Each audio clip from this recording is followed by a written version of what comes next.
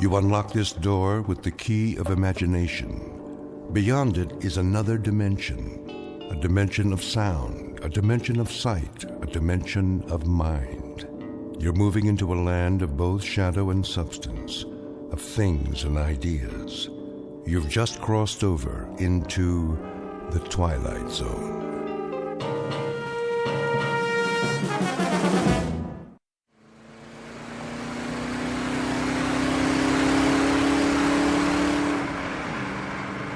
Don?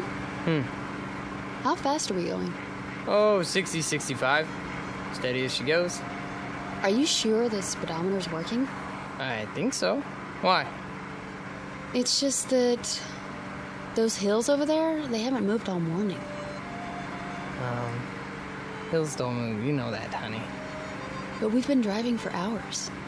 Shouldn't we be a little bit closer? This is the wide open spaces. Objects are not closer than they appear. You can say that again. What you have here, ma'am, is the great American Southwest. Desert to the right of us, desert to the left. Amber waves of cactus and all that. Where are we, anyway? Well, if it's Tuesday, this must be New Mexico. Where's the map? I got it. You're wrong. Me? I'm never wrong. First time for everything. Actually, it's Arizona. You're kidding. Nope. Nope? Yep. Could have fooled me. There should be a town pretty soon. I'll watch the signs. You need a rest stop? Oh, it might be nice to stretch our legs. Get some lunch, don't you think? I think that's a capital idea, Mrs. Carter. Say that again. What? Mrs. Carter. I like the way it sounds. So do I. How long has it been? Let me see.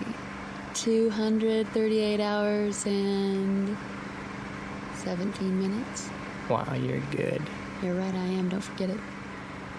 Not much chance of that. You want a soda? There should be some in the back. All gone. I already checked. Then we better hope for a town.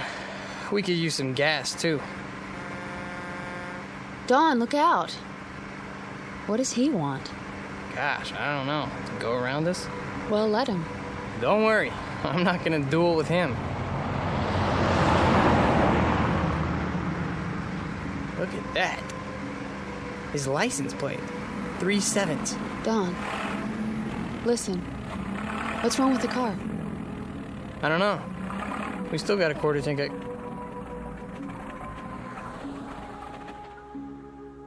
Oh, great. There'll be a tow truck anytime now, you'll see. How do you know? 3 7s. You don't really believe that. Watch.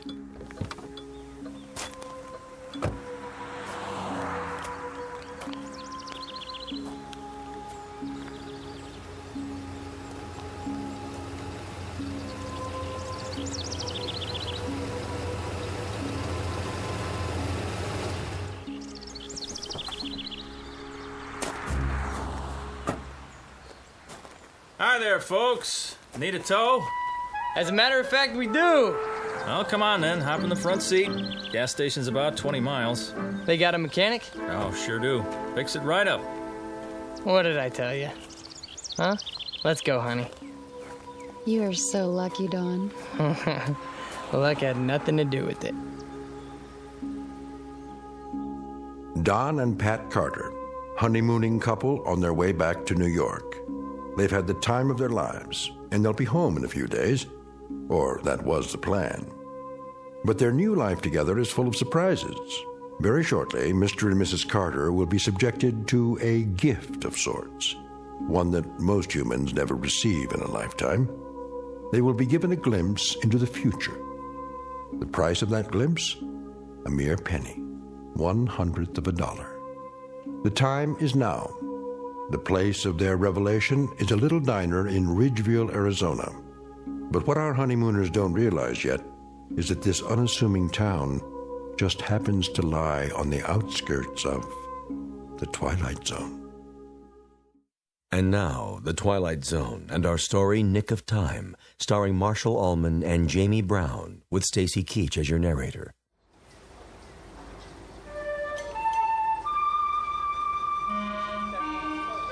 How long is he gonna take?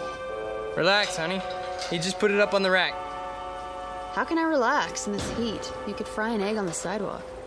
Well, that's not a bad idea. I'm getting pretty hungry. I'd settle for a cold drink. There's a water fountain at the side of the station. Fine, I hope it works. Go ahead. I'll talk to him and see what's going on. You do that. Dawn, all I want to do is go home. Me too, baby. There's a lot of miles between here and Manhattan. And you have to be back at work next week, remember? How could I forget? There's a promotion hanging in the balance. Look, I'll see what's up, then we'll have some lunch. Okay? Okay. I don't mean to complain. Good luck. Hang in there a little while longer, we'll make it. I know we will. I'm just impatient to get on with our life. Me too.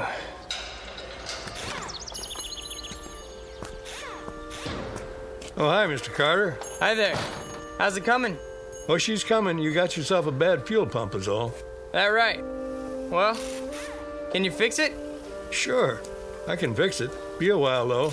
Oh, why's that? Won't take but an hour to put it on.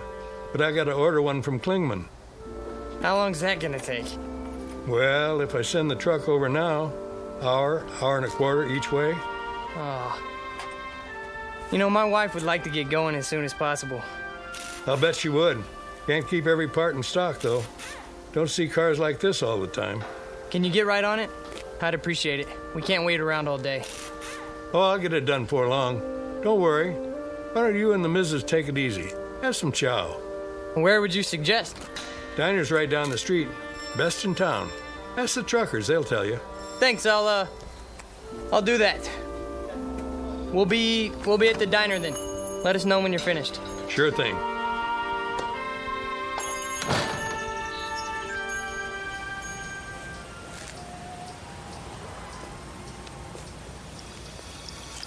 There you are. How you holding up? The drinking water isn't cold. I'm sorry, baby. Well, Fuel pump's shot. but it's a new car. That's what he said. He'll get right on it. How long? Couple more hours. What? Maybe 3. That's crazy. 4 tops. Are you kidding? That's the max he promised. How come? What's the problem? He has to send the truck to the next town for a part? And where is that? I don't know. New Mexico? Colorado? Someplace like that. Oh boy, oh boy, oh boy. Let's take a walk. Ready for some lunch? Lunch? We might as well just move here, put down some roots. Sure.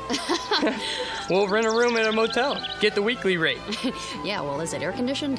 I was thinking an electric fan. Yeah, I'm gonna look for a job tomorrow. Where? I don't know, but I'm holding out for an executive position. Well, maybe there's an Indian reservation. We can move into a teepee. Quiet, you. Yes, sir. Where's Restaurant Row? Just ahead, you can see the diner from here.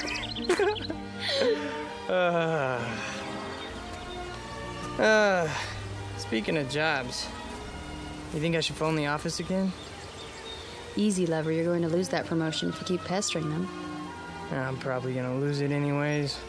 Oh, that's a fine attitude. I thought I married a man on the way up. Who's the best man for the position? Me.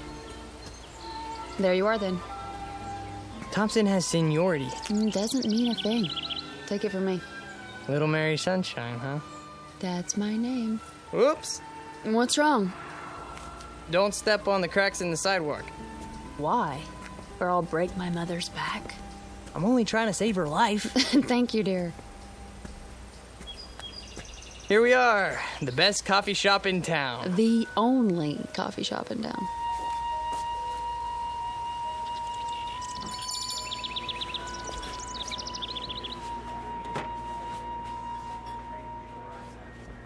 Well, looks like we got the place to ourselves. Except for that man at the counter. Yeah, nice Stetson. Think I should get one? I'll be right with you, folks. Oh, not at the counter, please. Is the booth all right? Anywhere you like. I wonder what specials they got. I just want something cold to drink. Well, they have ice, don't they? Knock wood. Well, look at that. Huh. Wonders never cease. Look at what? The napkin holder. What about it? It's got one of those little built-in vending machines. The mystic seer. Answers. Read what it says. Insert 1 cent. Ask me a yes or no question. You put a penny in and push the lever down. Lovely. The plastic devil's head's a nice touch. I'll bet it even wobbles when the coin goes in. I'll bet it does. May I see a menu, please? The mystic seer knows all. Does he, she love me? Will I become rich? Is my future bright? I can answer those questions for free. Well, let's find out what the mystic seer says. You're like a little boy. Come on. It'll be fun. I got a penny somewhere. Here's a question. Anything exciting ever happen around here?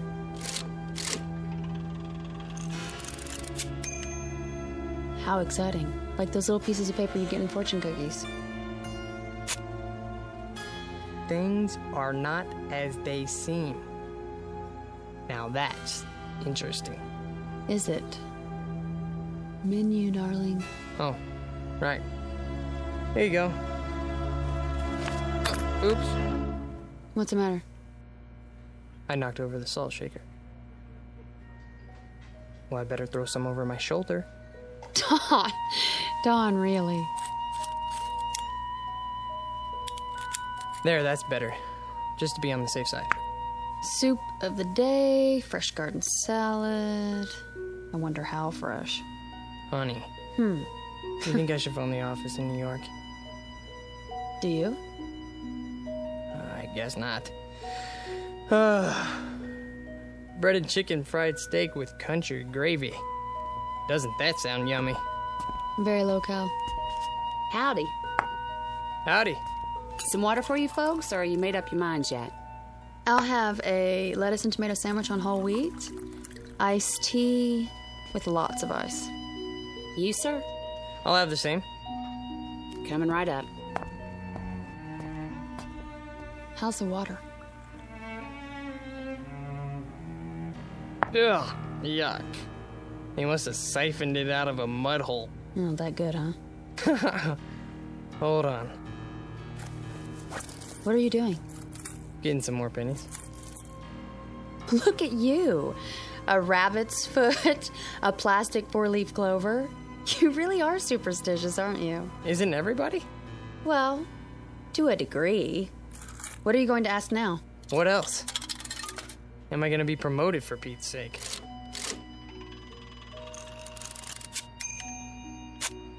Ha! What does it say? It has been decided in your favor. See? Your worries are over. I think I'll phone though. Honey. I was gonna call anyways, wasn't I? There's a phone by the restroom. I'll be right back. Well, you'd better be. Here you go. Thanks. You need any ketchup? This'll be fine. Well, if you want anything, you just let me know. Thank you.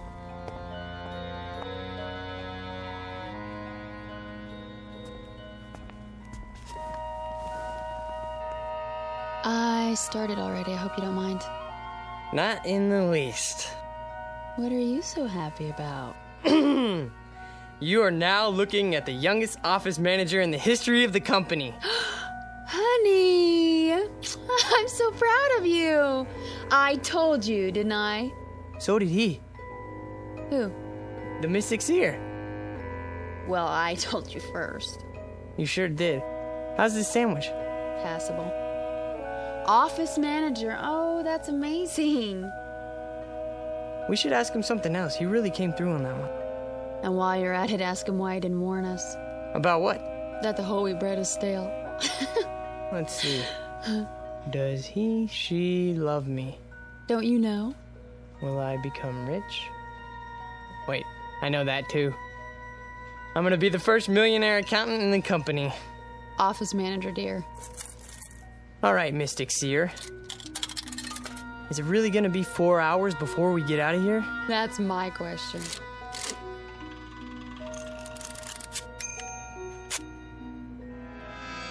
You may never know. What does that mean? Who knows? He does. Look at that winking eye. Devilish creature. I gotta know more. Well, it'll cost you another penny. So, I'm an office manager now. What do you mean we may never know? Wait. It's not a yes or no question. You mean something could keep us from knowing? Something could happen to us?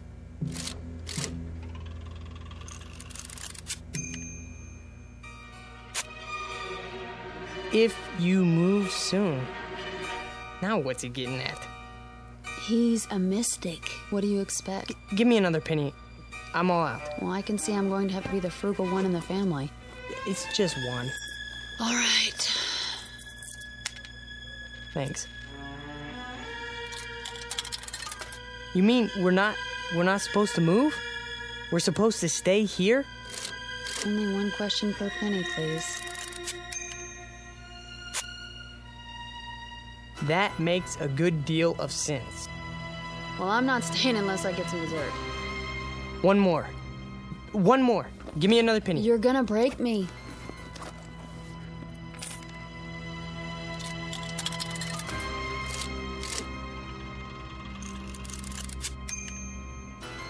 Try again?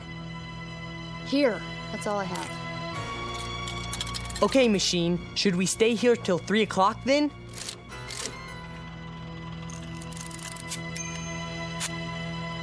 Look at the slip.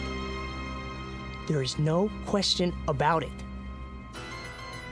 Let's go for a walk. Funny. Every answer seems to fit. You're joking, aren't you? I mean, Dawn, no more. Okay, if we don't stay here until 3 o'clock, will something bad happen to us? Honey, for heaven's sake. Read it.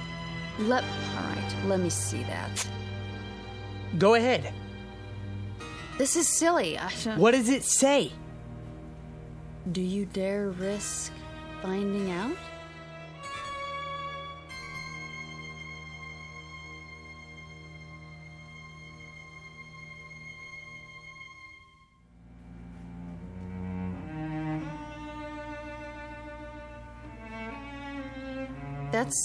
That's what it says.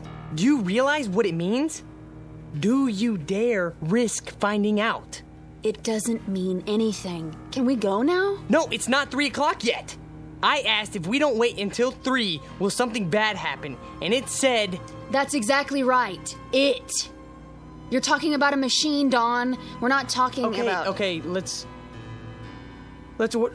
order some ice cream. Are you stalling?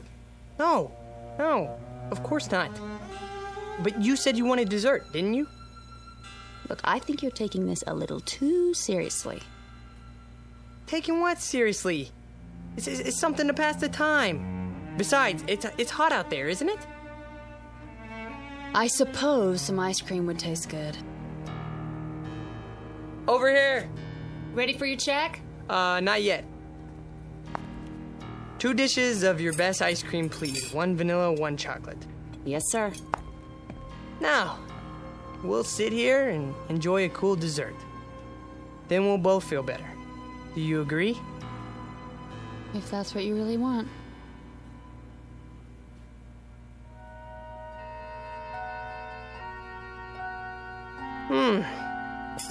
That was good. Yeah, it was. Now can we go? Are you sure you don't want anything else? I'm sure.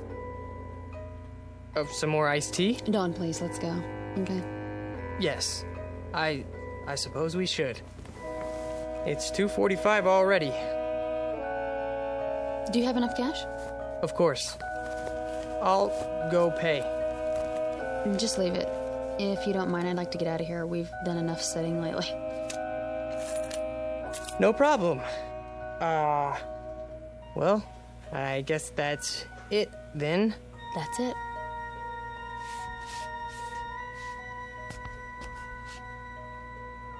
The money's on the table with the check. Well, thank you kindly. Now you come on back now.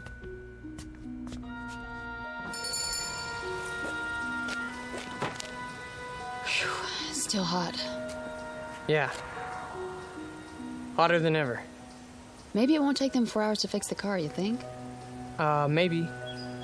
Don, What? tell me one thing. Yeah? You didn't really want to stay in there till 3 o'clock, did you? No. Honey? No. But But what? why was it so specific? Specific? You saw the answers. If you move soon, that makes a good deal of sense. Try again. You've memorized them? There's no question about it. You may never know. Do you dare risk? Don! What? It's a novelty machine, a napkin holder in a cafe in Ridgeville, Arizona. Not something... Don't you think I know that? Well, I'm glad you do, because for a while there you were freaking me out. What about my promotion? Then, huh? Didn't it tell me it has been decided in your favor? Don, listen to yourself. Oh, forget it. Don't say it. Superstitious. Well, It's like you married an alcoholic, isn't it? Only instead of bottles hidden around the house, it's rabbit feet and four-leaf clovers in my pocket, in the car, all over the place. and you're all mine. I wouldn't have it any other way, honey. Truly? Have I ever lied to you? Now, let's walk over to that garage and see how the car's coming. Maybe he took some pity on us and got the fuel pump finished ahead of time. Wouldn't that be nice? You're always looking on the bright side of things, aren't you? That's me. What are you doing? I'm not doing anything. You keep looking around as if you're expecting something to happen. Do I? You are worried, aren't you? I wouldn't say that.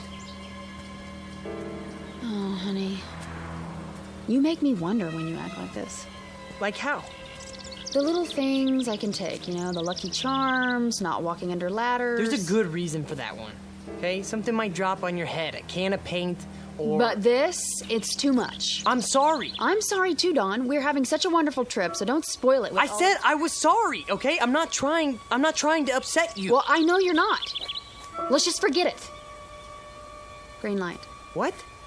Time to cross the street. We're almost there. Oh.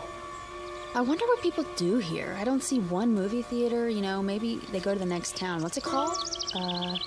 Williman or, Klingman or... Dawn? Are you listening to me? What? Yeah, I heard what you said. That doesn't change the facts, though. What facts?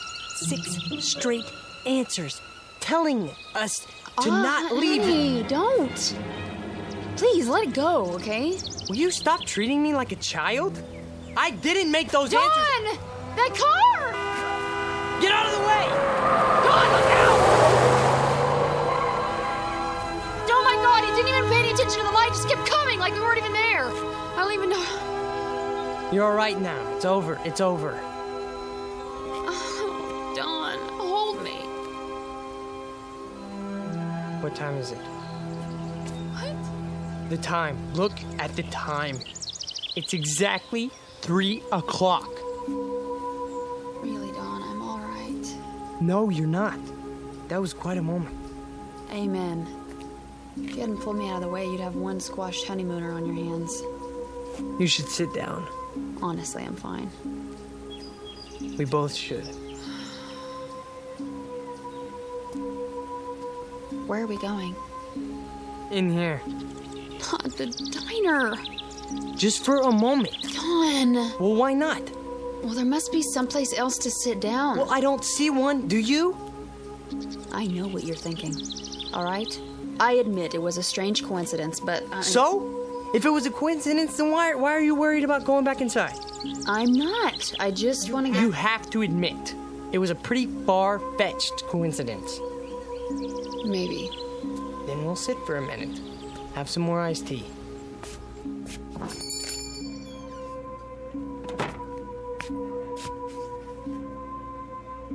Well, hi, you two. Back already? Yeah.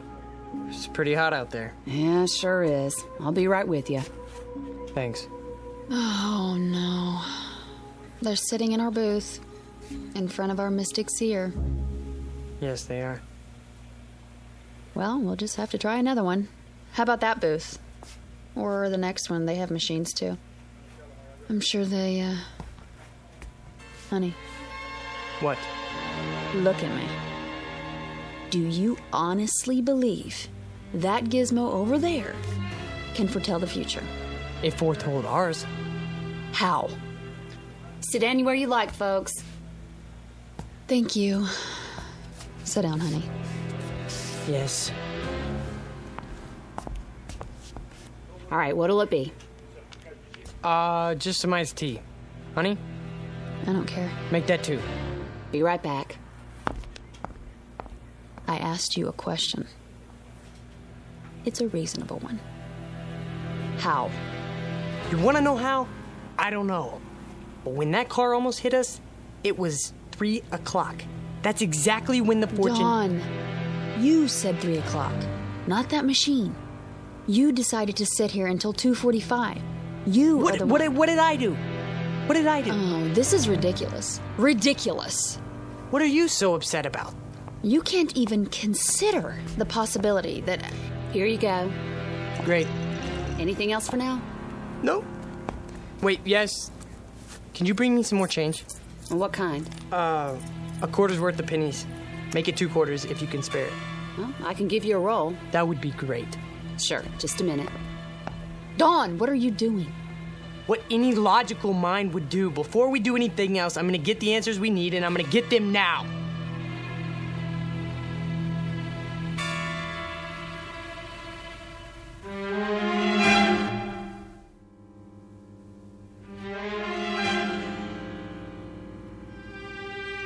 Logical. How can you call this logical? Could you keep your voice down? If you can't see that you made up all the details yourself, and all that thing gave you back was generalities, then I don't know what to do. Honey, would you listen to me? Will you listen? Go ahead. I have nothing more to say. I'm not going to argue with you. Sure, I filled in the details. What does that prove? Could the machine make them up? All it has inside are answer slips that are already printed. Then we agree. What are you... Let me finish. You heard me talk 100 times about mathematical probability, right? It's my job. It's what I work with. I know that. There are probably thousands of these machines in diners all over the country. There are at least 10 of them in here alone. And every one of these thousands of machines are hundreds of little answer slips arranged in some kind of order. Probably a different order for every machine, right? So, it's mathematically possible that the way the slips are arranged in just that one machine at this particular time might apply to our future. how can you say that? Iced tea for 2. Right. And your pennies. You know, too bad that thing's not a slot machine. Isn't it, though? All right, you need anything else, just wave. I'm here all day. Got it. I'd appreciate it, honey, if you wouldn't act as if I were losing my mind. Well, aren't you? Is that what you think? Let me try to explain. You don't have to explain anything. But I do. Try to follow what I'm saying. There is a higher realm of mathematics that goes beyond probabilities. Some of it comes from quantum physics. Why are you telling me this? Hear me out, please. Jung, the psychologist, talked about synchronicity, meaningful coincidence. The point being that there are no pure coincidences. Everything is interconnected. If we can just spot the connections, it's what the Chinese I Ching is based on. The one where you throw 3 coins and look up your fortune in a book. Dawn, please. It's not fortune telling. It only seems to be. The idea is there are 64 hexagrams. Each one represents a pattern that that reflects our place in the world at a given moment. Find the right one, and all else follows. It couldn't happen any other way. But the coins could come up in any combination. No, that's just it. Given everything else, at a particular point in time, there is only one pattern that fits. The Qing is just a means of identifying that pattern. So, you do believe in fortune telling? You're not listening. I said... How can you let yourself be controlled by such a thing? Can't you see what you're doing to yourself? What am I doing? What about the questions you asked? Were they mathematically determined too? I don't know. All I know is that the answers matched them. They would have matched any questions you asked. Does he love me? You may never know. Will I become rich? If you move soon. Is my future bright? There is no question about it. Ask anything, okay? It will always seem to fit. Honey, that's not the point. What is the point? We're about to find out. They're leaving. We can have our old booth back. Oh, Don. Bring your glass. Now we can test the hypothesis.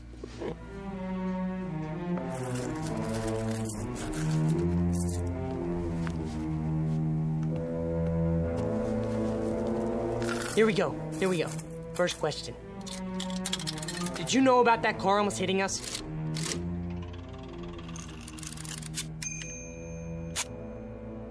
What do you think? Oh, that's conclusive. Will we reach New York City all right now?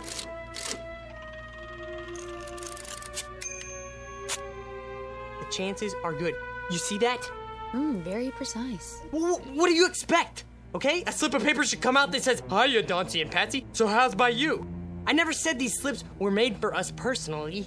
I only said... I heard. Honey, don't you see that you could get the same kind of answers from any one of those machines in here? Try. You'll see. The same kind, maybe, but not the same answers. So you're not interested in being objective? I'm interested in what's gonna happen to us. Okay, machine. Is it still going to take 4 hours to fix the car?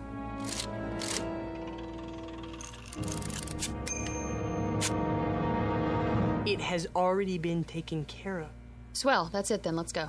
Wait! Maybe it doesn't mean... Mean what?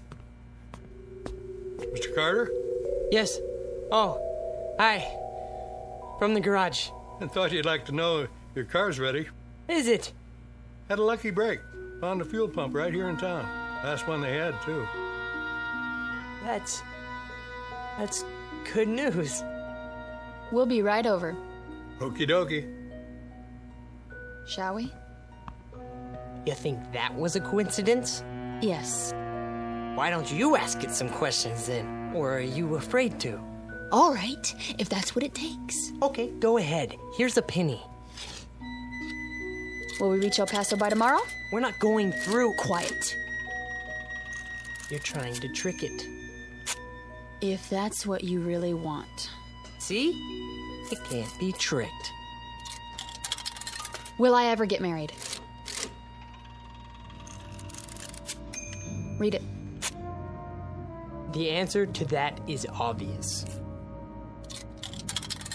Mystic Seer. It isn't possible to foresee the future, is it? What does it say? That's up to you to find out. You're a stupid piece of junk, aren't you? It all depends on your point of view. I don't want to stay here. Even if it's true? Sit down. Especially if it's true. What are you talking about? I've had enough. We're not finished with the test. Maybe you're not, but I am. I think you are afraid of it. Not of it, Dawn. Of what then? Don't you know? Can't you see it on my face? Fine, then I'll finish it for you. Okay, machine. Are we always going to live in New York?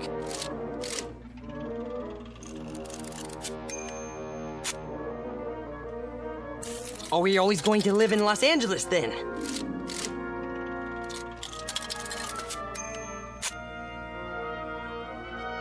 Well, then are we going to live in the Midwest? Then are we going to live in this country? Dawn. Dawn! No more. What? Let's go. No! Put those down. Are we just going to stay here? I don't know! Sweetheart, listen, please. If you love me, listen to me. No, you listen to me! I believe that this machine can tell what's going to happen to us. I believe it, Pat, based on empirical evidence. Do you think I'm just gonna leave it behind? We can't afford to do that. There's too much at stake, but you won't even admit it's possible! All right, it's possible. Is that what you want to hear? I'm not talking about that anymore. I'm talking about you. Us, Pat! Us! I know, but are you just gonna sit here and let this machine run your life? Run my life? Well, isn't that what you're letting it do? Dawn, it made you phone the office before. It made you stay here instead of leave. It made you afraid to walk down the street. Now it's telling you where you're going to live. That's not true. Honey! It's as if every superstitious feeling that you've ever had is all wrapped up in this one machine. It isn't just a matter of whether it can foretell the future. It's a matter of whether you believe more in these predictions than you do in yourself. Honey, you can decide your own life. You have a good mind, a fine mind. Don't waste it trying to justify a penny fortune machine to yourself, okay? We have such a wonderful life ahead of us, but only if we depend on ourselves to make it wonderful. Not if we, you know? Oh, Pat. Shh. Come on. I don't want to be told what's going to happen to us. I want us to make it happen. Together. All right, baby. Don't cry. Something wrong, folks? No. We're okay. It's all right, baby. We'll go now. We'll go. I'm a jerk. You're not. You're wonderful. Sure I am. Come on. I'm the world's biggest jerk. You want my handkerchief? Come on. We'll go get the car, all right? Don't do it just for me, Dawn.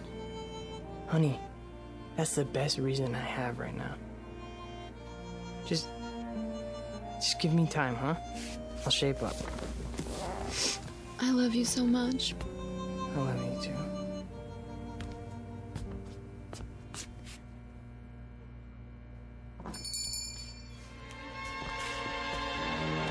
There it is. No one's using it.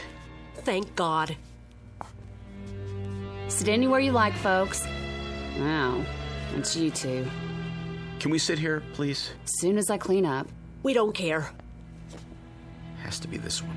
All right, suit yourself. Just water again? It doesn't matter. Do you have any more pennies? I think so, yes. Then go ahead. Can we ask some more questions now?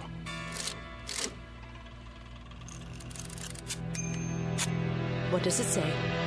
Choice is yours. Do you think we might leave Ridgeville today?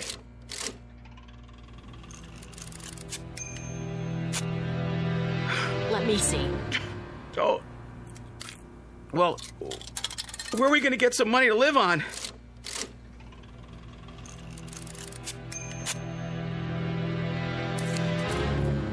Should I sell our car?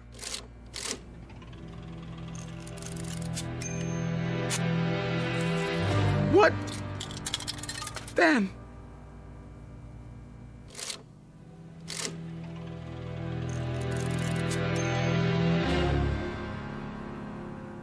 A delicate balance in the little town of Ridgeville, Arizona.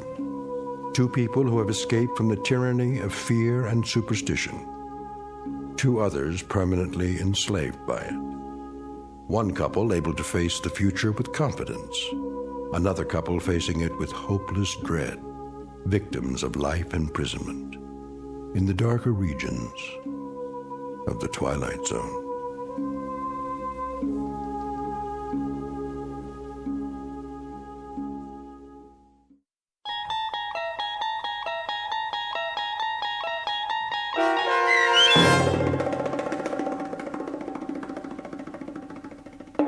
Nick of Time, starring Marshall Allman and Jamie Brown with Stacy Keach as your narrator, was adapted for radio by Dennis Etchison and written for The Twilight Zone by Richard Matheson. Heard in the cast were Paul Cook, Craig Brawley, Amber Lake, Jeff Lupetin, Kate Johnson, Doug James, and Elizabeth Lido. To learn more about the Twilight Zone radio dramas and to obtain audio cassettes and CDs of these programs, visit our website at twilightzoneradio.com. The producers of The Twilight Zone wish to thank CBS Enterprises, Carol Serling, Dennis Etchison, Dick Brescia Associates, Claire Simon Casting, Terry Jennings, XM Satellite Radio, Sirius Satellite Radio, our sponsors and our radio affiliates for helping make this series possible. This copyrighted radio series is produced and directed by Carl Amari for Falcon Picture Group.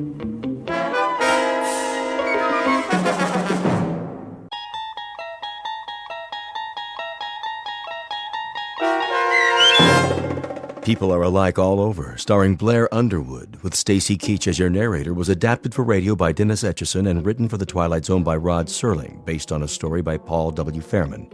Heard in the cast were Christian Stolte, Lisa Joyce, Richard Hensel, Steve Key, Derek Purcell, Doug James, Linda Ryder, Brooke Reed, Charlie Kummerer, Amanda Amari, and C.J. Amari. To learn more about the Twilight Zone radio dramas and to obtain audio cassettes and CDs of these programs, visit our website at twilightzoneradio.com. The producers of The Twilight Zone wish to thank CBS Enterprises, Carol Serling, Dennis Etchison, Dick Brescia Associates, Claire Simon Casting, Terry Jennings, XM Satellite Radio, Sirius Satellite Radio, our sponsors and our radio affiliates for helping make this series possible. This copyrighted radio series is produced and directed by Carl Amari and Jason Mallow for Falcon Picture Group. Doug James speaking.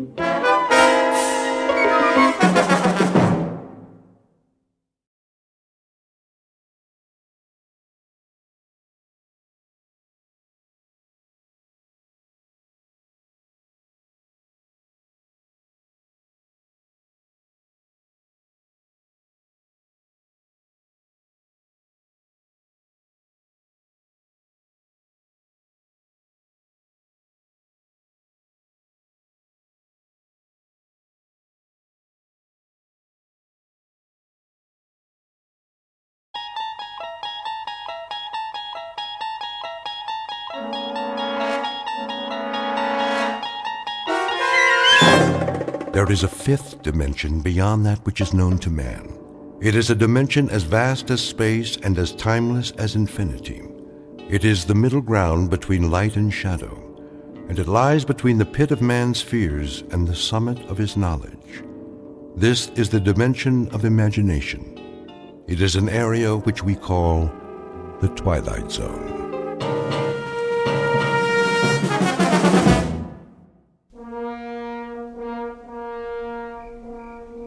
Blast-off area must be cleared by 0200 hours. All personnel, please stay behind the steel fence. Repeat, the blast-off area must be cleared by 0200 hours. That you, Markison? Evening, Conrad. Thought I'd find you out here. You thought right. Look at her. Like a needle pointed straight up at the sky. Pretty big needle. Odd, isn't it? Why do you say that? For us, I mean. Odd way to spend the last night. Yeah, I couldn't sleep. Neither could I. But what a thing to do. A last night on Earth you don't spend in the middle of the desert looking at your transportation. A last night you spend it enjoying Earth. You walk around its streets, you go into its bars, you dance with its women. Yeah. You drink in its view, savor it, enjoy it. But not us. That ship out there. We'll have all we want of her and more. She'll be our world for quite a while. 113 feet long by 18 feet wide. And yet here we stand, Conrad, watching her. Just 3 hours before we take off. Maybe we're trying to get used to the idea. Oh, we'll have plenty of time to get used to it. That'll be our city and country and house and front yard and backyard for the next 3 months. And we won't have any choice in the matter. Markson, could I ask you a question? Go ahead. Are you afraid? Of some things, I guess. The unknown, loneliness, the silence up there. But the ship, after all the work that's gone into her, I don't think so. How about you, Sam? It's different. You're ready for this. 3, 4, 5 years. It's all you've prepared yourself for. But it's not the same with me. We both went through the same flight training. I know, but I'm a scientist, Marcuson, a biologist. My whole life, my world has been books and slides and microscopes. I'm being sent up there because they need my mind. Pity they just can't send that and leave my body back here where it belongs. But speaking frankly, yeah, I am afraid. I'm frightened of the place we're going and what we might find there. Martians? Well, that's not very likely. They're the one thing you don't need to be afraid of. They shouldn't be feared, even if we do run into them. Whoever we meet up there, whatever kind of creatures they are, if they exist, they'll still be people of one sort or another. You don't really think that? Why not? I've got a philosophy about people, and I mean all people. I'm sure that when God made human beings, he developed them from call it a fixed formula, with the same batch of ingredients. We have a pattern of behavior designed to meet certain needs, and those needs are going to be identical no matter what the form and the place. And that means we're all essentially the same on Earth or in the farthest reaches of space. Think about it, Sam. People. On Mars. Wherever they're able to exist, they have to be the same, even up there in the stars. I'd like to be able to read those stars.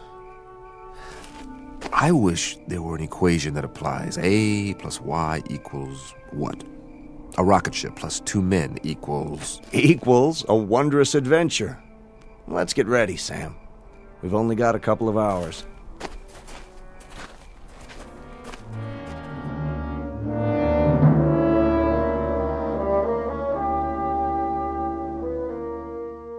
You're standing at the edge of a highway into space, one soon to be traveled by a flimsy two-legged animal with an extremely small head.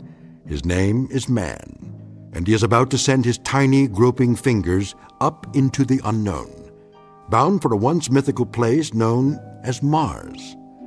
The participants are Samuel A. Conrad, age 35, and Warren Marcuson, age 31. They are the first to undertake such an ambitious voyage, and in a moment we'll travel with them to a location only slightly off course, in the Twilight Zone. And now, the Twilight Zone and our story, People Are Alike All Over, starring Blair Underwood with Stacy Keach as your narrator. Prepare to correct course? Not yet. Fire retro rockets on my mark. Wait, I said. For what? I want to run a thermal scan on the landing gear. You did that. Well, I'm doing it again. Plus a spectrographic on the planet's surface. We can't even see the surface till we correct. By the time we finish the turn, it'll be too late. Too late for what? To change the flight plan, the gravitational field will take effect. Exactly. We cut the main thrusters and fire the retros for a nice soft landing, right? Isn't that right, Conrad? What if something's wrong? Nothing's wrong. But what if it is? It'll take all the fuel we've got for another orbit. We have to be absolutely sure. We're as sure as we're ever going to be. There are too many variables. Atmospheric density, drag coefficients, power consumption. We've been through all that. I just checked the readings. The readings could be wrong. If we're off by a factor of 0.01, we'll miss the landing site completely. I'm going to run the numbers one more time. No, you're not. I'm in command here, and I say we're going in now. At least wait till the planet rolls up on the view screen. I want a spectrographic readout. 5, 4. Not yet. Cancel the sequence. I'm not canceling anything. 2, 1. Fire retros. I said fire. All right, if you won't do it... Don't touch that switch! Fire! Fire! You fool! Strap into your seat now!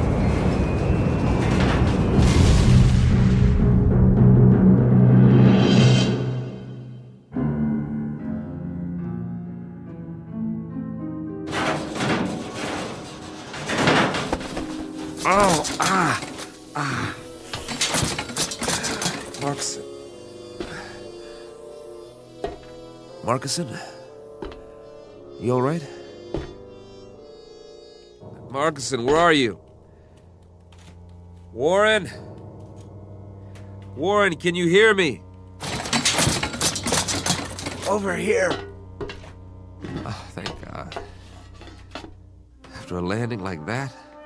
Any landing you can walk away from is a good landing. If you can get this instrument panel off me, I'll try to do that. Hang on. It's split in two. I'll see if I can lift it. How's the rest of the ship? Nose down in the bottom of a crater, as far as I can tell. Air pressure seems to be holding. Here, take my hand. Whoa. Not just yet, Sam. I've got a little bit of a problem with this leg. But we made it, didn't we? Yeah, we made it. With or without my help. It wasn't your fault. Sure it was. If I'd followed your order... We still would have come down at the wrong angle. The flight plan was off. There's nothing wrong with the flight plan. It's the terrain. It's not like the reconnaissance photos. Close but different. Somehow... Then you were right to be cautious. Do we have power? I don't know. I haven't had time to check anything. Try to get the lights running. It's dark in here. I may be able to rig a new circuit. You do that. I'll give you a hand. Don't be crazy. You can't even stand up. I'll do it. Sam? Yeah? Hurry if you can. Will you, Sam? I want to take a look outside. I want to see what's really there. There's plenty of time for that. Is there? I told you, we've got air. That means the hull's intact. You rest easy. I'll get the medical kit. If you say so, Sam. If you say so.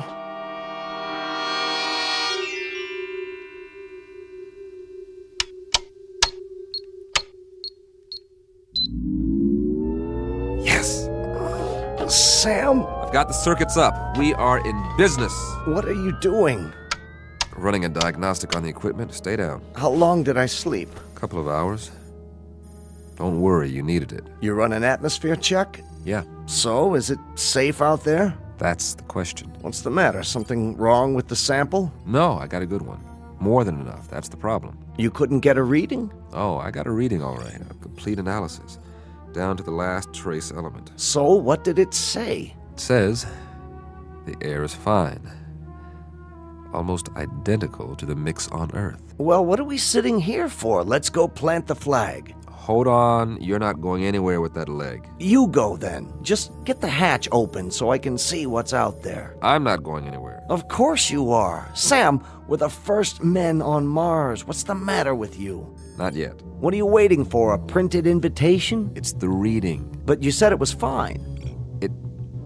It can't be right. Don't you trust the equipment, Sam? You designed it, remember? You and I both know there's no breathable atmosphere on Mars. Well, maybe there is where we landed. That doesn't make sense. If we're in a crater, there could be a buildup of gases. Not according to any scientific literature I've ever read.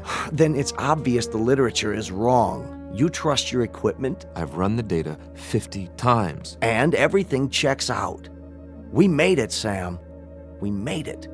You know what that means? I want to filter out another sample and run it through the analyzer. We've traveled 35 million miles. Exactly. Another few hours won't make any difference. We can't wait any longer. The human race won't wait. If you won't open the hatch, I'll do it myself.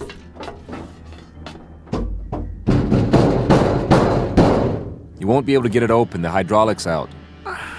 Patch in the auxiliary power supply. You said the circuits are up. I'm telling you, we can't. Maybe you can't, but I can. You're going to wreck your other leg. I'll use the manual override. That's what I'll do. I'll disconnect the hydraulic lift at the wall and... I told you to take it easy. Sam.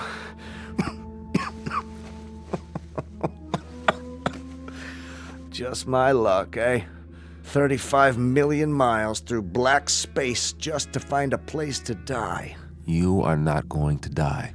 It's all right. Really.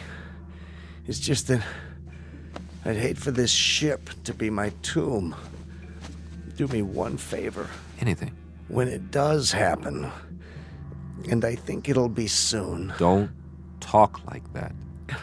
Get me outside, one way or another. Don't be afraid.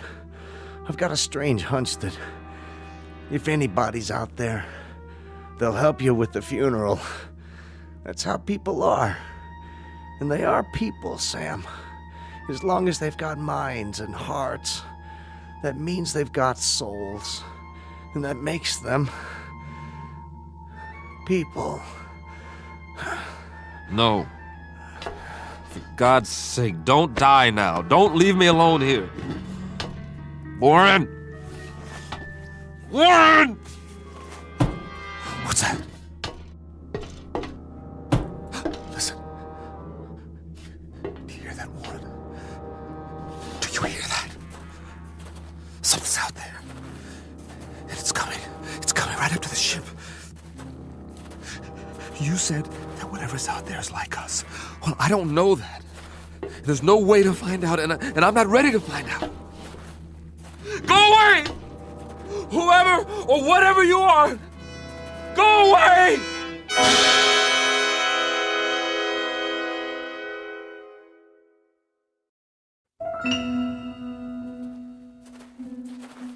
No, they're coming. Whatever they are, they're coming. The gun. Yes. Where's the survival kit? There. Nothing fancy, just a good old .38 automatic. That ought to do the trick. Get away! I said, get away from the ship! All right, if you won't go away, you want me to come out, I'll come out. You think you're ready for me? Huh? Huh? Where's that lever? Whoever or whatever you are, let's find out if you can eat lead. What the? Come on. Where are you? What are you waiting for? You see this? It's a gun. Know what a gun is? Want to find out? Step into the light so I can see you.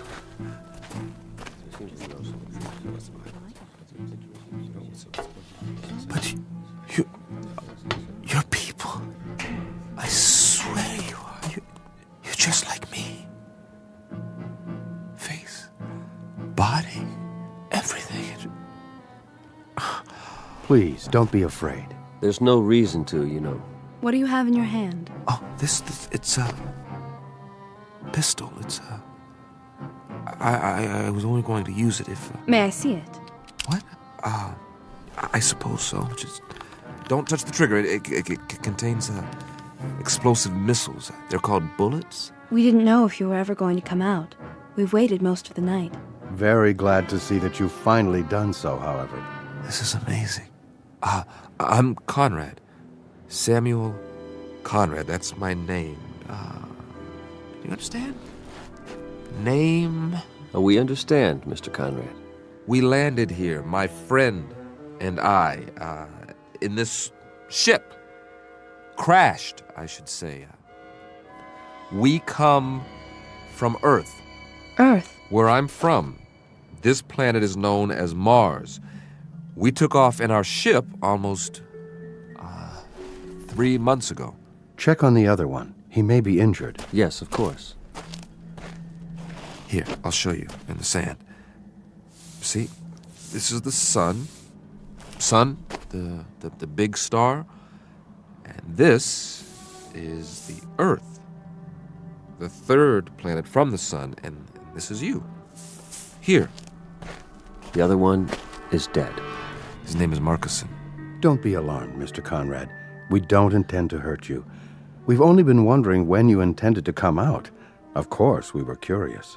But how do you know my language? We don't, Mr. Conrad. As you'll no doubt soon realize, you're speaking our language. Your language? Unconscious transference. You'd call it hypnosis of a sort. But you must be tired. We'll prepare a place for you to rest and food. I'm appreciative. I really am. You'll forgive me my staring. I mean, but I can't get over it. I mean, you're people. Just like I am. Actual human beings. Marcuson said you'd...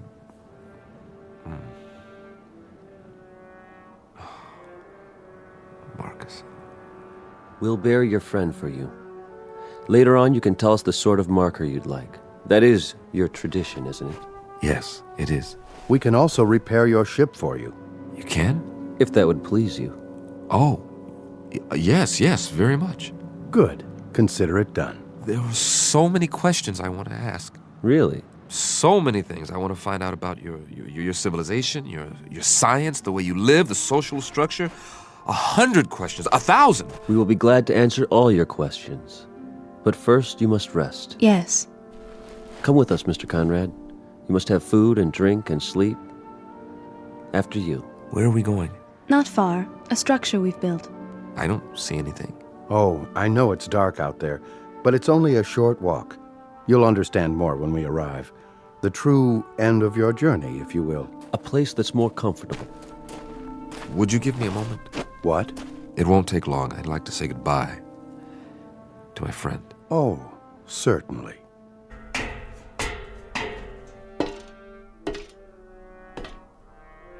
Marcus, I hope you know what's happened. I hope you know that you were right. There are Martians, after all, and they're people. It's incredible, but they really are just like us. You knew, didn't you? Somehow, you knew. Oh, I'm sorry, old friend, that I didn't believe you. And that you didn't live to see them. Are you ready, Mr. Conrad? Yes, I'm ready.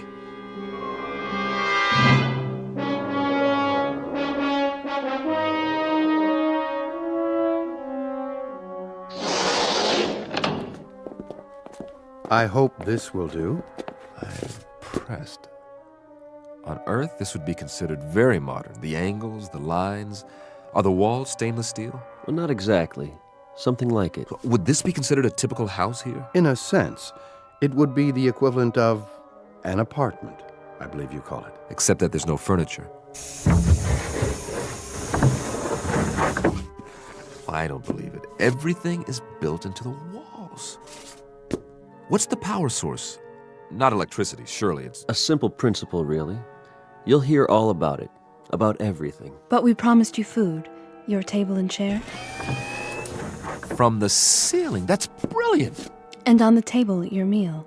It will taste somewhat different from what you're accustomed to, but I trust you'll find it agreeable. Here. Thank you so much. All of you. You know, I am hungry. Very hungry. Please sit down, Mr. Conrad, and eat.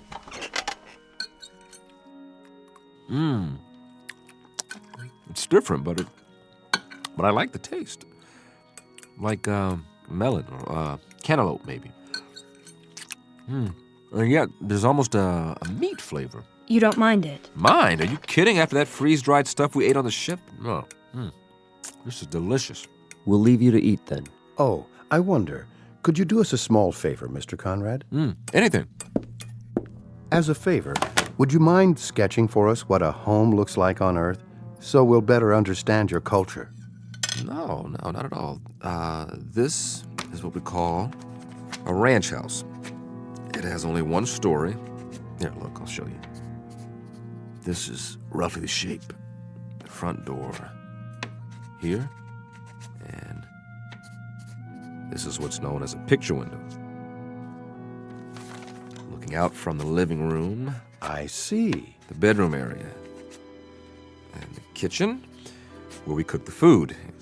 Here, I'll put down some more details about the interior. Please. Couch, chair, television set. And inside the kitchen, over here, the refrigerator, maybe a freezer, and the stove. A freezer and a stove?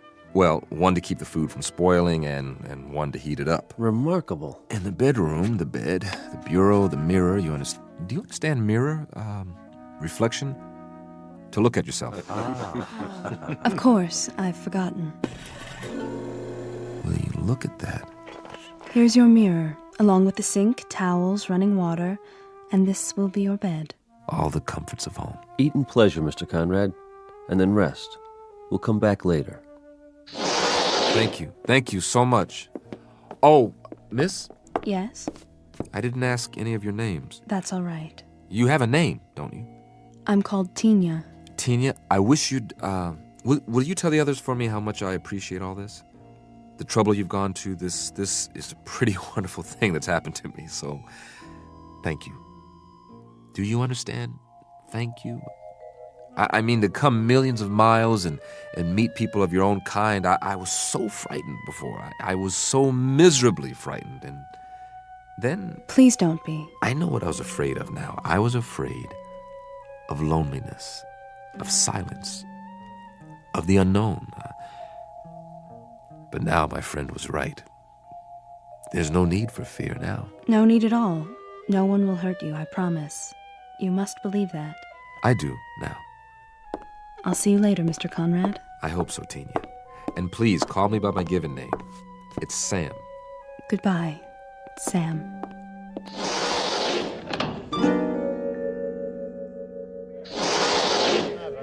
There she is. Sorry, he had more questions. What did you tell him?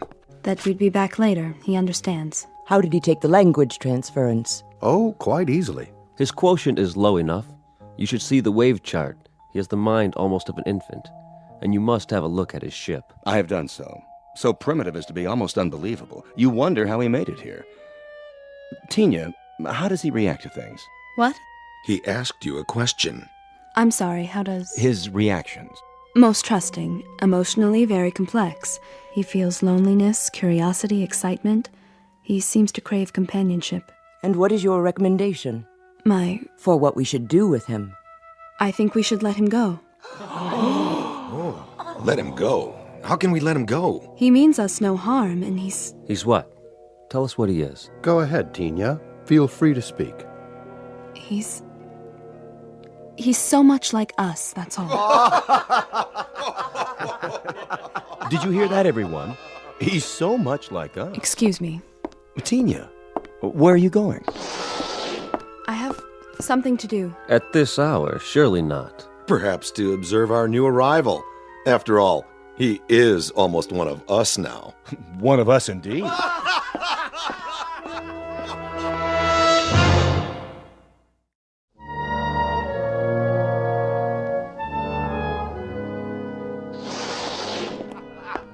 Tina?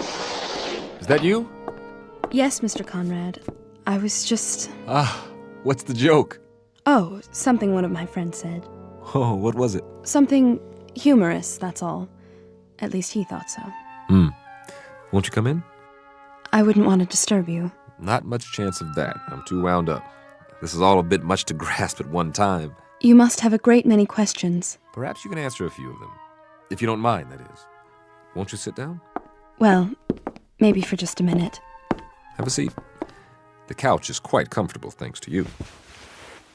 Mr. Conrad, there's something you should know. Oh, that's an understatement. Where do we start? I don't quite know how to put this, but... Wait, I'm not a very good host. After all, you and your people have been so gracious, seeing to my every need. Is there anything you'd like? I assume there are refreshments. I don't suppose you people know what a drink is. In the cabinet, you'll find several varieties of beverages. Yeah? I hope they're to your satisfaction. Let's just have a look. Do you mind? Be my guest. I don't believe it! This is a 25-year-old single malt. Where did you get it? We manufactured it, you might say, to suit your taste. But how could you know what my taste is? We retrieved it from your memories, telepathically, to use your word. You were very specific in your recollections. May I ask what it is like? You mean you've never had Scotch whiskey before? Well, young lady, you are in for a treat. Here, I'll pour us both one. I'm not sure that's a good idea. You're right, it's not. It's a great idea. Give this a try. Perhaps just a taste. Here's to the end of a long, long journey. And to good people everywhere. It's a strange taste. It's so sharp. Oh, I should have told you to sip it. Just take a small amount and just roll it around in your mouth. Then you swallow it. Yeah. How's that? It's interesting. You said your people manufactured this. How, exactly? And you must use some sort of molecular reconstruction powered by What is the power source here, by the way? Solar? Hydrogen fusion? We've been experimenting with this on Earth for years, but so far... Please, Mr. Conrad, You seem nervous. It's just that... Not my fault, I hope. I've never been very good at small talk, getting to know people socially. And now I'm more aware of that than ever. You're behaving perfectly. That's not the problem at all. You're the one who should be uneasy with us. Suspicious. What's to be suspicious about? Do you want to know the absolute truth? This experience, meeting all of you, it's lifted a burden off my chest. All this time, not knowing what to expect. But you're so kind. You're so understanding. You take it all in stride. A visitor from another planet, I mean, am I... The first? No, I can't say that you are. I should have known. You accepted me so easily. The other visitors, where did they come from? Not Earth, obviously. Outside the solar system? Please. There will be plenty of time to answer those questions and more. I'm sure there will be. But you see, I'm a scientist. Facts, numbers. Those are our concerns, too. They have been since time immemorial. You've been here a very long time. Your civilization, I mean. Yes, in Earth terms. But Mr. Conrad, Sam, there is something I wanted to tell you. It's only fair that you know before... Before what? Ah, Mr. Conrad. Still awake, I see. Oh, come in. I was just telling Tina here... Mr. Conrad, we have a surprise for you. Really? A very nice surprise. You shouldn't go to any more trouble. Would you accompany us, please? Where are we going? That's the surprise, Mr. Conrad. You'll see soon enough. Isn't she coming? Tina will remain behind. Oh, we were just getting acquainted. She has other duties. Actually, Don't you, Tina? I hope I'll see you later. No. If you don't mind, Sam, I think I will go with you now. Tina. Great, I'd like that.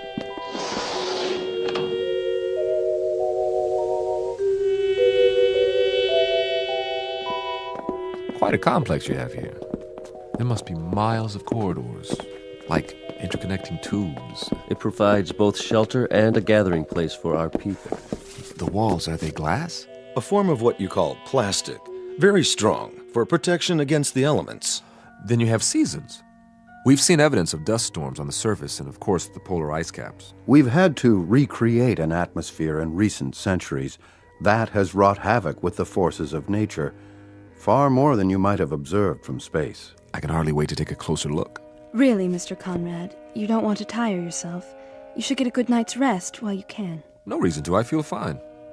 Does the complex house your research facilities, laboratories, that sort of thing? They are in an adjacent structure. I thought I saw a reflection out there, but it's so dark. All in good time.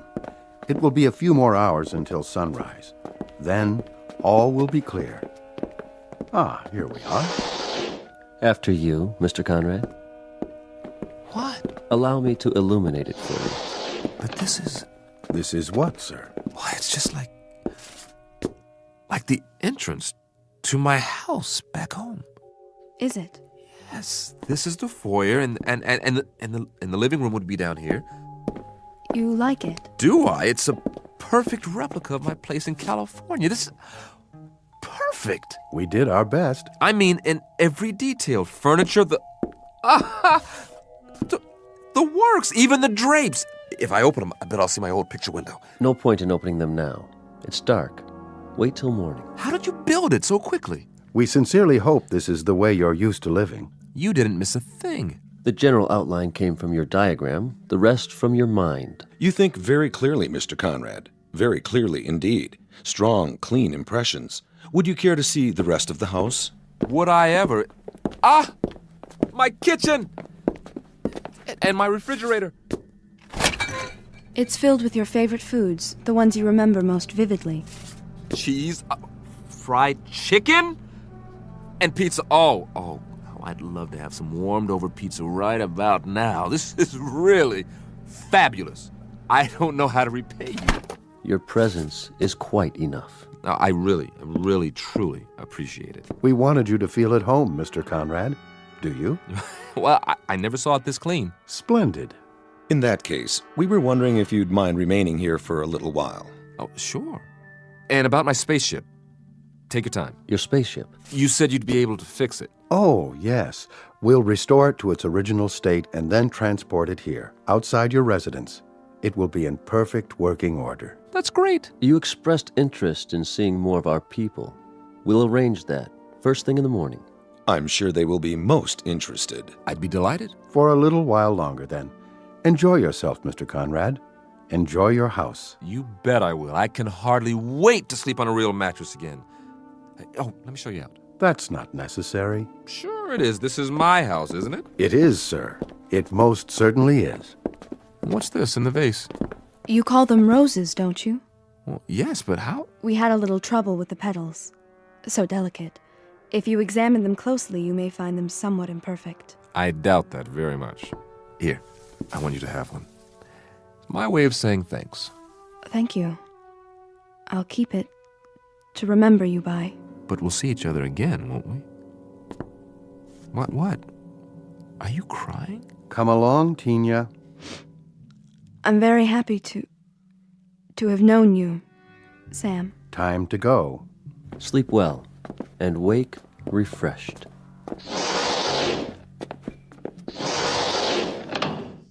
Man, this is too much. I wonder if there's some more of that scotch in here. Yes! Well, all I can say is if this is an illusion, it's one a guy can live with. This is the best scotch I've ever tasted. I think I'll just sit down here, put my feet up. This is the greatest. Absolutely the greatest.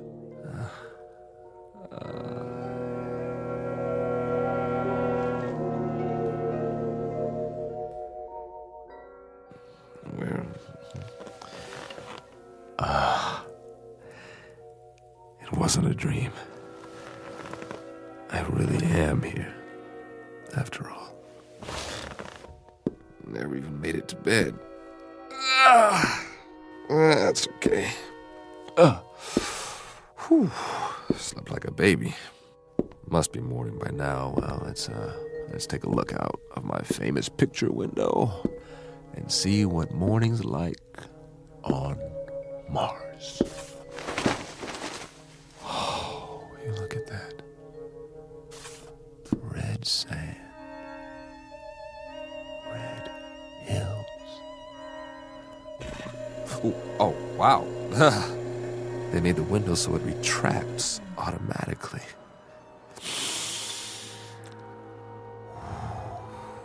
Smell that. Oh, real honest to goodness air. I gotta get outside. Come on. What's the matter with this door? Wait a minute. What's that? Sounds like some kind of vehicle. Hey! Hey, everybody! I bring you greetings from Earth! Hey, what are these bars for?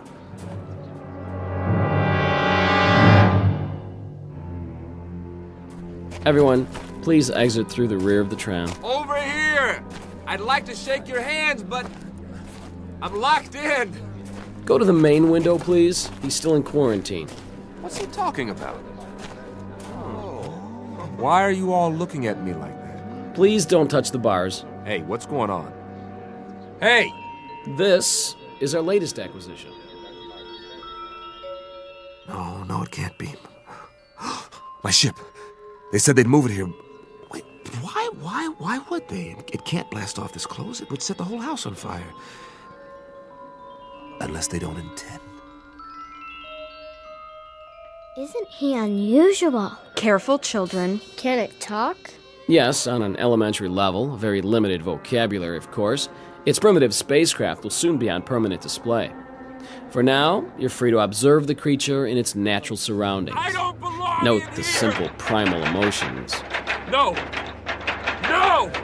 Let me out of here! You may take holograms if you like. And next, we'll move on to the Venusian habitat, the intergalactic breeding area, and the Alpha Centauri house. This, again, is a holographic opportunity. I don't belong in here, please! Please! I would like to take a hologram. Isn't he cute? Look this way, Earthman.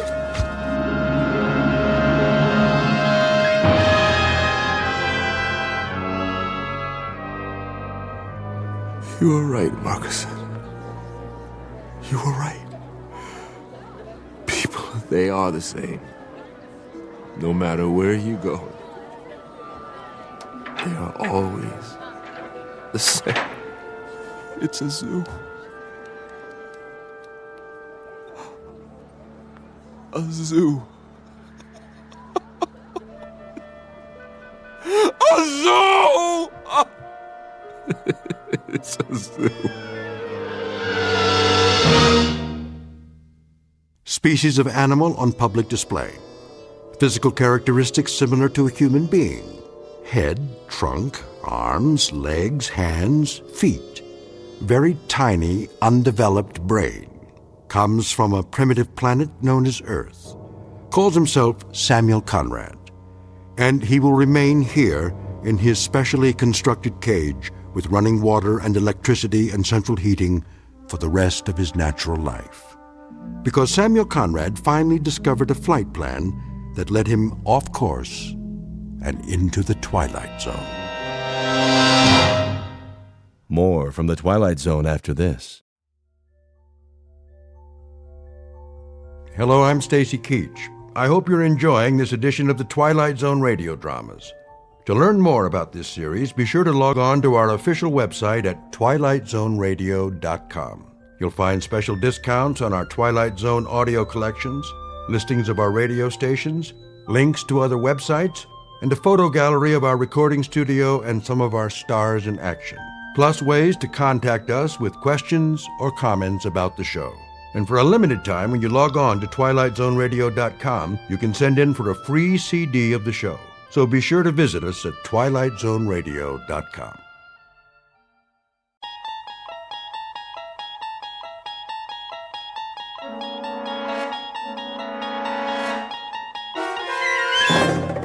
You unlock this door with the key of imagination. Beyond it is another dimension, a dimension of sound, a dimension of sight, a dimension of mind. You're moving into a land of both shadow and substance, of things and ideas. You've just crossed over into the Twilight Zone.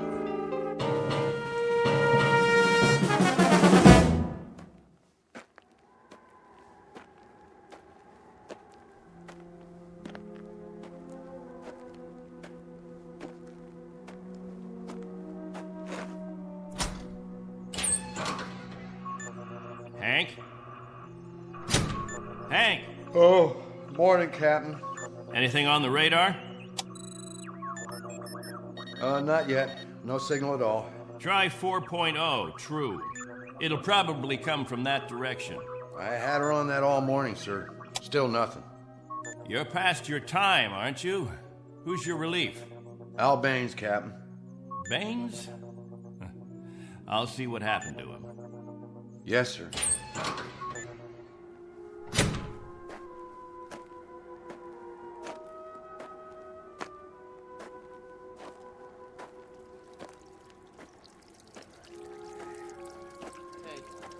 Morning, all. Anything yet? Afraid not. They lost, you figure? There's no telling. Okay if we fill our containers now? Go ahead, as long as the water supply holds out. Be a while till the next batch is ready. Julie, where's your husband? He was sleeping, Captain. Get him, Julie. Is something wrong? There's something wrong. Yes, sir. How does it taste today, Henry? Same as always, hot, flat, and unforgettable. But wet. Suffer it a little bit more. 6 months from now, you'll be drinking chocolate ice cream sodas.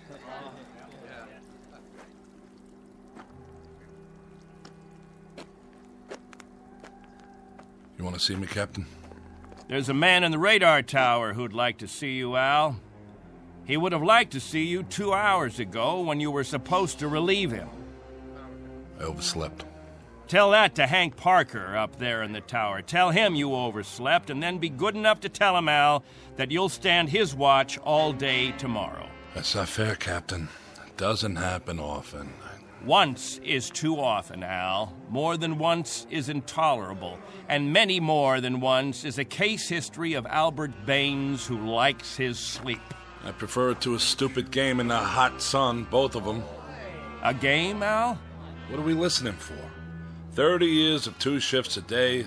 What have we ever heard? Wind noise. And what have we ever picked up on the radar screen?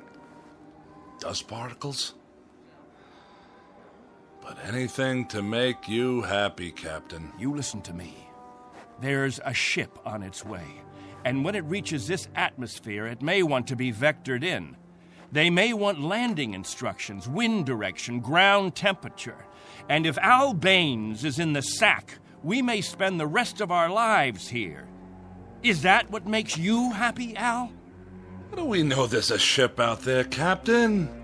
A lot of garbled static 2 months ago that you told us was a message, and then nothing. 2 whole months, and you decide there's a ship coming here to take us back. You make the rules and set the watches and plan the days, and now you tell us the Messiah is coming. And you tell us to pray? The difference between you and me, Captain Benteen, is that I do my dreaming when I'm asleep. You do yours on your feet. There's a ship coming, Al. All of us believe it. Because he tells you to. And we believe him. Whatever Captain Benteen says, that's what will happen. Sure you believe him. He tells you this is the best of all possible worlds, and by God, you break into song. You're sweating your lives away on this rock, but the captain says it's paradise, and we have to clap our hands. Rule by hypnosis. Al, there's a ship coming. This happens to be a fact. There's a ship coming. Believe it. I tell you, it'll happen. And you know it's real, just as you know this is real. You haven't forgotten our ship, have you? The Pilgrim 1? The first spaceship sent up to colonize the outer regions? And this plaque, placed here by the 130 men, women, and children who established the first off-Earth colony. We owe them our belief. Because they had faith. Don't ever forget that. Now, if you'll excuse me, I better go check on the generator.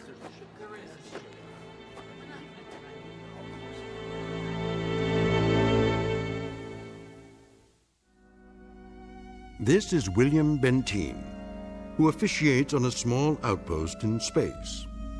An outpost slowly disintegrating under the heat of 2 suns, with the holes, the cracks, the fissures that are the residue of despair. He tries to fill them with faith and to retain a faith of his own. This is a remnant society, a handful of people who left the earth looking for a millennium, a place without war, without jeopardy, without fear. What they found was a lonely, barren place whose only industry was survival. And this is what they have done for decades, survive. Until the memory of the earth, they came from what has become an indistinct and shadowed recollection of another time and another place. 2 months ago, a signal from Earth announced that a ship would be coming to pick them up and take them home.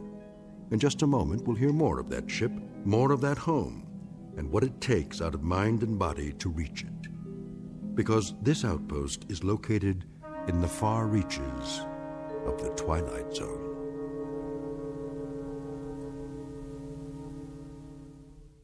And now, The Twilight Zone, and our story, On Thursday We Leave for Home, starring Barry Bostwick, with Stacy Keach as your narrator.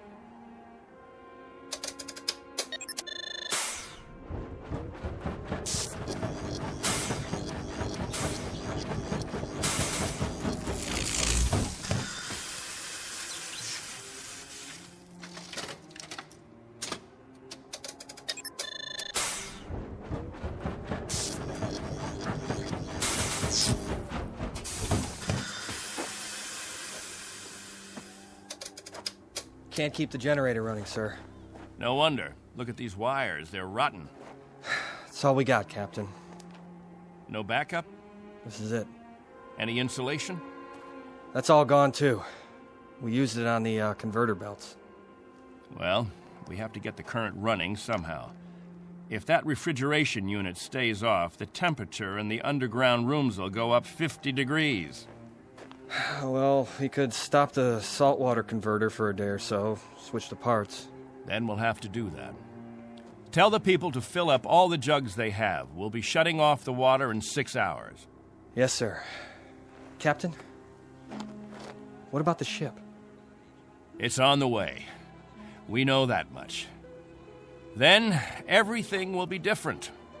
When we get back, the things that are old and worn out, we'll throw them away. Just throw them away.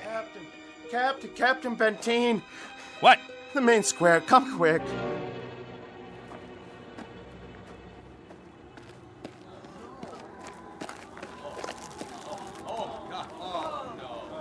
It's Mrs. Rodale. She's hanged herself. Cut her down.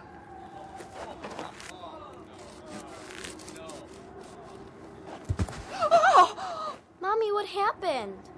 Is that lady all right? Get them out of here. Come, children. God have mercy on her. You men there prepare her. We'll bury her in an hour. Yes, sir.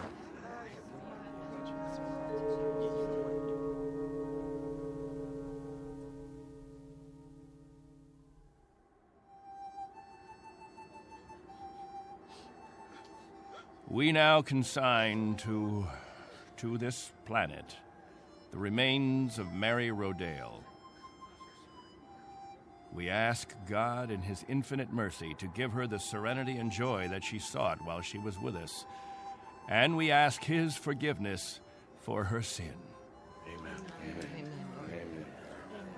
We ask that this good woman be allowed to rejoin her beloved husband who preceded her in death 11 years ago. Bid your farewells now. Forgive her, Lord. Have mercy on her, Lord, for what she's done. A terrible thing. She didn't know what she was doing. She knew what she was doing. Better and clearer than the rest of us. This is a funeral, Al. The 9th funeral in the last 6 months. Nobody talks about it. We just let it go by. But there have been 9 people who thought that maybe heaven is a place where they can get a drink of water without salt in it, where they'll be able to breathe air without choking on the heat of it. If you want to talk blasphemy, Al, take it away from here. I'm talking truth, Captain Benteen. I'm saying that this woman and the others, they took their own lives because living became intolerable. And I say that dying was their right. Anything else? Just this question. I put it to everyone here. Al, please. No! Isn't living tough enough that we don't have to do it by the book? Isn't it hot and blinding and miserable enough that there shouldn't have to be rules? So that we shouldn't have to suffer by the numbers? Will anyone make the simple observation that there's far more happiness going into that hole than what's left above ground? There's more peace of mind in that dead body than in all you mourners put together. All we've got here is anguish. Captain Benteen, let us live with it or die from it in our own way. Young Mr. Baines here wants us to lie down in the sun. Young Mr. Baines would have us given to death when there is still life. He would end all the rules. He'd throw away the regulations. There'd be no standing in line for water. Let the strong take it away from the weak. No rationing of food. Let the young steal it from the old. And when that ship comes down to take us back to Earth, it won't find a society. It will find only a pack. There'll be no human beings left. Only animals. There's a ship coming. It's winging its way in now. It's on its way. Say it. Say it out loud. Let me hear you say it. There's a ship coming. There's a ship coming. There's a ship coming. There's a ship coming.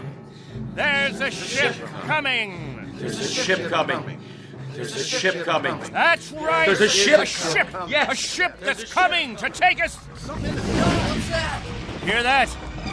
Can you hear that, everyone? Do you hear? It's the... Meteor storm! It's a meteor storm! Find shelter! Get inside! Up to the cave! Get up to the cave!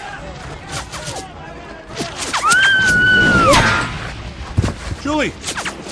It's Julie. She's bleeding. Quickly! We have to move. I can't. Something hit my arm. I think it's broken. Stand aside. I'll carry it.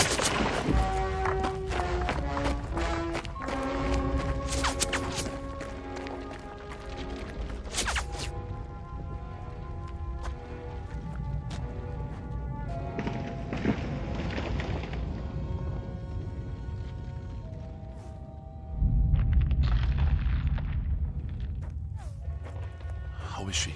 It's just a cut to the forehead. Not very deep. But keep this bandage on it. Julie? Julie, honey? Can you hear me? Al? Don't let her move just yet. She may have a concussion. How's your arm? It's not broken. Must have been a rock that hit it. Captain, thank you. For a little first aid. No thanks necessary. I deliver babies, too. You might want to keep that in mind. Now, I'd better go see to the others.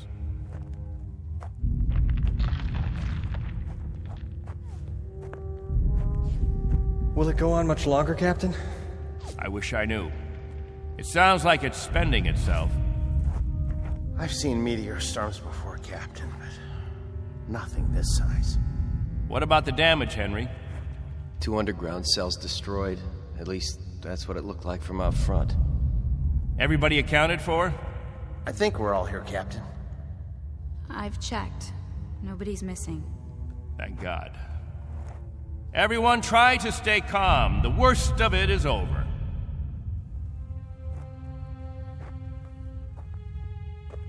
Jojo? Yeah, Captain? You're not scared, are you? Well, kinda. Now, we can't have that. Mind if I sit for a minute? We'll talk, you and me. Captain, tell me about the Earth. Would you, Captain? Tell us what you remember. Yes, do. Well, all right, I guess I can do that. We'd like to hear. You, over there, is that you, friend? Yes, Captain. And you, Buck. Yes, sir. You fill in the holes if I leave out anything. Straighten me out if I'm wrong about any of my recollections. Jojo, I was a boy of 15 when we arrived here. But I remember Earth. I remember it as a place of color. I remember that in the autumn, the leaves changed. They turned different colors, red, gold, orange.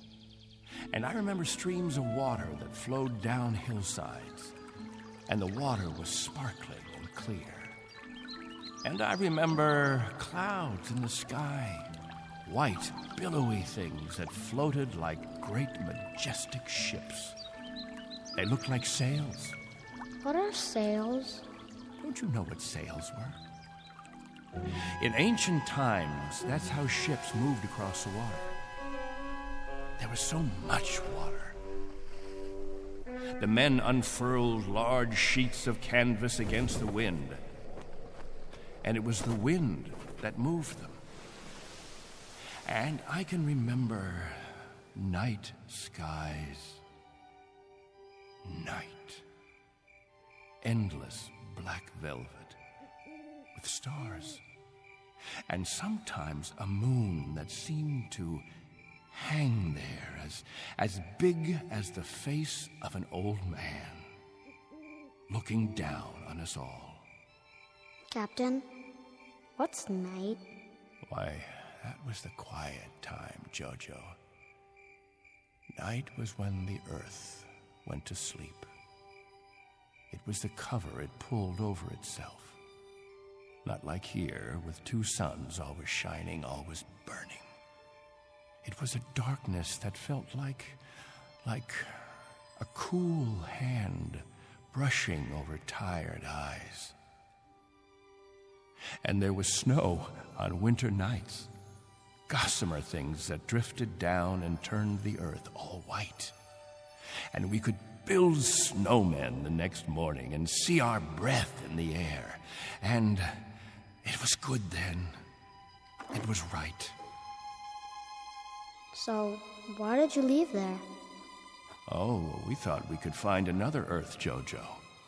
Then we found this. We thought we could escape war.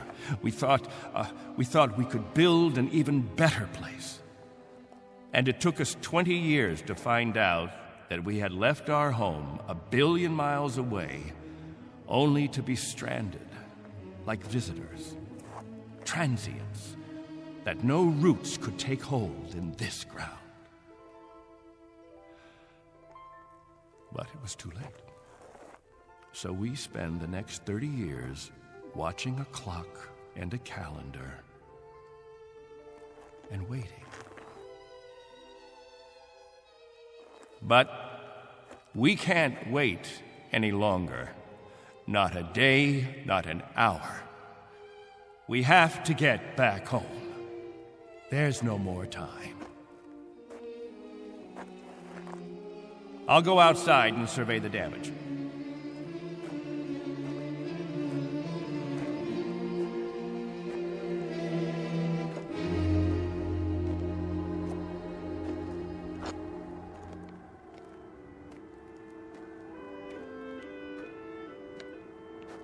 Not much harm. Radar tower's still standing.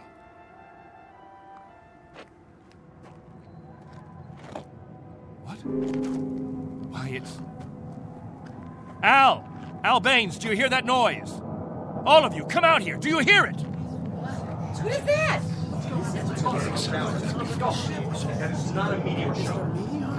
That's not a meteor, and it's not wishful thinking. Not this time. Those are rocket engines. I remember the sound of it. That's the ship. The ship has come at last.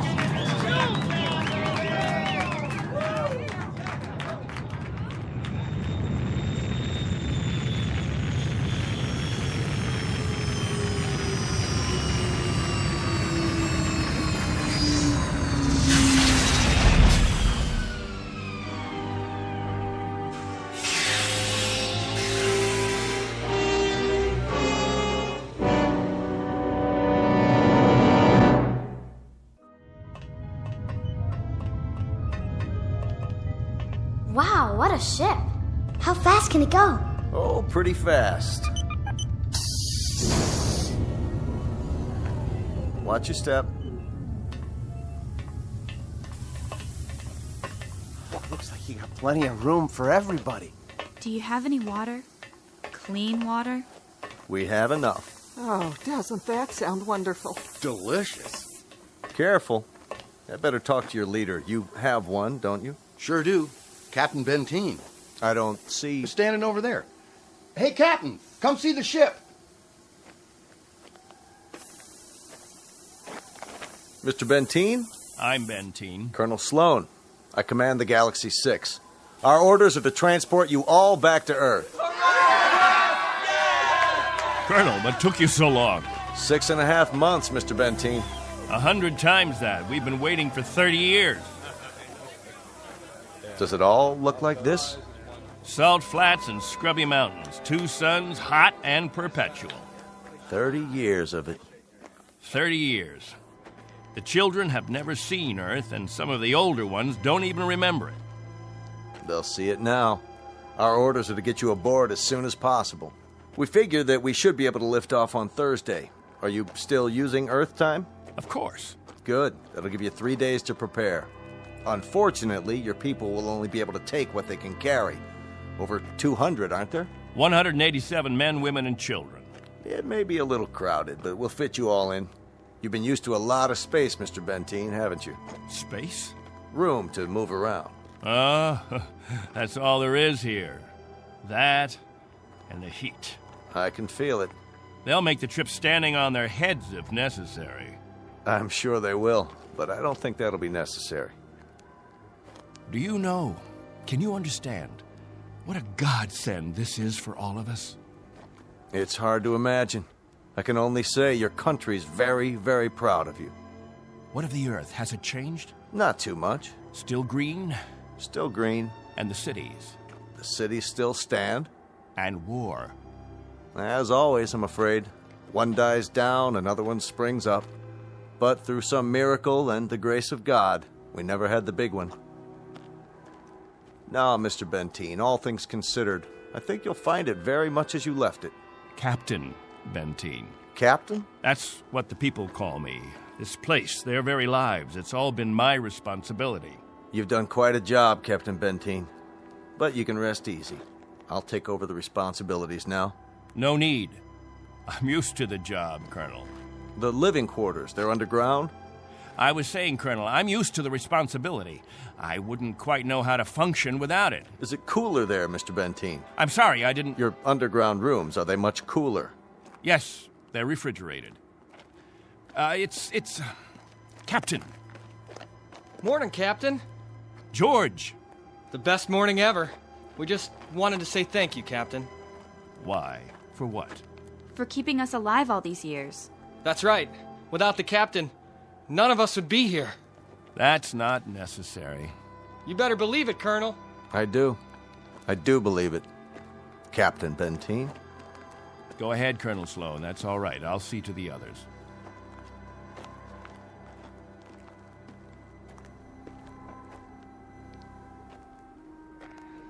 You know, I don't need this. I'm not gonna take this. Hi, Captain. Julie, where's your bandage? Oh, I don't need it anymore. But we put one around your head so the cut would heal. What's this? Isn't it incredible? It's called a medicinal patch. You wear it for 24 hours. It accelerates the growth of new skin. Look at her forehead, Captain. You can hardly see the scratch. Better put the sling back on your arm, Al. I don't need a sling. Just this metal band. It's magnesium. Colonel Sloan said my arm would be perfect by the end of the week. Well, I seem to have had my practice taken away from me. But while we're here, I'd use that sling. I'll bet I've fixed about 500 broken wings in my time, and the only way to be sure it heals properly is to keep the limb immobile. Where's Colonel Sloan? I want to ask him what to pack.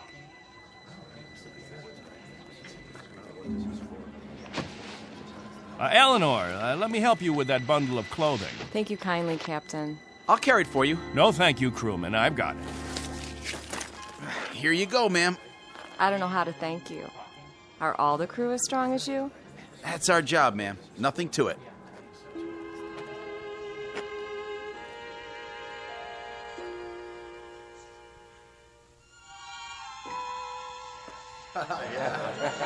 Hello there, Captain. Will. I'm so excited. How much longer? Not long. Be patient. May I have your attention, everyone? Good question. Quiet, please. What is it, Captain?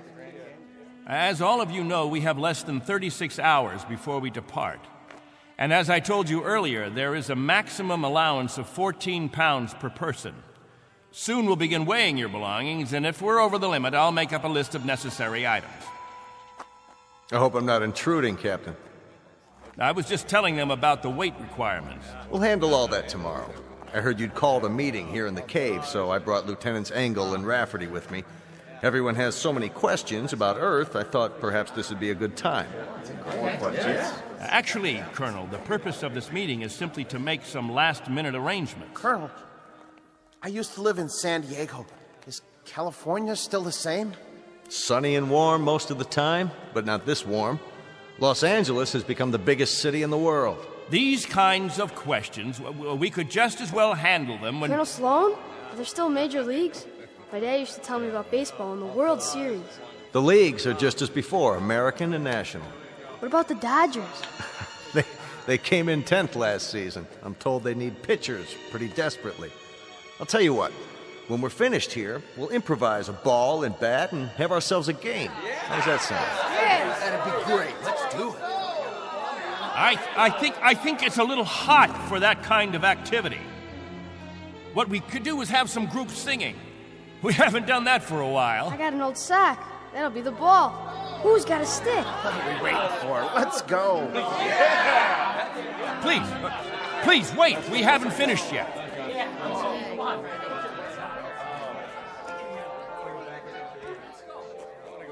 Jojo, I haven't told you a story in a long time.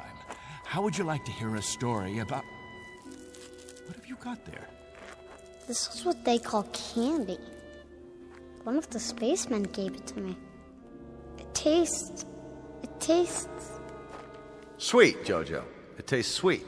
Yeah, sweet, Captain. Want a bite? Oh, thank you, Jojo. Back on Earth, we can get all we want. Something, Captain? I'm not sure. I'm not at all sure. You've promised them all candy. You've made it sound as if that was what the Earth is made of. Sugar and spice and everything nice. Maybe they ought to be told the truth.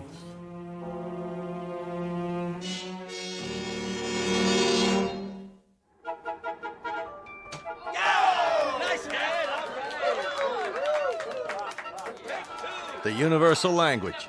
Baseball. You have a limited vocabulary, Colonel. Do you have any idea what the temperature is? At this hour, it's about 110. I don't know whether your crew can take it, but I know my people. They're going to pay for this little athletic event. Some of the older ones, it might even be serious for them. It's just a game, Benteen. My guess is that it's worth it. Now, I'd better get back to the ship. Colonel Sloan. Something else, Mr. Benteen? Colonel, when we get on the ship, you can tell us what to do and we'll all fall into line. But here, in this place, I'm in command. I'm not trying to usurp authority, Mr. Benteen, but I really don't see what harm a little game... It's still Captain Benteen. For now. Galaxy crewmen, back to the ship. That's an order. Oh, come on. It's time for rest now. All of you go back to your homes. I'll announce when the new day will start. I don't know. I guess it's suddenly illegal to have fun. You happy now, Captain? I was never unhappy, Colonel. I just happen to know what's right and what's wrong. I ask you to keep your crew in the ship during the rest time. I don't want my people distracted. You rule with a heavy fist. If it were 1 ounce lighter, no one would have survived. I've held these people together by will.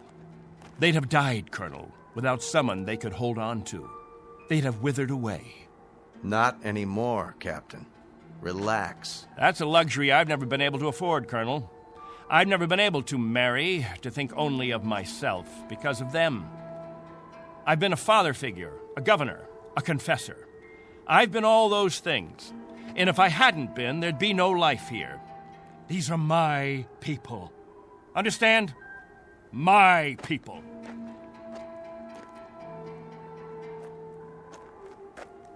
What's with him, Colonel? I'll bear with him a little bit longer, fellas. He's really quite a man. He's got just one minor aberration. And what's that? He believes he's God. As far as he's concerned, we're booting him out of heaven.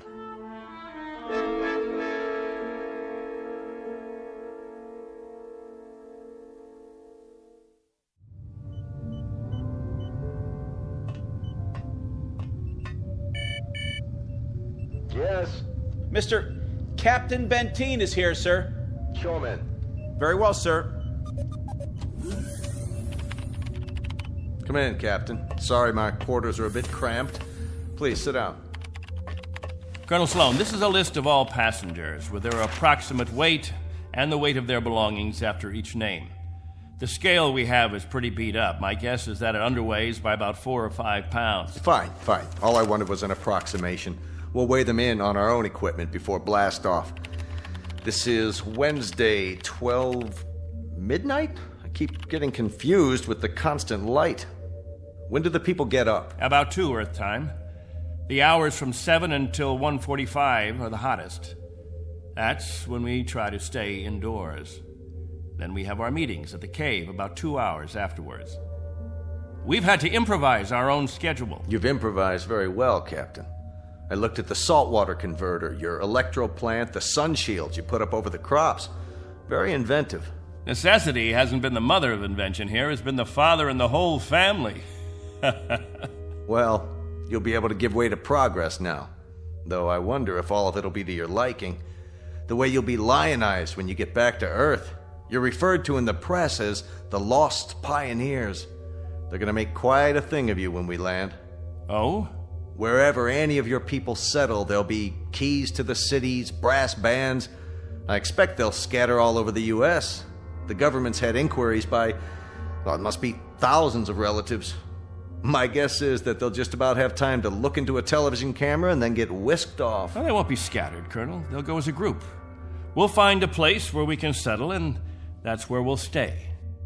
I'm talking about when we get back to Earth, Captain. That's what I'm talking about. They won't be splitting up. Not my people. Captain, as a point of interest, did you ever ask them? Ask them what? Whether they'd want to stay together. That would be a ridiculous question, like asking a child if he wants some more ice cream. They're children, you see, Colonel. Oh, chronologically, they range from 6 months to 60-odd years, but socially, psychologically, they're children. I've kept them alive and functioning all this time. Once we're back on Earth, I'll simply continue the process. Captain Benteen, have you told them that? Have you told them that after 30 years of waiting, 30 years of living in a compound, they're going to travel 1 billion miles just to walk into another one? Have you? There's no need. They wouldn't have it any other way. To leave them to their own devices, that would be an act of cruelty. Captain, do me one favor. Just ask them.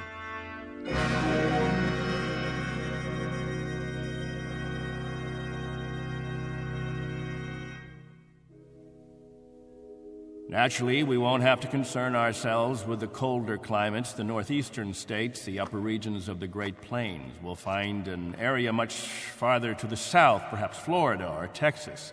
Southern California has a temperate climate. Captain, you better tell us about frostbite treatment, because I'm moving to Wisconsin. That's where my family settled originally. What about Oregon, Captain? That's where Joan and I plan to settle. I've heard about the forests there. New York. Please, wait a minute. You don't understand. Let me make this clear. All of you will have a chance to meet your relatives. I see no reason why visits can't be arranged, perhaps even for a week or more. But naturally, we'll remain together as a community in whatever land grant we obtain from the government, or whatever given area we can arrange. I can assure you of one thing, and I hope put all your fears to rest. I'll remain as your guide, your consultant. And I guarantee that no one will lack for my help or my advice. Captain, Julie and I were thinking of farming. Why, that's a fine idea, Al. We'll farm just as we have farmed, but much more easily. The rainfall back on Earth is so plentiful. And as I told you, there's only one sun, so you won't have to shield the crops. Of course we'll farm. Certainly, we'll farm. Julie's got relatives in the state of Washington. You couldn't take the cold. None of you could. But I guarantee that wherever we settle, the farming will be good. I'll see to that. What's the matter? Don't you understand? We don't plan to stay together. You don't understand, Al. You've never understood much of anything. If we split up, I seriously doubt that we'd survive. Al, explain it to him. Go on. We'll survive, Captain. If anyone wants to stay together, that'll be their right. But if they want to go their own way, that'll be their right too. Am I wrong, Colonel? You're not wrong. We're to take you back as a group. Once on Earth, you can do as you please. Colonel, let us settle our differences in our own way. There are no differences, Captain. There are differences.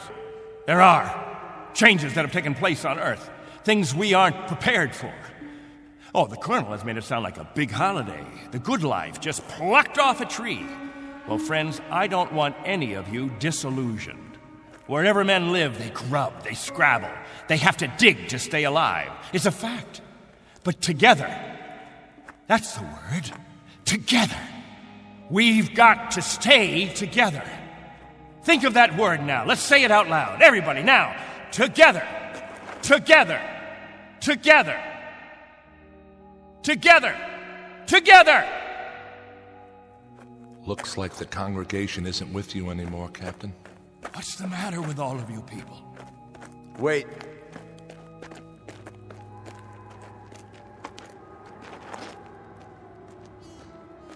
I've made the compartment assignments. I'd like to go over them with you. Assignments? There's not much time, and there's some things we have to check off. There's a decompression problem that we've got to tell them about, and a moment of weightlessness shortly after we leave the atmosphere that I want to explain to the children. Do you know what we called you while we waited for you to come? We called you the Messiah. Did you? You were supposed to bring freedom, but that's not what you brought.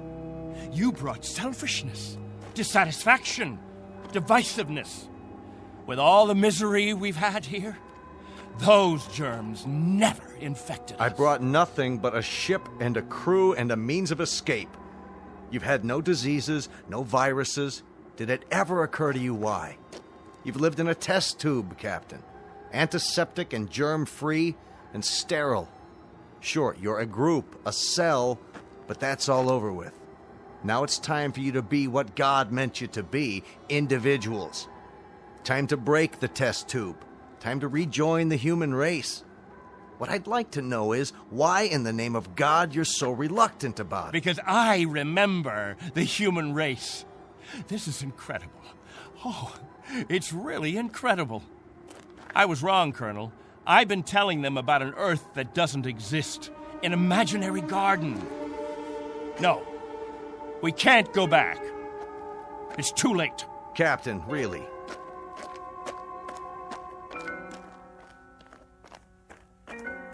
Everybody, gather around. I've got something to tell you. Listen to me, all of you. I want to tell you all. Listen to me, all of you. I want to tell you about the real Earth. Captain, are you all right? Let's talk about the diseases. What? The viruses, the cancers, the floods and the freezing, the wetness and the cold. And there are other miseries, worse than anything we've experienced. Hatred, jealousy, violence. Listen to me. It's an Earth we don't know. We can't leave here. We'd be committing suicide. We'd die of things we've never been exposed to before. We'd die of the loneliness that animals get in a zoo. Because we don't belong. We don't belong to his kind. Do you understand me? We don't belong there. Captain Benteen, why don't you let your children vote on it? Only if they know what's waiting for them. Only if they understand that Earth isn't any garden. It's never been, and it never will be. That's fair enough. I'll tell you what Earth is. The same as it's always been. It's a race struggling to survive, just as you have survived. Captain Benteen is right when he tells you that it isn't all a place of beauty. There may still be wars and prejudice and strife. I suppose there will always be jealous men and angry men and unforgiving men. But it has one thing you don't have. Every man is his own master. There won't be anyone telling you when to eat and when to sleep and when to meet, what to sing and how to play. Instead of heat, you may feel cold, and instead of thirst, you may feel hunger. But you'll be men and women. You won't be sheep. You won't be a kindergarten. And when you pray to God, his name won't be Benteen.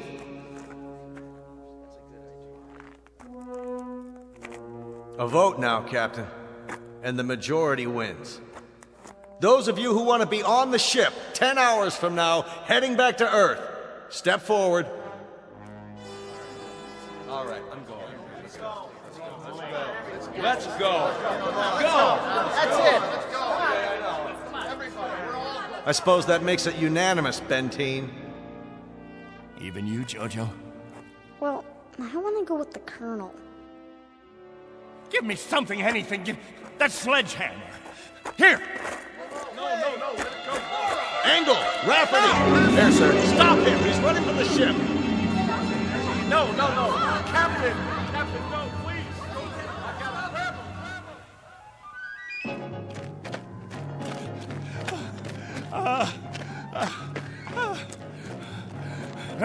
We'll see how far you get. Without a tail fin. Put it down!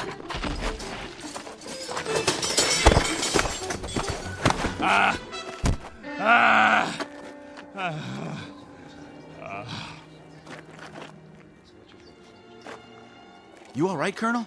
I'm fine. What about the ship? Just a couple of dents, nothing serious. Lucky you stopped them when you did. Captain Benteen, let go. For everyone's sake, loosen your grip and let go. God help you. God help you all. Tomorrow you think you're getting on a ship headed for paradise. What you don't realize is you're heading for hell. What about you? I'll stay here. That's right. This is my home. This is where I belong. This is where you belong. You just don't have the brains or the guts or the sense to know it. This ship leaves at 0800 tomorrow. If you're not on board... I want no special privileges, Colonel Slow. No special treatment.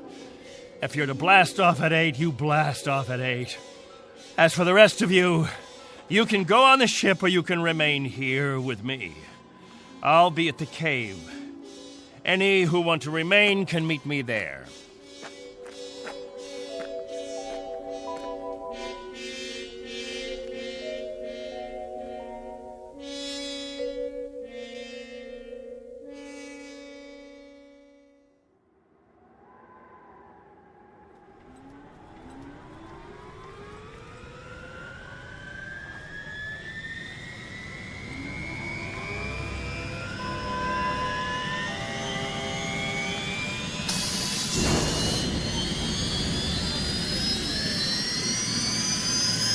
That's it, folks. The rocket's fired up. Everybody on board, single file.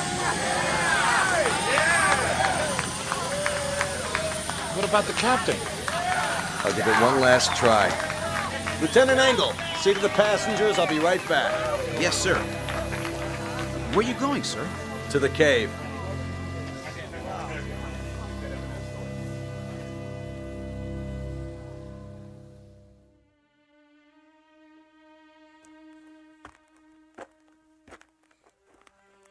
Captain? Benteen?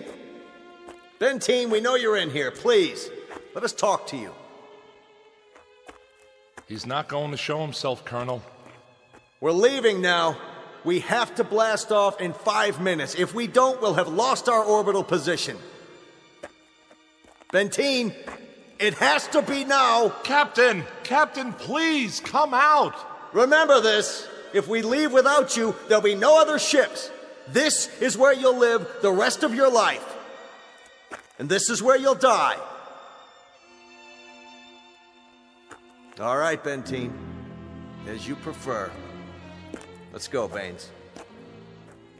Goodbye, Captain.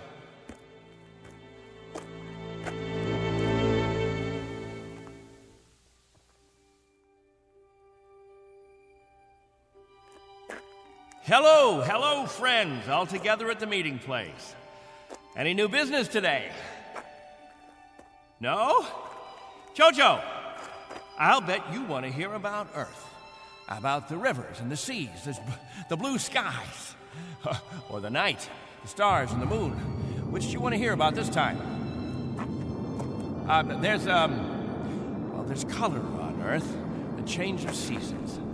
And the wind brings the smell of the ground, the plants, the seeds, the roots, flower petals, sap from the trees, and the smell of the weather, the rain or the mist or the fog. And on the earth, there's green, the color green, the feeling green. something fresh about it, something living. Earth. It's called Earth.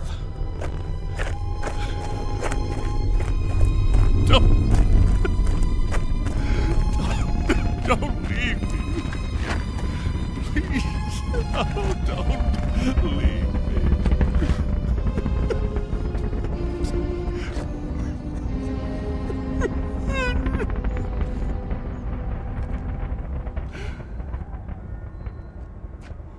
No!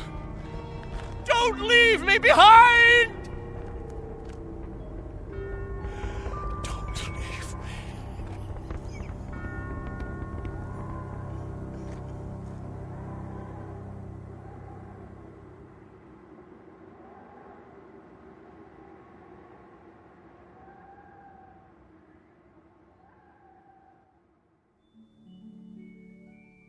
A man named Benteen, sometimes known as Captain, who had certain prerogatives. He could lead, judge, legislate, even dictate. It became a habit, and finally, a necessity.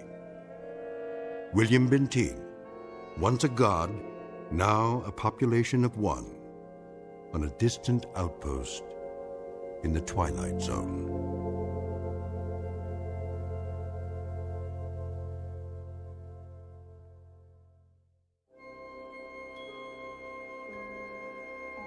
Hi, this is Carl Amari, producer of the Twilight Zone radio dramas. I'd like to take a moment to tell you about our official website at twilightzoneradio.com, where you'll get the latest news and information on these Twilight Zone radio dramas. Plus, at twilightzoneradio.com, you can digitally download 3 free episodes or any of our episodes for only $1.95 each. In this age of ever-changing technology, we've decided to make these episodes instantly available to you by making the Twilight Zone radio dramas a digital download-only series. This means that this series will no longer be offered on CD. The CD collections at our website are now being offered while supplies last at buy one, get one free. So be sure to get your favorites before they're sold out. Be sure to visit us often, and I'll see you in the zone.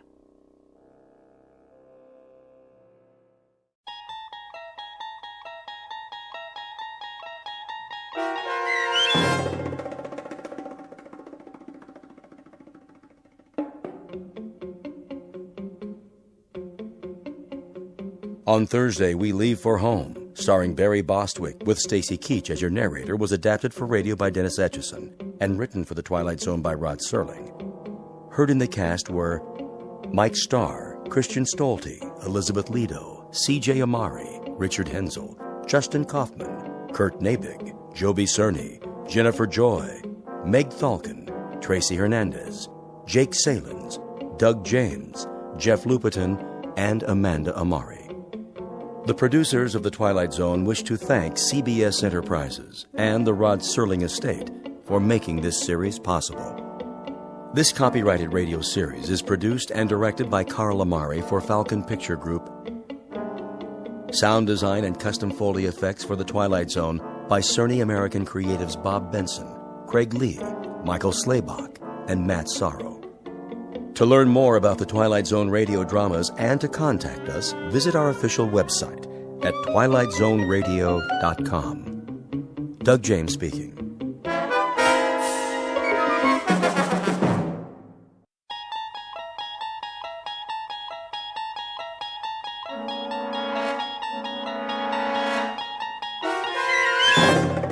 You unlock this door with the key of imagination. Beyond it is another dimension, a dimension of sound, a dimension of sight, a dimension of mind. You're moving into a land of both shadow and substance, of things and ideas. You've just crossed over into the Twilight Zone.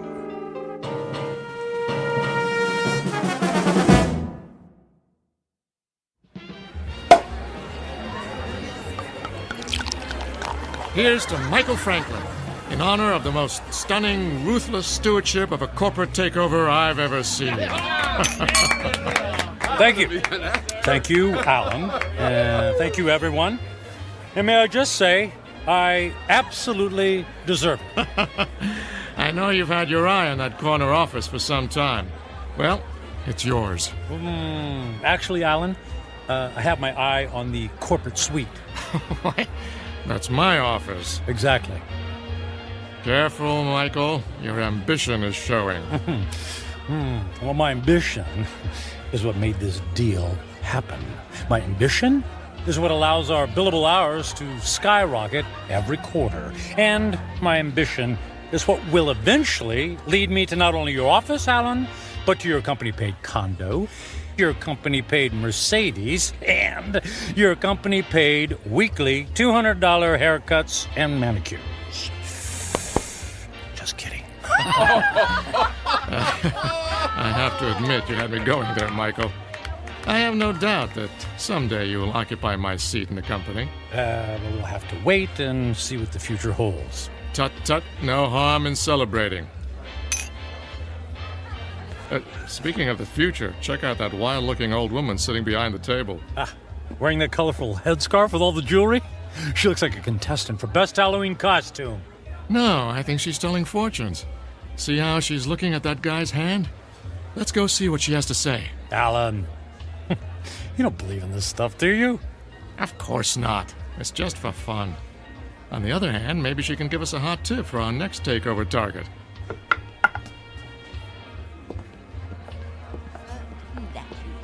The warnings of the tea leaves, for they are never wrong. I see there are 2 more supplicants who wish to learn about their futures. Make that 1 supplicant. I'm not playing. Oh, go ahead, Michael. What can it hurt? I put my faith in real things, Alan, like profits and a well-written prospectus and a robust return on an investment dollar. And people? People are the least reliable things on the planet. Well, anyway, I'll spring for your reading. How much is it, please? For this most rare and deep connection to the mystic masters of the cosmos, the charge is $5. $5? Ooh. It's highway robbery. All in good fun and worth $5 to find out what's next for the amazing Michael Franklin. There you are, my good woman. The mystic masters thank you. Yeah, I bet they do. Please be seated and give me your right hand. What's wrong with my left hand? The right hand crosses the body's meridian, connecting directly to the humors of the heart through the intercession of the soul. Oh, I'll say this for you. You've got the sales pitch down pat. Please close your eyes and focus your thoughts on your inner golden light. I would have guessed that green is your color. Michael, quiet. All right, I'm quiet. I'm focused. Watch as the golden light moves toward you. Slowly, it surrounds your consciousness. Surrender to its mystery. I never surrender. The mystic masters perceive you as a man who values work above all else. She's got that right. She could have said the same thing about anybody in this bar. There are people in your past who have suffered a disconnection with you. Spirits are left unsatisfied. Well, it can't be old girlfriends. It doesn't take time to go on dates. Your soul is troubled. My soul is just fine. Thank you very much. There's something strange. I am attempting to discern your future, but I cannot. I could have told you that. No offense. Oh. What's the matter? The reading is over. What? Hey, we paid you to tell us fortune. Here is your money back. I cannot complete the reading. Now look, lady, I don't believe in all this hocus pocus, but a deal's a deal. Just tell me I'm going to be the richest man in the world, and you can keep the $5. I do not take lightly the readings of the soul. I'm going to go complain to the manager. Alan, hold on, Alan. Look, we don't want to cause you any trouble, lady, all right? Just say what's on your mind, and we'll leave. Very well. I will tell you what the mystic masters have divined. May the Lord have mercy on your soul. What is it? Alan's gonna fire me? I'm gonna lose my hair? Your future is very clear, and it is this. In 10 days, you will be dead. What? I don't think that's very funny. The signs are serious, and the reading is true. What kind of scam is this? Come on, Michael. Don't let it ruin your night. You know, lady, we were humoring you by coming over here. The least you could do is play along and not be such a downer. I did not wish to reveal your fate. You insisted that I do. When the clock strikes midnight on the 10th day to come, you will be dead. And now what? And no. Don't tell me. Let me guess.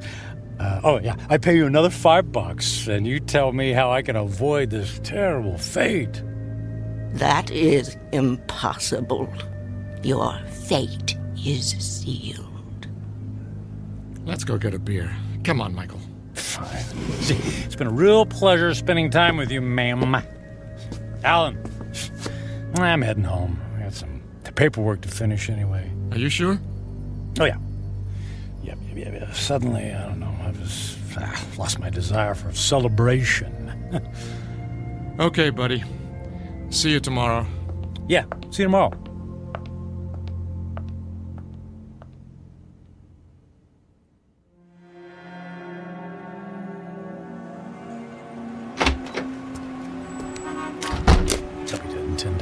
I'll be dead in 10 days. Jeez. Yeah. Con artist. Hey. Come on. Where's a taxi when you need one? Oh. Hey, taxi! Taxi over here!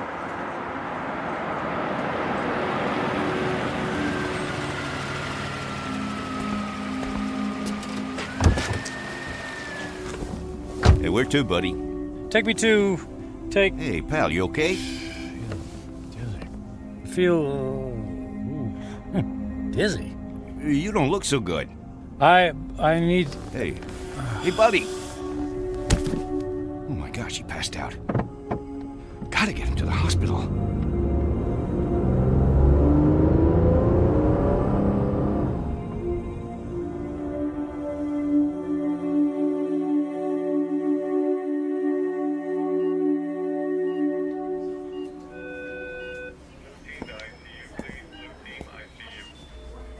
Mr. Franklin, can you hear me?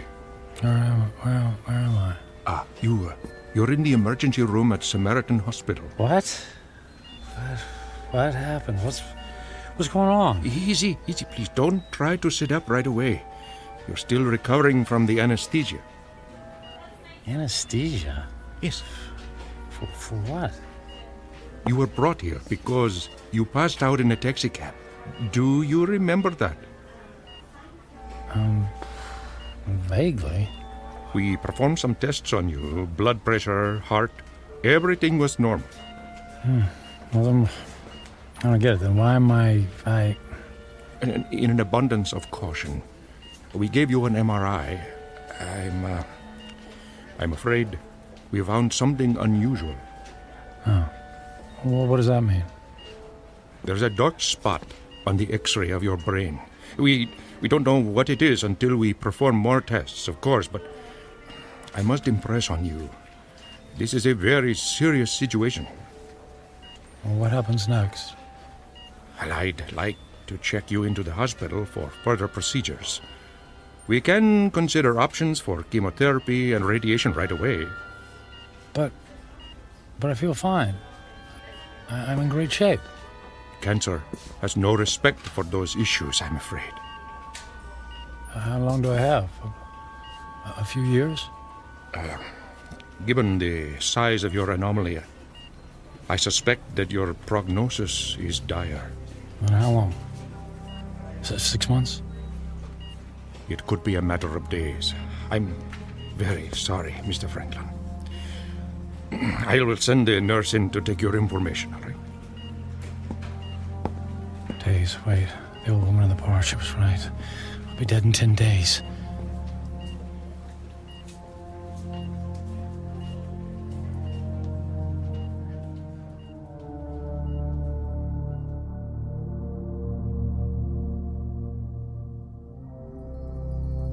Portrait of a man frozen in the amber of fear. Michael Franklin, workaholic captain of industry, ruthless to his enemies and dismissive of routine human interaction. Given a prognosis that would send a chill of terror down the spine of the most stalwart of men, he is faced with the rising specter of his own mortality. But even worse, he stares into the rear-view mirror of a life only half-lived. Devoid of true friendship, with only a string of consummated business deals to mark his measure, Michael Franklin is about to embark on a frightful journey of self-examination that can only be experienced in the land between regret and insistent memory, a land we like to call the Twilight Zone.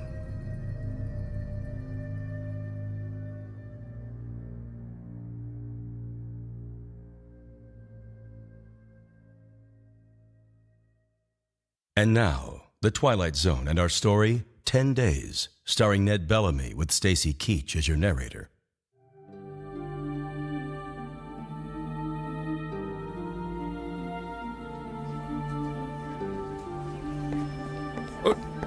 Nurse! What happened to the patient who is in this bed, Mr. Franklin? I just saw him a moment ago, Doctor. I have new information about his condition. Oh, I certainly hope he isn't about to do something foolish.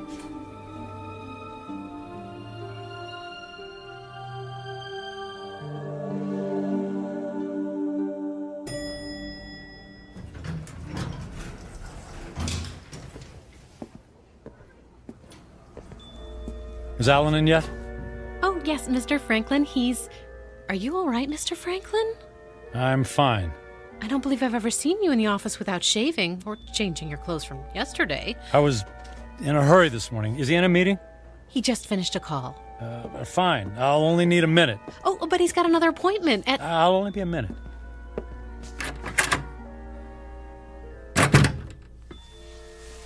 Michael, you look like you haven't been to sleep all night. Isn't that the suit you wore yesterday? Don't tell me you went out to celebrate without me. Alan, I quit. Yeah, me too. Alan, listen to me. I'm quitting. This is some kind of joke, right? I would appreciate it if you would expedite the disposition of my account. I want to close out my portfolio. I'm cashing in my stocks. I need my retirement funds and my annual bonus, every bit of it. Michael, you're talking crazy.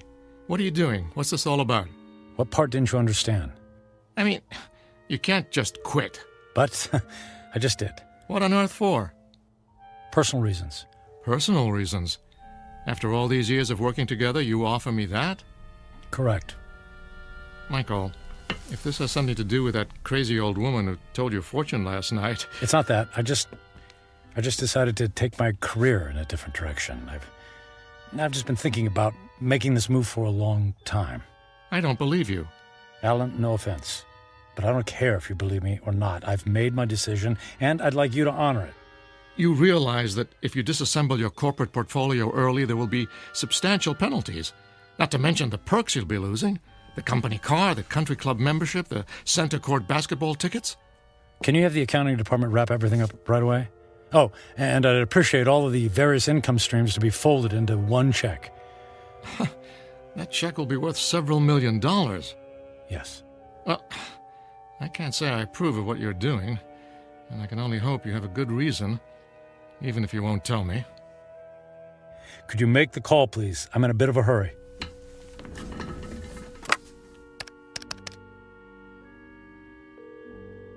After 12 years, I don't see why there's such a... yes, this is Alan Fisher in corporate. I have it's an unusual request. Michael Franklin has decided to leave the firm, and he wants all of his outstanding monies gathered into one check for immediate pickup. Yes, I understand the amount is substantial. Very good. He'll be right there. All right, Michael. The check is being... Michael? Michael? Where did he go?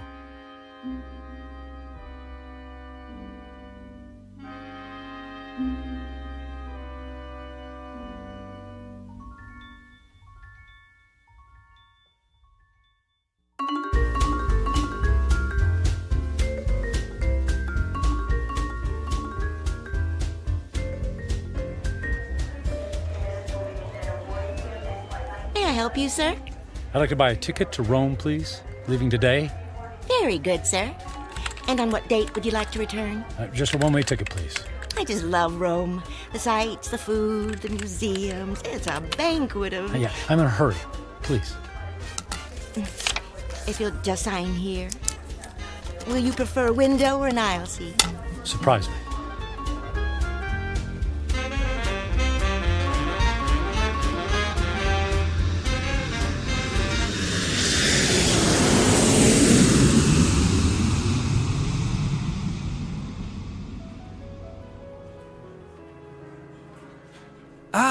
Mr. Franklin, welcome to the Grand Hotel, Rome's premier destination. Our presidential suite has been prepared. All 3 fireplaces are ablaze, the champagne is on ice, and your veranda opens onto the courtyard where Rome's finest string quartet is waiting to play for you. And of course, an entire staff of valets are at your disposal. And the concert tickets for this evening? The limousine will gather you at 6 o'clock. You will be driven directly to the private entrance where a personal elevator will whisk you to the ambassador's box. Only the finest for you, Mr. Franklin. Bravo! Wonderful!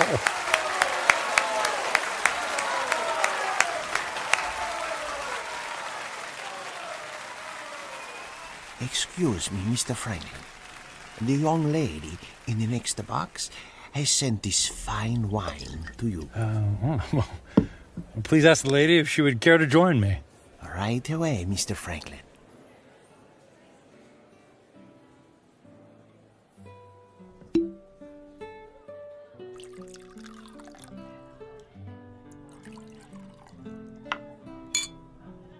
I haven't seen you at the theater before.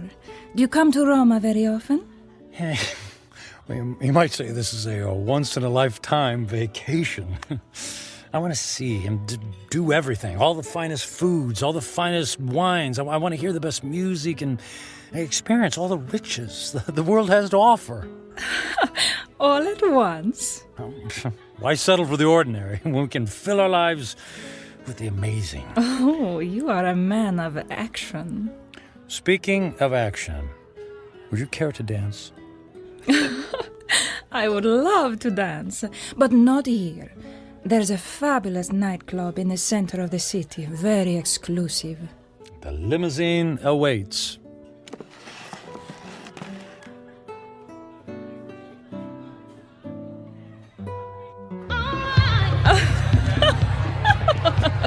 What a wild dancer!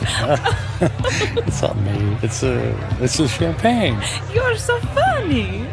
I believe I'm slightly tipsy too. Oh, tipsy. What does it mean? It means I've had too much to drink, which means I'll probably have a ferocious hangover tomorrow. Oh, that is too bad. But no worries. The way to prevent a hangover is to keep drinking. More champagne!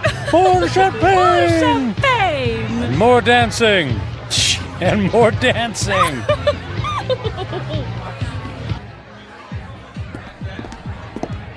Michael, are you sure you can afford to buy drinks for the whole restaurant? That's only money. And look how much fun they're having. Look how much fun I'm having. Waiter! Another round for my friends. 3 cheers for a friend Matthew. It's Michael. Okay, cheers for Michael.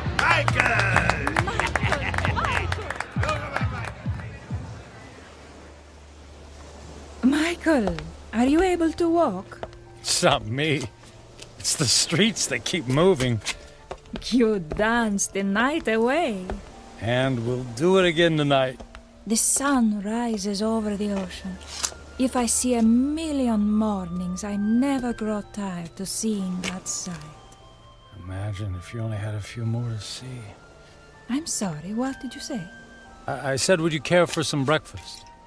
I'm starving. Then let's go to the best restaurant in the city and order everything on the menu. I've never met a man like you, Michael. If you want something, you just take it. Of course. What's that old saying? Eat, drink, and be merry, for tomorrow we die. Michael, what's wrong? You look sad. Did I say something wrong? Maria, I wanted to ask you something. What is it, Michael?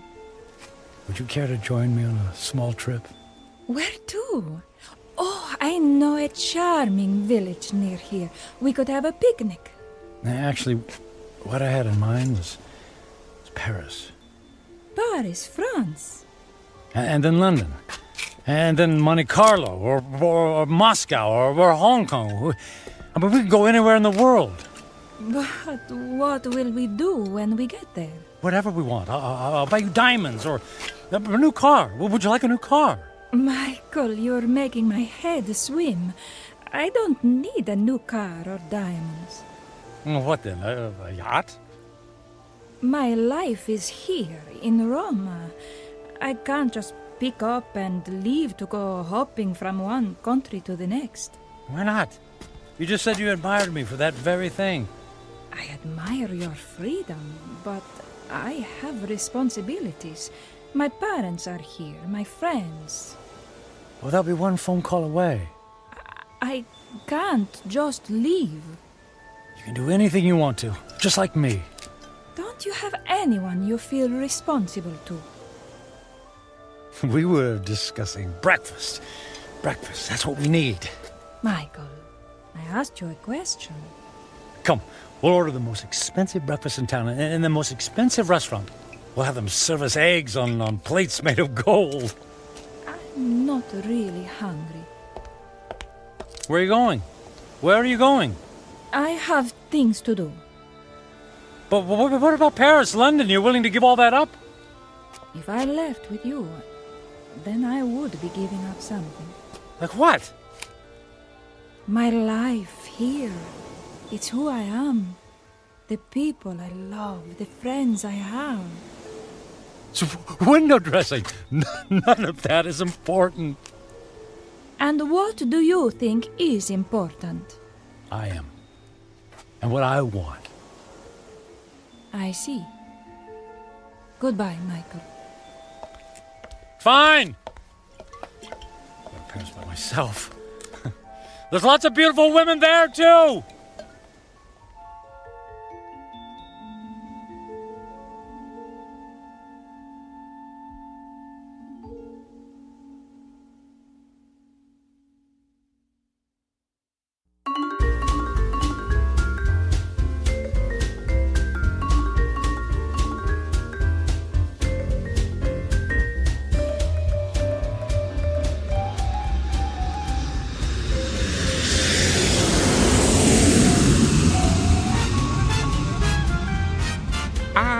Bonsoir, Monsieur Franklin. Welcome to Paris. Your suite is prepared for you with a view of the Seine and a bottle of champagne on ice, right? Mais oui.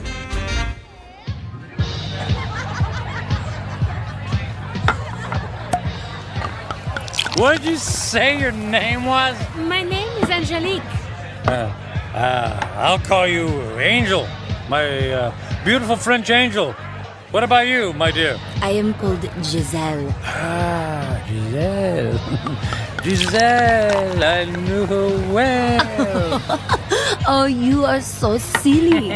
I'm Michael. But why don't you call me Mike? Nobody ever calls me Mike anymore. Not since I was a little boy. Were you as naughty then as you are now? I was a good boy. Very smart.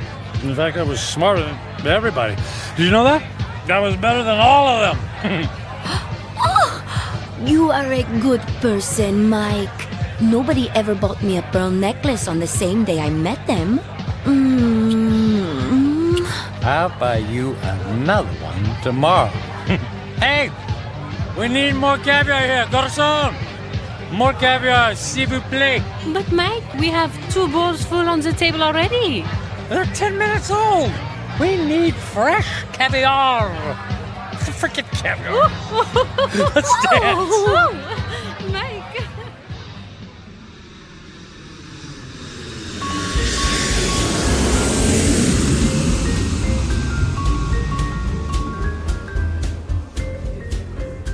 Welcome to London, Mr. Franklin. Your suite has been prepared for you and... Bottle of champagne on ice. Got it. Let's say, on second thought, cancel my room. Book me on a flight to Monaco. I got an itch to gamble. Right away, sir.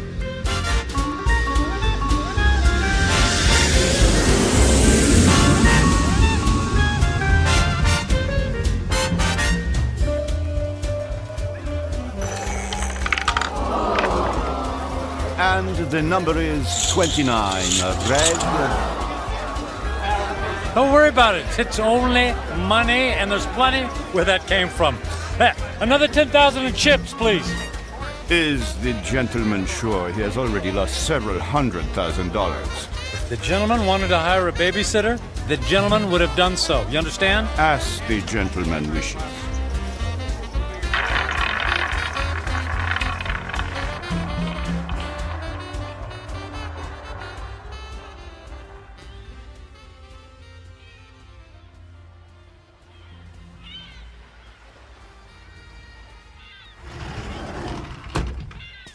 Mr. Franklin. Good morning, Mr. Franklin.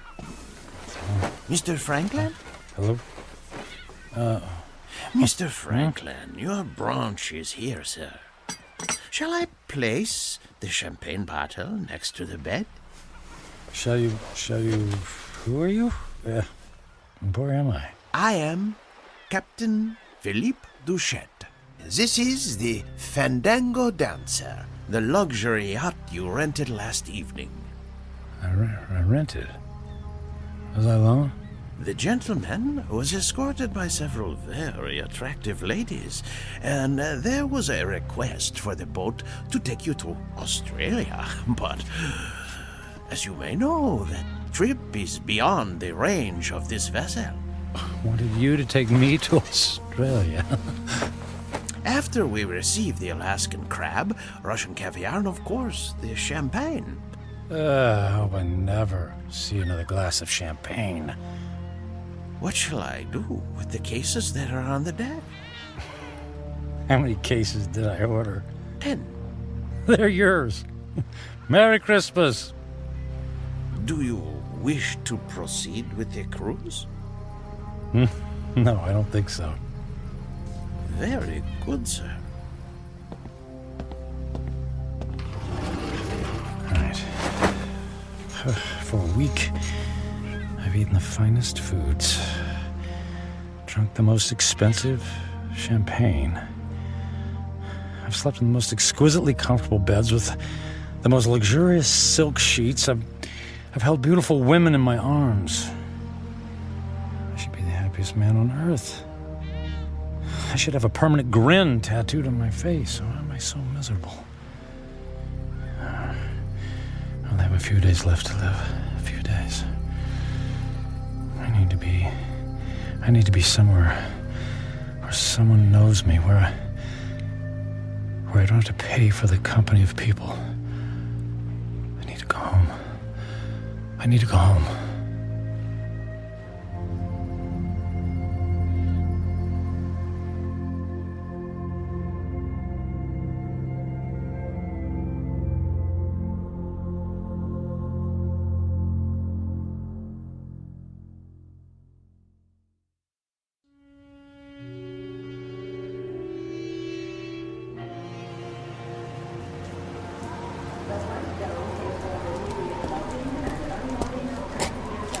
Taxi!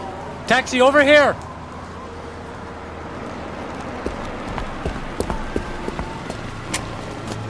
Hey, where to, mister? 1020 Clark Street. Hop in.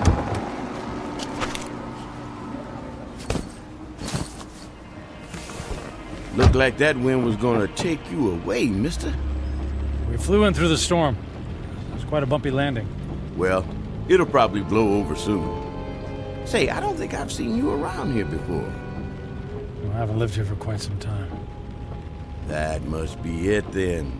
Oak Grove being such a small town and all, I know just about everybody around. Yeah, well, as I said, it's been a few years. Just visiting? That's right. Family? Not really. What'd you say your name was? I didn't, but it's Michael Franklin.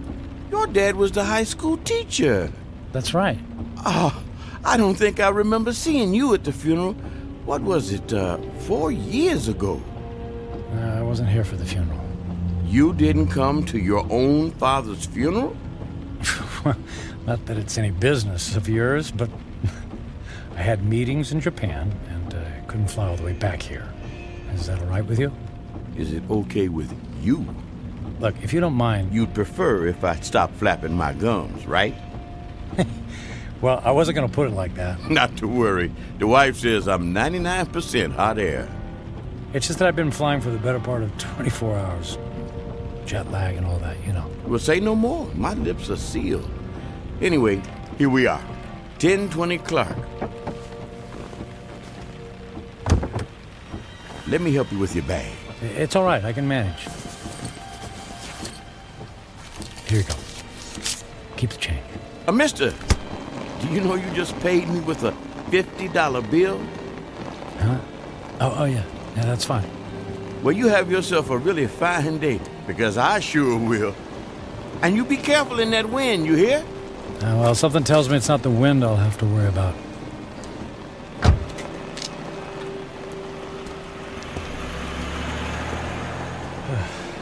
Here goes.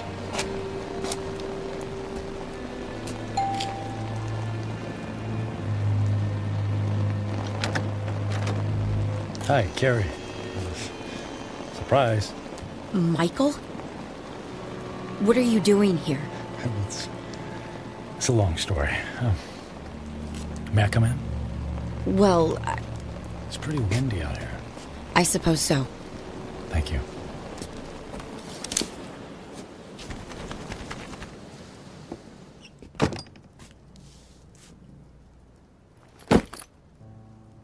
Michael, what's going on? You just show up on my doorstep after 4 years? Well, you know me. Spur of the moment. You are not a spur-of-the-moment person. You plan everything in your life. I wouldn't be surprised to find that you plan how many times you blink every day. Well, the truth is, I don't have any place else to go. That sounds dramatic. It's true. What about the penthouse? It's gone. The beach house? Gone. They're all gone. I sold everything. I thought you went through your midlife crisis when you left me. Apparently, it's still going on.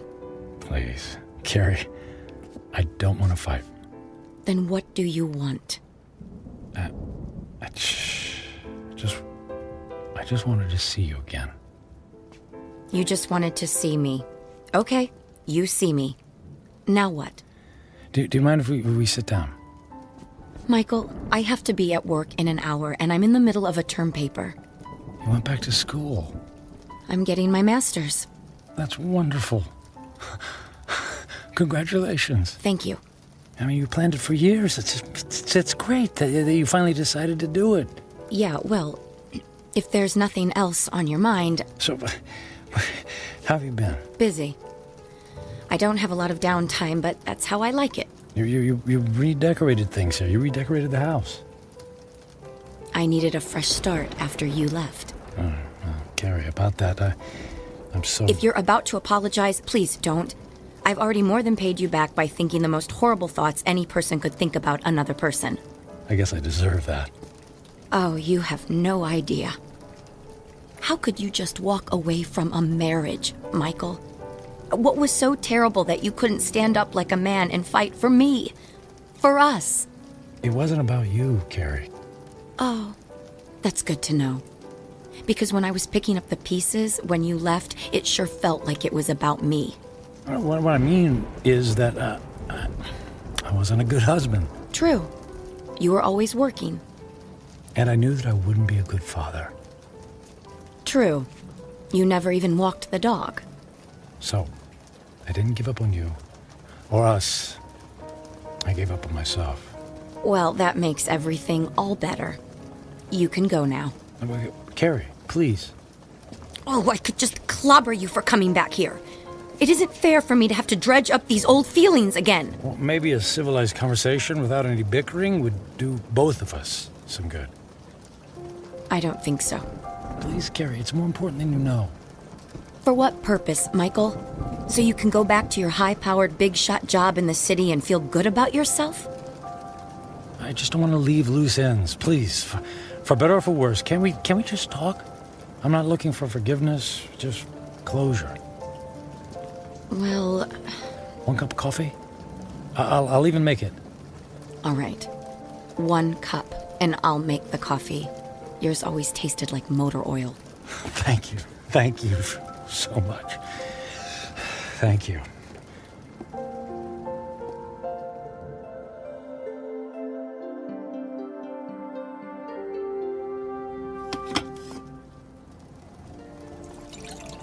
So you quit your job, sold your homes, and now you're here. It doesn't make sense. Yeah, about that. I guess I just realized that being a workaholic isn't very much fun, after all. But that's all you know. When we were married, you barely slept at night. You were up early to track the Asian stock market. You stayed up late to finish paperwork. I can count on one hand the number of times we actually went out on anything resembling a date. And even when we did go out, you acted like it pained you to be away from your business calls. That is all over now, Carrie. Money doesn't mean a thing to me. I find that hard to believe. Believe it. It's true. So, what? You're gonna take up oil painting? Or become the stand-up comedian you always wanted to be? Nothing like that. Actually, it's quite serious. Last week, What was that? Came from the living room. Oh, the tree! The wind knocked the tree into my house! Carrie, wait a sec, Carrie, don't go over there. It might be dangerous. That's a tornado warning! Oh my god! The house across the street! The roof just caved in! Alright, look, let's get into the basement. The power just went out! I have flashlights downstairs. Wait, outside, look. What? Michael, come on, there's no time! Oh, look, in the street, there's a kid in a bike. Oh no! That's Jimmy from next door! He doesn't know which way to go. Oh, Michael, he's going to be hurt. I'll get him. Michael! What are you doing? Michael! Jimmy, keep your head down. Jimmy, I'm coming for you. Help me! I'm right here, buddy. I'm right here. I'm gonna carry you into the house, okay? What about my bike? I'll get you a new one. Let's get out of the storm, okay? Okay. Put your arms around my neck and hold on. I'm trying. Squeeze real tight, Jimmy. I'm scared. And I'll be brave for the both of us, Jimmy. Okay? Got to get this door open. Michael, I can't budge it. Carrie, push. Push as hard as you can. Carrie, push. Pushing. Harder. As hard as you can. There, you got it. We made it. We made it. Into the basement. Come on. Come on, Jimmy. That's it. Let's go get safe. Okay.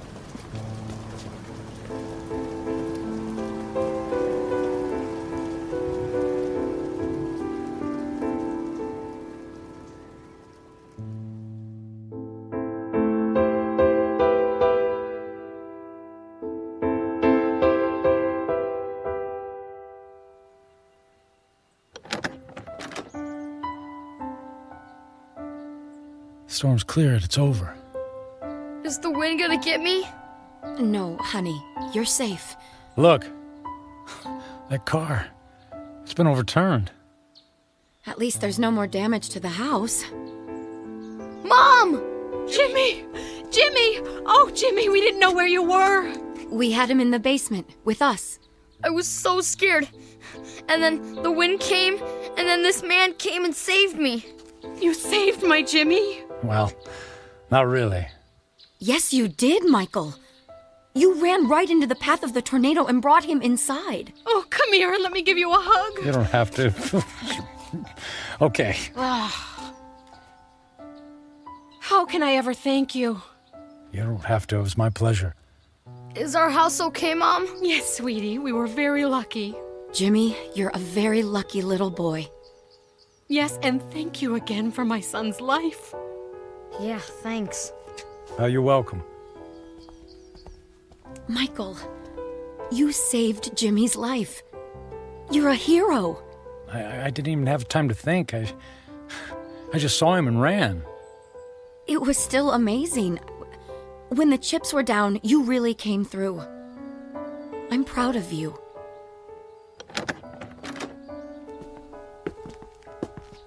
Oh, look. Look at the damage in your living room. No, it's okay. All of that can be fixed. The main thing is that we're all safe and healthy. Right. Listen, Carrie. Those repairs, they're going to be expensive. I have insurance. Yeah, but that will only cover the basics. Let me take care of the costs. Michael, you don't have to do that. No, but I want to. And I can afford it. But you can't just drop that kind of money on a problem that isn't yours. And listen, all I know is that when I helped Jimmy just now, it felt good. It felt better than anything I've done for a long time. And the idea of helping you out with bills feels good, too. So please, just let me do this. Well, I'm not in a position to turn down a gift like that. But what about you?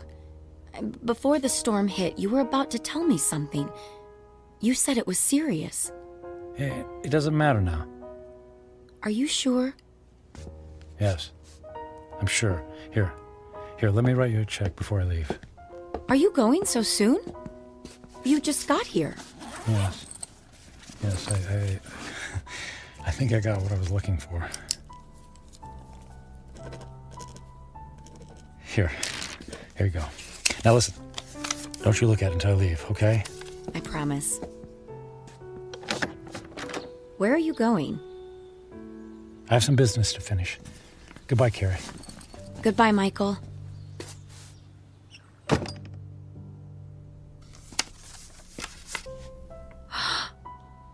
$1 million? Michael! Michael!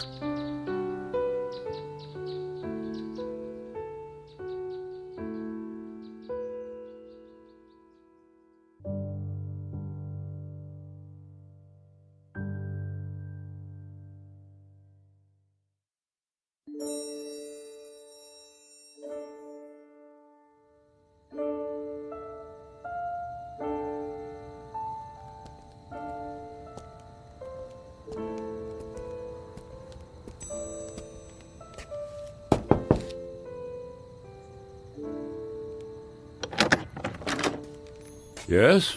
What is it? Forget the late hour, Reverend. I realize it's nearly midnight, but I wanted to visit the chapel and the door's locked. Unfortunately, in these times, we must protect ourselves against theft. The doors remain locked overnight. Is there any way I could just go inside for a few moments? No, I'm sorry. If you can come back in the morning, yeah. But you see, tomorrow morning will be too late. I only have tonight. Mm-hmm. It always seems that way, my son. But have a little faith. Please. Go home. Get some sleep.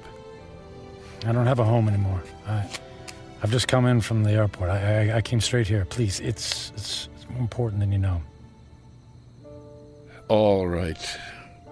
You seem to be in great need. Thank you. Thank you, Father.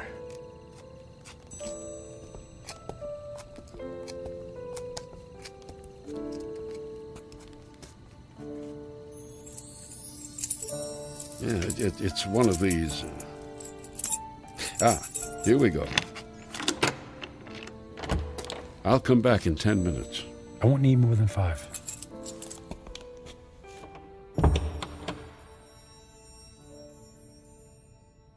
And now that I'm here, I don't know what to say. It's been a long time since I've set foot in a place like this. In fact, I can't remember the last time. I suppose it's true. People come back when they're in trouble, but I'm not exactly in trouble. In fact, all of my troubles will be over in just a few minutes. Then why am I here? Maybe I just wanted to see if I could find a moment of peace before everything ends. Just a single solitary moment when I don't have to feel so alone. The truth is, I'm alone because of my own actions, by the selfishness of the man I've become. I was given love, but I turned away from it in favor of my career. I gave up friendship in favor of business colleagues who couldn't care less if I lived or died. So what did it all mean? What is the sum total of my life? I have no job, no home. I'm going to die without a single friendly voice in my ears. I did have some good times with Carrie. Thank goodness for Carrie. I don't blame her for being angry. And despite her anger, she took me into her home. She forgave me. And Jimmy, I saved his life. He'll have a chance to grow up, to have a family, and a little boy of his own. I gave that to him. I did make a difference after all. Maybe I had to go through it all so that I could be there to save his life. If that's true, then it's worth it. I'm glad things turned out the way they did. I did something worthwhile. My life mattered after all.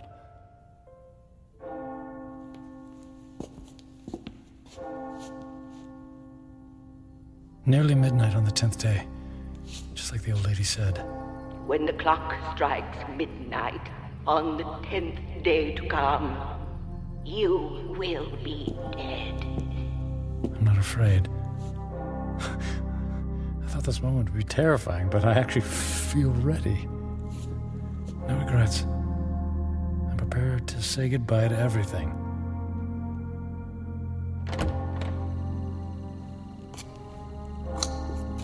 Excuse me, sir. I'll have to ask you to leave now. Yes, I'll go, and thank you. From the bottom of my heart, thank you. No, may I ask one favor? What is it? If anyone asks, can you tell them I was ready and that I was grateful? Grateful? For what? For everything. It was all a gift.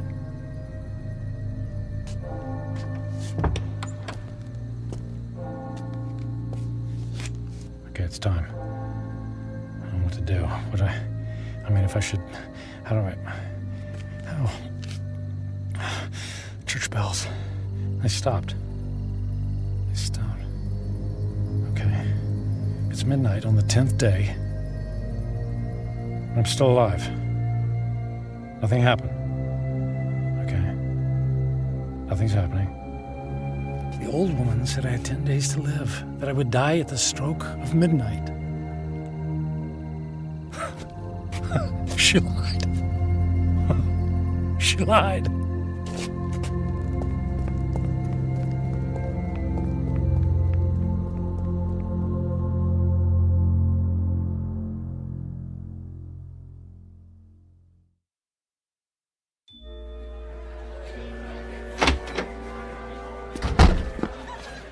Hey, excuse me. The old lady, the one who reads fortunes, is she here? She just left a few minutes ago. She walks to the bus stop down on the corner. Oh, which corner? Which way? Up that way, go left.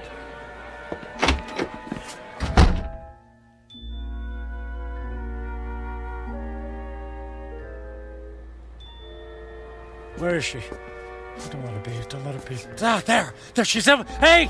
Don't get on that bus! Wait! What is it? Who's calling? You lied to me! Who is it? Who are you? What do you want? Look, I'll stand in the light so you can see my face. Now, do you remember me? Ah, yes. The angry man. And I'm still angry.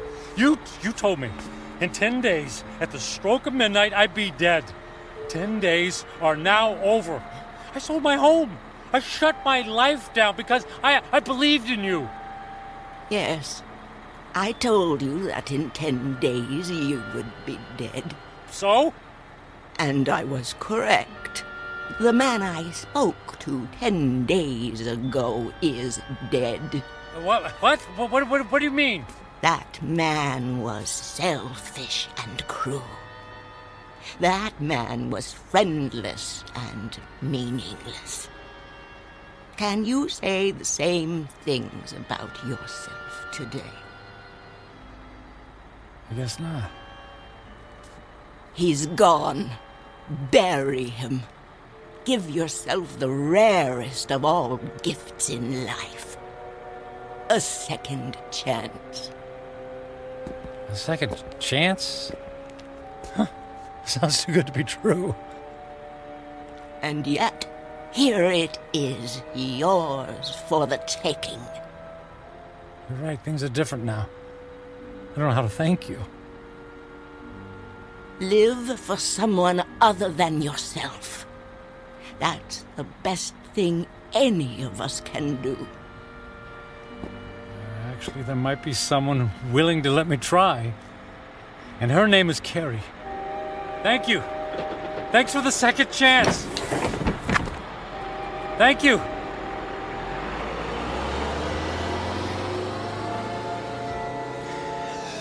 Thank you. Thank you so much.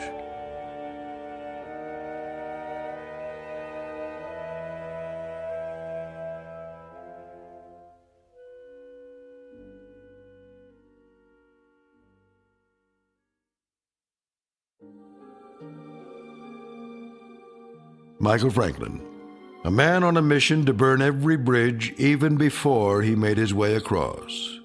Stung by the terrible knowledge of his impending demise, his journey toward redemption faced a detour of intoxication and self-indulgence. As he now knows, such things are not the stuff of satisfaction, only empty calories and heartache. Ironic, then, that a man who placed such a premium on personal wealth could only feel full upon losing everything. A stark, lonely truth, but an eternal one. Upon such truths are built second chances here in the Twilight Zone.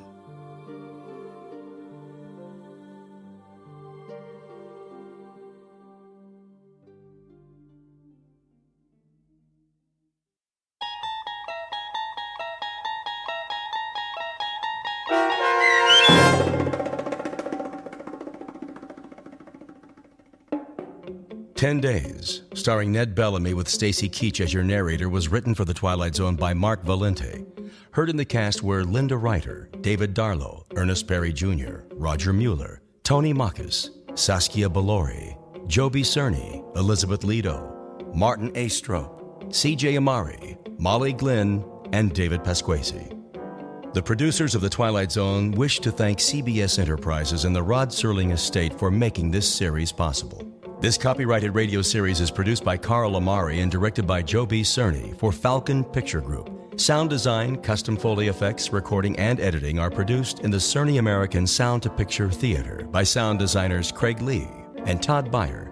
Music for The Twilight Zone is provided by CBS and American Music Incorporated, New York. To learn more about the Twilight Zone radio dramas and to download episodes, including 6 free episodes on our homepage, visit our official website at twilightzoneradio.com. Doug James speaking.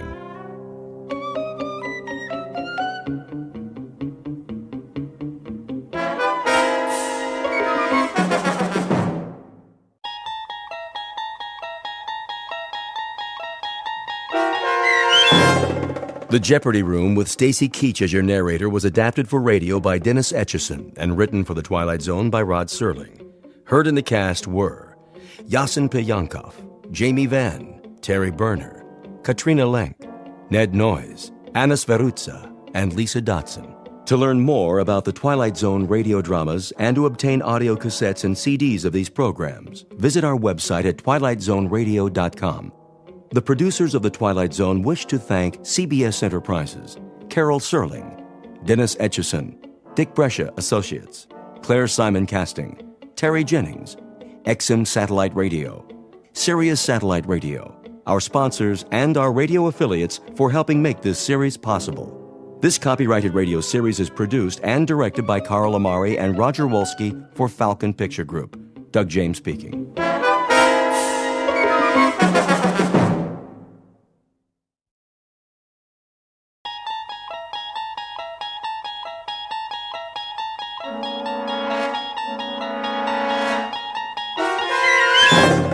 You unlock this door with the key of imagination. Beyond it is another dimension. A dimension of sound, a dimension of sight, a dimension of mind. You're moving into a land of both shadow and substance, of things and ideas. You've just crossed over into the Twilight Zone.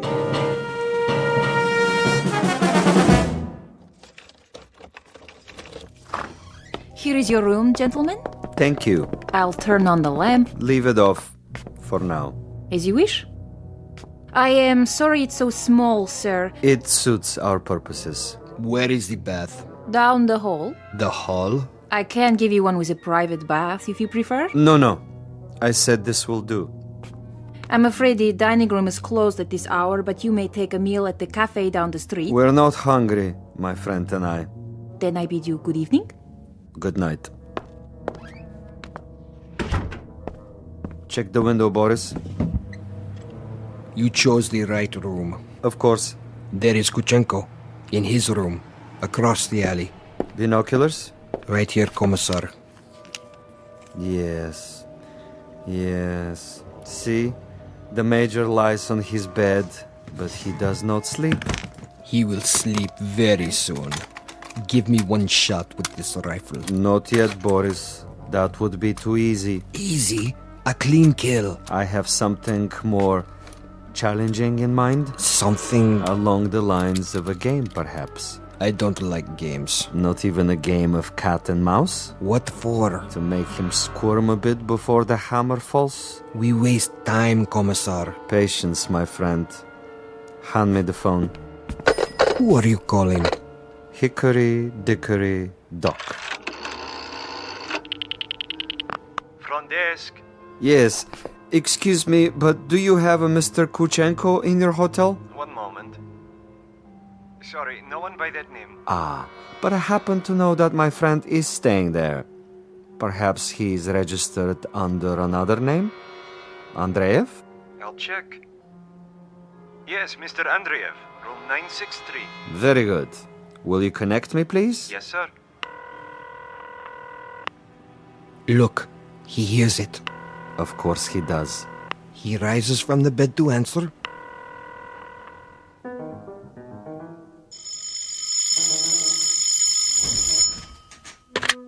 Yes? This is Major Kuchenko. Hello? Major? Are you there? Major?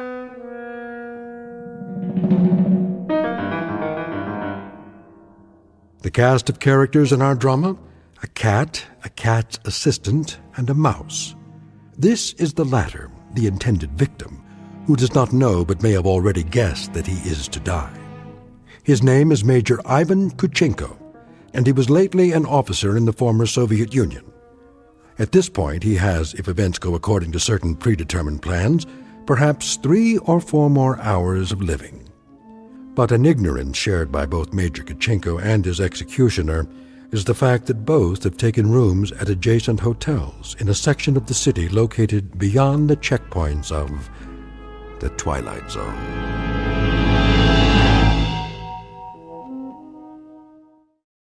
And now, The Twilight Zone and our story, The Jeopardy Room, with Stacy Keach as your narrator.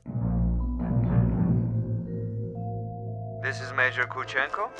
Who is calling? Major Kuchenko, you don't know me. Who is this? But I have heard of your recent arrival here. You have the wrong number. And I wanted you to know that you have friends in this city.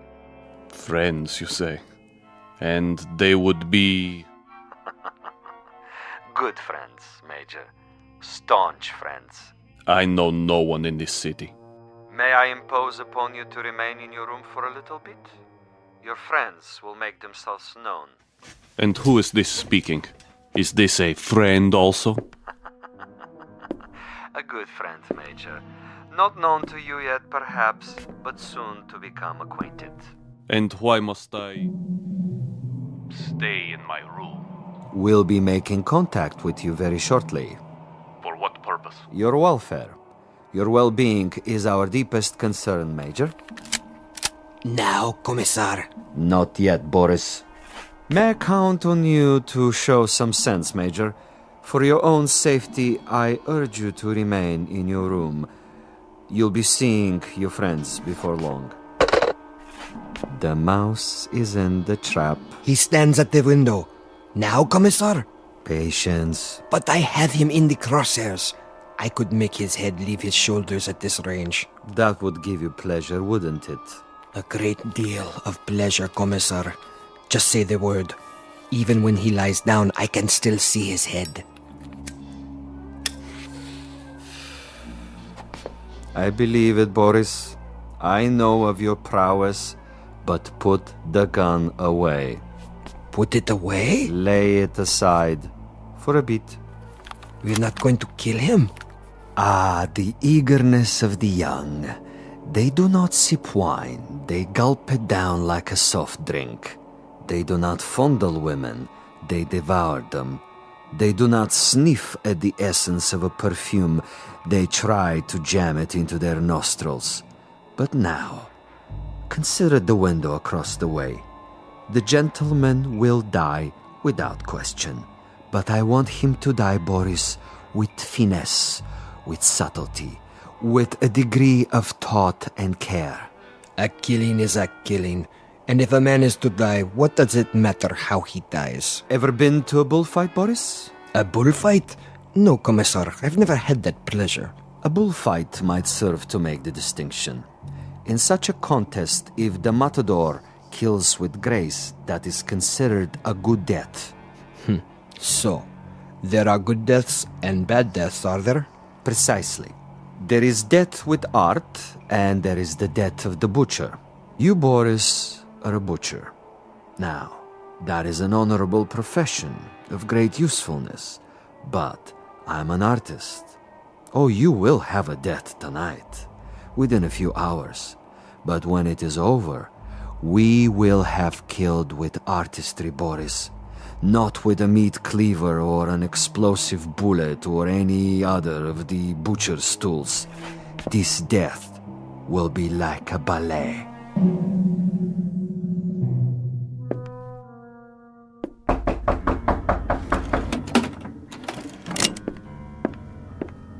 Yes? Major Kuchenko? Who is it? A friend, Major. If you prefer, you can turn off the lights and find a hiding place. I'll come in with my hands up, palms open. Major Kuchenko? And you are? I am a friend. May I? For a moment.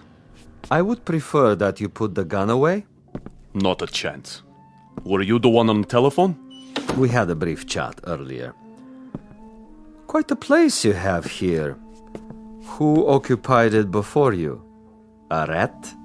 I have no luxury of choices. Indeed not. In this respect, you are a very poor man of late. However, you have a bed, you have some pictures on the wall, and the floor without so much as a throw rug. An adequate accommodation, and a view of a brick building alongside. I suppose there are worse places to spend an evening, Major? I know. I've been to many of them. Indeed. Indeed you have. Siberia is cold this time of year, is it not, Major? I'm told it's a most uncomfortable climate. You've been told quite correctly. It's a freezing jungle. A freezing jungle.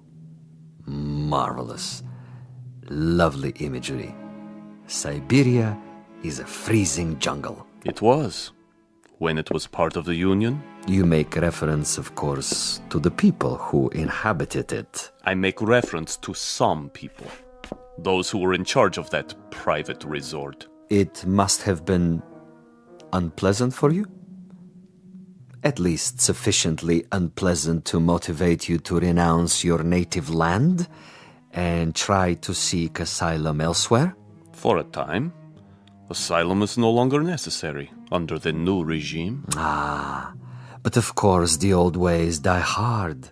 Some of the same people remain in charge, and they might be concerned about their public perception in this new world. To the victors go the spoils, and that includes access to certain, let us say, sensitive information? I don't know what you're talking about. Really? But I think you do. You were a political prisoner. You served a term of 12 years. You escaped and you moved quickly when the borders were opened. To bring us up to date, you have made your way to a neutral country, somehow avoiding an official debriefing. You have made contact with certain foreign agencies, and now you're desperately trying to get on an airplane that will take you to a Western nation. But for some reason, you feel that you're still under surveillance? Oh, it's more than a feeling. I know I'm under surveillance. Do you know by whom? I know very well. Can you tell me who they are? Look in the mirror. Commissar Vasilov. Very discerning, Major. You remember faces? I remember pain. I remember some interrogations that went on for many weeks. I had no calendar, but I made marks on the wall of my cell. How resourceful. I remember one particular man who smoked Balkan cigarettes in a long holder and stood in the corner of the room, smiling and nodding, making jokes, while I went from agony to agony. So, Major, now we may dispense with the amenities. The masquerade, the little give and take of two strangers feeling each other out. Agreed. Now we get to the point. Do you honestly think that we would permit you to book passage on an aircraft out of here? That would be quite impossible. As a former member of the military, even as far back as 12 years ago, you have information that we would find embarrassing were it to be released elsewhere. Why, if the government we worked for no longer exists? Because the new government contains many of the same players reshuffled into different positions, and they have their new careers to consider. Consequently, Major, it is not to our advantage that you leave. It would, of course, be simpler and more convenient if you accompany me back to our embassy. I am sick, tired, and torn, Vasilov. But I am not insane.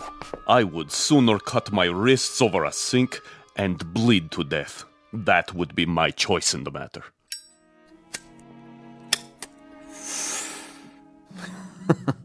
You surely can't be serious, Major. I'm rather a connoisseur of the several hundred ways for a man to depart the earth. And you can believe me when I tell you the cutting of the wrist is not a particularly felicitous modus operandi. Quite apart from the pain, which of course must be attendant, is the fact that one dies slowly, and because of this, he has to be an eyewitness to his own demise. No, my dear friend, I'm afraid we are of two minds about that kind of death. But enough. I have brought you a small gift. Consider it a peace offering. Careful. Gently, Major. Gently. This happens to be a bottle of Amontillado. Quite rare and most pleasing to the palate. I have to repeat what I told you before, Commissar. I'm not insane. I'm quite aware of what would happen to me if I drank any of that. Why, Major? I'm disappointed in you. With your kind indulgence, allow me to use your own water glasses. If you assume this is to be cyanide or some other poison, you're quite wrong. Am I? Undoubtedly. You see, I don't share your death wish. I'm a healthy man with excellent expectations as to my longevity. No, indeed, Major. I was about to propose a social drink. The two of us. I'll drink first, and then you. Satisfactory? Such ritual, Commissar. Such tribal rites. Yet you have only one purpose with me. Why don't you get it over with? If you're trying to disarm me and make me get rid of this pistol, it'll take more than a social wine. Indeed, Major. Now, as to my business with you, we both know what that is. Go ahead and say it. Very well. I'm to see that you're dead by tomorrow morning. Is that plain enough? Quite plain. And you shall be, Major. With a degree of immodesty, I can say that I've killed 800 times you. But I've done it, Major, with subtlety, with originality, with ingenuity. I'm the last of the imaginative assassins, an artist of the profession, as it were. Excellent. Flavor. Bouquet, just the proper dryness. Really quite an exceptional wine. Join me, Major? And now? And now I will tell you something else. I will tell you something about you and me. Please. You, Major, are a malcontent, a genuine curiosity, a rebel with no cause to speak of. You have to go to prison camps, to interrogation centers, or hide in filthy little rooms. You can never accept that which is ordained. And you? I, on the other hand, am a survivor. I adapt to my situation. I haven't a large salary, and my job, at least the way it's laid out, is a rather dull one. Finding defectors and traitors and subversives and doing away with them. Now, I could do that with a high-powered rifle. I could do it with a homemade bomb. But I choose to exercise imagination and taste. In your case... In my case? In your case, I choose to prolong the game. And in the process of this prolongation, I've come up with what I think is a most bizarre and novel method of execution. One designed especially to challenge your talents. For we are worthy adversaries, you and I. I feel weak. I feel... Tell me what you feel, Major. Exactly. I want to know. Why, you monster. You drugged me after all. Indeed I have. And that poses an interesting question, doesn't it? How is it that we both can drink of the same wine, and yet I'm unaffected? Isn't that an interesting question, Major? Major?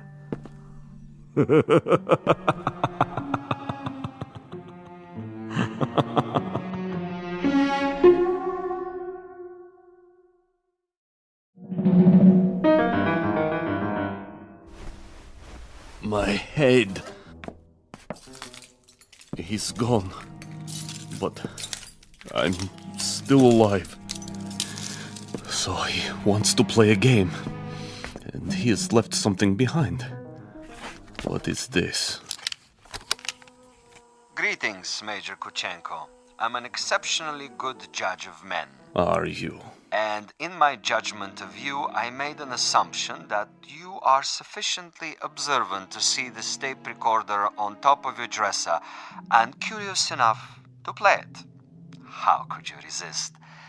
This will also suggest to what complicated ends I'm willing to go to make a simple execution different and imaginative. First of all, to clear up one point. You may remember our discussion. Before I left you, I proposed a question. Isn't it odd that we both drank of the same wine and how different the effect? Isn't it odd? Really quite incredible and bizarre. How can it be? In all honesty, Major, how do you explain it? Go ahead. I'm listening. You. Perhaps you have figured it out already. The truth is, I have been imbibing this particular drug for many years, a sort of experiment with myself as the subject.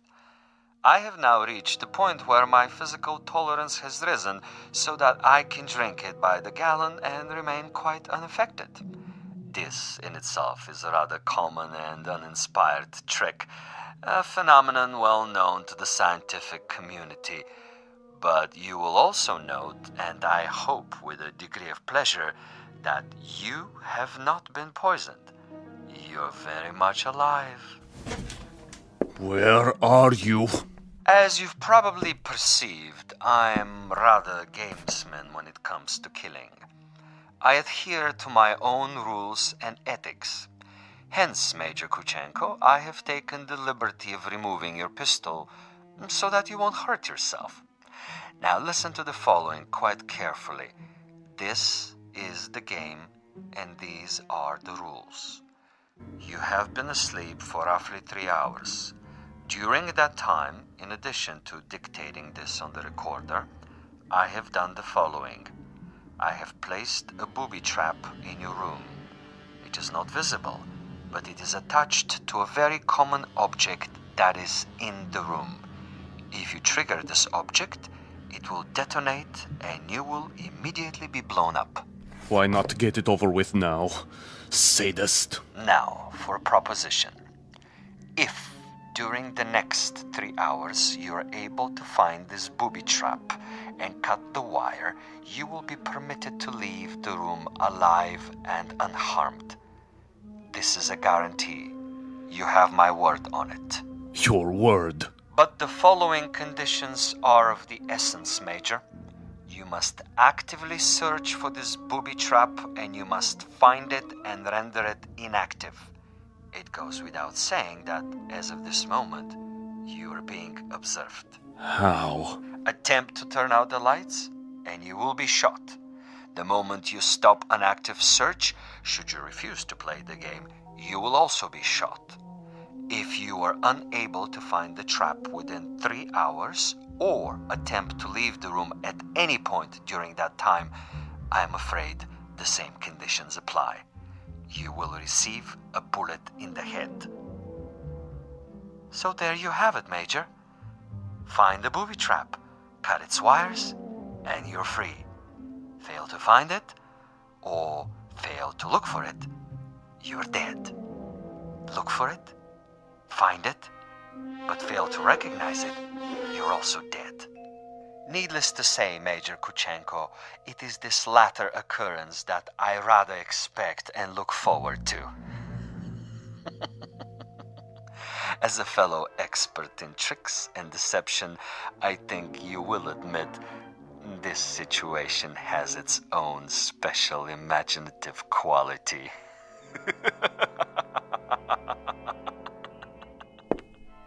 Where are you? Where are you?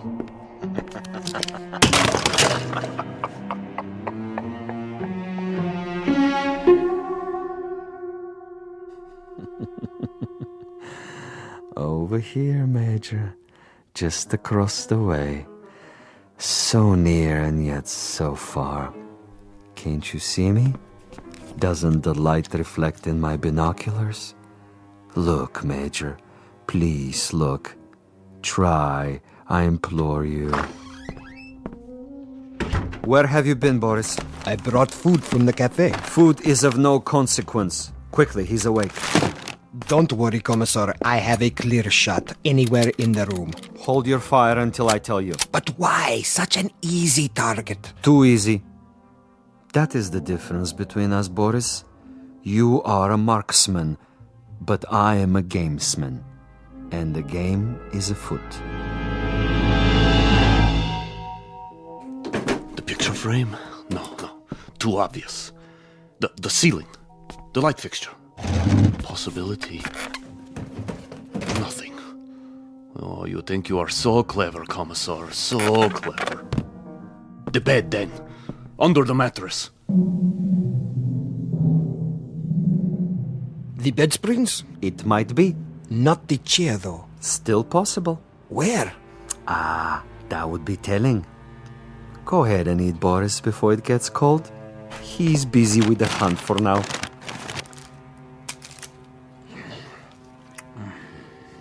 What did you bring? Sandwiches. Have one, Commissar. I never eat while I'm working.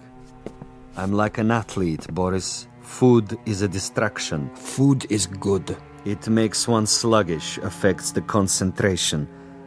The morning will come soon enough.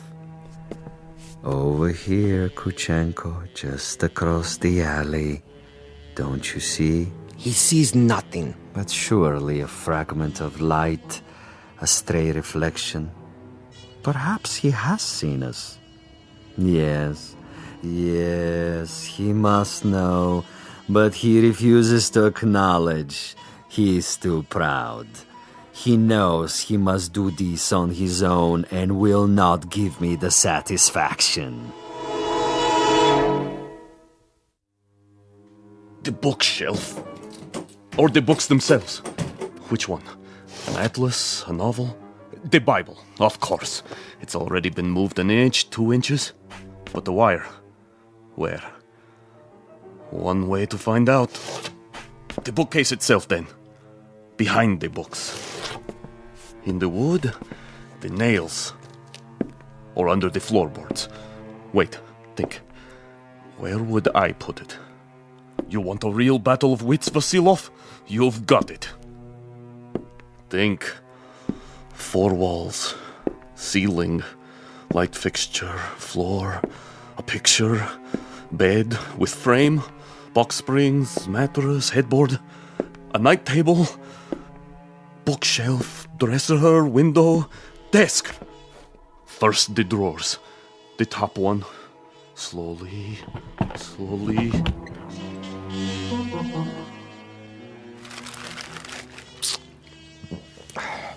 What is he doing now? The desk. He's down on his hands and knees removing the 2 bottom drawers so he can see what's under the top one. Bravo, Major.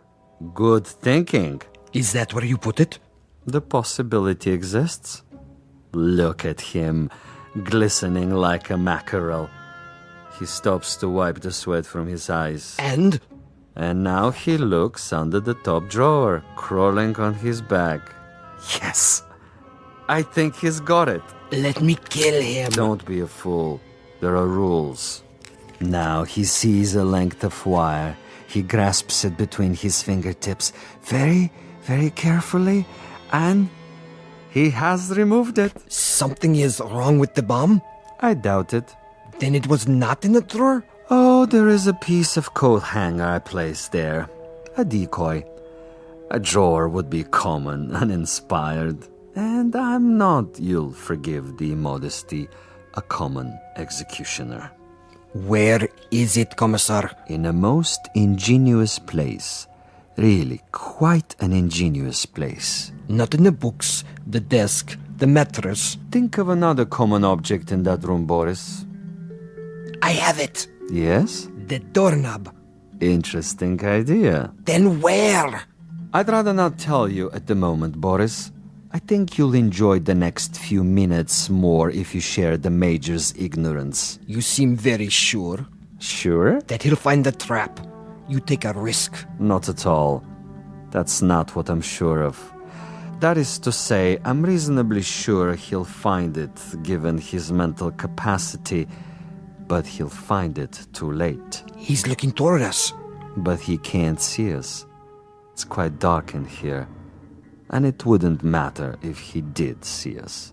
Now he's returning to the table. You're getting warm, my young friend. The ashtray. Extremely warm, but not hot. Where then? Please, Commissar, please tell me. Take the glasses. What do you see? He stands over the telephone. He is reaching out. Hot now, Boris. Extremely hot. Oh, he has picked it up. I thought for a minute there... You thought what? The telephone. Precisely. The telephone. But he just lifted the receiver. Indeed. He lifted the receiver to call out. If, on the other hand, the Major's telephone were to ring, and he were to answer it... That's it, isn't it? If he picks up the phone after it rings... You have it now, my friend. When the Major's phone rings and he answers it, I have placed a tiny bottle of nitroglycerin inside the mechanism. The explosion will only occur after the ring and the lifting of the receiver, at which point the electrical contact will be made, and Major Kuchenko will not even have time to say hello. But what if no one calls? Oh, someone will. I promise you, someone will.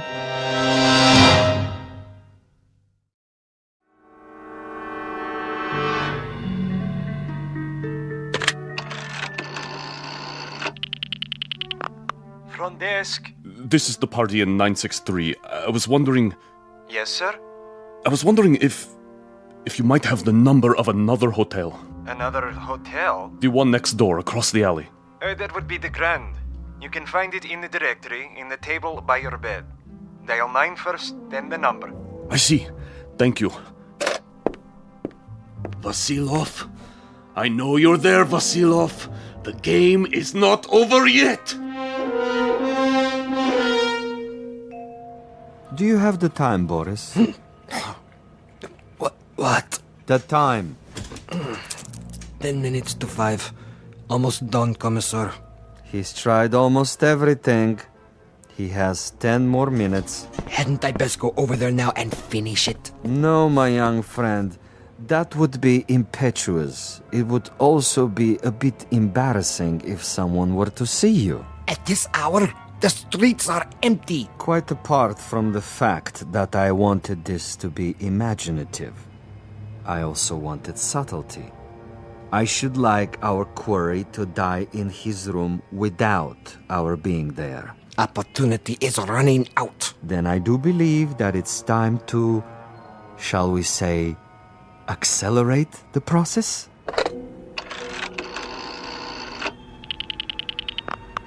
Hotel Mont Blanc?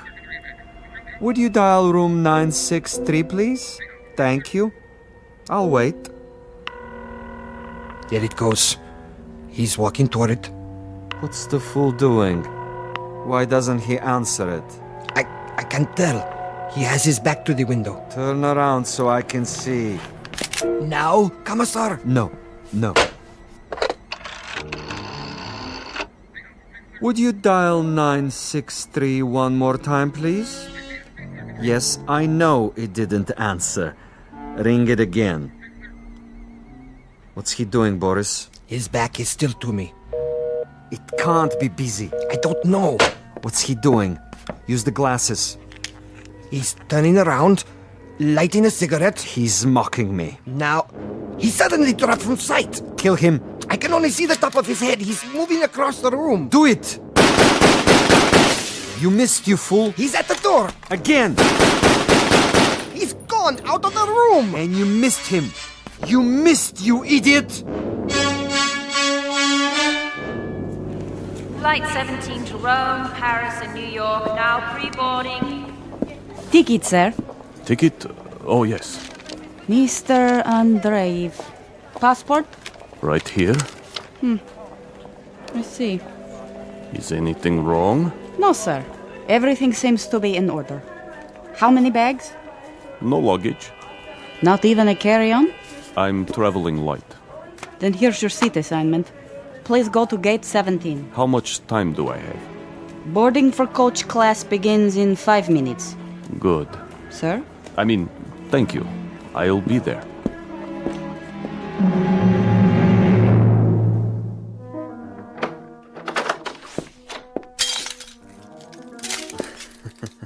What a mess he left behind. Like a pigsty. He tore the bed apart. And the furniture. Oh, just look. Oh, even my poor little tape recorder. Commissar? Yes, Boris? It would have been better, wouldn't it? What would? If I had taken his head off in the first place. You mean if we had slaughtered him like an animal? I love your style, Boris. You should have been a pig farmer. Our man would have been dead by now. He would have been dead if we had beaten him to death with mallets too. But anyone can die that way. And any stupid, insensitive fool can kill that way. No, this is a man of quality, with a resourceful mind, similar, you might say, to his executioner. He deserves a better ending, as do I. But that's all right. I have time. I'll get him in the next city, now that I know my adversary. We will be able to track him? Most certainly. The old network still functions, though in a much different way. I have the same contacts, no matter what they now call themselves. Importers, exporters, businessmen of various stripes, here and abroad. It's marvelous, you know. Really marvelous. Think of the possibilities. Other, even more ingenious methods of doing away with Kuchenko and his kind. I still think we should have chased him. Not at all. He would have gotten away. And even if he hadn't, it would mean that a thick-headed clod like you is more efficient than I. And this I reject, Boris. This I reject in toto. Look at this. A bottle of wine. I can only find one glass. Throw it away.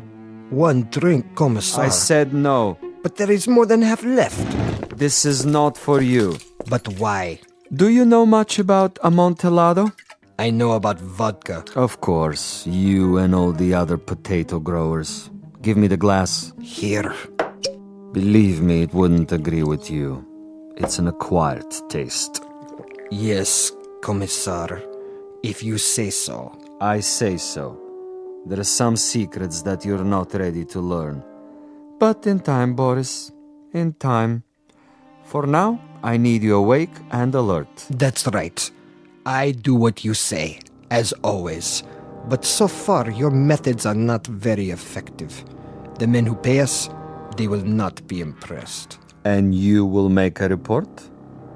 Only I can do that. I am the one they listen to. I can request another assignment. You're free to do so. Until then, I take no further orders from you.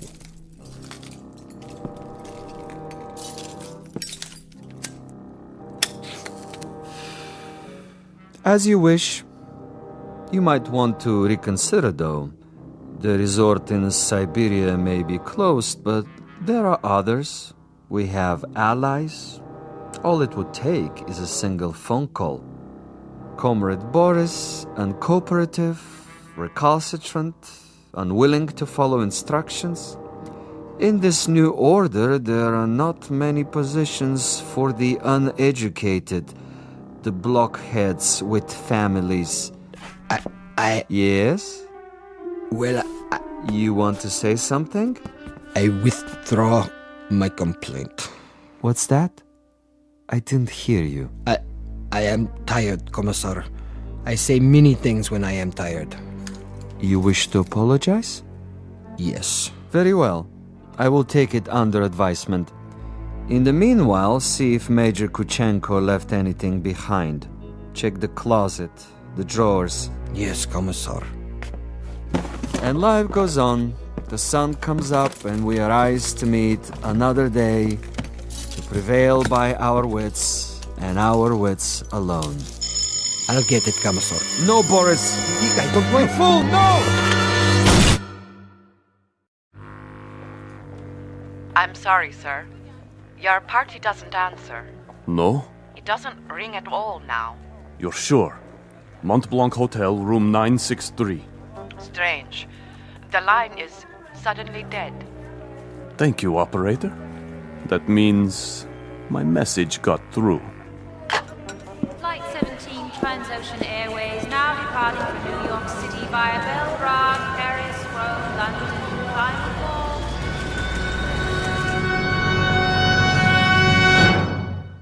Major Ivan Kuchenko on his way west, on his way to freedom. A freedom bought and paid for by a most stunning ingenuity. Exit a gunman named Boris and one Commissar Vasilov, who forgot that there are two sides to an argument and two parties on every line. This has been a collect call, placed direct to you from a phone booth located somewhere in the Twilight Zone. More from the Twilight Zone after this. You are about to enter another dimension, a dimension not only of sight and sound, but of mind, a journey into a wondrous land of imagination. Next stop, the Twilight Zone. Hi, this is Stacy Keach. I'd like to take a moment to tell you about our Twilight Zone website at twilightzoneradio.com. At twilightzoneradio.com, you'll find the latest information on these Twilight Zone radio dramas, including behind-the-scenes photographs, plus the newest product releases, trivia contests, ways to contact us, other Twilight Zone-related info and merchandise, plus links to other fascinating websites. So make your next stop twilightzoneradio.com. Visit twilightzoneradio.com to purchase these Twilight Zone radio dramas on cassette and CD, or call toll-free 1-866-989-ZONE. That's 1-866-989-9663.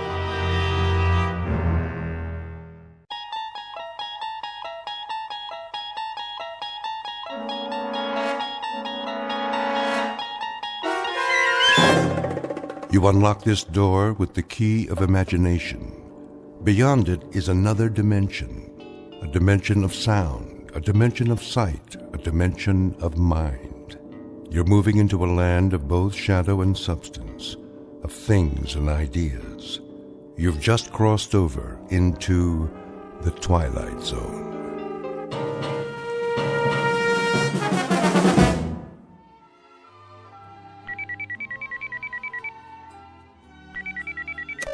Yes? Hi, Marilyn. Oh, hi, Val. Guess what? What? I got a catalog this morning. That's nice. I'll hold it up so you can see.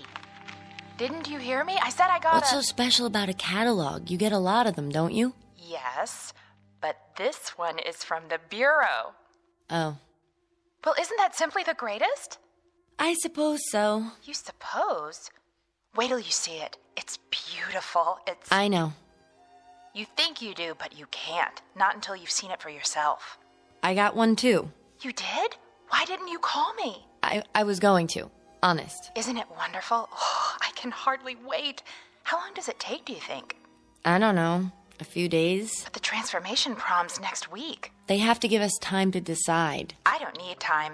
I've already made up my mind. You have? Number 12. They're so beautiful, with perfect blonde hair and those little noses that turn up at the end. My mother's a number 12. I know, and she looks so fabulous. Don't you think she looks fabulous? My mother's a number 14, but I always thought your mother looks so much better. Who wants to be a brunette? Nobody has dark hair nowadays. There's this one girl at school, that senior Jennifer.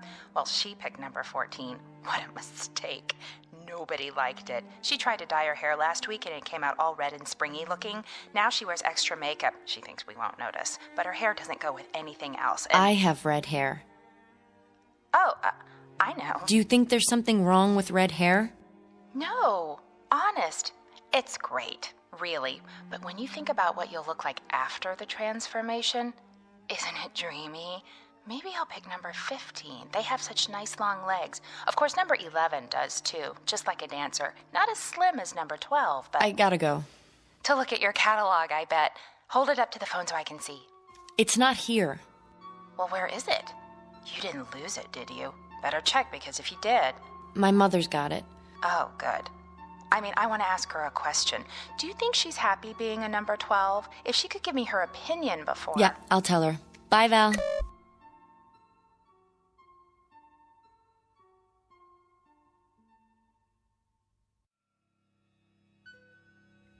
Portrait of an American girl caught in that transition known as the terrible teens.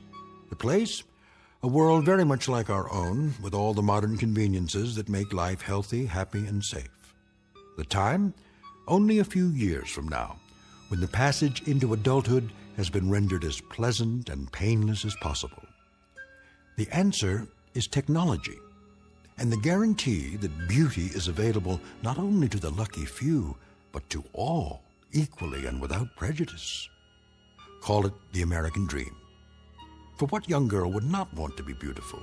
Given the chance, what girl will not happily exchange a plain face for a pretty one, an overweight body for a slender one, a lonely adolescence for popularity?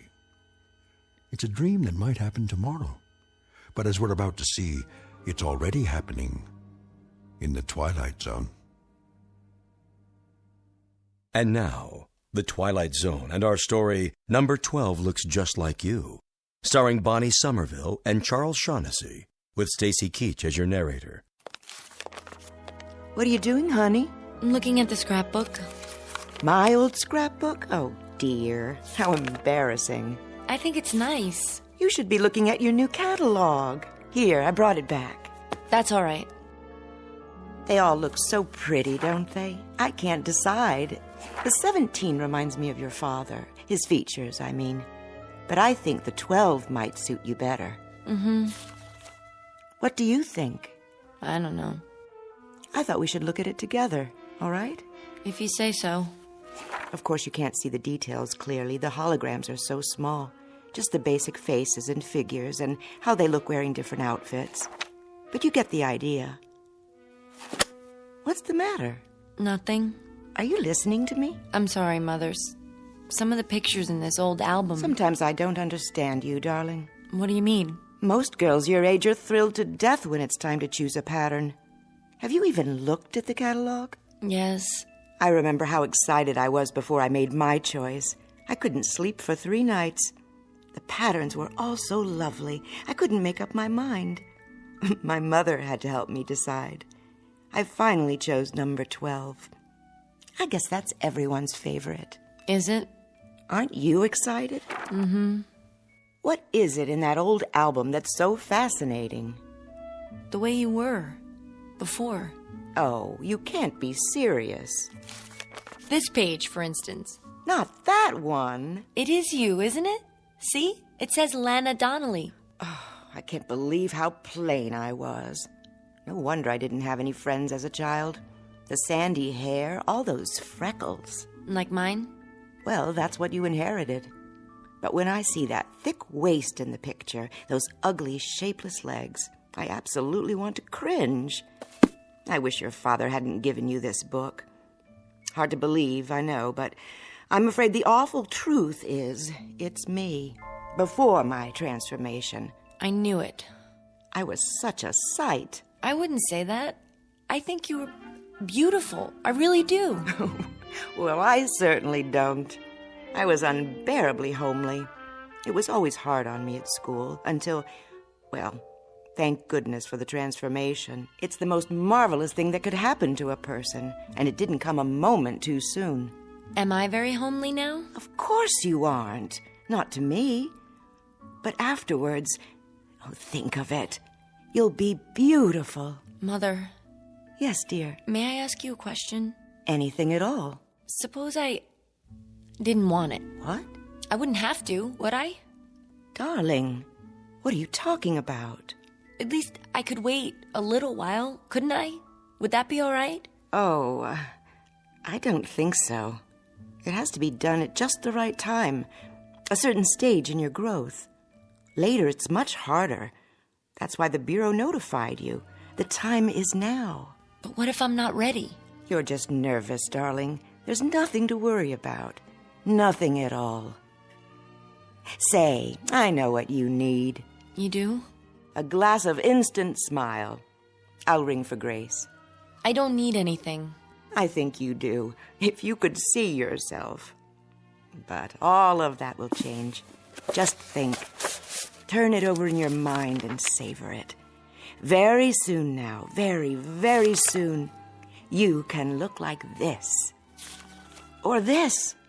Who's that one? She's exactly your age. Isn't she beautiful? Her name is, let me see, Melanie Moore. There's no reason why this couldn't be you. Wouldn't that be wonderful?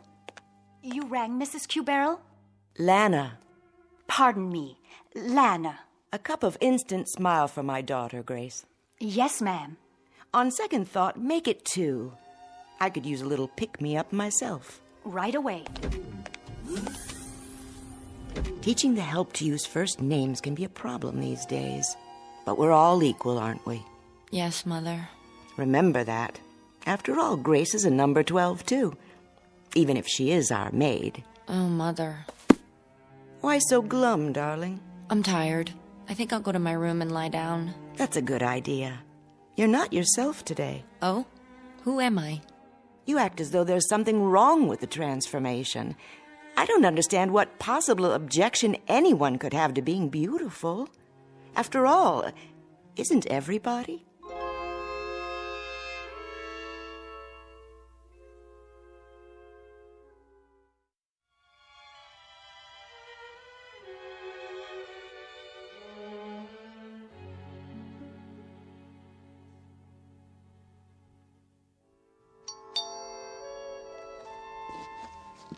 Someone's at the front door, Grace.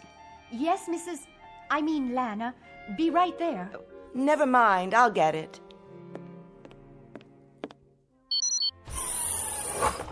Hello, Lana. Oh, Rick. Thanks for coming by. How's Marilyn? The same. I almost couldn't believe what you said on the vid phone. I couldn't believe it myself. But it's true. She doesn't want the transformation. Can you imagine? Let me talk to her. I wish you would. Where is she now? In her room. I'll let her know you're here. Yes. Marilyn, are you awake? Why? Uncle Rick is here. He is? Be right there.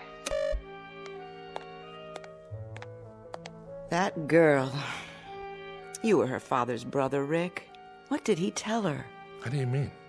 What could he possibly have said to give her these crazy ideas? It's an interesting question. Don't jump to conclusions. He was a good man. I know that. A little strange, perhaps, but a good man. I'll have a word with her. Might not have been his fault, you know. Then whose? Hard to say. They pick up so many peculiar notions from the Trivid and at school. Here she is now. Don't let on that I called you. I won't. Honey, look who stopped by to see you. Hi, sweetheart. Uncle Rick! Oh, forget that uncle stuff, will you? You want me to start feeling old? Oh, you're not old. Can you stay? For a few minutes, I guess. I was just passing by and I... You two will excuse me. What's the matter, Mom? Nothing. I'm late for my culture class. Still taking that night course, huh? Well, I can't miss a chance to improve myself, can I? Make yourself comfortable, Rick. If you need anything, Grace is in the other room. Sure. Nice to see you, Lana. Nice to see you. Come back soon, will you? We'll all have dinner together. Sounds great. Bye now.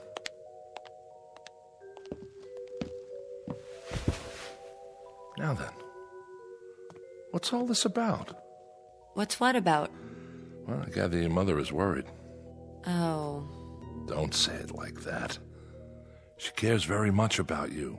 Because I don't want to be transformed? Something like that. Because I want to stay ugly. Stop it. You're many things, honey. Most of them delightful, but you're definitely not ugly. You're just... Just what? Not beautiful? Some people might say so. What would you say? You're different looking. Different good or different bad? Doesn't matter. The point is, people choose transformation when the opportunity comes along.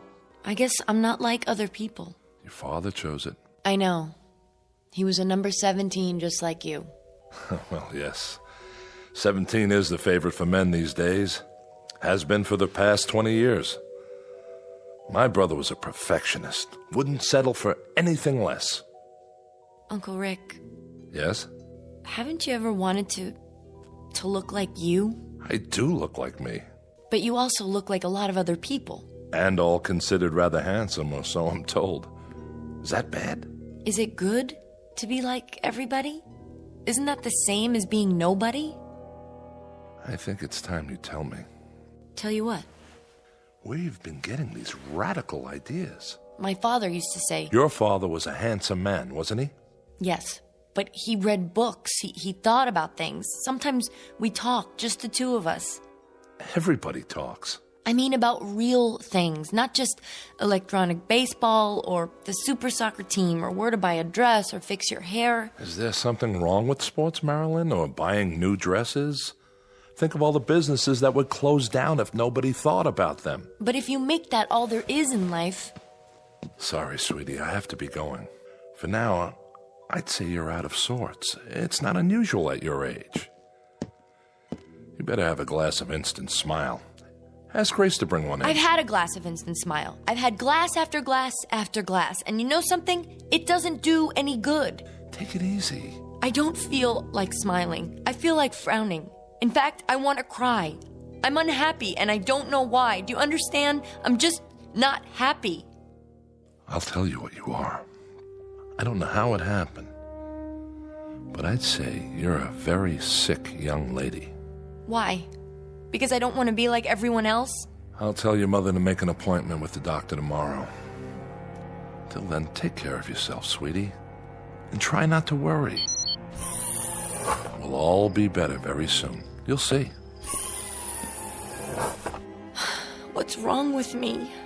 Somebody please tell me. What's wrong with me?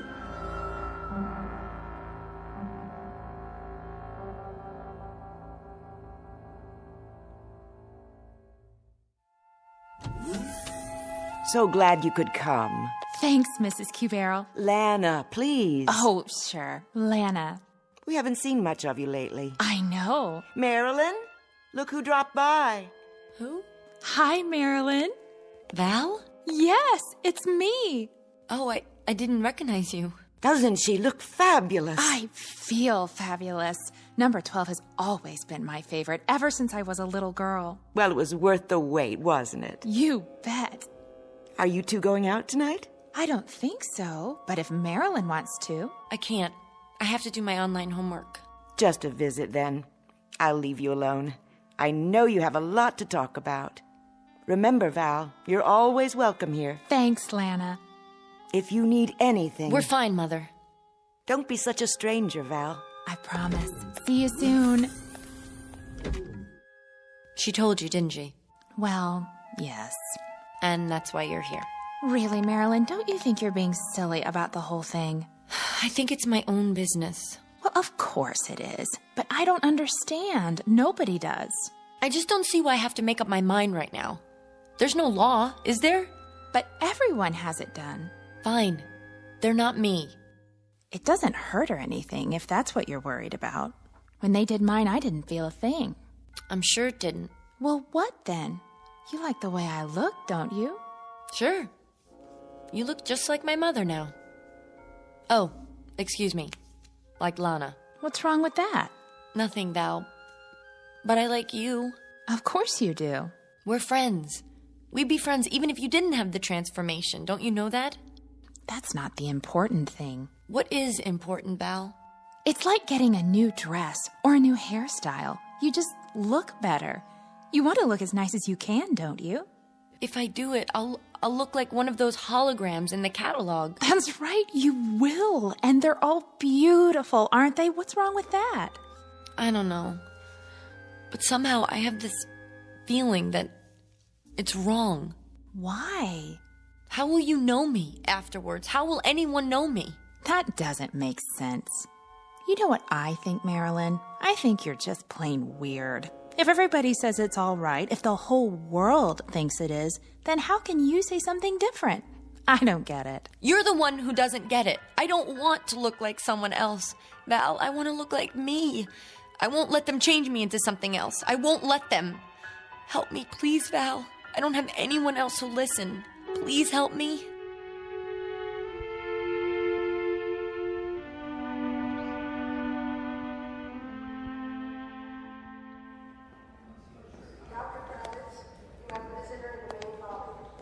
Marilyn? Mother? No, I'm Miss Simmons. Oh, you must be a number 12, too. Why, thank you, dear. As a matter of fact, I am. Doctor will see you now. Where's my mother? She's already in the office. Would you like to come with me? All right.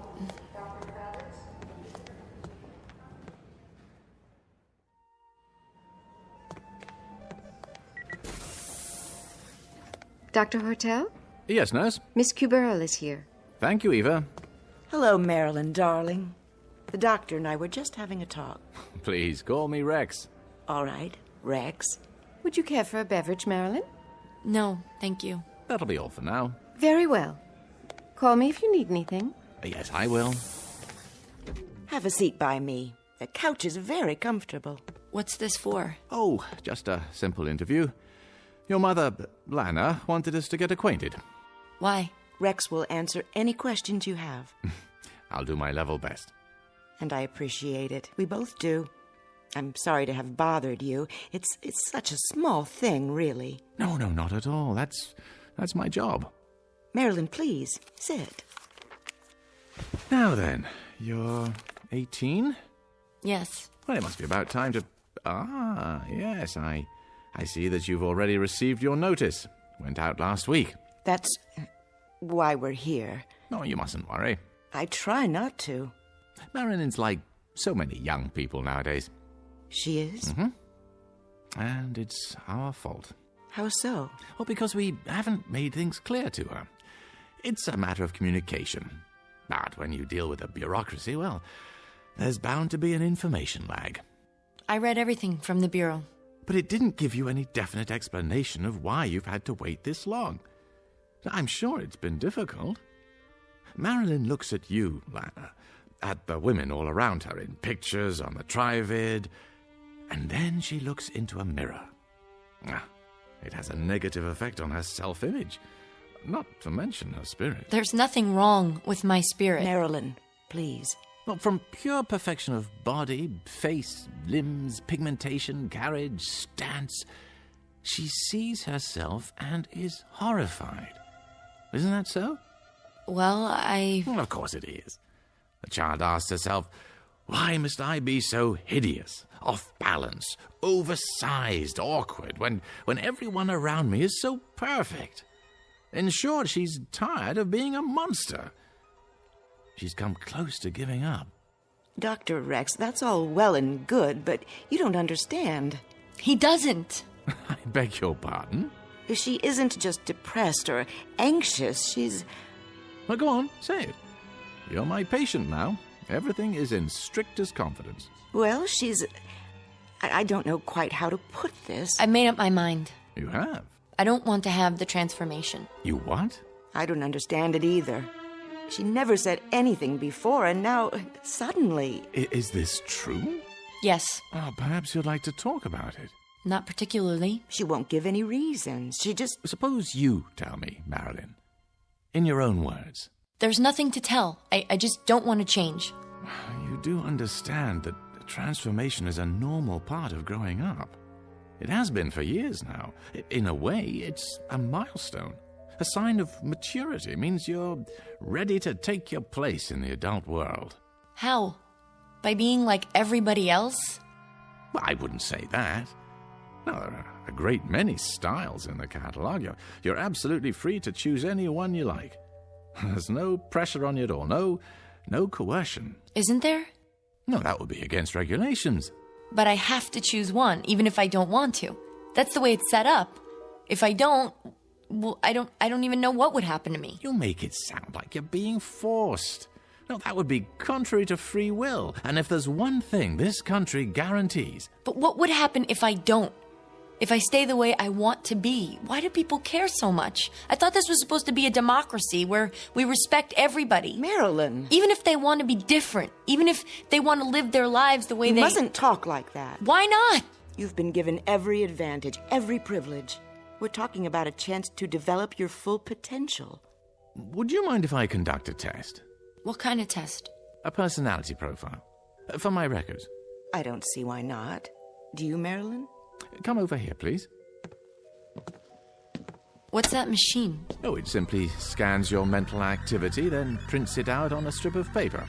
The whole process takes a few seconds. It's quite painless, I assure you. All you need to do is sit in this chair. It's all right, darling. I promise. What are you putting on my head? A cranial recorder. I'm sure you've had this done before. You did. When you first started school, remember? All right, close your eyes, please, and sit quietly. Now, you must understand, the transformation is desirable not only from an aesthetic point of view. It plays an important role in one's psychological adjustment. According to scientific research, it's absolutely vital. There, that's all there is to it. What does it say? Lana, was there anything specific that triggered your daughter's feelings? An emotional incident of some sort? Nothing that I'm aware of. She's never shown much interest in her appearance, but I honestly can't imagine anything Your that husband died in the Ganymede incident, I see. 5 years ago. Did you ever discuss this matter with him? Yes. I recall that he had some misgivings at first, but he finally chose number 17. Your number. Huh, I see. You remind me so much of him. Your eyes and the way you walk. Well, that's hardly surprising. It's an outstanding design. He's not Daddy, Mother, or Uncle Rick. Now, you can go back to the couch now, Marilyn. We're all finished. Just lift the helmet off. You were very fond of your father, I take it. Yes. And you respected his opinions, didn't you? He was very, very intelligent. Oh, I'm sure he was. Did he ever tell you that the transformation was bad? Not exactly. I'm sure he didn't. What did he tell you? He said he thought it was tragic. Jack had some ideas that were rather nonconformist, Doctor. But it was just talk. He had the highest physical and psychological rating with the rocket service. Well, this is a very unusual case. I'll require some additional time to look into the matter. Suppose I get in touch with you, say, in a few days. That will be fine. I appreciate your seeing us. Did you find out? What's that? The machine. Did you find out what's inside my head? Oh, your general intelligence rating is quite high. Social adaptation, good. Powers of reasoning appear normal. Oh, above normal, in fact. Then why won't you let me make up my own mind? Honey, please. Why can't I? Why should I be forced to do something I don't want to do? You can't make me, can you? Oh, no one has ever been forced to take the transformation. No, the problem is to discover why you don't want it. Then, once we understand that, well, we'll make whatever corrections are necessary. You're something of a challenge, young lady. Don't you worry. I'm sure we'll be able to handle it. Whatever it takes.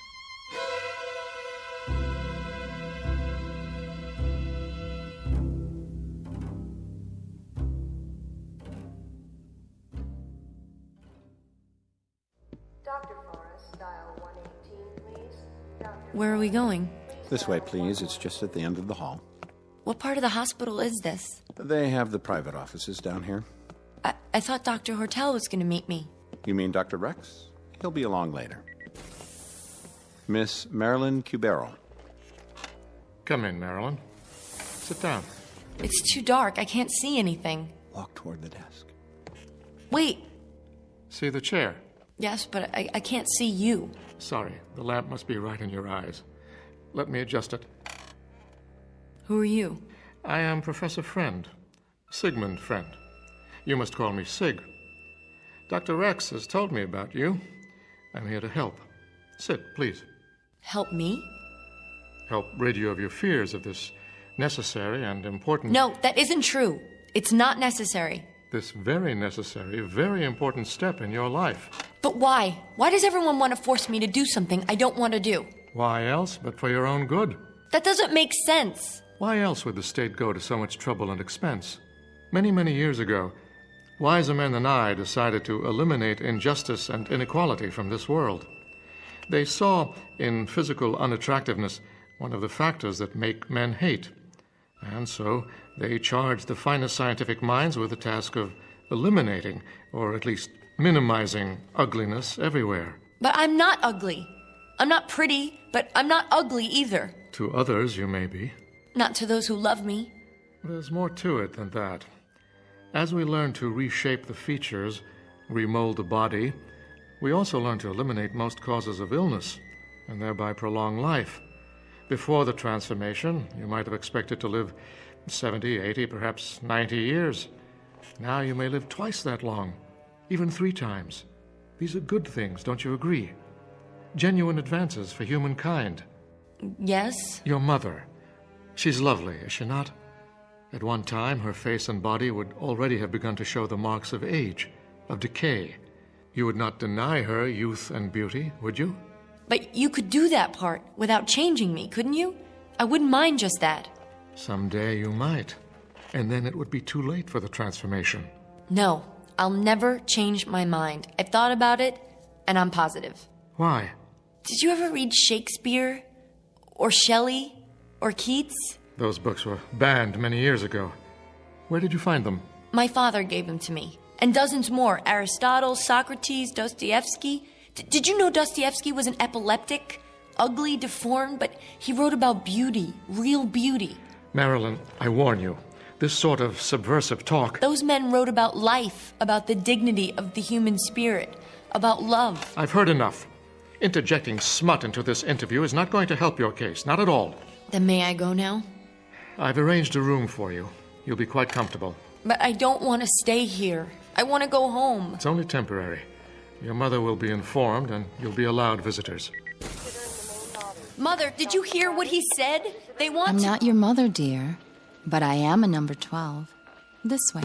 No, you can't make me stay here. I'm afraid you must let me decide what is best for you. This way. No, please. We're not going to hurt you. We're going to help you. Let me go! Let me go!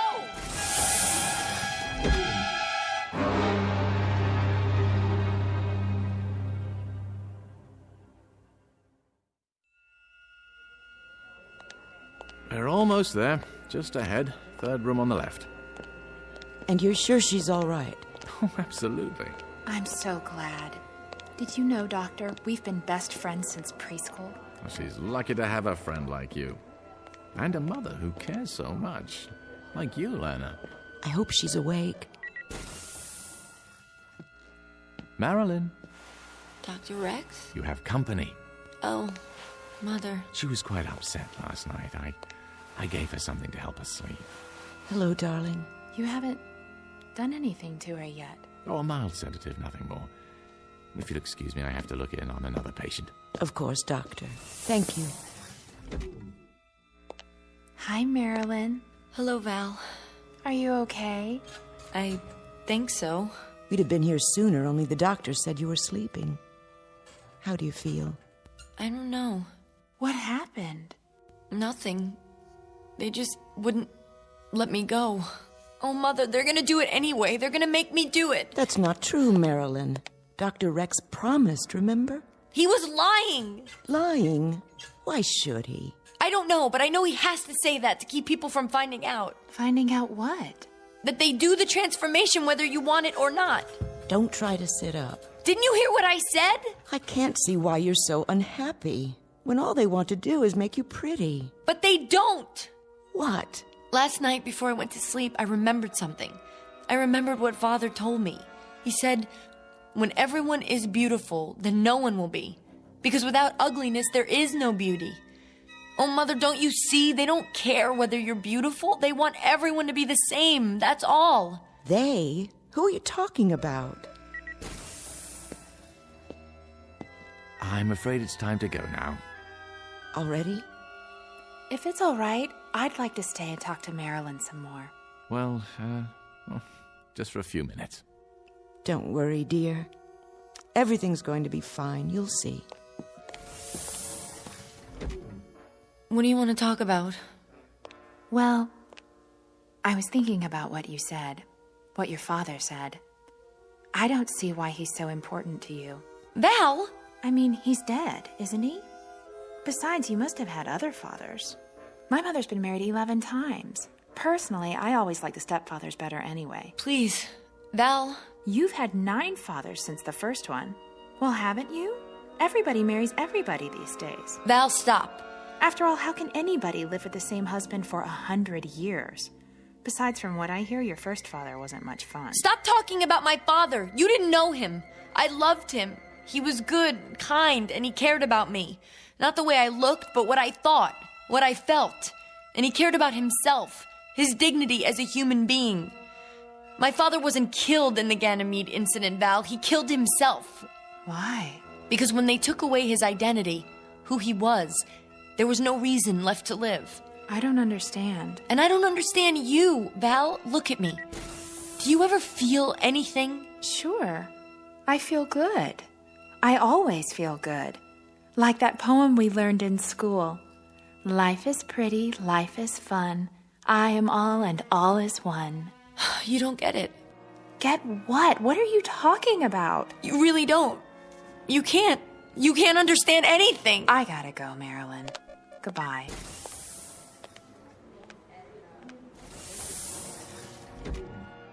I have to get out of here.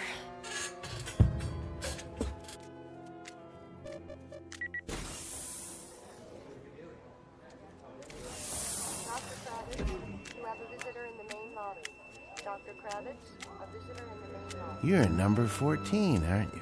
Yes. Do you like 14s? I do now. Have you had lunch yet?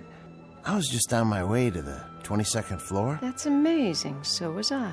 Working a long shift today? Till 7. Then I'm free. That's great. Say, have you seen the Holo Lounge yet? If you like, I was thinking we could... Which is the way out? I can't remember. Must be those 2 doors at the end.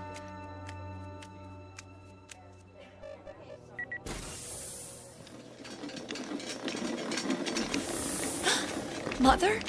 What's that? Is that my mother on the gurney? Is your mother pregnant? No. Then your mother must be at number 12. Are you all right? Yes, I'm fine. What are you doing in your hospital gown? I was just looking for the nurse. You better stay in your room. Push the button by the bed. The nurse will be along. Okay, I'll do that. Thank you.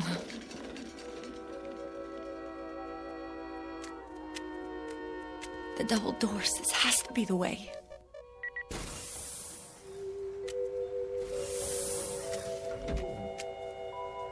Hello? What is this place? Somebody? Hello, my dear. We've been expecting you. Dr. Rex? Where am I? What?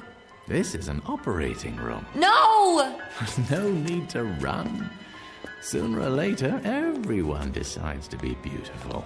What number have you chosen? No, please, please!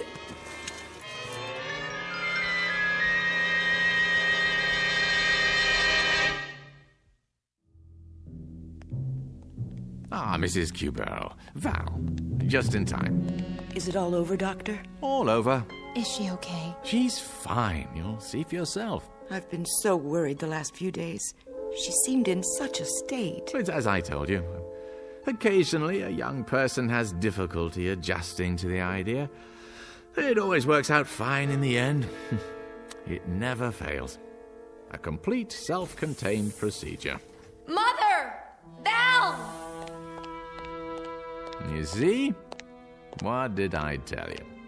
Look at me, Mother. Look at me. Marilyn? Well, what do you think? You're beautiful. Simply beautiful. Wow, I love your long legs. And the nicest part of all, Val, now I look just like you and Mother. Turn around so I can see you. Do you like my makeup? They even gave me some high heels. Of course, I'll need a new dress to go with my new look. Yes, yes you will. Come along, Marilyn. We'll do some shopping on the way home. Then we'll have a party, and all your friends can come over. You're going to have so many new friends from now on. I know. Isn't it exciting?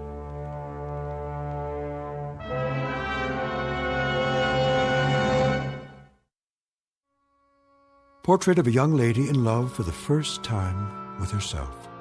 Improbable? Perhaps. But in an age of plastic surgery, bodybuilding, an infinity of cosmetics, and an obsession with appearance, let us hesitate to say impossible. These and other blessings, some of them decidedly mixed, may await us in the not-too-distant future, or at least a future to be found in the Twilight Zone.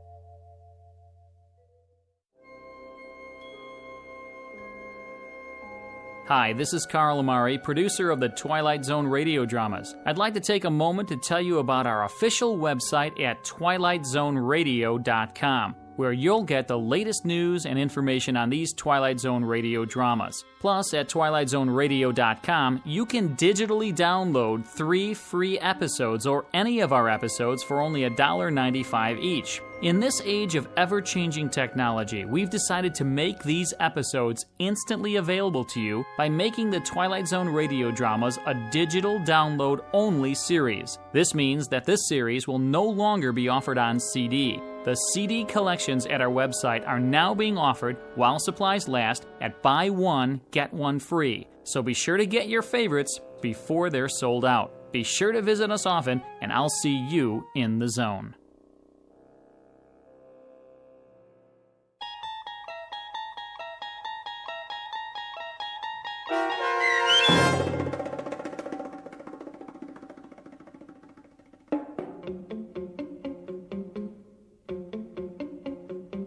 Number 12 Looks Just Like You, starring Bonnie Somerville and Charles Shaughnessy, with Stacy Keach as your narrator, was adapted for radio by Dennis Etchison and written for The Twilight Zone by John Tomerlin from a story by Charles Beaumont. Heard in the cast were Mike Starr, Linda Reiter, Rebecca Spence, David Darlow, Nick Sandys, Nina Lascelles, Tom McElroy, Rick Arthur, Chobi Cerny, Fernette Lebo, and Terry Lopez. This copyrighted radio series is produced and directed by Carl Amari for Falcon Picture Group. Sound design and custom Foley effects for The Twilight Zone by Cerny American creatives Bob Benson, Craig Lee, Michael Slaybach, and Matt Sorrell. To learn more about the Twilight Zone radio dramas and to contact us, visit our official website at twilightzoneradio.com. Doug James speaking.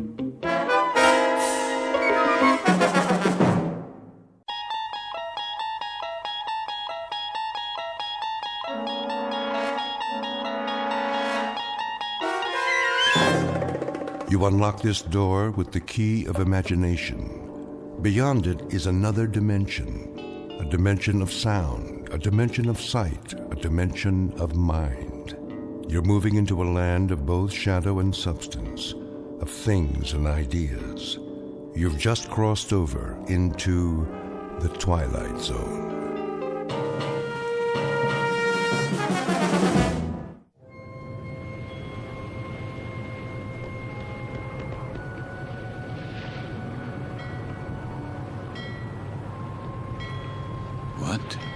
What is this place?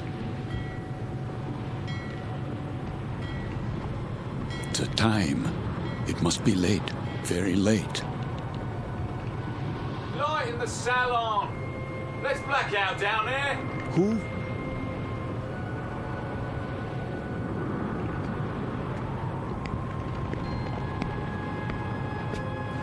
Forgive me, sir. Yes? Are you addressing me? Begging your pardon, but they'll be finished serving dinner soon. They? The galley crew, sir. Why do you tell me this? Well, I only meant... What? What did you mean? Well, all I mean to say is, you'd best go in now, sir, if you want your evening meal. My meal? The salon will be closing in a few more minutes. Oh, yes, of course. In the salon. Is that what you call it? Yes, sir. It's very dark out here. Would you like to follow me? Follow? The lights, you see. From now on, I'll have to switch them off when we open the door to the deck, and then on again. You understand, sir? Because of the blackout. The blackout? Yes. This way, sir. Are you all right? Why wouldn't I be? Is something wrong with my appearance? Why, no, sir. It's only that... Is this your first time? My what? Your first passage. It can take a bit of getting used to. Sea legs and all that. I'm quite used to being at sea. Thank you. I was just... Yes, sir? Listening. To the engines? Don't worry, sir. The diesels were checked thoroughly before we left port. And Captain Willoughby's top drawer. He'll get us there safe and sound, you can be sure of that. No, not the engines. What then? I was listening to the water, the cold ocean water out there, and the night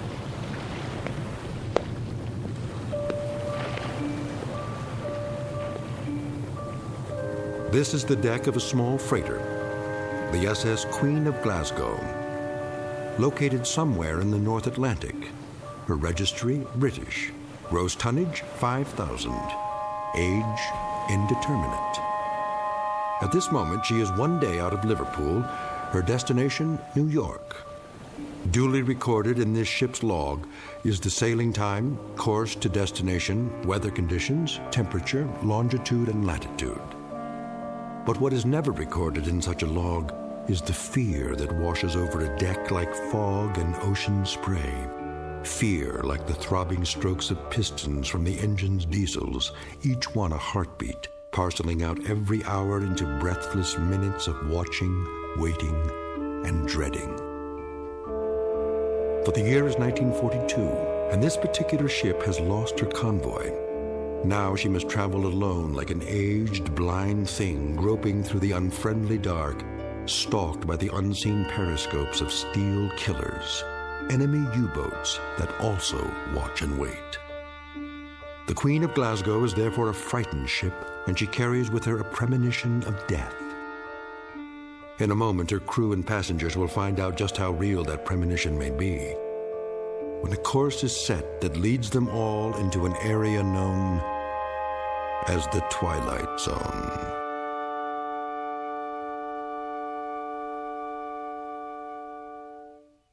And now, The Twilight Zone and our story, Judgment Night, starring Chelsea Ross, with Stacy Keach as your narrator.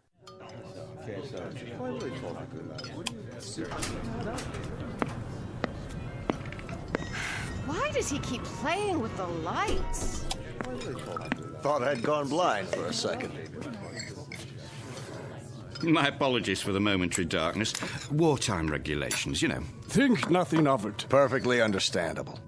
Wasn't it a lovely meal? Yes, indeed. Glad you enjoyed it, ladies and gentlemen. Something more, perhaps? Not for us, thank you, steward. We were just leaving. Come along, dear. Wait, Mommy, where's my doll? Why, here you are, little girl. You dropped it by your chair. Can you thank the nice man? Thank you. You wouldn't want to leave your dolly behind now, would you?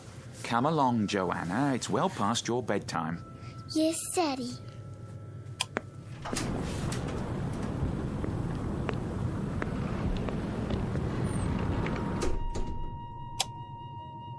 Who's this? Mr. I'm afraid I didn't get the gentleman's name. You are... Forgive me, I'm... Lancer. What's that? Aren't you Lancer? Oh, yes. I'm Jerry Potter. We looked for you at dinner. I was detained. I saw your name on the purser's list. We were wondering where you were. You were. Will you join us? Oh, no, that's not necessary. There are 3 other tables. 3 empty tables? I'm really not very hungry. Well, the captain wasn't able to join us tonight, so there's plenty of room. Come on over, I insist. Very well. Coffee, sir? Yes. Thank you. I believe I would like some coffee. Here's your seat, Mr. Lancer. The more the merrier, I always say. The coiner of phrases. We could do with a bit of merriment. Let me help you, sir. I'll get the coffee. Wait. Do I know you from somewhere?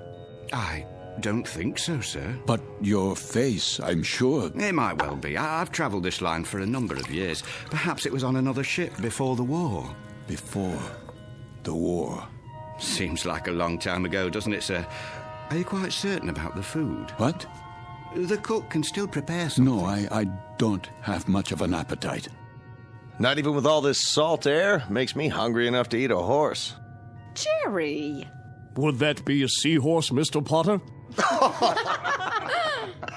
How about it, Lancer? Have some chow. Not tonight. Something happened tonight? Nothing unpleasant, I trust? Why, I don't know. I honestly don't know. Mr. Lancer, are you ill? As a matter of fact... You do look pale. A bit of the old mal de mer, perhaps. You might do well to take the meal in your cabin. My cabin? Your quarters, Mr. Lancer. This is all rather disorienting, isn't it? but a good night's sleep can do wonders. I could prepare a tray, sir. No. I'd recommend a cup of hot broth at the very least. I'm fine, I tell you. It was just a temporary dizziness. You're all very kind. I shouldn't intrude. Nonsense. Then let me do the honors. This is my wife. Madame. Hello. And across the table are our dinner companions, Major Devereaux. How do you do? And his secretary, Miss Stanley. Are you going home, Mr. Lancer? Home? Or away from home? Why, I'm heading away from home. We are as well, I'm afraid. The Major is heading up a military mission in Washington. Now, Barbara, loose lips. Oh, sorry. I was just telling them that I took this trip once before, when my wife was alive. Spring of 38. How different it was. The Queen Mary, most elegant. Where do you suppose they dredged up this one? She looks to be 300 years old. The Queen of Glasgow. Long live the Queen. Oh, hear, hear. What do you do, Lancer? Me? When I saw your name on the list, I tried to figure out what you'd look like. It's a game I play. Try to connect a face with a name. I thought you were probably an old language professor from Oxford or something. A regular barrel of laughs. Well, I'm... There goes the light again.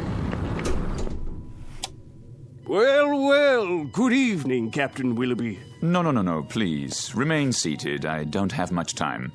I thought I'd just stop for a cup of tea and say hello to those who are still here. Don't worry on our account. I'll get you tea, sir. Thank you, steward.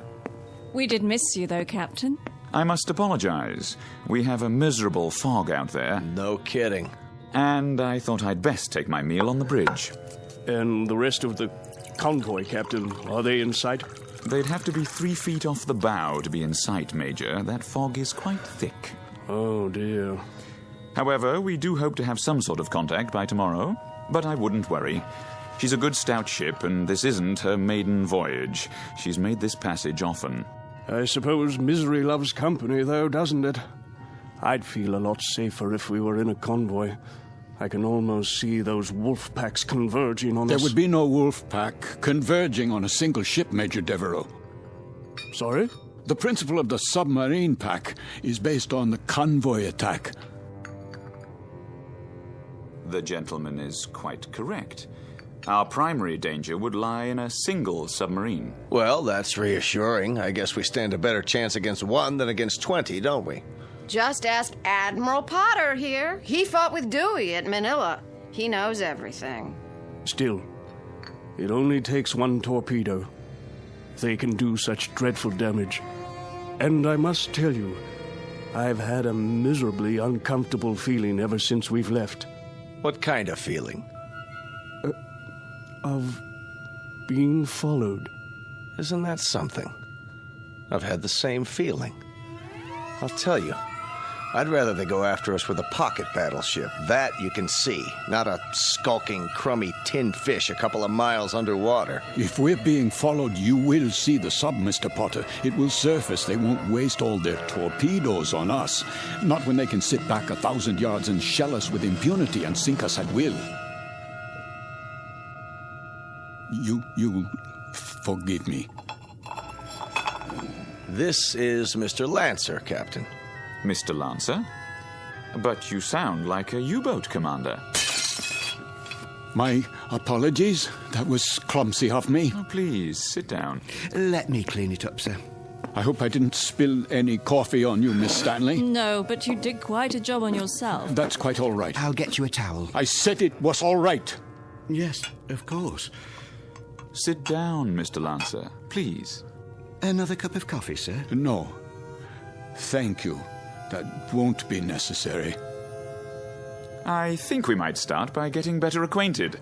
First of all, I trust everyone's comfortable. Yes, quite. This ship, you know, wasn't designed to carry passengers. I hope you'll bear with some of the inconveniences. I suppose they're worth living with to get to the States, aren't they? You can say that again. Mr. Potter, I understand you're with the American government. War Production Board. And where is your home, Mrs. Potter? Good old Chicago. Windy City. Oh, how interesting. I do hope to travel farther west one day. I tell you, I'll be mighty glad to see it again, wind or no wind. And you, Mr. Lancer? Yes? Where's home for you? Home? I was born in Frankfurt. Frankfurt? Like in Germany?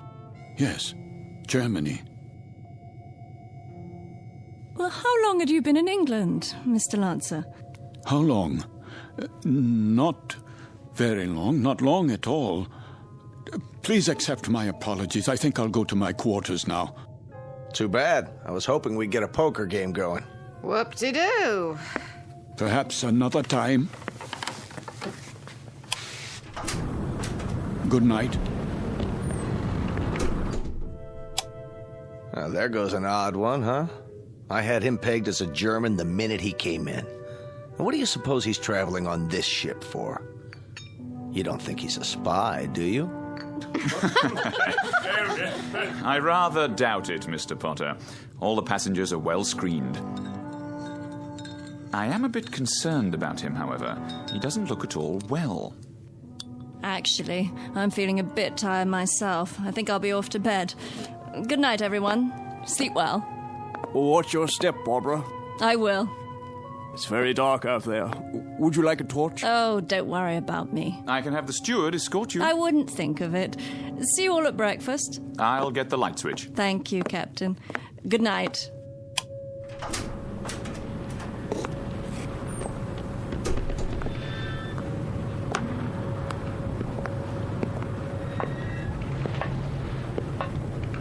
Hello? Is someone there?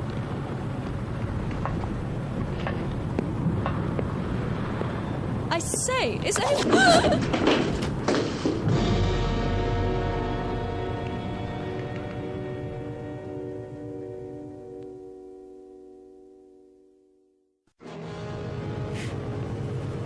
Who's there?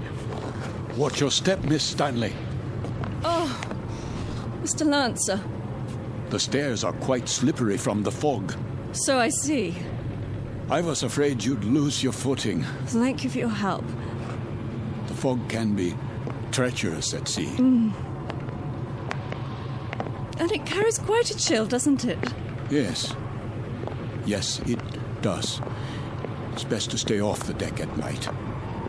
Why are you here, Mr. Lancer? What? I thought you'd be in your cabin. I'm still a bit unsettled. Not quite ready to sleep yet. Miss Stanley? Yes. May I ask a question? Please. Have we met before? I don't think so. Why? You'll forgive me, but you looked so familiar. They all did, for that matter. Are you sure you're well, Mr. Lancer? Yes, I seem to be. It's just this feeling. What sort of feeling? Oh, it will sound crazy to you. Go on, please. Just that I'm doing things, saying things. That you've done before. How do you know that? I know the feeling. I've had it occasionally. Have you? Walking into a room and being able to swear that you've been there before. Even the conversations. They seem identical to ones you've had at some other time. Yes, but what other time and where? That's always the question, isn't it? And the people? Yes, and the people, too.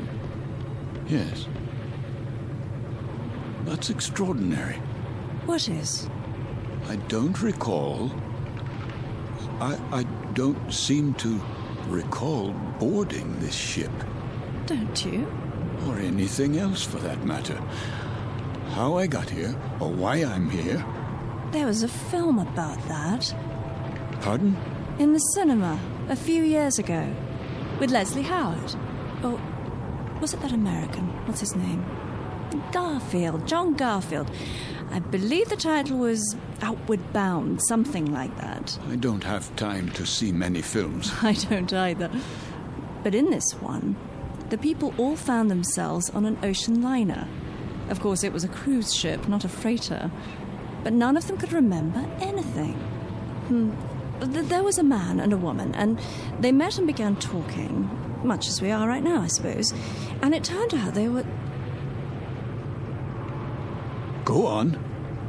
Well, they were all dead, you see, and on their way to the other side. Isn't that absolute rubbish? It is indeed. You don't suppose we're dead, do you? And about to cross the River Styx or some such? No, that's ridiculous. I, for one, remember everything. The cab to the docks, and carrying my bags, my passport, the security clearance. My passport? Of course. It must be in my cabin. If we were dead, I'm sure the meal would have been followed by a lovely dessert. Mr. Lancer, may I make a suggestion? Why don't you see the ship's doctor? I'm sure they must have one, even on a freighter. For what purpose? It has to be some form of temporary disorientation. I was standing on deck, and it was as if I suddenly woke from a deep sleep. I heard your voices from the salon. Amnesia? Not really. I know who I am. I'm Karl Lancer. I was born in Frankfurt, Germany. I'm in the... In the what? In the... You were going to tell me. You were in the something or other. Was I? I don't remember now. Mr. Lancer, perhaps if you got some sleep, that might be all it takes. It wouldn't help. I don't think I could get to sleep. I feel as if this were a nightmare. I feel strange. I feel as if there were a disaster waiting out there, some doom that's about to happen. As if we were being stalked. I know we are. It's stalking us. Yes, there's a sub out there, a U-boat. I know it. I know it's out there. I know. Who's there? Mr. Lancer? Yes, I'm Lancer. Would you come with me, please? Where? The captain's compliments, sir. He wonders if you could join him in his quarters.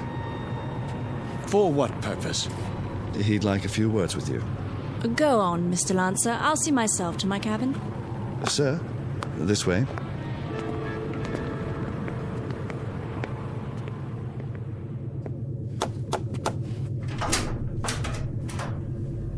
Mr. Lancer, sir. You wish to see me, Captain? Thank you for coming, Mr. Lancer. You've met my first officer, Mr. Danbury. Yes. What is this about? I wonder if you'd mind answering a few questions. No, not at all. First, would you mind showing us your passport? My passport? If you don't mind. Just routine, Mr. Lancer. On our passenger manifest, it seems that your passport number was somehow not included. Yes, of course. Oh, I'm afraid I don't have my wallet in my pocket. It must be down in my cabin. That's perfectly all right. Sometime during the next few days, if you think of it, say tomorrow. You can show it to me whenever it's convenient. Are you feeling better, Mr. Lancer? Yes, much better. Is there anything I can get you? No. Then, is there anything you'd care to talk about? How do you mean? Anything on your mind? Something you'd care to tell us, perhaps? There's very little I can tell you. And why is that? Because I don't remember very much. No?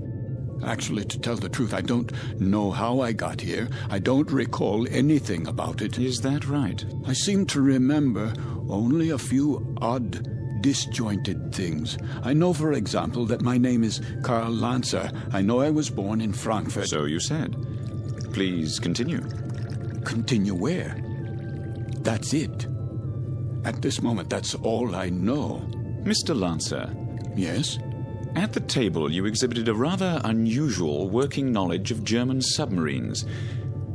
Could that, perhaps, stir your memory? I wish it could, but it doesn't. I see. In that case, why don't you go on to bed for now? Have a good night's rest. We'll talk tomorrow, you and I. Very well. That will be all for now, Mr. Lancer. Good night. Good night.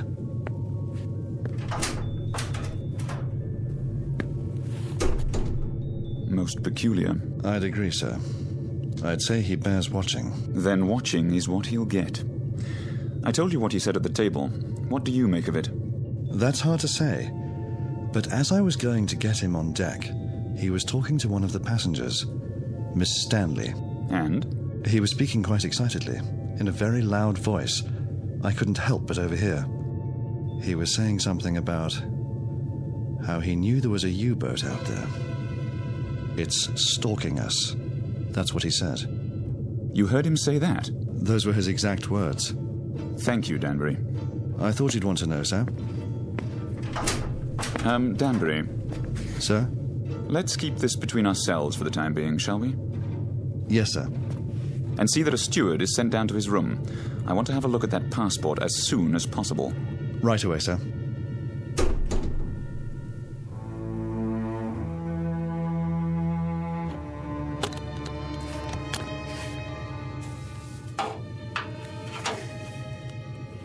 There you are, sir. All your clothing hung up, I believe that's it. Anything else I can help you with? No, that will be all. Ah, your shoes. I'll just put them in the closet. Hold on, what's this? Where? In your bag. Looks like an officer's cap, but not one of ours. War souvenir. What are you talking about? This, sir. I was wondering if it was a war souvenir. Let me see that. Yes, sir. It's a naval officer's cap. Foreign by the style of it. Don't touch things that don't concern you. I only thought I'd put it away for you. That won't be necessary. I'll put it away myself. Yes, sir. That will be all.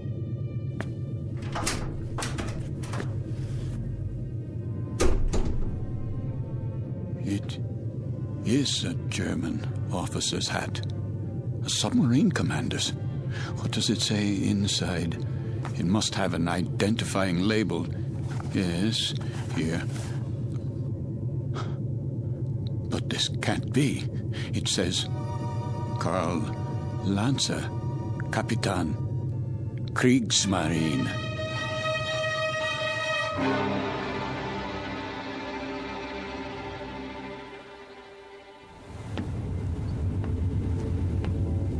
Mr. Danbury? Yes, sir?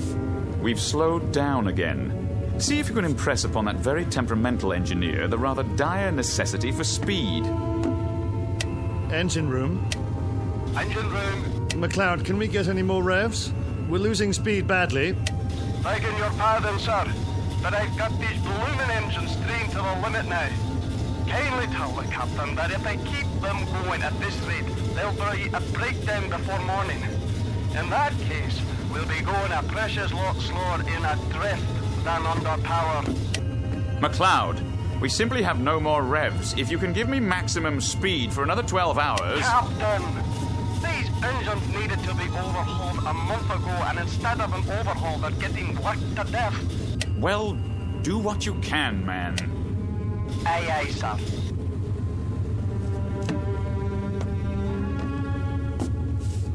What do you think, number one? Sir? Cheery predicament we have here. If we reduce speed and give those engines a break, we don't stand a chance. And if we keep them going at maximum, they'll break down inside of 2 hours. I don't know what to say, Captain. It's a dangerous call either way. If we could only see through this bloody fog. If they're out there, it won't make any difference. And they're out there, let me tell you. God knows they're out there, waiting like vultures.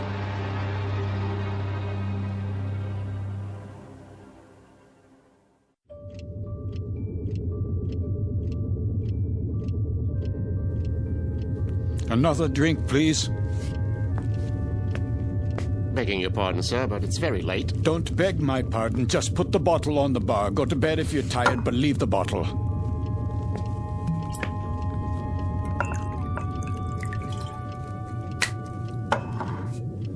That doesn't sound right. Sir? The bearings. Bearings, sir? Yes, on the engines.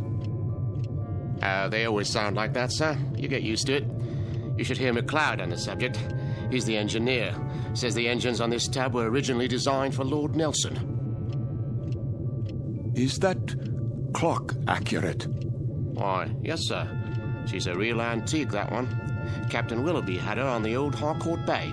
Keeps perfect time, she does.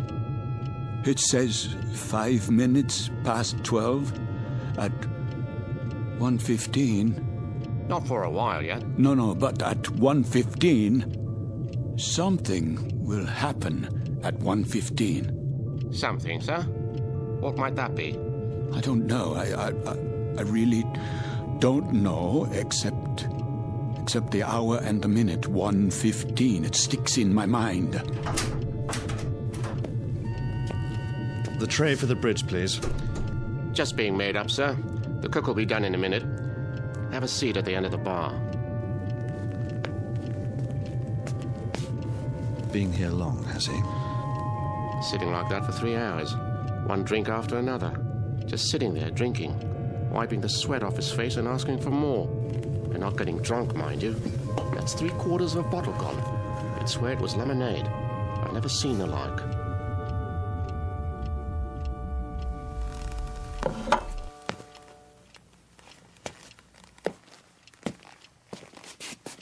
Why have the engines stopped? Probably just routine maintenance, sir. Don't give me that. They've broken down. I don't think it's serious, sir. You don't think it's serious? Adrift in waters like these without any power, you don't think that's serious? We're defenseless here. Now we are absolutely defenseless. They'll be repaired, Mr. Lancer. We'll be underway again soon. No, we won't be underway soon. We'll drift until 1:15. That's what he's been saying all night long. You know, of course, how easy it would be for a submarine to... You're a nervous man, Mr. Lancer. I'd suggest you call it a night. Oh, I'm a nervous man. I can assure you that I am suffering from something a little more serious than nerves. I'm suffering from knowledge. I'm suffering from knowing what's going to happen. Really? Now? My affliction comes from waiting and knowing that inside of an hour, a U-boat will surface off our bow with searchlights and a deck gun. We'll be attacked and we won't be able to run away. Here, sir. Sit down, man. How does it feel to you people just standing still and waiting for a shell or a torpedo to smash into you, waiting for the ship to blow apart so that you can find yourself in the water, closing in on you, filling your lungs so you can't scream? I said sit down, man. Mr. Lancer, this kind of talk won't do you or anyone else any good. Here's the captain's tray, sir. Leave it. Is something wrong? The gentleman is ill. He doesn't know what he's talking about. Carry on. Yes, sir. Go on, cook. Back to the kitchen with you.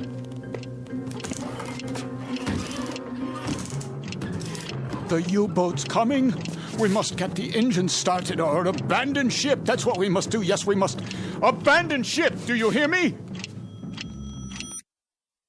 Why has the clock stopped? Where did you go? Where have you all gone? Why have you left me alone like this? Where is everyone?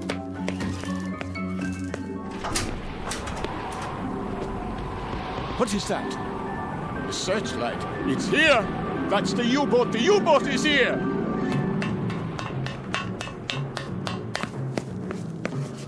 We've got to get out. Off the ship, everybody. There you are.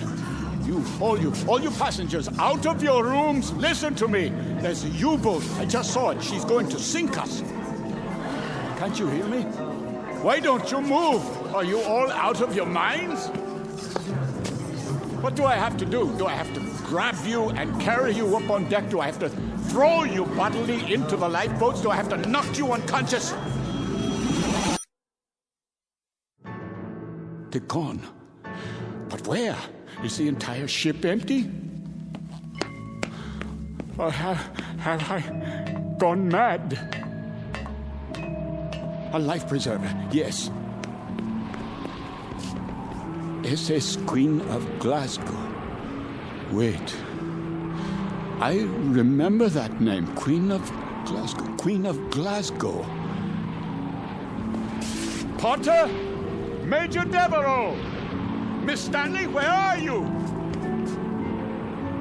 Captain, steward, we must abandon ship.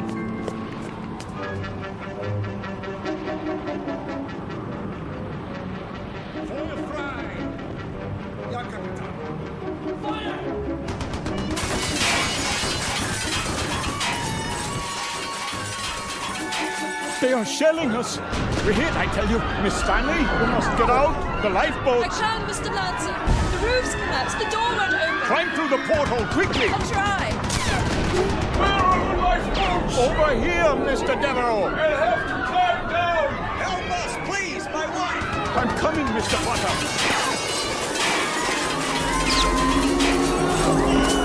Watch out! The rail is collapsing!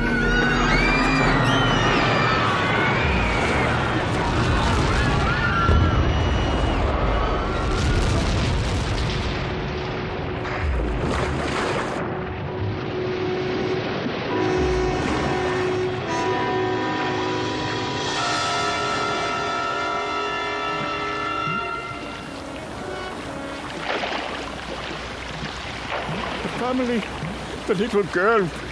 Where? The doll. Here, I have it. Who could do such a thing? Who? Who?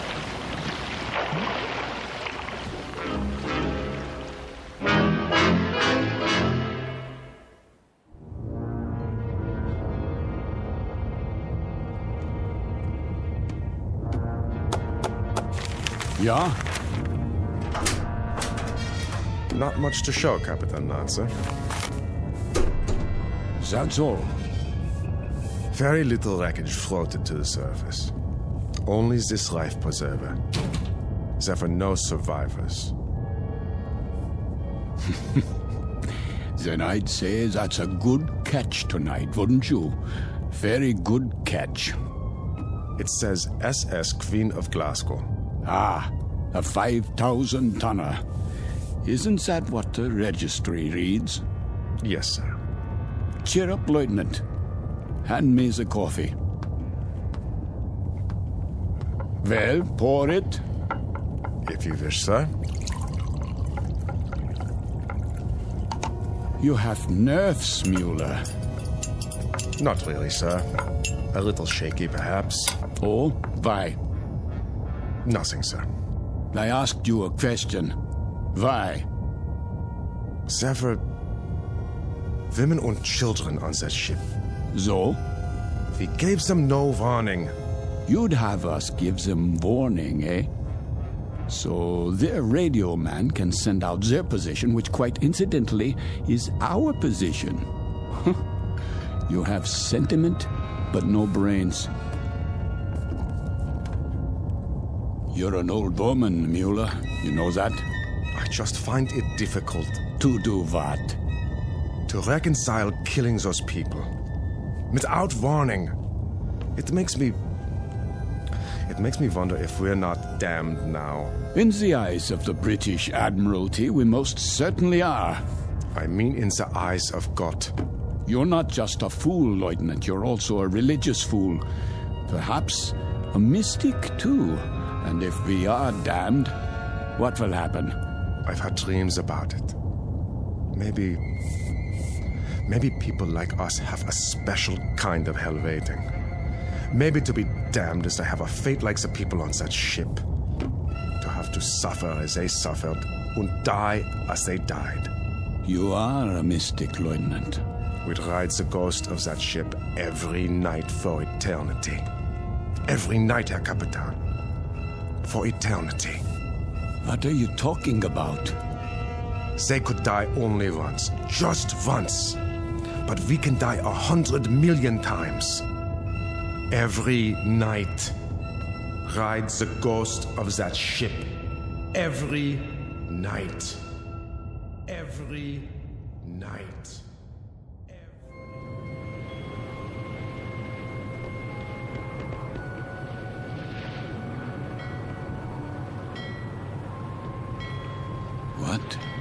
What is this place? The time. It must be late. Very late. Light in the salon. Let's black out down there. Who?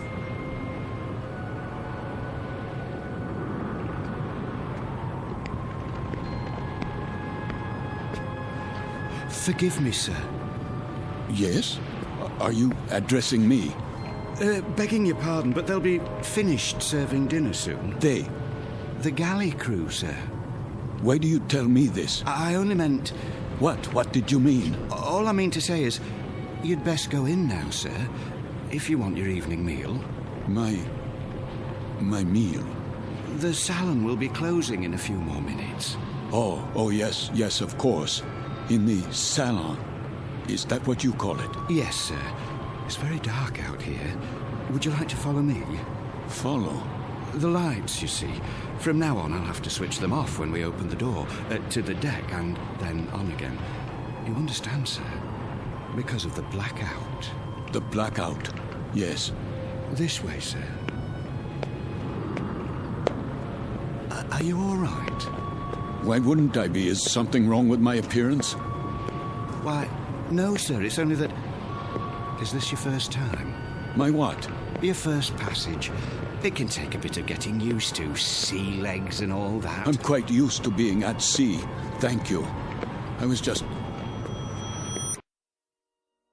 A special kind of helveting. Maybe to be damned is to have a fate like the people on that ship. To have to suffer as they suffered and die as they died. We'd ride the ghost of that ship every night for eternity. For eternity. For eternity. For eternity. Yes, sir? Just listening. To the engines? No, not the engines. I was listening to the water. The cold ocean water out there. And the night.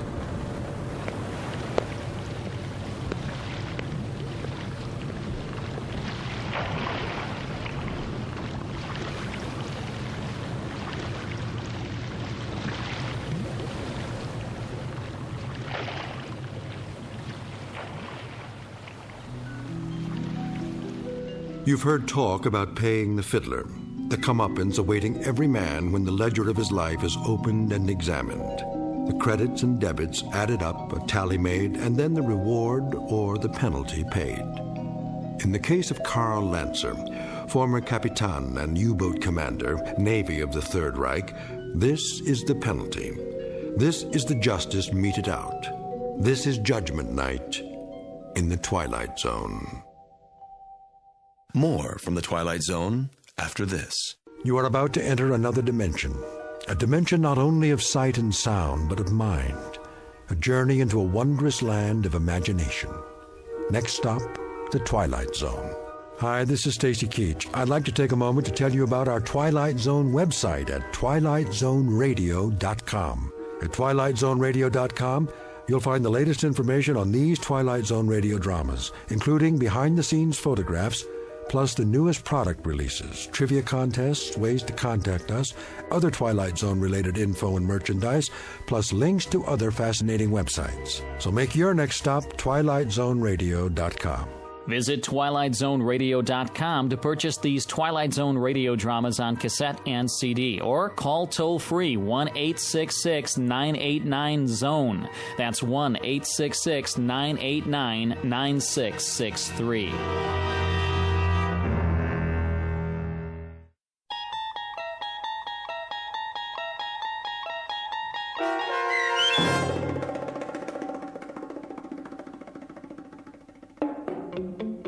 Judgment Night, starring Chelsea Ross with Stacy Keach as your narrator, was adapted for radio by Dennis Etchison and written for The Twilight Zone by Rod Serling. Heard in the cast were Nick Sands, Damian Arnold, Richard Shavzin, James Houghton, Sarah Wellington, Christian Stolte, Fernette Lebo, Doug James, Martin Astrop, Anna Rose Benson, and David Darlow. To learn more about the Twilight Zone radio dramas and to obtain audio cassettes and CDs of these programs, visit our website at twilightzoneradio.com. The producers of The Twilight Zone wish to thank CBS Enterprises, Carol Serling, Dennis Etchison, Dick Brescia Associates, Claire Simon Casting, Terry Jennings, XM Satellite Radio, Sirius Satellite Radio, our sponsors and our radio affiliates for helping make this series possible. This copyrighted radio series is produced and directed by Carl Amari for Falcon Picture Group. Audio editing, sound design, Foley effects, and mix for the Twilight Zone radio dramas are by Cerny American creatives Craig Lee, Michael Slaybach, Bob Benson, and Jason Rizzo. To learn more about the Twilight Zone radio dramas and to contact us, visit our official website at twilightzoneradio.com. Doug James speaking.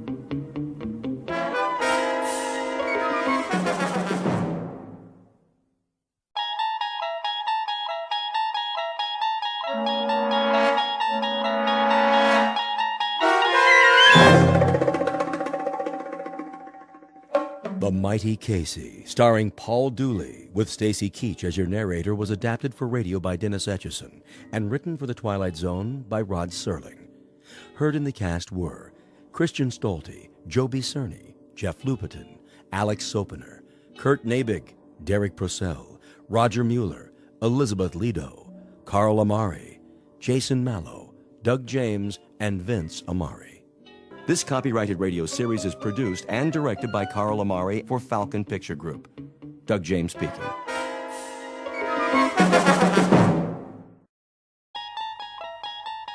There is a fifth dimension beyond that which is known to man. It is a dimension as vast as space and as timeless as infinity. It is the middle ground between light and shadow, and it lies between the pit of man's fears and the summit of his knowledge. This is the dimension of imagination.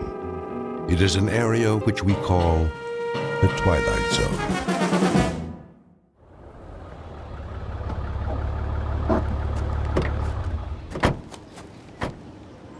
Okay, Pete, let's mark it off.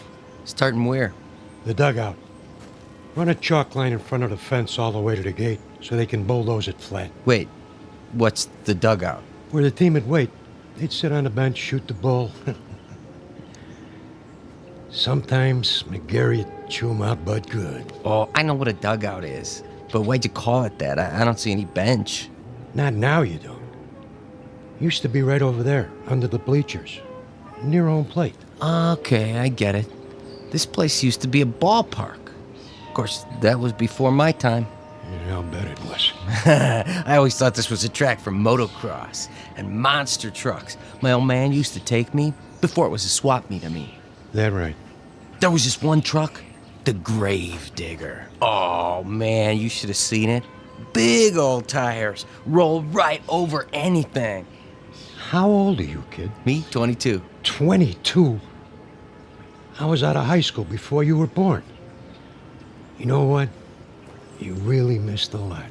Yeah, Pops, back in the day. Hey, you ever see the monster trucks? Afraid I missed that. Ever see the Zephyrs? The what? Only the greatest ball club there ever was. Sure. That's why I never heard of them. Yeah, World Series champs, huh? They could have been. Let me tell you. And they almost did. 1 year in particular. We better get back to work, Corrigan. Wait a while, kid. I want to tell you a story. You bring your lunch? Sure, I brought it in the truck. Then let's take a load off. Good time for a break. It's okay by me.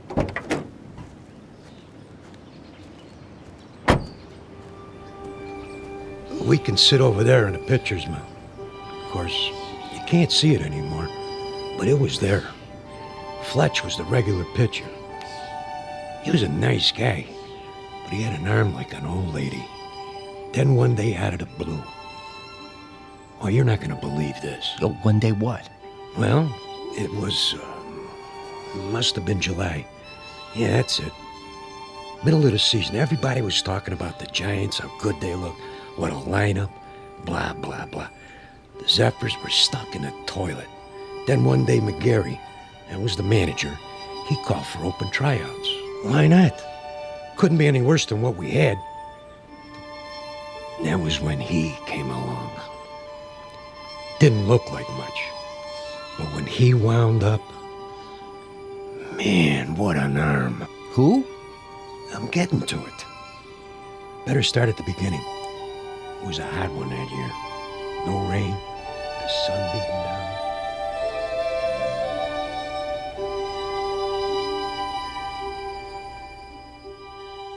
You're standing in the middle of what used to be a baseball stadium.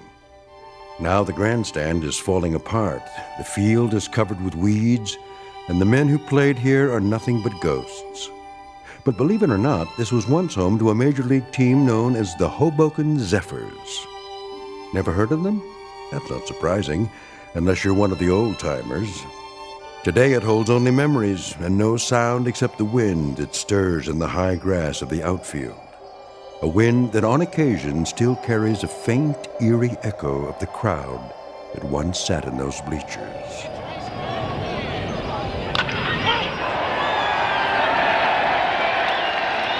We're about to travel back in time to a day when the Hoboken Zephyrs were still a part of the National League, and this mausoleum of memories was an honest-to-Pete attraction.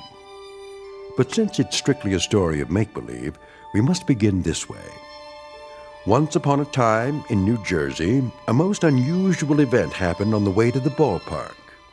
In a moment, you'll meet the cause of that event, a left-hander named Casey. Not the most original of monikers, but that's what he was called. So sit back, grab a hot dog and a bag of peanuts, and get ready for the playoffs. Because this particular broadcast is brought to you live from the Twilight Zone.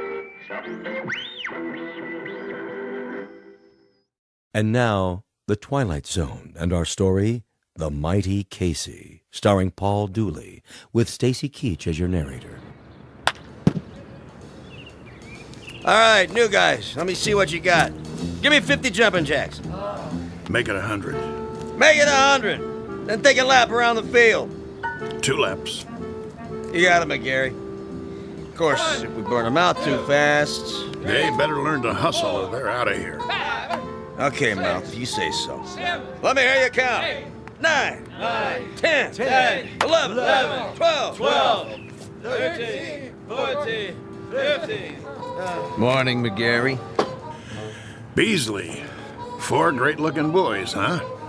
The one with the black socks and the Florsheim's brought a note from his mother. Who are you expecting, the All-Stars? Post a sign for open tryouts in a last-place club that happens to be 31 games out of first place, and this is what shows up. You never know, I guess. Might be some talent out there. Yeah, and you might be Yogi Berra. I can't make something out of nothing. You're the owner of the club. You gotta give me some ball players. Think you'd know what to do with them if I did? 20 games out of 4th place, and the only big average we've got is a manager with the widest mouth in the business. When the Zephyrs win 1 game, we gotta call it a streak. Buddy boy, when contract time comes around, you don't have to. Sure. You let me go. Who you gonna get? Now think of something. You can always manage the team yourself.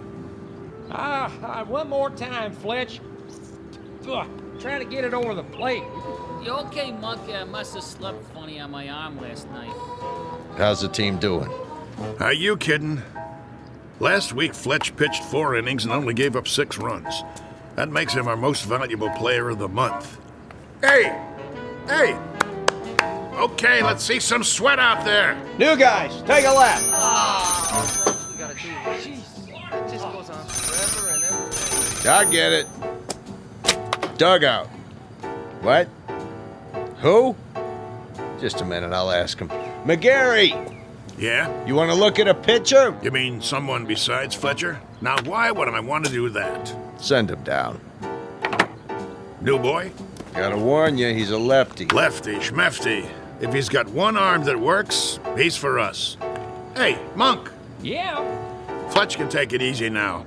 I got a new boy coming in. Catch a few for him? Yeah, sure, Mouth. Yeah, okay, Fletch. Go on, shower up. Check.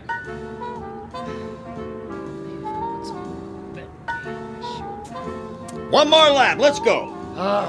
You got the lineup for tonight? I'm working on it. Who's the starting pitcher? I don't know yet. You don't know? Have to see how it goes. Whoever's hot gets a shot. Make that lukewarm. Oh, my. Chavez! That's enough with the laps. They look like they're gonna pass out. Check. Take 5, boys. All right. All right, McGarry, I've seen enough. Yeah, you and me both. What's that? I said I'll see you on the sports page. I'll stop by later. You do that. Mr. McGarry? Over there. Hey, Mouth! Your new man's here. You gotta be kidding. Mr. McGarry, is it? Okay, what's the gag? I don't know what you... Come clean, Gramps. Did old man Beasley put you up to it? I'm afraid Well, tell him I don't need a water boy. Thanks for coming by. Leave your name at the office. There must be some misunderstanding. I'm here about the pitching position. Right. Hardy har har. Oh, I'm not a pitcher, though I've thrown a few baseballs in my time. Of course, that was before the war. Yeah? Which one? The Civil War? You don't look old enough for Valley Forge, but come to think of it, was the winter really as cold as they say? I represent Casey. Oh, Casey. Straight from Mudville, I bet. Even got himself an agent. How much do you get? 10% of nothing? Here he is now.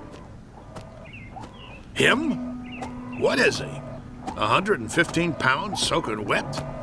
Listen, no offense, but if a wind comes up, those ears will start flapping and he'll take off like Dumbo. Say hello, Casey. Nice one, Miller. Oh, pleased to meet you. Hey, watch out. I said watch out, the ball's coming down. Step aside, Casey. Now, boy. I said... Ooh. Ow! Right on the old beam. That must have hurt. You okay, fella? Oh, Casey's fine. Just fine. How come he's still standing? Must be out on his feet. I'll call an ambulance. Don't go suing us now. I wouldn't think of it. Casey, as I was saying, this is Mr. McGarry. He's the manager. Hello. Pleased to meet you. Do you want to lie down? Come on in the dugout. Shake hands, Casey. That's all right. You remember how to shake hands, don't you? Yes, sir. Right hand, Casey. Your right hand. Put her there, pal. Oh, ow! You can let go, Casey. That's right. Release now. Whoa! My hand. What a grip. Sorry. Casey doesn't know his own strength sometimes. Some arm. Never would have guessed it. Well, let's see what he can do. Mind if I try him out? That's what we're here for. Right, Casey? Correct. Okay. See that guy over there with the great big mitt? Yes, we see him. He's what's known as a catcher.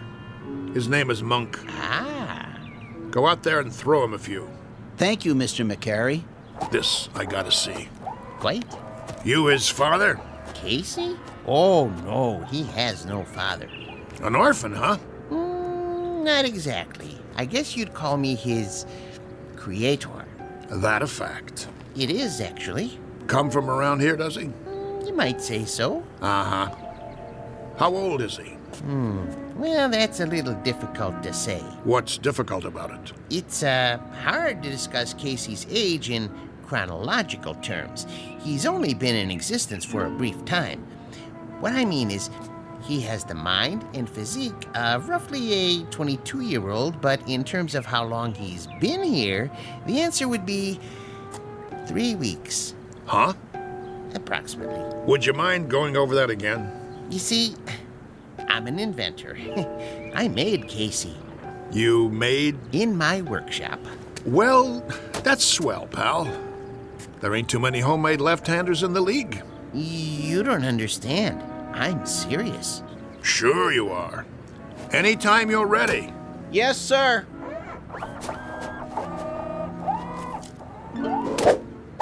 Oh, jeez Louise. That's his fastball. Try a curve now, Casey.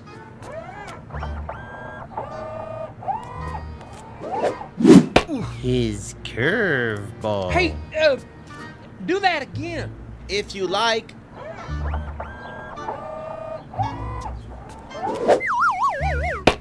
Hey! What was that? We don't have a name for it yet. Go ahead now, Casey. Don't hold back.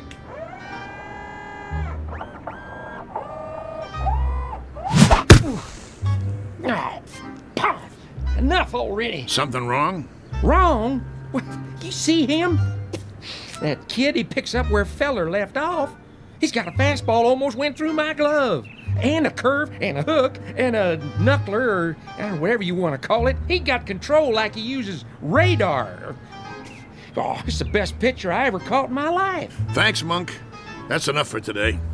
I swear, I never seen anything like it. He don't even pitch like a human being. Precisely. Well, he's still rough, Gramps. He's plenty rough, but I might give him a try. If he can do the same thing when there's a game on. Oh, he can do it. Consistency's not a problem. He's a robot, you know. Yeah, don't say that. Don't ever say the word R-O-B-O-T-T around here. We'll just keep that one between us, okay? Did you like my pitching, Mr. McGarry? You might have a little potential, Casey, like I told Mr. Stillman here. Professor. The Professor Stillman. You're awful rough around the edges, but I think maybe we could give you a shot. I like to help young ball players. Now you go on into the locker room and find a uniform that fits. He can wear a uniform, can he? Anything you like. Then go and change and come back, and we'll discuss a little contract. Just the three of us. That seems fair. Very kind of you, Mr. McGarry. Don't mention it. Go on now. Say thank you, Casey. Thank you, Casey. Thank you, sir. Come along. You're going to be a real baseball player now, just like I promised you. Isn't that wonderful? Yes. Wonderful.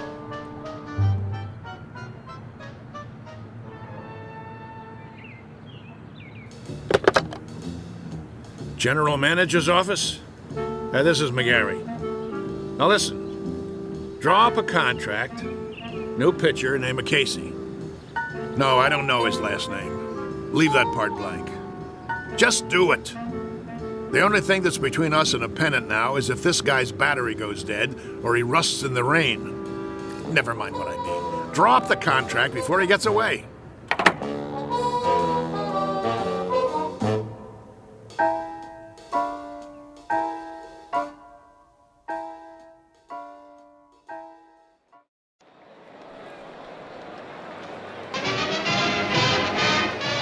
And ready in 3, 2. Good afternoon, sports fans. We're coming to you live for the last in a series of home games for the Hoboken Zephyrs. The Bullets are already on the field, warming up, but there's been a delay. The Zephyrs are still in the locker room. Now, we understand they're getting a last-minute pep talk from their manager, the colorful Mouth McGarry, and knowing him, it's an earful. Peanuts, Red Hots. Well, the Zephyrs are at the bottom of the league this season, which means this is a make-or-break situation. And rumor has it there's a new pitcher on the team, but that's unconfirmed. Ah, yes, a beautiful sunny day. Local fans all here, ready to root for the home team. Still, no sign of the boys from Hoboken. Well, this might be a good time for a break before the action starts, but we'll try to get word from the locker room. But till then, let's go to a commercial. And you're on. 60 seconds. How much longer do I have to fill? Beats me. What's with these losers? Well, if I was on that team, I guess I wouldn't want to show my face either. 45 seconds. Beer here, get your ice cold beer. Somebody get me a beer. I'm dying out here. What am I supposed to do? Play tiddlywinks? It's going to be another slaughter anyway. Hey, ask him if he's got anything stronger than beer. You can always read him the stats. There are no stats. If this team was any lower, they'd get stuck in the grass. What am I doing here? Get me another gig. Little League. The weather. I don't care. Just get me out. 20 seconds. The Zephyrs are charging onto the field. No. The Zephyrs look hungry this afternoon. Yeah, sure. Oh, who am I kidding? They're not going to show. The game's canceled. You'll see. 10 seconds to air. Oh, those bums. It's the same old story. Fletcher winds up, he throws, and he drops the ball on his foot. They should send out a bunch of chimpanzees. 5, 4, 3, 2. And welcome back, ladies and gentlemen, to more thrilling baseball action.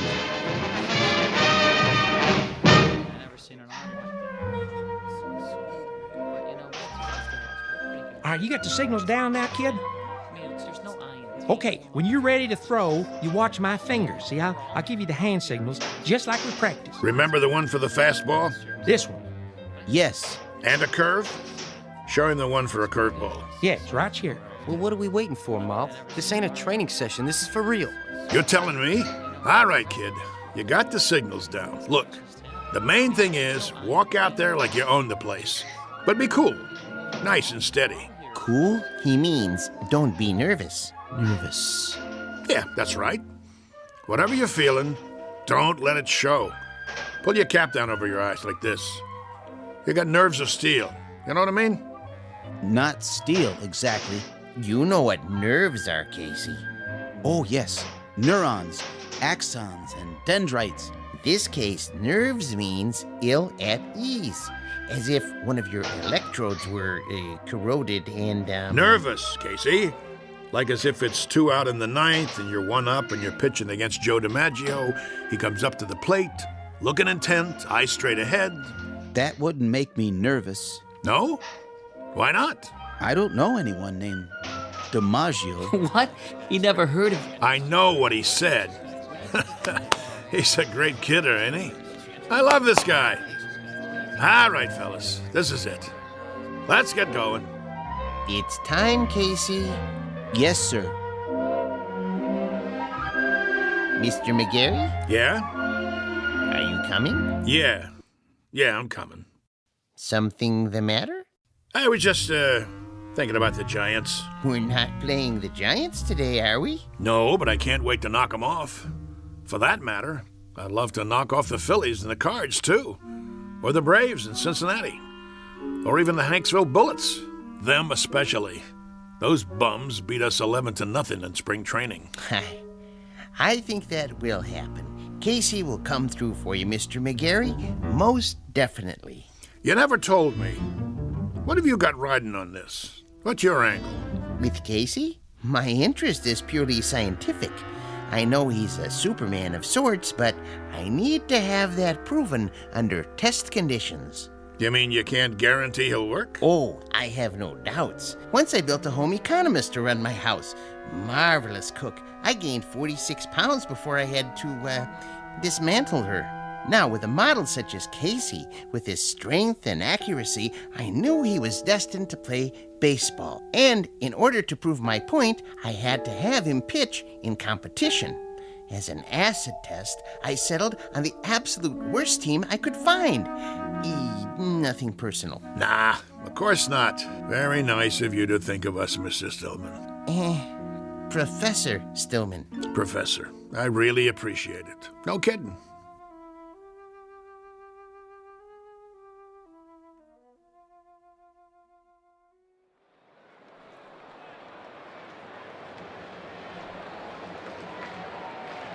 You can feel excitement in the air as the Zephyrs take to the field.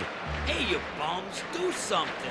The pressure's on the home team, tensions are high, and there's a groundswell of support as this new pitcher approaches the mound. Well, it's do or die today. Fletcher's on the bench, and the new man, the only name I have is Casey, and frankly, he doesn't look like much. But his metal's about to be tested, to coin a phrase. Go home, kid, your mother's calling you. The umpire signals for the start of the game. Play ball. The ball is whipped around the infield, and now the second baseman is hand-carrying it over to Casey. He rubs it off on his jersey and hands it to him. The pitcher is, yes, he finally takes it. He turns to face the batter, waiting for a signal. Here's the windup. He throws. The batter swings. Steve right. I must have missed that one, folks. It looks like the batter missed it, too. He went over the plate so fast, he swung a full 360. Good gravy, was that a fastball? Lucky pitch. Let me see you do that again. Take your best shot. Second pitch. Here's the windup. Whoa, Nelly! Halloran tries to take a bite out of it and misses. He's off his feet. Looks like he threw his back out, twisted around like a pretzel. Good golly, Miss Molly, we got ourselves a pitching machine.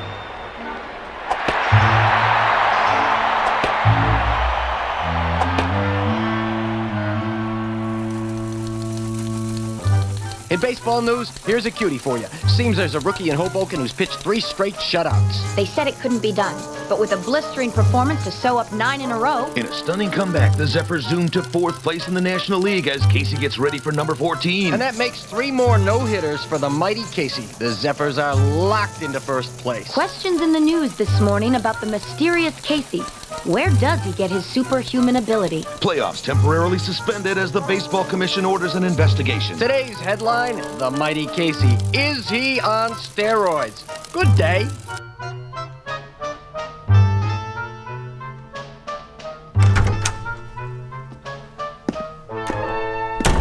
All right, Casey, if you just relax. What do you mean? He's relaxed. Let's get this over with, Doc. I'm going to sit down in front of you and strike your knee with this little rubber hammer. Why? It's a test, Casey. Nothing to get shook about. You mean shaken? Here we go. Casey, watch where you're kicking. Well, I'd say his reflexes are 100%. That it, Doctor? Not quite, Mr. Beasley. Just let me check his pulse and do a blood test. Oh, no. What's the matter? If Casey doesn't pass his physical, there goes the pennant. There goes the series. There goes my career. But why are you worried? He doesn't take anything illegal, does he? Absolutely not. You may rely on it. Then... there's something I haven't told you, Beasley. What? Now to take your pulse. Hey, Doc, you really need to do that? Oh, a mere formality. He seems to be in A1 shape. Absolute perfection, if I do say so. Quiet for a moment, gentlemen, while I listen through the stethoscope. Oh, boy. Here it comes. Breathe, please. Once more. What's wrong? Nothing. Not a thing. Everything sounds fine. It's just that... Out with it. What? This man doesn't have a pulse. No heartbeat either. Try again. I already have. This man isn't alive. He can't be. That's pretty funny, Doc. Okay, go ahead and draw your blood sample. We gotta get Casey cleared for the rest of the season. I'm afraid that won't be possible. Why don't you wait out in the hall, Stillman? You're starting to get on my nerves. Nerves make up the neurological system in the human body. When a small electrical charge passes from one to another... Enough already. Mr. McGarry, it'll have to come out now. There's no way to avoid it, Doctor. What's this all about, Mouth? Beasley, you ain't gonna like this, but see, I didn't have a choice. It was Casey or nothing. Are you trying to put something over on me? What a pitcher he was. The only ball player I ever had on the team who didn't eat nothing. Not even a hot dog. Doctor. Is there a problem? I think you should know something before you go any further. Go ahead. Give it to him. Casey doesn't have any pulse or heartbeat because he doesn't have any heart. How's that? He's a robot. A what? You heard the man. A robot, or if you prefer, an android made from lifelike materials to resemble a human being. Are you sure? Oh, I should be. I built him. And he's been pitching for the Hoboken Zephyrs? Doctor, this is the first I've heard of it. Well, under the circumstances, I have no choice but to notify the baseball commissioner. Move over, Casey. I don't feel so good. Doc, you got anything for a splitting headache?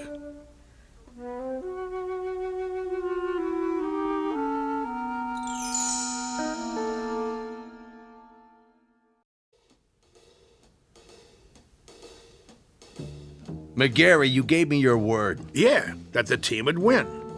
I didn't say nothing about... Yes, you did. You brought me Casey and I said I never seen anything like him. Did I lie? Not as such, but you can't run roughshod over the rules. I'm holding you in breach of contract. Me? What did I do? I got you a winner. Know how many tickets we sold? You never had such a season. All right. Knock it off, you two. I'm the commissioner, and I say he's suspended. That's final. On what grounds? He didn't take no illegal substances. He doesn't have to. Everything about him is illegal, from the top of his head to the cleats on his shoes. He's a machine. So? Article 6, Section 2 of the Baseball Code, I quote, "A team should consist of 9 men." End quote. Men, understand? Not robots or vacuum cleaners or mix masters. Commissioner, perhaps there's another way of looking at this. For all intents and purposes, he is human. Casey, would you mind saying a few words? Tell us about yourself. Where should I begin? At the beginning, of course. Yeah, where was he born? All men are born, not to assemble in a machine shop. Go ahead, Casey. What state? I was born in a state of ignorance. There you go. My point exactly. Well, he can talk, can't he? He talks as good as me.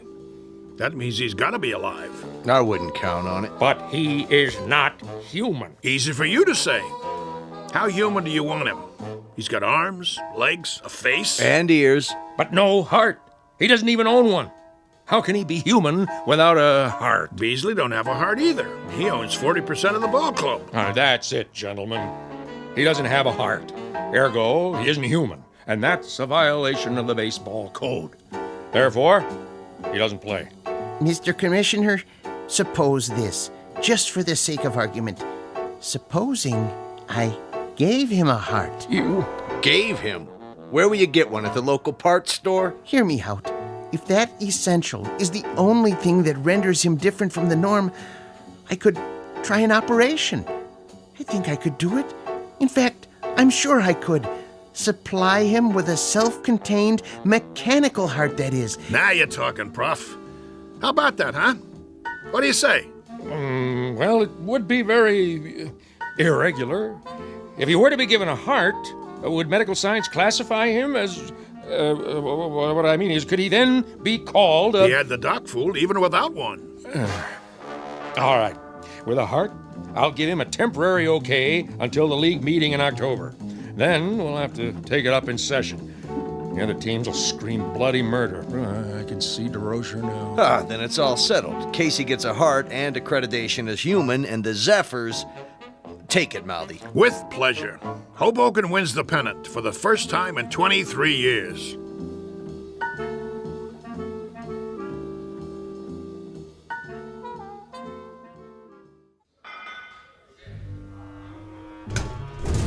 So, where's Casey? Search me.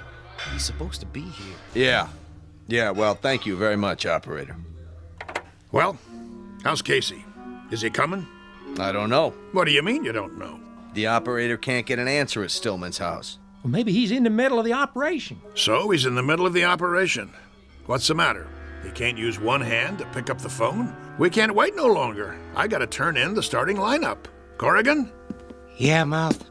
You'll pitch tonight. All the rest of you, same as before. Now listen, you guys. That's the enemy out there. That's the New York Giants. And while we're out there playing, a fella named Casey is lying on a table struggling to make it. And I know that the last words out of his mouth before the knife went into his chest were, "Go on out there and win one for me." And I'm going to tell you something else, fellas.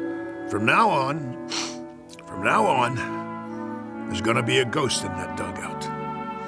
Every time you pick up a bat, look over to where Casey used to sit, because he'll be there in spirit, rooting for us, cheering for us, yelling, "Go, Zephyrs, go!"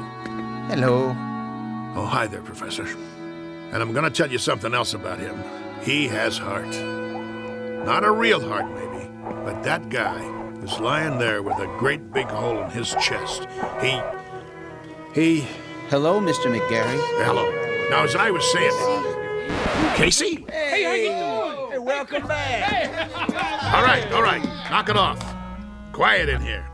Sorry we're late. Well, you got something to tell me? Go ahead, Casey. Listen, Mr. McGarry. I'm listening.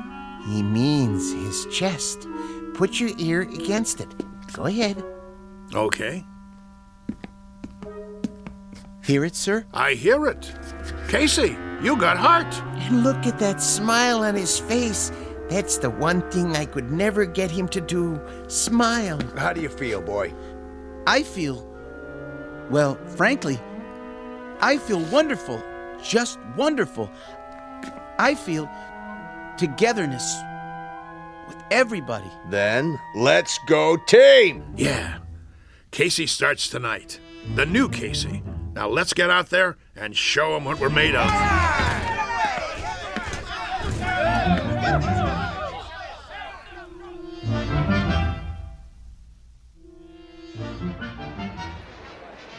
Here, get your red hot. Ladies and gentlemen, boys and girls, this is what we've all been waiting for, the big one.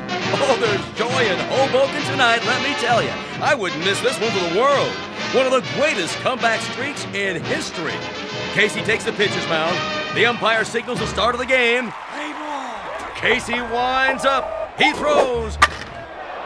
And it's a high fly over the wall and out of the park. That's a home run for the Giants. What a way to start the game. Well, that'll be a big 1 on the scoreboard. What's he doing? Cool it, guys. Casey's just playing with him, making it more exciting. Know what I mean? If you say so, Mouth. Another run for the Giants. Now it's 3-0. What's wrong with the mighty Casey? That's what fans want to know.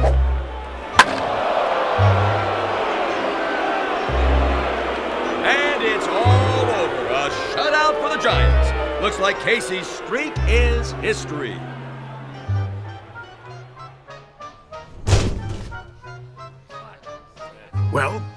Well, 1 minute he's 3 Bob Fellers rolled into 1, and the next minute he's a tanker with nothing. You want to tell me what's going on? It's rather complicated. Then you tell me, Casey. Start by explaining how one pitcher can throw 9 balls and give up 4 singles, 2 doubles, a triple, and 2 home runs. I don't know what to say, Mr. McGarry. Shall I tell him? Tell me what? It's because Casey has a heart now. So? He has heart. Big deal. The thing is, Mr. McGarry, I just couldn't strike out those poor fellows. I didn't have it in me to do that, to hurt their feelings. He felt compassion. What? That's what he's got now. Compassion. See that smile on his face? Give an individual a heart, Mr. McGarry, particularly someone like Casey, who hasn't been around long enough to understand things like competitiveness or drive or ego, and it's bound to happen. Oh, my aching back. I'm sorry, Mr. McGarry. I just couldn't hurt their careers. Professor Stillman thinks I should go into social work. I'd like to help people. That's what happens to you. Should I tell you what happens to me? I get shipped off to a baseball farm system that consists of 1 silo and a McCormick Reaper. The only thing we get come spring is a wheat crop. Right now, I'm gonna go have me a drink. Oh, Mr. McGarry. What do you want? I was wondering if I might come with you. What for? Do you mind, Casey? Oh, don't worry about me, sir. You go ahead. Good. Now, Mr. McGarry, I've been doing some thinking. About what? The characteristics necessary to make a great baseball player. I figured out the mechanism for hooks and curves and sliders, and I think Casey is the perfect height. But when it comes to temperament, motivation, attitude, that sort of thing, there may be a better way. Such as? I might be persuaded to build another model, new and improved, who would work out even better. I could have him ready, say, for next year's spring training. Who's gonna pay for it? Oh, I've got the funding, don't worry. But I thought if we could go over the plans together. What do you got in mind? Let me draw you a picture.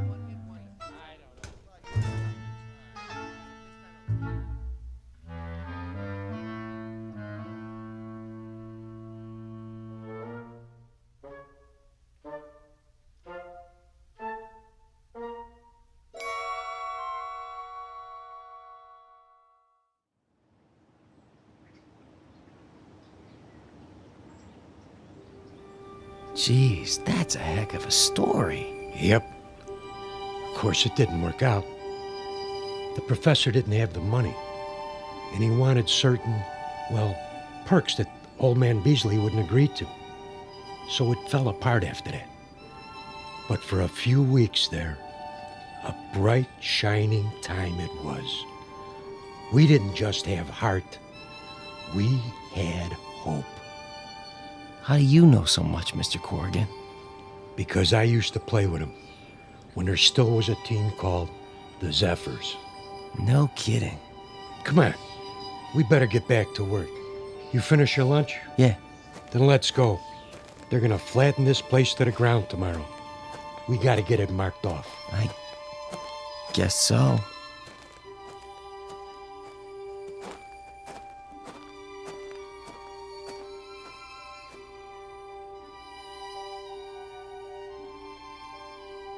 Once upon a time, there was a Major League Baseball team called the Hoboken Zephyrs, who, during the last year of their existence, wound up in last place and shortly thereafter were consigned to oblivion. There is a rumor, unsubstantiated of course, that a manager named McGarry took some of them to the West Coast and wound up with a pennant and a World's Championship not long after. This newly revised team had a pretty fair lineup of pitchers with names like Drysdale, Koufax, and Sherry, or so the story goes. So if you're interested in where any of those now famous gentlemen really came from, here's a tip.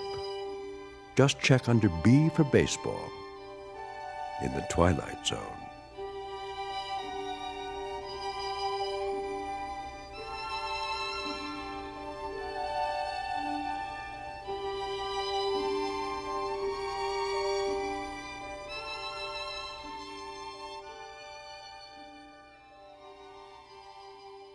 We'll return to the Twilight Zone in just a moment. You are about to enter another dimension, a dimension not only of sight and sound, but of mind, a journey into a wondrous land of imagination. Next stop, the Twilight Zone. Hi, this is Stacy Keach. I'd like to take a moment to tell you about our Twilight Zone website at twilightzoneradio.com. At twilightzoneradio.com, you'll find the latest information on these Twilight Zone radio dramas, including behind-the-scenes photographs, plus the newest product releases, trivia contests, ways to contact us, other Twilight Zone-related info and merchandise, plus links to other fascinating websites. So make your next stop twilightzoneradio.com.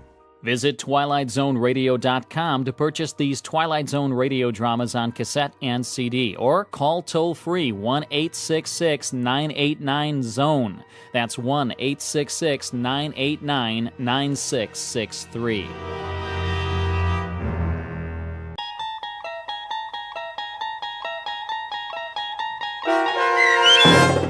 The Howling Man, starring Fred Willard, with Stacy Keach as your narrator, was adapted for radio by Dennis Etchison and written for The Twilight Zone by Charles Beaumont. Heard in the cast were Christian Stolte, David Darlow, Doug James, and Anna Sverutza.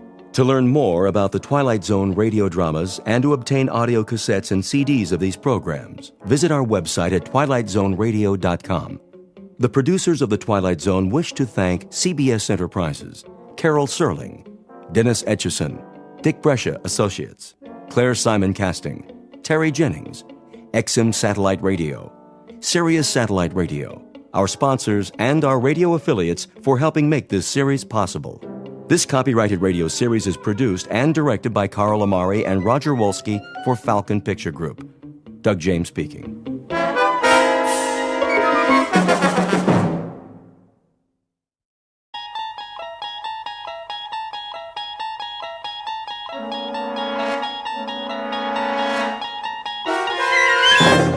You're traveling through another dimension. A dimension not only of sight and sound, but of mind. A journey into a wondrous land whose boundaries are those of imagination. Your next stop, the Twilight Zone.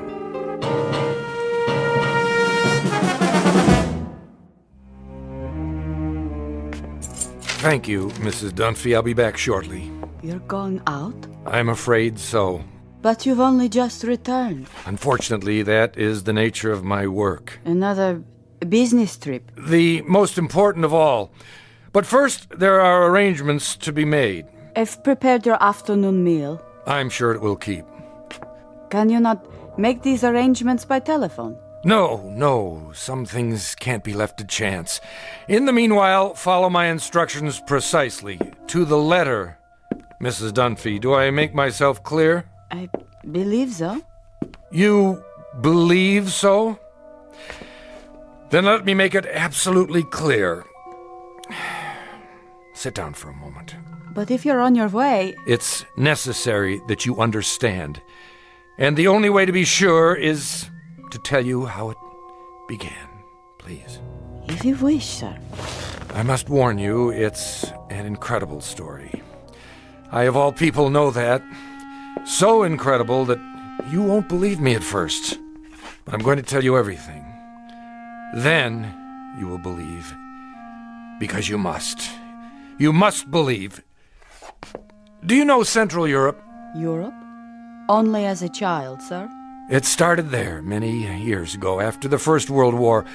I was on a walking tour of France, Belgium, and Germany. I decided to travel alone with only a small pack.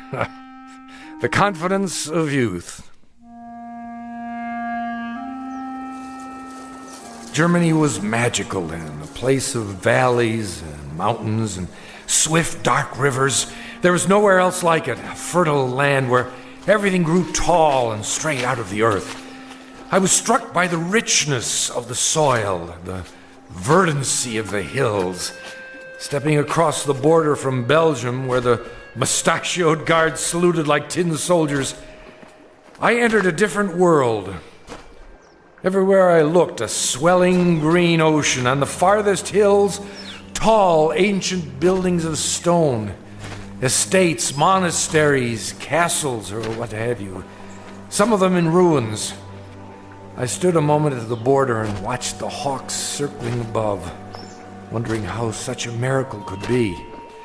It was as if I had passed through an invisible door from a musty room into a magical kingdom of winds and light. But so much can change in an afternoon. By nightfall, clouds filled the sky and the storm moved in to darken the landscape. The nearest village was miles away. I was unprepared, dressed for a stroll up the Champs-Élysées, perhaps. In minutes, I was drenched and chilled to the bone. Then I saw it. A medieval castle, bombed almost to ruins, sitting like a broken fingernail atop Schwarzhof Mountain. I came to a wall of gray stone. There was an iron gate. Please! Please! Someone! Please let me in!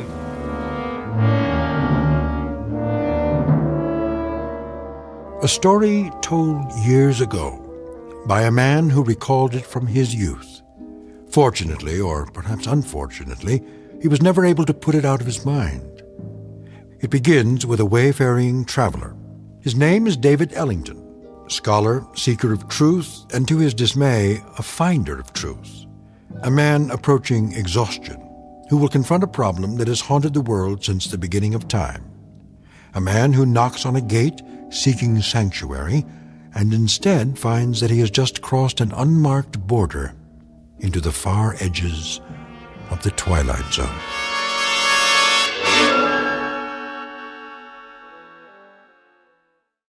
And now, The Twilight Zone and our story, The Howling Man, starring Fred Willard, with Stacy Keach as your narrator.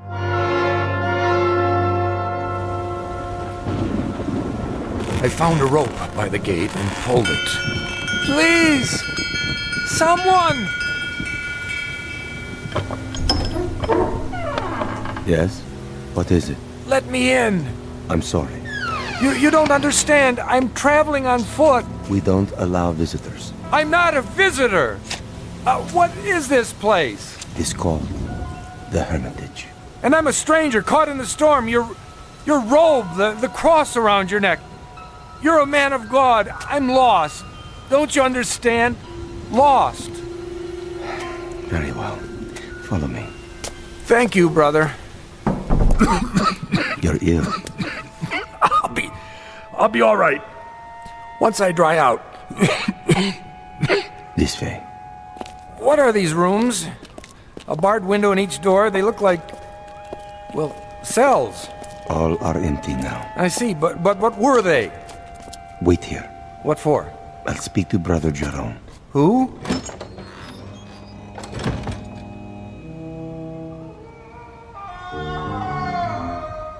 What in the... Brother Jerome will see you now. Oh, what was that? The wind. Are you sure? Come. The room had almost no furnishings. A straw pallet, a rude desk and chair, some books and religious oddments, very stark. The abbot himself was a fierce El Greco painting of a man, stooped and withered, but strong in every part of him. Like the monk who came to the gate, he wore a shepherd's cloak and carried a crooked staff. Why have you come here? My name is David Ellington. I got lost in the storm. Then I saw a lantern in the window. And what is it you want of us? Want? Only a little shelter, some food. We cannot help you here. You will have to leave. You call that a Christian attitude? Now, Mr. Ellington. Oh, for the love of... All right, if that's the way you want it. Sorry to have troubled you. Give me a minute. I'll be out of here in... Brother Christophorus. Yes? Carry him out of here. At once. Right away.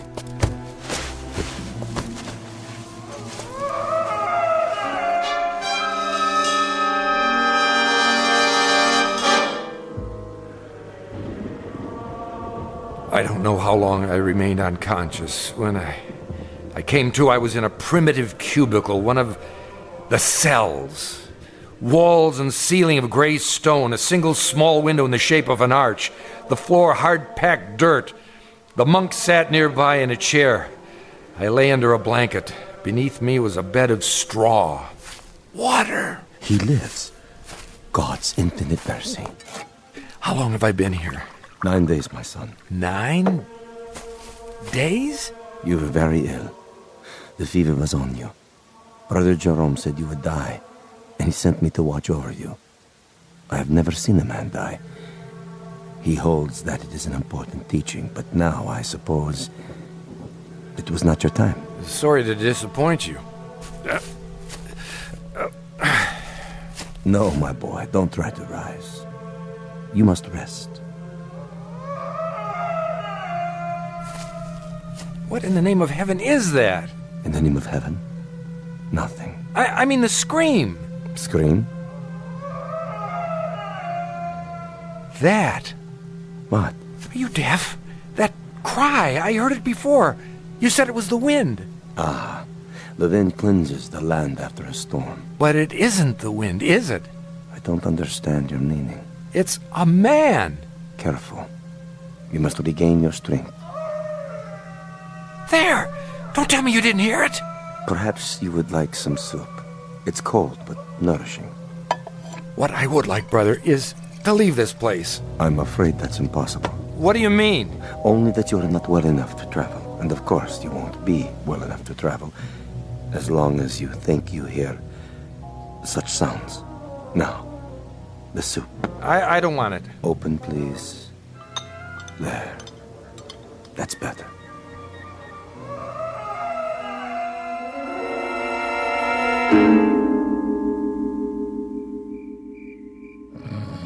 Over the next few hours, my strength did return, or at least some of it. I waited until the monk had fallen asleep. Then at last I made my move. The door was held shut by a simple iron bolt. I had only to slide it a few inches without waking him. I was almost free, but I could not remember which way we had come. When I turned into another corridor, I realized I was lost. It was a maze of dark passages and doors. Here, a part of the ruined ceiling was broken away, and I saw that the moon had risen. In the naked light of the moon, I saw one door different somehow from the others. At first, I was not sure why.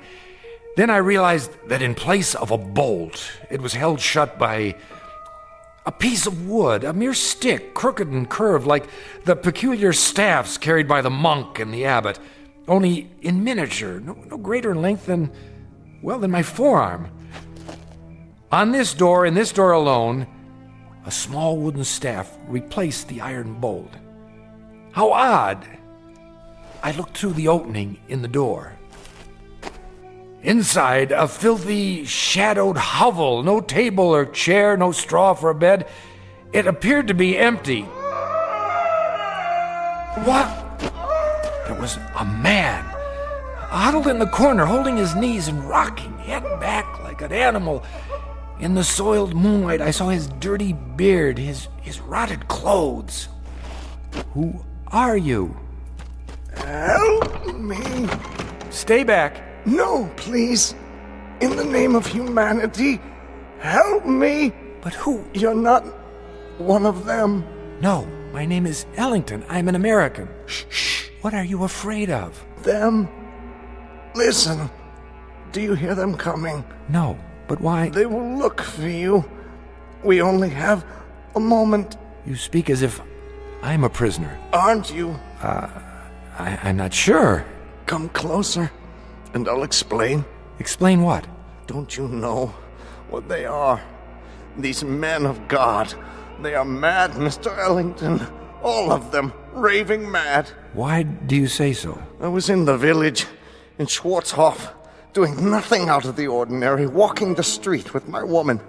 We were holding hands, that is all. Do you see anything wrong with that? Well, of course not.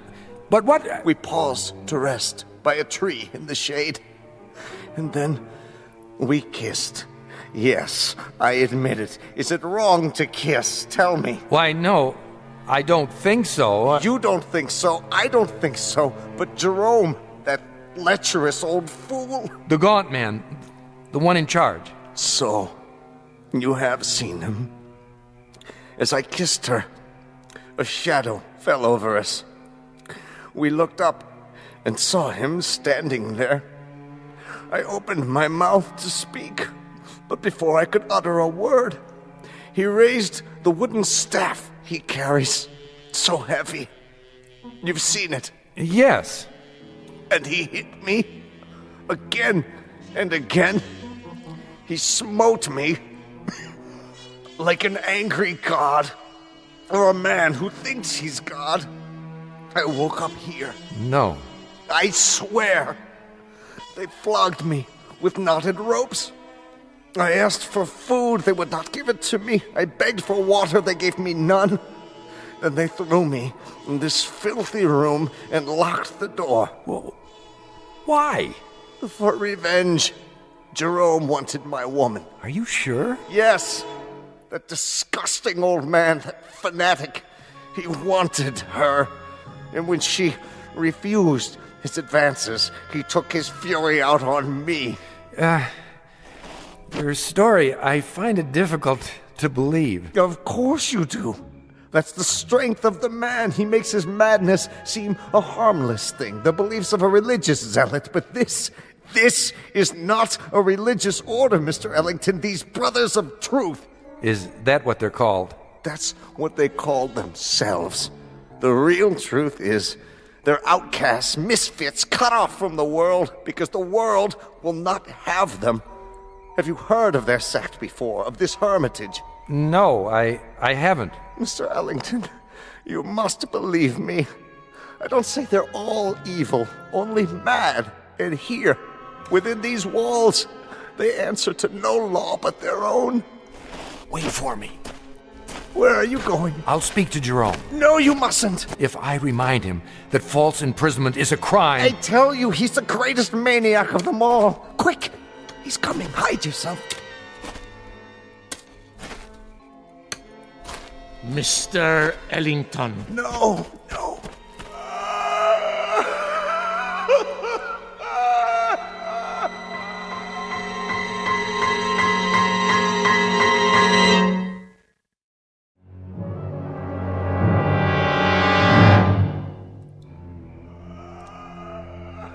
Brother Jerome? I did not know you were well enough to walk. I still feel weak. Brother Jerome... Come with me, please. Look here, This way. Where were you going? I was looking for you. It was unwise for you to wander on your own. The corridors can be treacherous. Oh, can they? In what way? The building is very old. One might trip and fall without a torch. Or go where one is not meant to go, is that it? See something perhaps that you're ashamed of? I do not know to what you refer. Don't you? Oh, then you don't know the grounds very well. I saw something just now that violates the law of this country and of humanity. I must ask you. And I must ask you, Mr. Ellington, to leave the Hermitage at once. We lack proper facilities to care for the ill. You certainly do. Arrangements can be made in Schwarzhof. Just a minute. No, not a minute. Not an extra second, Mr. Ellington. Now. I thought you were concerned about my health. I am. But now you want me gone regardless. Why? I have explained that. You've explained nothing. Based on what I've seen, I question your motives. I question your entire operation here. You are making assumptions. I certainly am. Now, look, no one invited me to come here. I realize that. I arrived unexpectedly, and you're not prepared for visitors. But I had no choice. And there is no excuse for your behavior. I suppose it was only a matter of time before you brought out the knotted ropes so that you could flail me or whatever it is you do for amusement. My son. I'm not your son! There are many things you don't understand. That's right, I don't. So begin with this one. Tell me, why are you in such a hurry for me to leave? What more are you afraid I'll find out? More? Besides the man you've got locked up in that cell. What man is that, Mr. Ellington? The one we just left. The one who's been screaming his head off. I am not sure what you're talking about. That's it, isn't it, brother? Or is he only one of many? Well, it isn't a secret anymore. I know. And what do you think you know? I...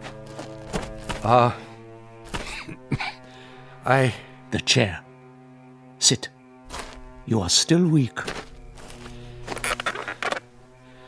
Brother Jerome, I know very little about this cult of yours, what's permitted within these walls, but I doubt very seriously that you can imprison a man against his will. That is quite true. We have no such authority. Then why have you done it? No man has ever been imprisoned at the Hermitage, Mr. Ellington. He claims otherwise. Who claims otherwise? Who do you think? The man in the cell at the end of the corridor. There is no man in the cell at the end of the corridor. I was talking with him. You were talking with no man. And you think I'm hallucinating? Mr. Ellington, you are ill. You still have a fever. In such a state, delirium may cause one to see and hear things that do not exist. Do you mean to tell me you don't hear that? Hear what? Look at me. Dreams can seem very real. And honest men make unconvincing liars. The brother who's been caring for me. Brother Christophorus? Yes. He has a way of looking at the floor when he tells me I'm imagining things. You look at me, but your voice loses its command. More imaginings. I don't know why, but you're both very intent on keeping me away from the truth. What do you know of the truth? Which is not only poor Christianity, Brother Jerome, it's poor psychology, because now I'm very curious indeed. Curiosity is a dangerous thing. Oh, I was taught it's a sign of intelligence. There are some things best left alone. Like sleeping dogs, a nest of snakes. I'll uncover the facts eventually, you know. Meaning what? Just what I say. I imagine the local police will be interested to learn that you're keeping a man locked up here. I tell you, there is no man. All right, let's forget it. I'll deal with it in my own way. And what way is that? However I see fit. It's no concern of yours now. Oh, and I apologize for not dying. Maybe some other time, brother. Mr. Ellington. A last word? Bon voyage? Don't bother yourself. I'll make it to the village with no further delay, I assure you. Mr. Ellington, the prisoner in the cell, it's a delicate matter. Ah! So you admit it? A terrible thing. He's violent, dangerous. More dangerous than you know. We are obliged to lock him in the cell. I'm sure you can understand. I understand that you're still lying to me. Goodbye, Brother Jerome. Would you really go to the police? If you were in my place, wouldn't you? Very well. Close the door, Mr. Ellington. I have told you the truth, but only a part. Now I see that I must tell you the whole of it. May God forgive me. Then you do hear it. As I have heard it every hour of every day for 5 long years. Why did you lie? I didn't. Oh, but I think you did. And now the skies darken. The storm returns. I should have known. When I told you that no man screamed in the Abbey, I spoke the truth. It is not a man, you see, Mr. Ellington. It is the devil himself. You're joking with me, aren't you? No, Mr. Ellington, I am not. Would that I were. It would be so much easier. But the prisoner in the cell, our only prisoner, is in fact Satan. Oh, come now. Otherwise known as the fallen angel, Ahriman, Asmodeus, Belial, Diabolus, the devil made manifest. You asked for the truth. Now you have it. Do you believe? What? Oh, sure. Now it is you who are lying, Mr. Ellington. You don't believe me at all. To the contrary, you're even more certain of what you've suspected all along, that I am mad. Well, sit down. I will tell you a story. And then we'll see how certain you are of my madness or of anything else. Drink. What did you say? Some brandy. For thy stomach and thy infirmities. No, thank you. Don't worry. It's not poison. A very old vintage. I'll drink with you. What is it you wanted to tell me? I presume, Mr. Ellington, that you consider yourself sophisticated, a worldly man. Why do you say that? You're young, rich by your clothes, and reasonably well educated. Harvard? Yale. Exactly. Having a last fling before settling into the family business. How did you... You are an open book, printed in very large type, with pictures. Of course, you consider us primitive, because we're living in seclusion away from the real world. To you, we're misfits. Please, I know all the theories. I assure you, brother... No, Mr. Ellington, it is I who am assuring you that I am not the ignorant fanatic I might seem. I coped with your world for 40 years before I left it, and rather successfully by your standards. The best schools, a degree in philosophy, a job that took me to all the corners of the earth. This beard and this staff and this face represent nothing but a different point of view. If you understand that, then perhaps you will listen to what I have to say with an open mind.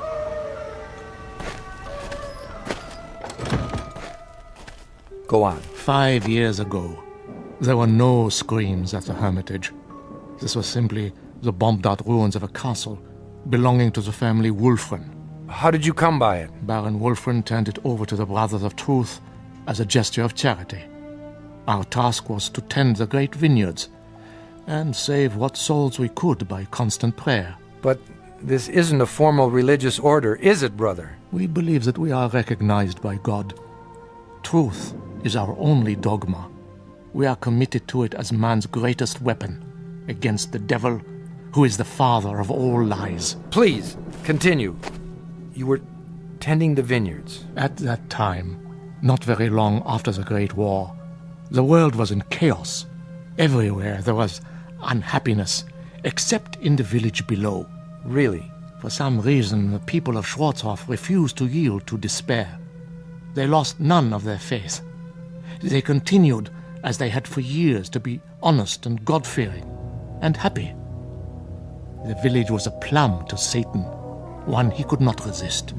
So he came here, drawn to it as a moth is to light, and embarked upon a program of corruption.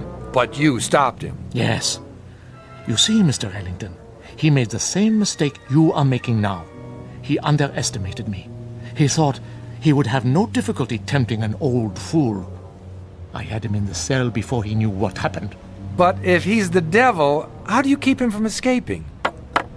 With the staff of truth.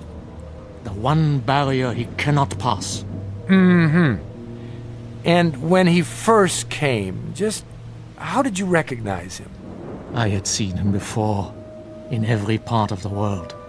Wherever there was sin, wherever there was strife and persecution, there he was also. Sometimes he appeared only as a spectator, a face in the crowd.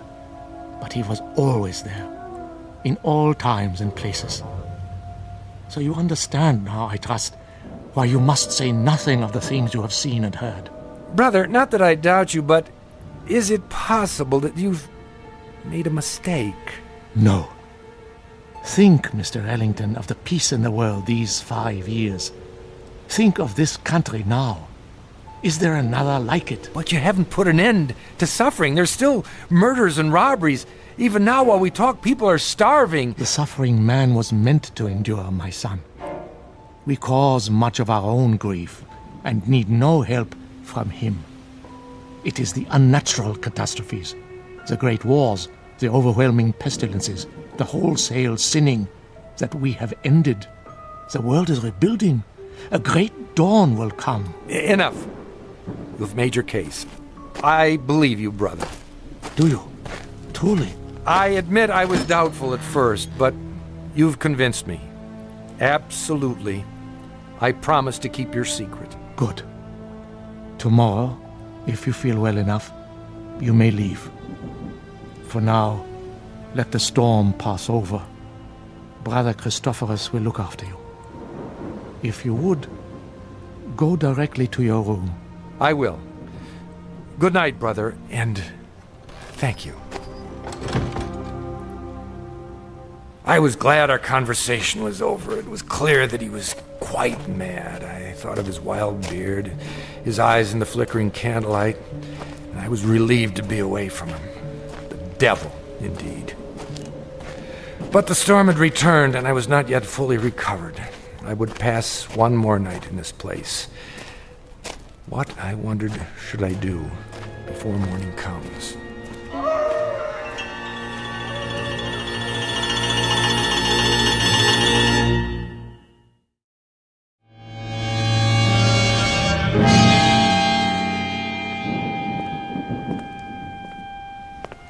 The corridor was dank and empty. I felt as though I were the last sane man in an insane world.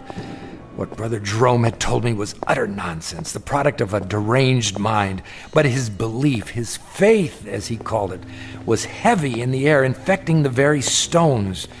To bring it down would require outside help, but perhaps I could start that very night with an act of pure, unselfish humanity. Psst! Are you in there? Where else would I be? I thought you weren't coming back. I had a meeting with Brother Jerome. What did he say? He lied to you, didn't he? He said that you're... Go on. What? The devil. The devil. Oh, that's good. That's wonderful. What a dream for an old man. Himself a devil. To catch Satan and lock him away in this God-forsaken place. You don't believe him, do you? Of course not. Then help me. If I let you out now, while they're awake, they may catch you before you leave the grounds. There's always the possibility. But another hour here, you don't know what it's like. Look here, why don't I just go and get the authorities? When? As soon as morning comes. I'll find the path to the village and... No! It would be my death warrant. The authorities will return and find nothing. Who knows what will have happened to me by then? Jerome is mad, but he's shrewd, too. He won't leave any evidence behind. Then, what can we do? You must let me out now. There doesn't seem to be a lock on your cell, only this small shepherd's staff. You could almost reach through the bars and remove it yourself. I've tried. It's wedged in such a way that I can't get my fingers around it. Here, I think I can get it. Quickly. Wait. Brother Christophorus. There you are. Brother Jerome was fearful. You might lose your way. No, nothing of the kind. Come along.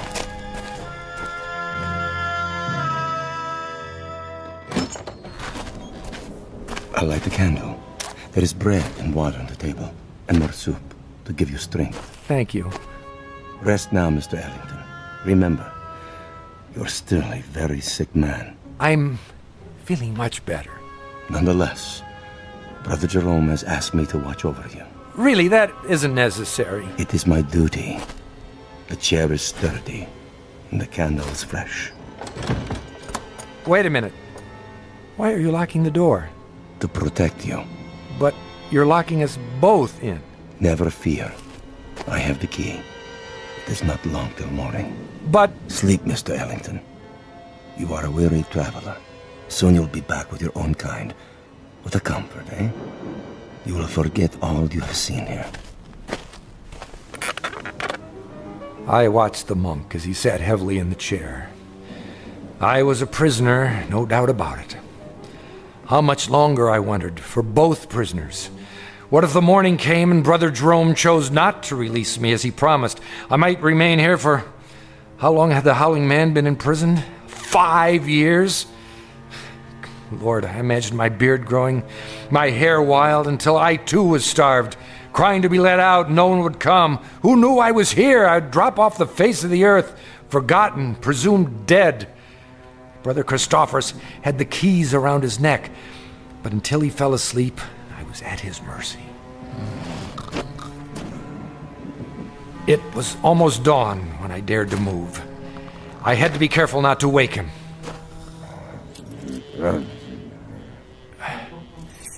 Yes, I finally had the key.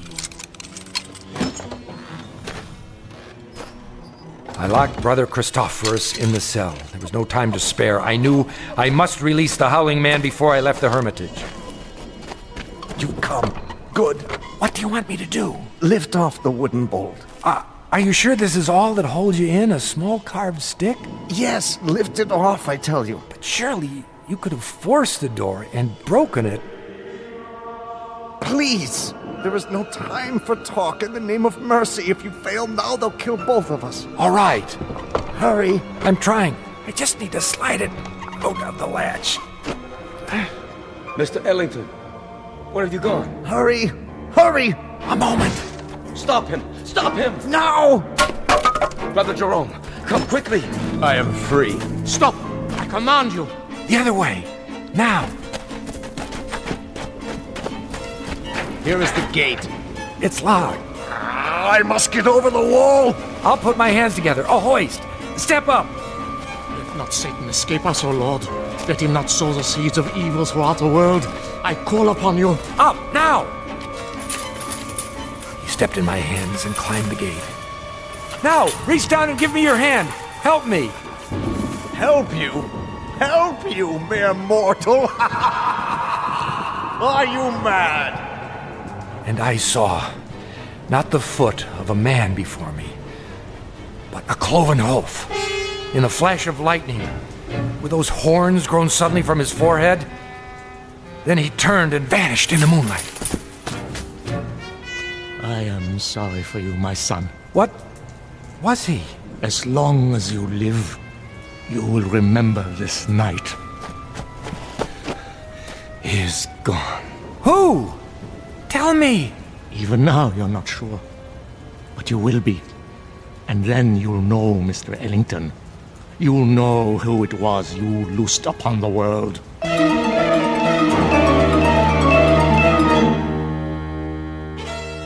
The monks were mad, I thought. Or the Howling Man was mad. Or I was, or the whole world. But Brother Jerome was correct. I could not forget. And when the pictures of the carpenter from Bromau Alm Inn appeared in the papers, I grew uneasy, for I felt I'd seen this man before. And when the carpenter invaded Poland, I was sure.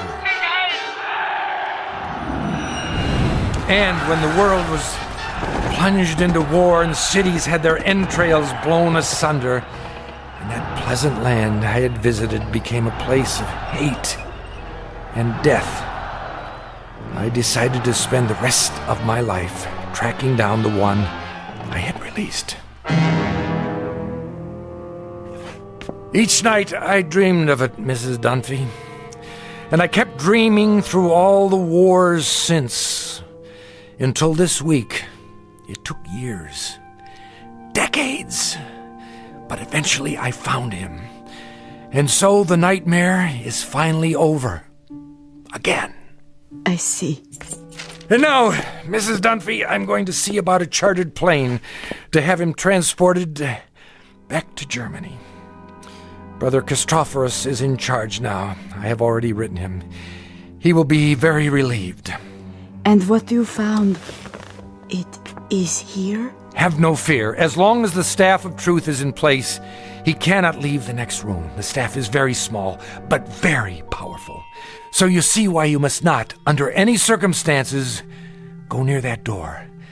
Nothing in the world is more important. Do you understand? I believe so. Oh, he'll do a bit of howling, but never mind that. It's a trick. I'll return as soon as possible. Until then, keep that door locked. Yes, sir.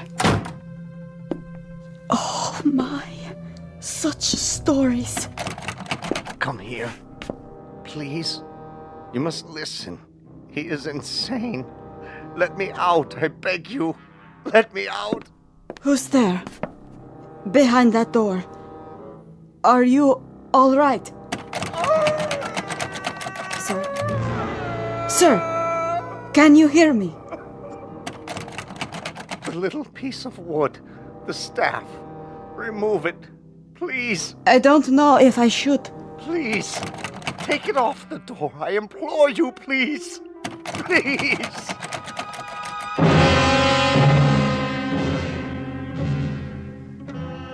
Ancient folk saying, you can catch the devil, but you can't hold him long. Ask Brother Jerome, or Brother Christophorus, or David Ellington. They know, and they'll go on knowing, to the end of their days in the Twilight Zone. More from the Twilight Zone after this.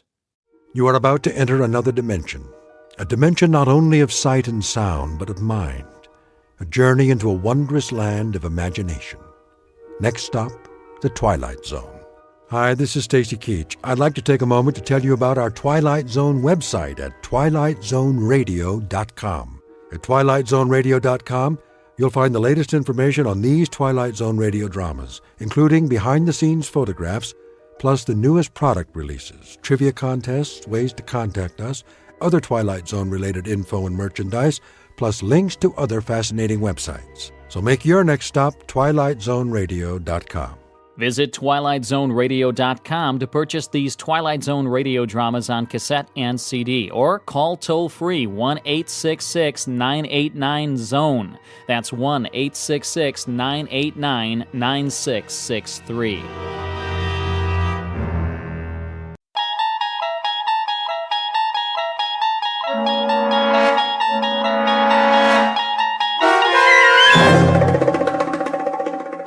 He's Alive, starring Peter Mark Richmond and Marshall Allman, with Stacy Keach as your narrator, was adapted for radio by Dennis Etchison and written for The Twilight Zone by Rod Serling.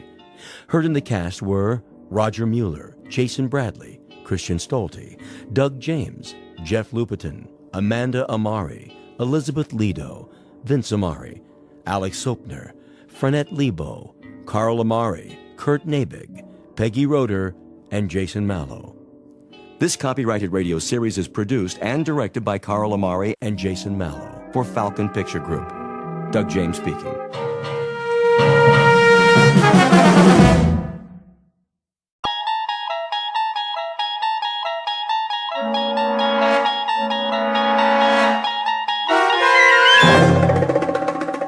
You unlock this door with the key of imagination. Beyond it is another dimension, a dimension of sound, a dimension of sight, a dimension of mind.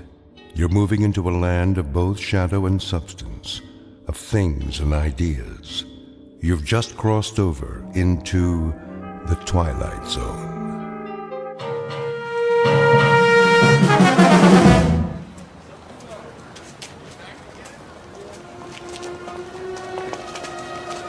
That looks like a good spot. Where? Up ahead on the corner. Yeah, we'll set up some boxes. I don't know. It's perfect, I tell you. All these people taking a walk after dinner, they'll listen. Oh, they'll listen, all right. Just hand out the pamphlets for now. I have to work on my speech. What speech? You don't need one. Just say it the way you say it to us. These people, they don't know what we stand for. So tell them, Pete.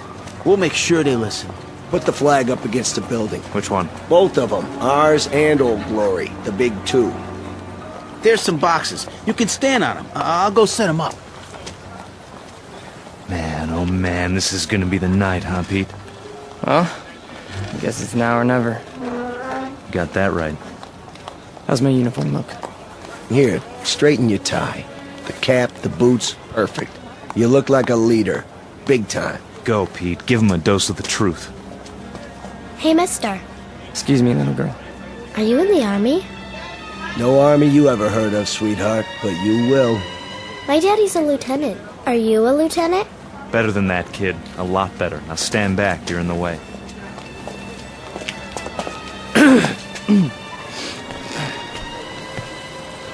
Good evening. Good evening, neighbors. I have something of great importance to tell you. If you'll all gather round. Neighbors? Who's neighbors? Yeah, we're not your neighbors. I never saw him around here. Yeah, me neither. Look at those crazy outfits they're wearing. Yeah, they look like real idiots. I bring you a message that you'll all want to hear. What are you selling? Vegetable choppers? Because I already bought one. It's... Well, hear me out, folks. Hey, what's with the goopy flag? Yeah, it's got lightning bolts on it. Well, maybe they're looking for a few good men for Halloween. I want to talk to you about international communism and the secret masters of the World Bank. I'm not joking, neighbors. Do you know who's really behind it? Look at our economy. It's falling apart. It's because of the bankers. That's right. The economics of the world, now, then, and forever, have always been the breeding ground for a certain type. An insidious type. The worshippers of the golden calf, whose religion is gold, whose loyalty, first and foremost, is to money, and only money. And we know who loves money more than anyone else, don't we? We know what tribe. He's just getting warmed up. Yep, in a minute he'll have him in the palm of his hand. The tribe of traitors. And they're here, in our homeland. They're in Washington. Those swine have captured the reins of government. Yeah, they're rotten apples, and I got an apple for you. Hey, knock it off, people. Yeah, show some respect. I'm talking about traitors. Listen. Boring. Ice cream. Get your ice cream. I want one. Come on, Angie. We'll both get one. Then we'll go home. Yeah, there's nothing happening here. No. Listen to this. What about foreigners? Huh? Foreigners. Take a look at the way that they're controlling us. The lines lead directly to Palestine and to the Vatican. Yeah, I've had about enough of this. Let's go. It's a conspiracy, I tell you. A conspiracy of men who aren't like us. Yellow men, brown men, black men. They come here and they infiltrate our economy. They're right here on our doorstep. If there's anybody sitting on your doorstep, buddy, it's the man in the white coat. Here, take a tomato with you. You think that's pretty funny, don't you? You think it's funny that your country can be sold out? That they can sell out your flag and your birthright? You think that's funny, huh? Well, the day will come. Oh, shut up. Let him talk. What's the matter? No more big talk? He's just a scrawny kid with a big mouth. Real big. As long as he got a couple of punks to protect you. We gotta do something. Where's Nick? Go on, get out of here. Back off. This here's a real American. Yeah, a real jerk. Why, you? Get off! Cut it off! portrait of a Bush League Führer named Peter Vollmer, a young man who feeds off his self-delusions and is left perpetually hungry. Like his goose-stepping predecessors, he searches for something to explain this hunger, to rationalize why the world passes him by without saluting. In his own twisted and distorted lexicon, he calls it faith, strength, truth. But the particular brand of truth he seeks can be found in any sewer. Peter Vollmer doesn't know it yet, but he is about to ply his trade on another corner, an intersection in a strange shadowland called the Twilight Zone. And now, the Twilight Zone and our story, He's Alive, starring Marshall Allman and Peter Mark Richmond, with Stacy Keach as your narrator.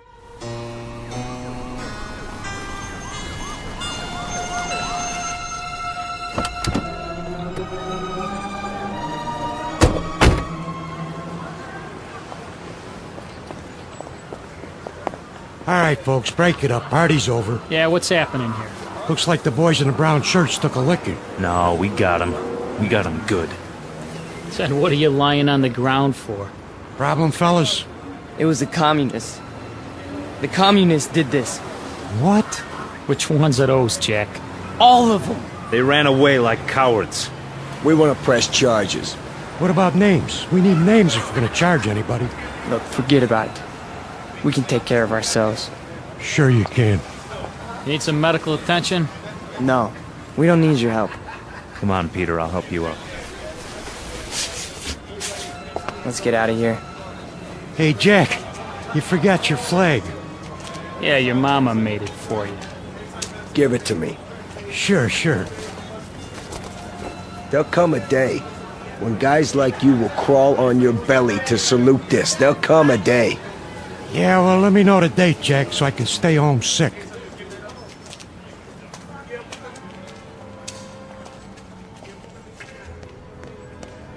Hey, Pete! Pete! Are you okay? Yeah, we're fine. What are you doing in the alley? It cornered me. Must have been 10 guys on top of me. It was all I could do to get away. You sure that's what happened? Sure, I'm sure. Oh, mean crowd, Pete.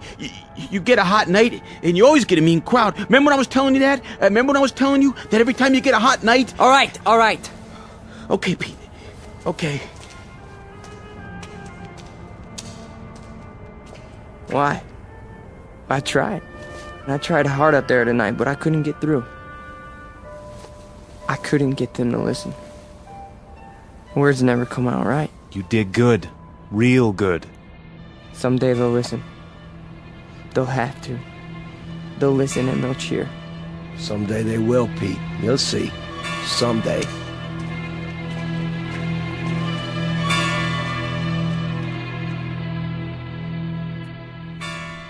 Now, hold still. It's only a cut, not a mortal wound. Wash your face when you get home and put some iodine on it. I think you will survive.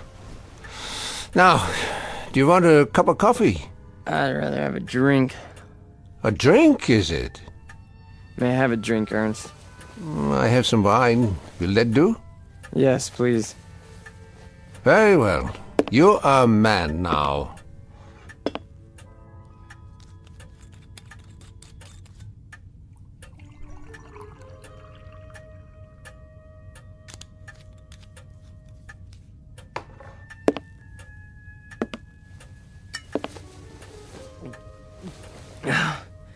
Thank you.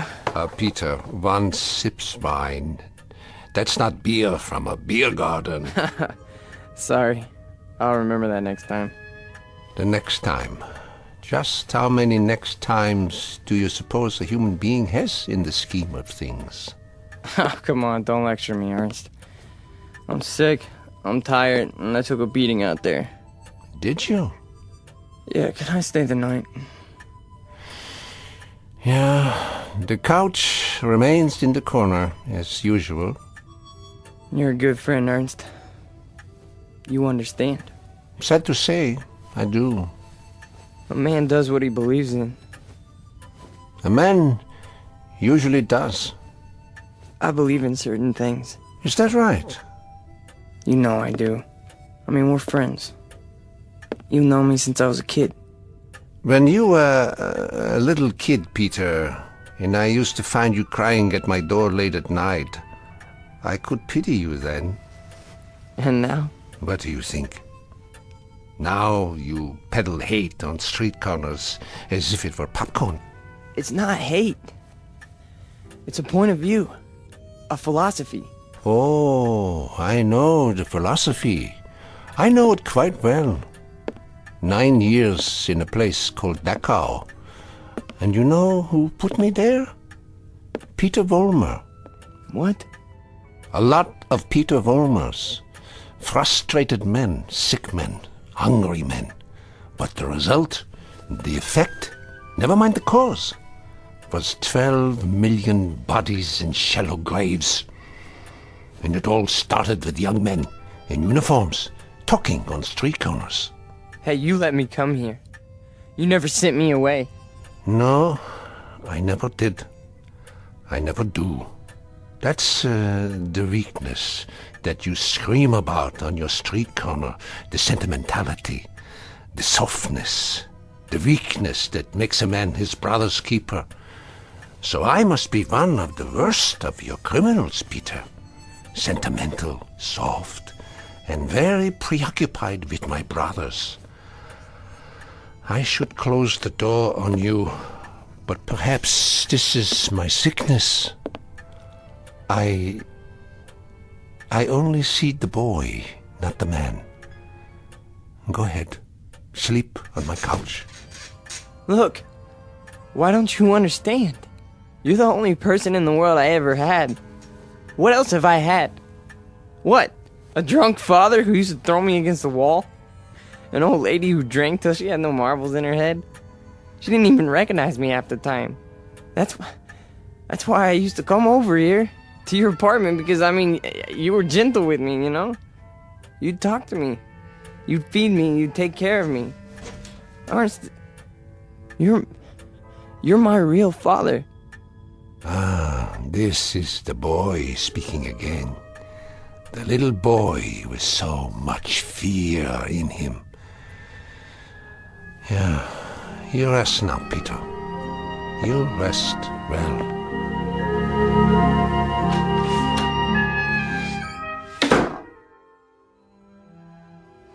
No.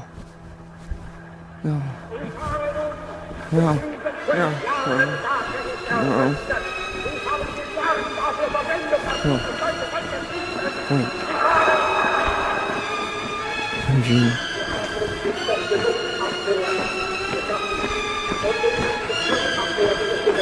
What? What? Peter! Who's that? Peter? Who's out there? Who is it? A friend, Mr. Vollmer. A friend? You have need of friends, yeah. Allies. Yeah, come downstairs, Mr. Vollmer. Come down and we'll talk, you and I.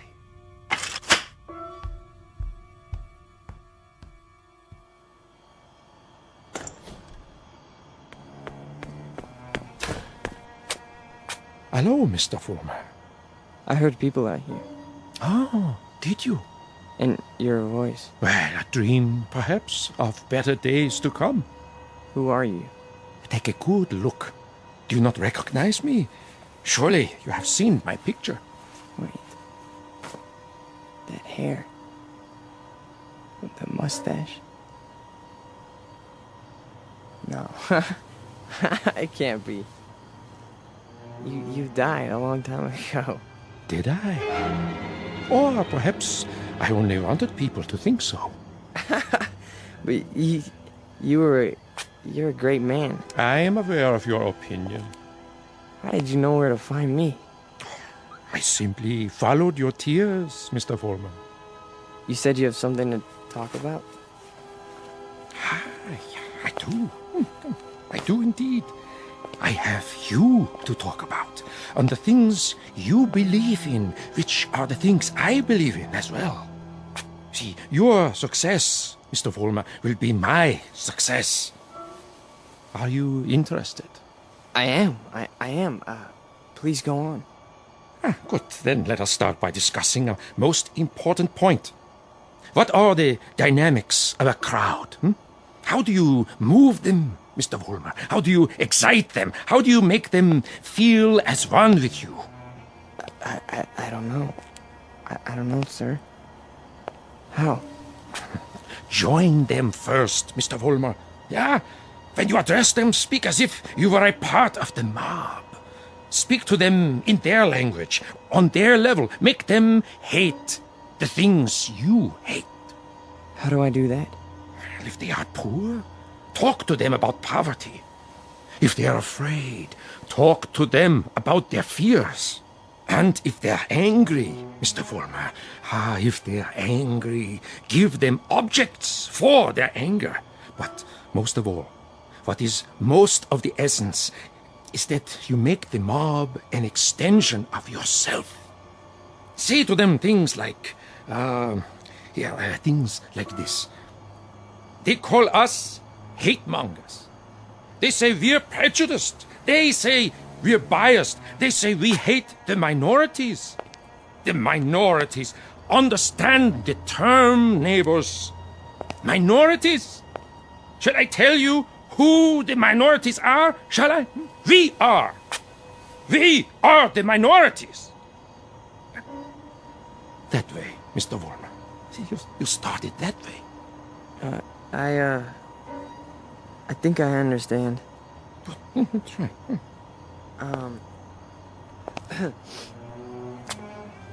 Neighbors. Neighbors. They call us hate mongers. That's it. More. They say we're prejudiced. They say we're biased. Yeah. Now you have got it. Go on. The minorities? Understand the term, neighbors. The minorities. Shall I tell you who the minorities are? We are the minorities. Because patriotism is the minority. Because love of country is the minority. Because to live in a free white America seems to be a minority opinion. Let me tell you something, neighbors. I want you to dwell on this. Just dwell on it. Once we had an atom bomb, and suddenly the Russians had it. We wanted to send men into space, but it was the Russians who got there first. We had a hydrogen bomb. It was the Russians who exploded theirs. Who gave them the bombs? Who sold us out? Who stabbed us in the back? Well, if it's the minority opinion that we must survive, then we are the minority. And this minority will not stop until it's the majority. This minority will not give up the fight. No, this is the promise, and this is the legacy.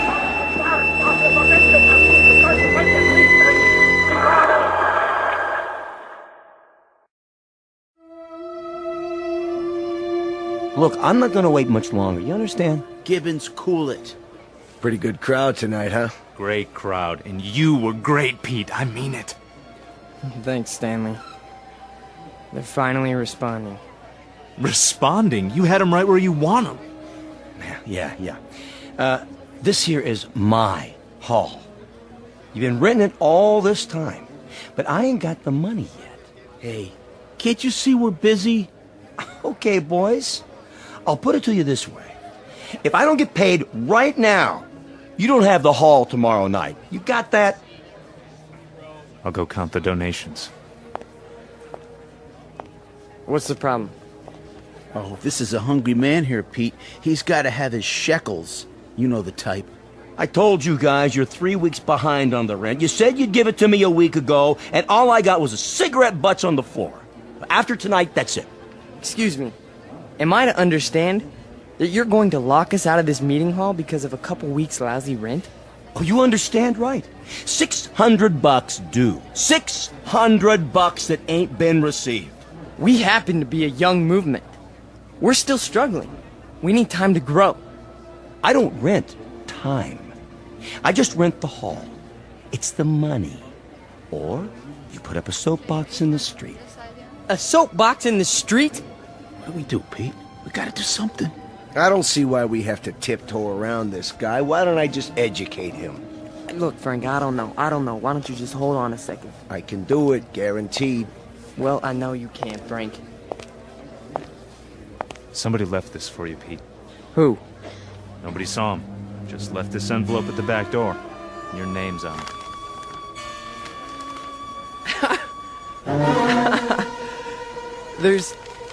There's money inside. 6 C-notes. Hey, how about that? We need $600, and here it is. Oh, man, how about that? Hey, Gibbons, come and get it. Yeah, it's about time. You satisfied? Then don't bother us. All right. You're paid up through this week. Where'd the dough come from, Pete? You have any idea? We must have a secret supporter. I can see why. You were really something tonight. I can't even tell you how it sounded. You had him. You really had him. Hey, we're gonna make it. And now something tells me we're really gonna make it. You bet your life. You guys go on. I'll see you outside. Sure, Pete. Anything you say.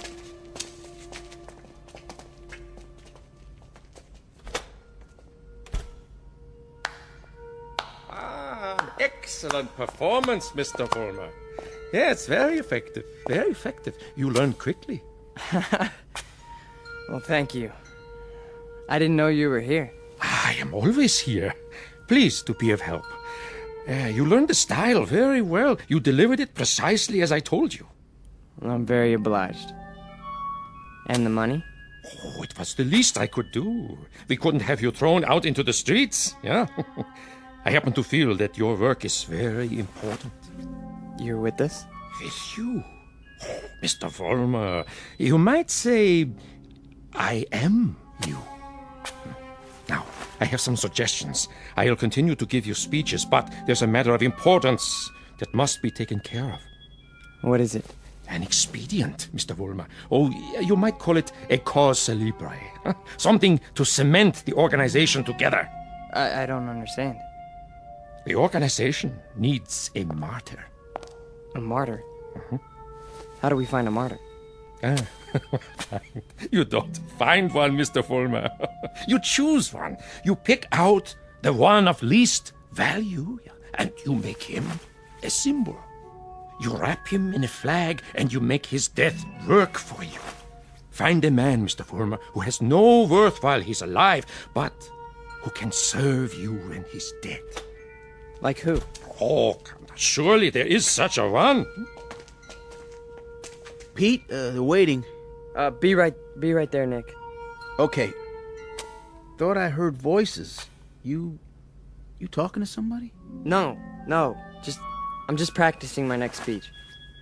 Look, hey, tell Frank to come in here, would you? Right away. Alone. Sure thing, Pete.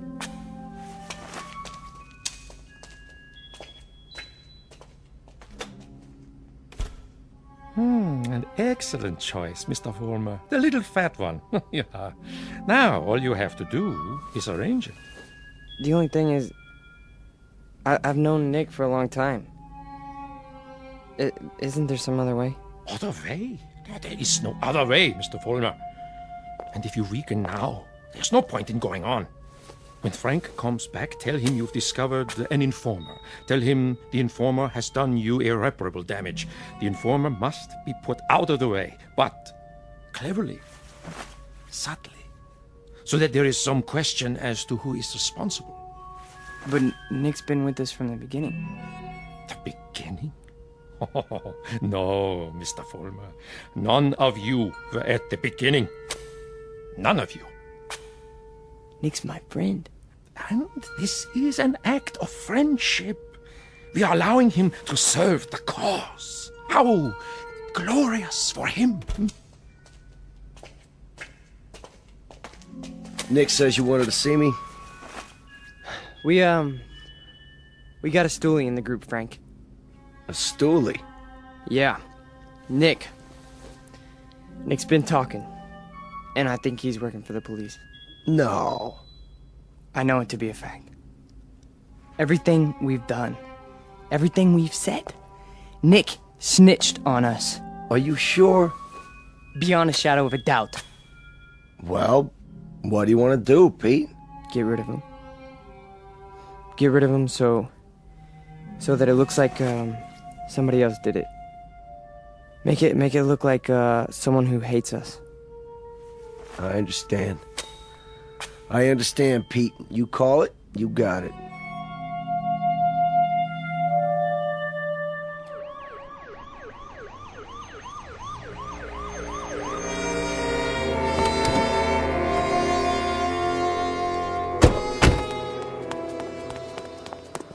There you are, officers. Thank God.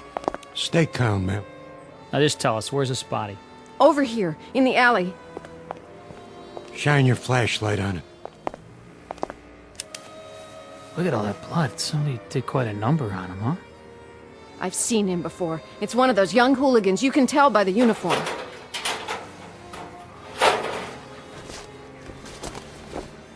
He's dead, all right. Call a meat wagon. What was this one's name? Wait a minute. There's a note pinned to his chest. What does it say? A good fascist. What do you suppose that means? One of their enemies must have put it there after he beat him to death. Yeah, but which enemy? There's a lot of them around here. Fewer and fewer every day.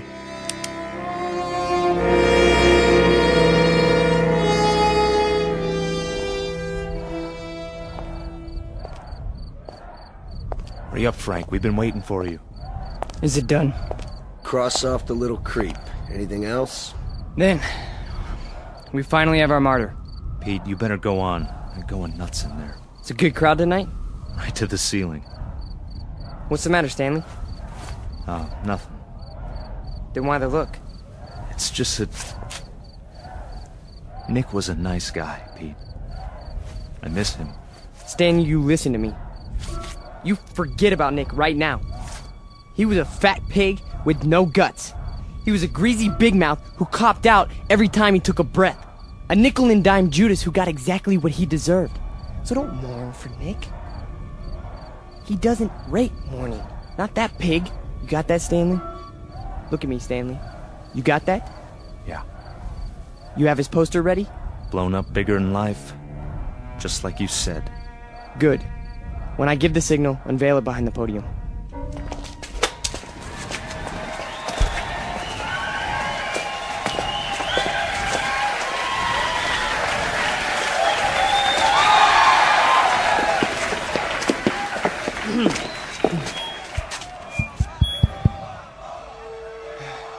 All right, everyone. I have something very important to say. A man of honor has died tonight. A decent, courageous fighter for the cause of freedom. He gave his life. He gave his life for us. Some skulking assassin murdered him. But friends and neighbors and co-fighters, Nick Bloss did not die in vain. They stilled his great heart, but they could not stifle his memory. They could not obliterate his courage. They could not wipe away his honor. He lives, my friends. He lives in you, and he lives in me. He lives deep in the gut of any human being who believes that the United States of America should be free, should be untainted, should be free from the mongrels who try to enslave it. Now, Stanley, look at this portrait of Nick Bloss in his uniform. He wore it proudly. He died for it. And you and I, neighbors, we will live for it!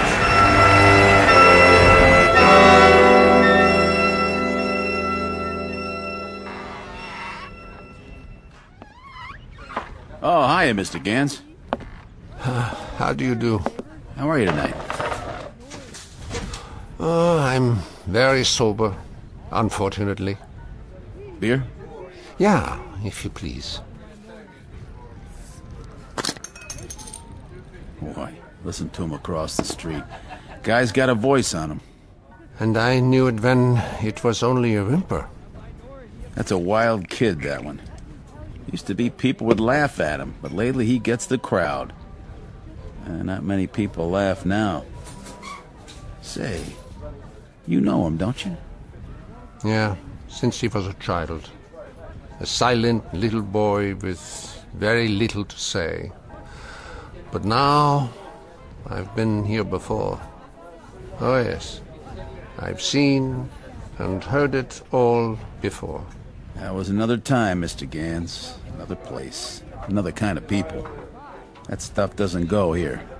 That's what we said, too. They were brown shirt scum. Temporary insanity. Part of the passing scene. Too monstrous to be real. So we ignored them. Or laughed at them.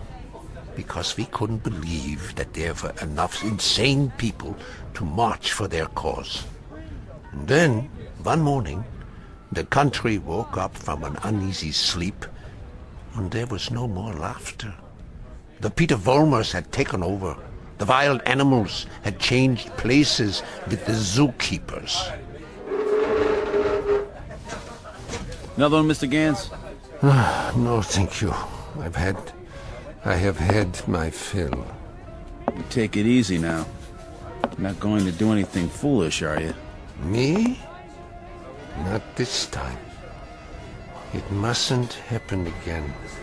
We can't let it. We simply can't let it happen again.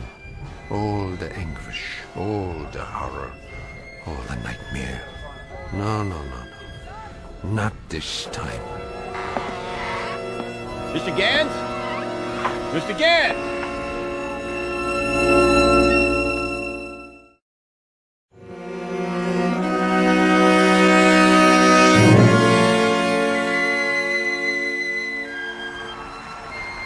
And so I tell you, my friends, we will take it to the streets.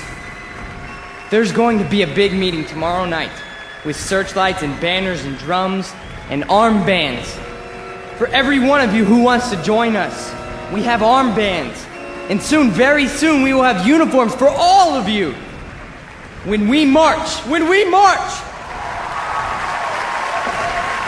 Who's that? Search me.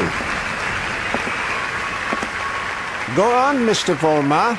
You were saying? Ernst, what are you doing here? I can tell them what you were saying. I have heard it all before.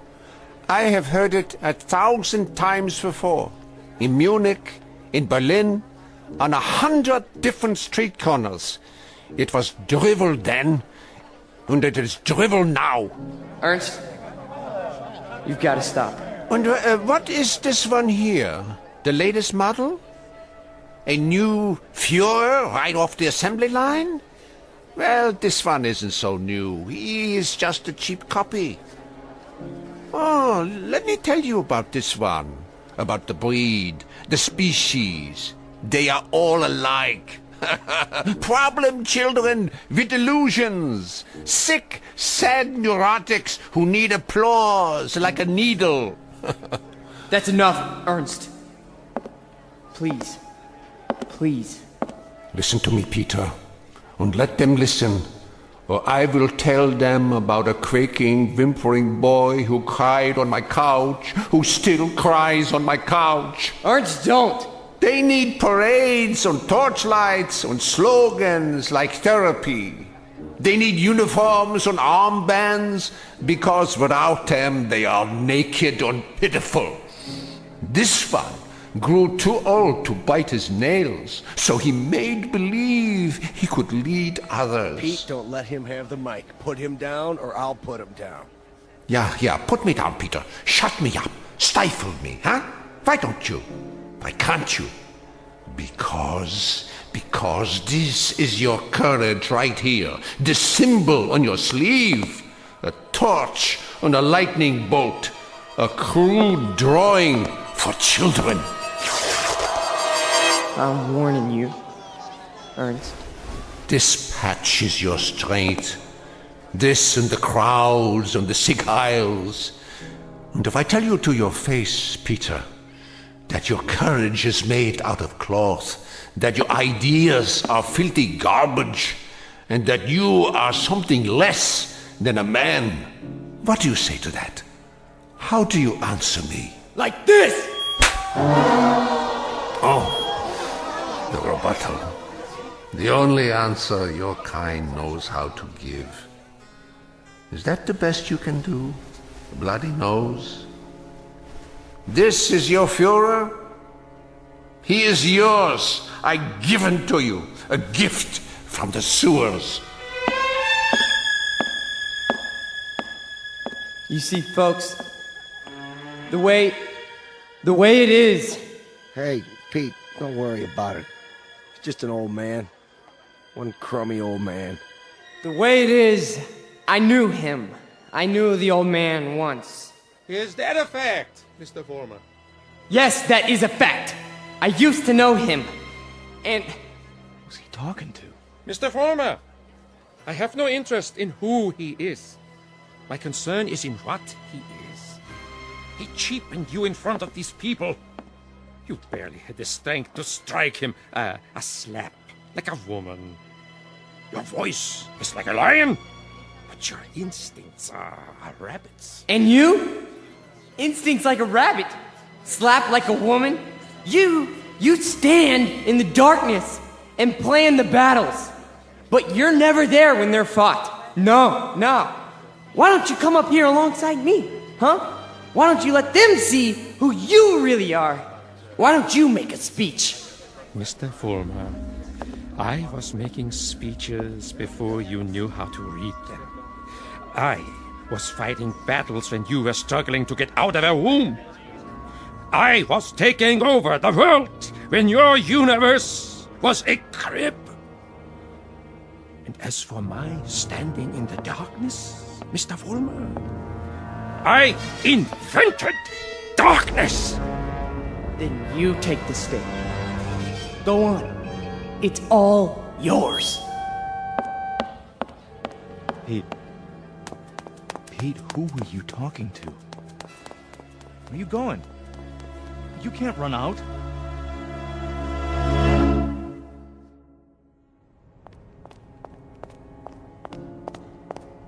Ernst! Ernst! Where are you? Let me explain. You! Why? Why did you pick me? I didn't pick you, Mr. Former. You picked me. You chose my ideas. You invoked my name. So now, you must take whatever comes with it. What? In the past, I've given you suggestions. Now, I give orders.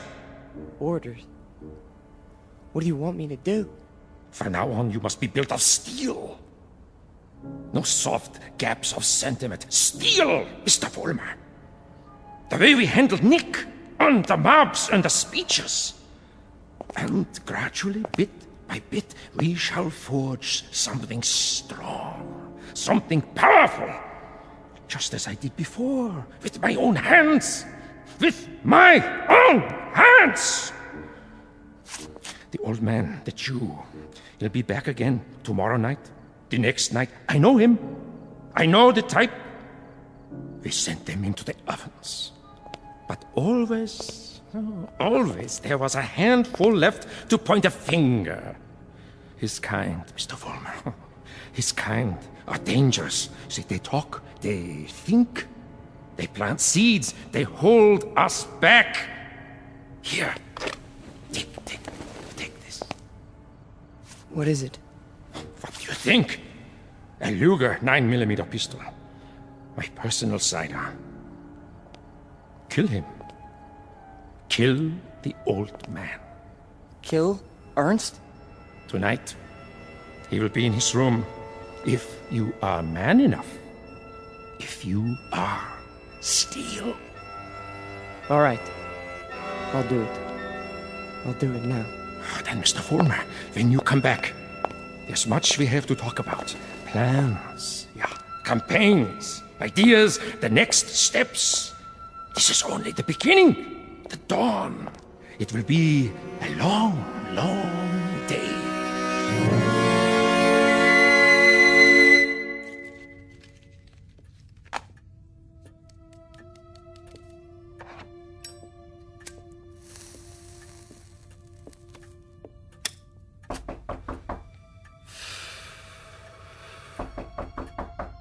Yeah? Come in. Ah, I thought it was you. You wouldn't listen to me, Ernst. On the contrary, I listened to all that I was able to stand. You should pay attention now. I can't even begin to tell you what's happened. It's too incredible. It's too unbelievable. I can tell you this much. We're on the march. From now on, we only go forward. There's no stopping us. No stopping you, Peter?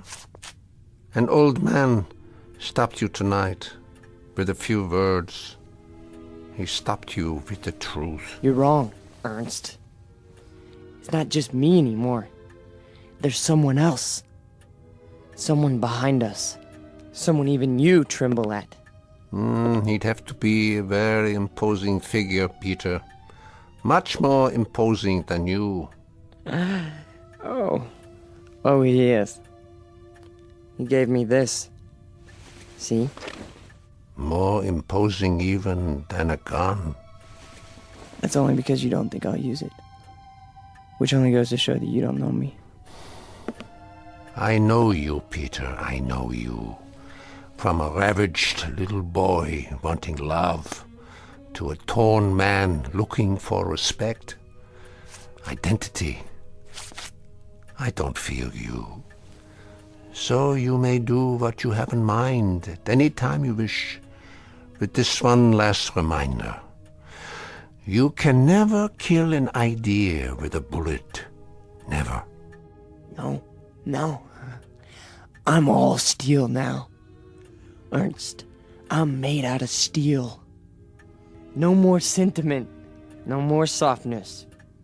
Just purpose. Just will. Then shoot. Kill.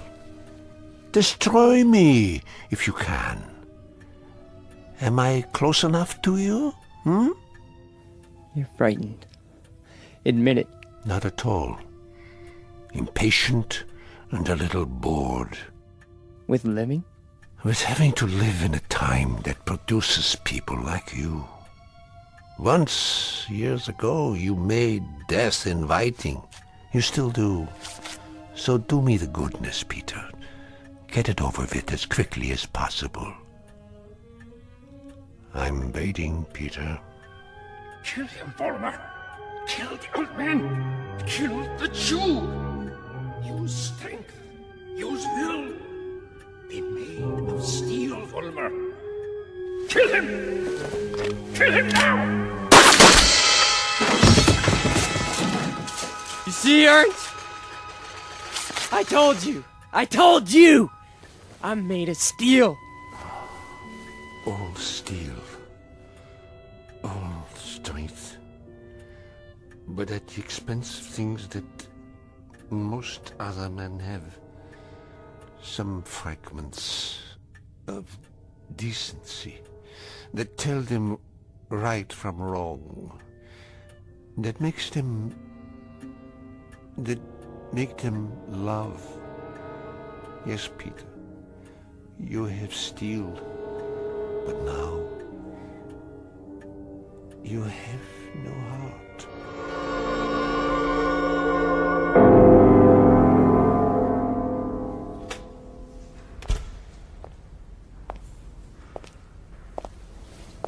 Where is everybody? Pete? We were just cleaning up. What happened to you? Nothing. Nothing happened to me. You tell them. You go out there and you tell them. But they've all gone home. Tell them I'm still in charge. I'm number one. You serve, I lead. Understand? You serve, I lead. Come on, Pete. Let's go. No, he picked me. Out of everybody, he picked me. What's wrong? Don't you believe me? He did. He picked me. So long, Pete. See ya. Don't you walk away from me! Frank! Frank!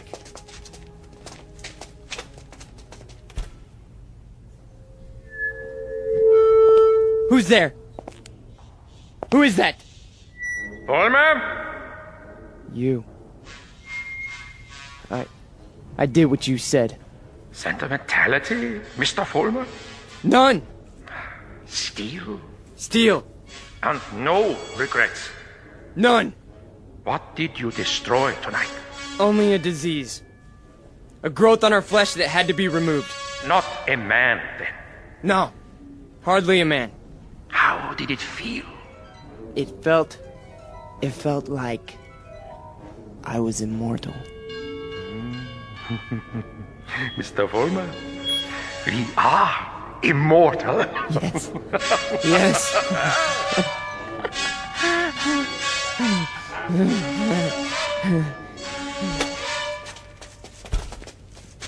There he is. Don't move. What do you want? Peter Vollmer? Yes. We have a warrant for your arrest. That's impossible. The charge is conspiracy to commit murder. Your two friends are outside in cuffs. The victim's name was Nicholas Bloss. Get away from me. He's got a gun. Drop the gun! Now! Walk toward us with your hands up! Hey, look, he's going to the other door. Tell them to cover the alley. Halt! Halt, or I'll shoot!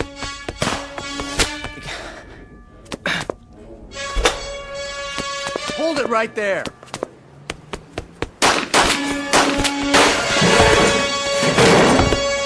We got him. He's hit. Call for an ambulance. You have the right to remain silent. Anything you say can and will be used against you. There's something very wrong. There's something very wrong. Easy, kid. Don't try to talk. But you made a terrible mistake. I'm made of steel. It's true.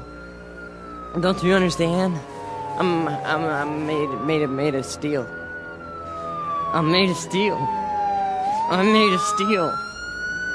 I'm made of steel.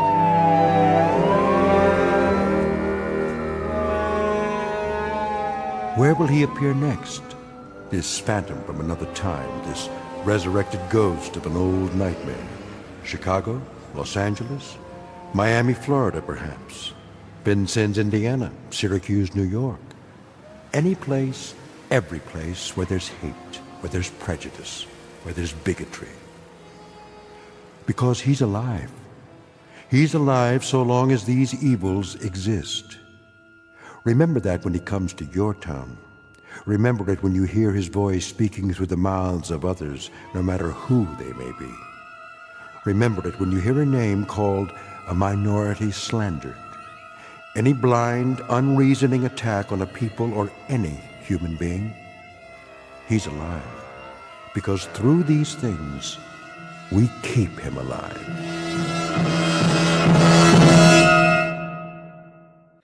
The Twilight Zone continues in just a moment. You are about to enter another dimension. A dimension not only of sight and sound, but of mind. A journey into a wondrous land of imagination. Next stop, the Twilight Zone. Hi, this is Stacy Keach. I'd like to take a moment to tell you about our Twilight Zone website at twilightzoneradio.com. At twilightzoneradio.com, you'll find the latest information on these Twilight Zone radio dramas, including behind-the-scenes photographs, plus the newest product releases, trivia contests, ways to contact us, other Twilight Zone-related info and merchandise, plus links to other fascinating websites. So make your next stop twilightzoneradio.com. Visit twilightzoneradio.com to purchase these Twilight Zone radio dramas on cassette and CD, or call toll-free 1-866-989-ZONE. That's 1-866-989-9663.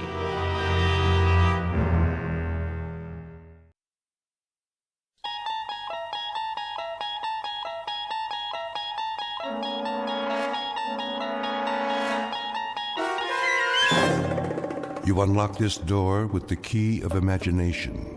Beyond it is another dimension. A dimension of sound, a dimension of sight, a dimension of mind. You're moving into a land of both shadow and substance, of things and ideas. You've just crossed over into the Twilight Zone.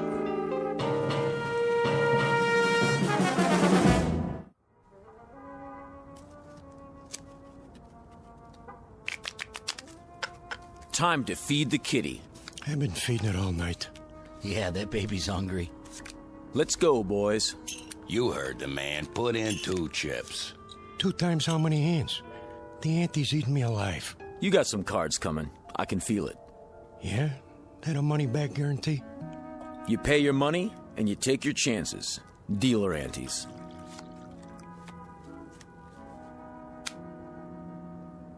Let's go, Johnny. I gotta give it some thought. My stack's getting pretty low. Look at who's sitting this one out. That right, Johnny? I'm thinking.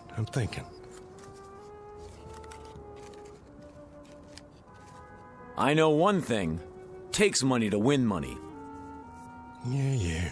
Listen to the man. Are you in or out? Give me 1 minute, all right? Take it easy, John. Hey, you don't look so good.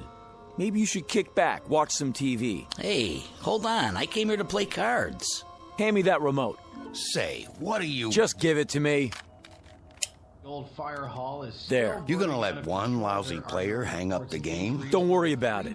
Johnny here needs some time out. You know the old saying. What's that? Money talks, and suckers walk. Scientists are baffled as all communications in and out of Peaksville remain blocked.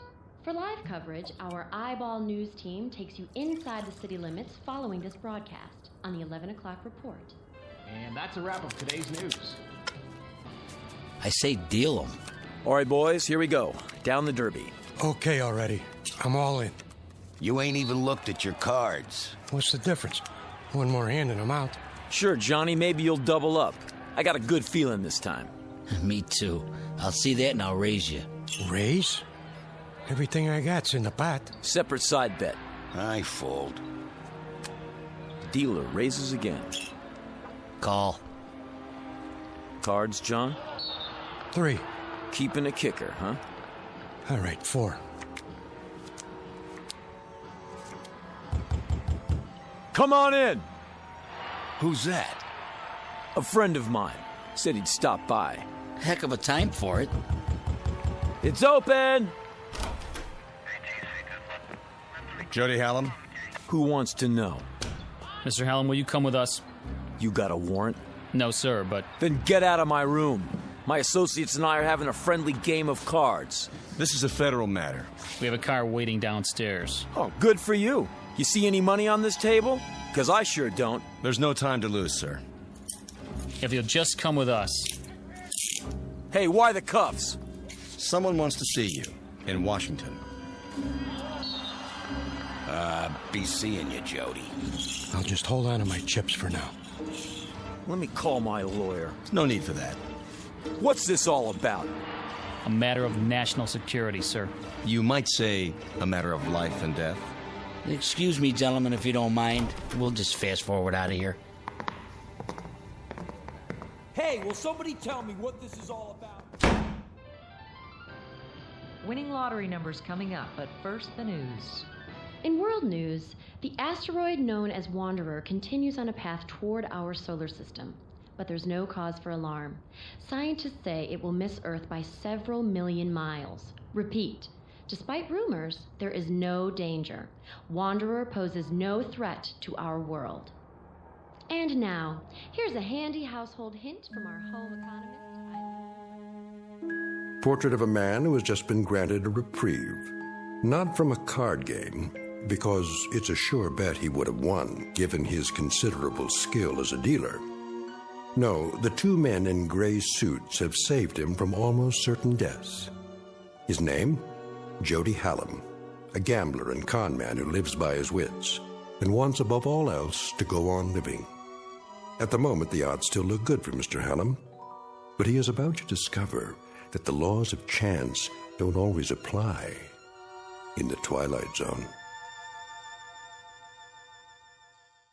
And now, the Twilight Zone and our story, Pattern for Doomsday, starring Henry Rollins, with Stacy Keach as your narrator. And I can tell you that its progress has been closely watched for the past month, as is the case with all unidentified objects sighted in space. May we have the slide, please? Excuse me, General? Yes? The 8th man, he's here. Showman? Yes, sir. Has he been briefed? Just the basics on the way over. I'll handle it from here. Mr. Hallam, have a seat at the end of the table. Well, aren't you going to introduce me to everybody? After the presentation, General Sinclair has the floor. Sit, please. Okay. Now then, slide please. This is a routine photo from the 200-inch Hale telescope on Mount Palomar. Must be some camera. Shh. I don't see anything. Let me use the pointer. That short white line in the star field is the first picture we have of Wanderer. May I ask a question? Dr. Conrad, is it? Yes. When exactly was this taken? A little over a month ago. October 3rd, to be exact. I see. Next slide. This photograph, taken only 3 weeks ago, indicates that Wanderer is indeed headed for our solar system. Next slide. And this shot conclusively establishes what astronomers feared, that Wanderer is on a collision course with Earth. What?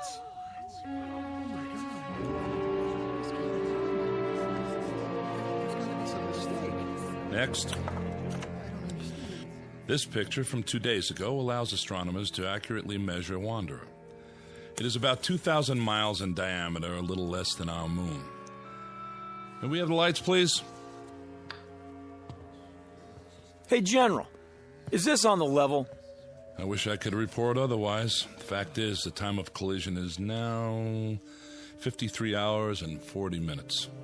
Couldn't we blast it with an H-bomb or something? I saw that in a movie one time. Efforts are underway to destroy or deflect the asteroid, but unfortunately there isn't much hope for success. General, if, as you say, astronomers have known about it for some time, why is it that the public hasn't been told the truth? To begin evacuating the cities, for example. To avoid panic.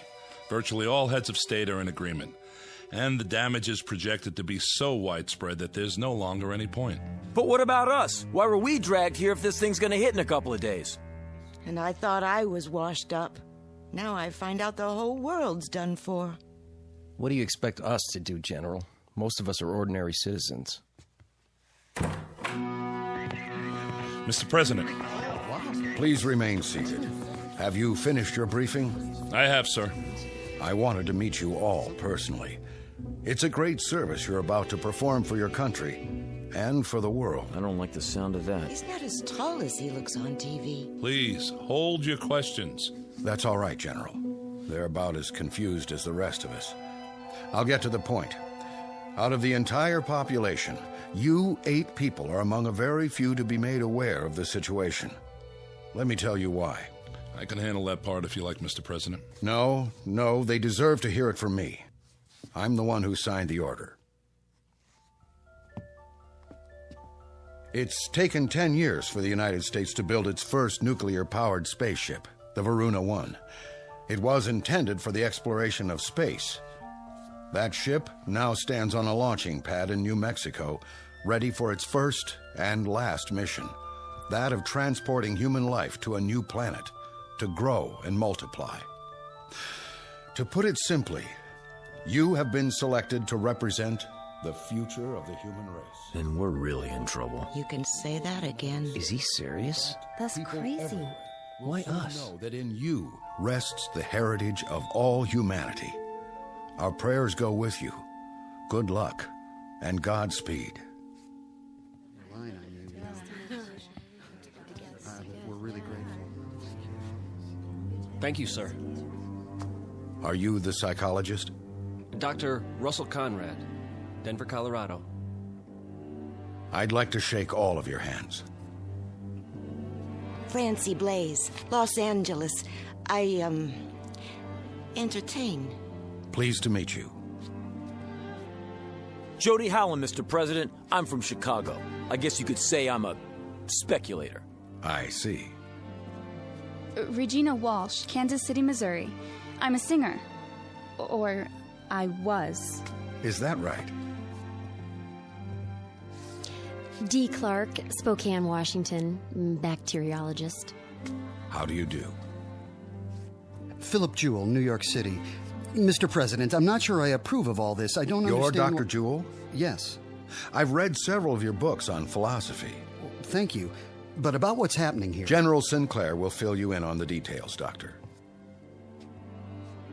Lily Wong, San Francisco. I am an artist. Hello. Harvey Winterroth, Traverse City, Michigan, and just an auto mechanic. Don't say that. You all have very valuable skills, chosen to complement each other.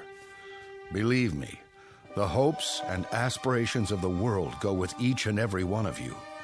Try to bear that in mind. And now, goodbye, and good luck.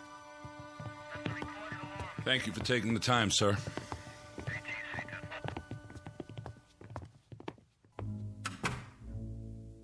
Never thought I'd get to meet the president, but there I was, shaking his hand and talking to him. General, I demand to know... Yes, Mr. Jewell? Just how did 8 people get picked to represent the human race? It was not at random, I assure you. It was a matter of careful selectivity. A computer was programmed with all relevant factors, physiological, psychological... Who did the programming? Panel of experts from several disciplines. Based on what criteria? General health, adaptability, fertility. That's why you all had examinations. Varied backgrounds, genetic history, immunity to disease, long-term stability on the cellular level. Out of what sampling? The entire population, Doctor. At least those we had preliminary data for. General, how come the president isn't going? He's a very important man. I would have thought... He's married, which was one of the disqualifying factors. For those of you who are interested, the criteria are listed in the background report. I have copies if you like. I'd like to see that report. On the table at the back of the room. There's a packet for each of you.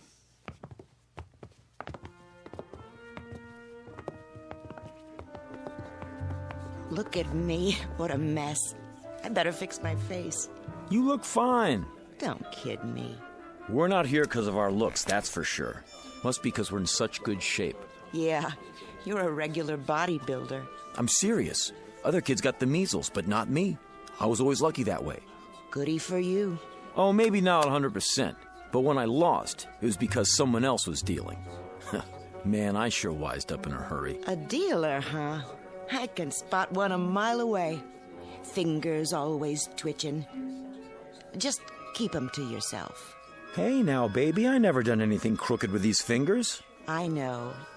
You just help the cards along. The suckers get greedy, that's all. So they get restless and overplay. Is that my fault? Can I help it if they want to make it all in one night? I ask you, who's the smart one, me or them? You heard what the general said about brains. We'll see how you make out where we're going. Listen, Jody Hallam always makes out. You remember that. Just don't try any magic fingers on me. Ha! Don't flatter yourself. Come on, I want to get the lowdown on this game.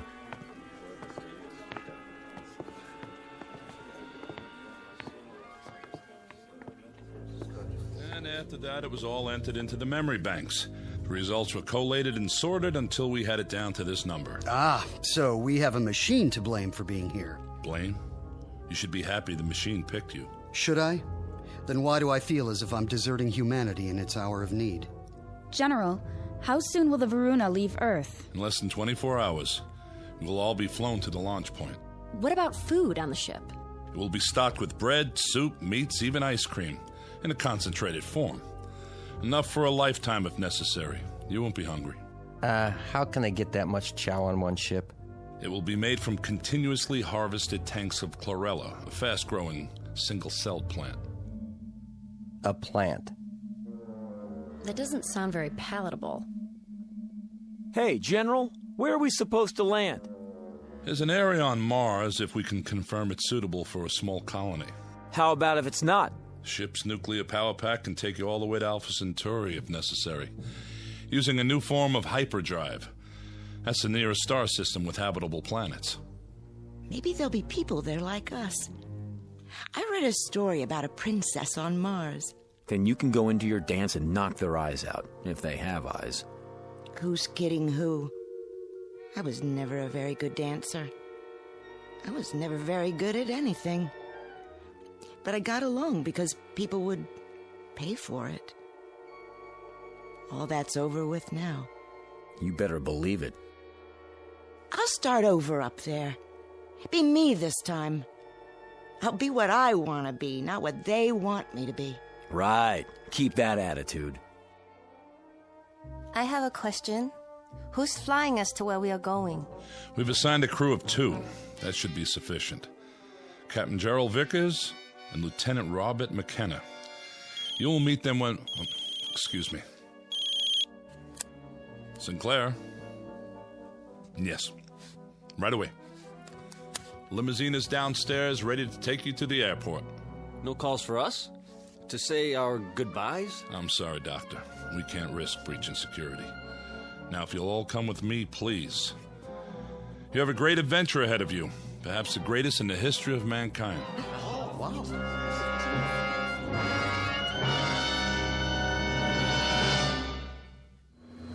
This is air traffic control. You're cleared for takeoff. In position. Clear to start.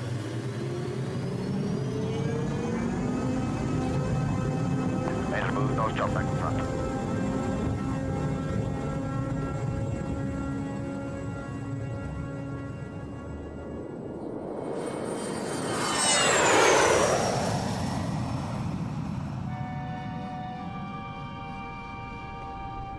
Ladies and gentlemen, although the fasten seatbelt sign has been switched off at this time, I hate that. I really do. Hate what? When airplanes take off. Oh, don't worry about it. The odds are on our side. Are you serious? This crate could fall out of the sky at any time. Relax. You got more chance of being hit by a car. Yeah, sure. I mean it. You see the giant seal? What? There ain't no animals. Are there? The seal of the United States of America. This is some kind of official plane. They're not going to take any chances. What if we get hijacked? Now you're really dreaming. We got searched. Nobody could bring a gun in here. Oh, yeah? What about them? Who? The guys up front. With Sinclair. Take a look. They both got pieces under their coats. How do you know? I know. You don't think I ever saw a shoulder holster before?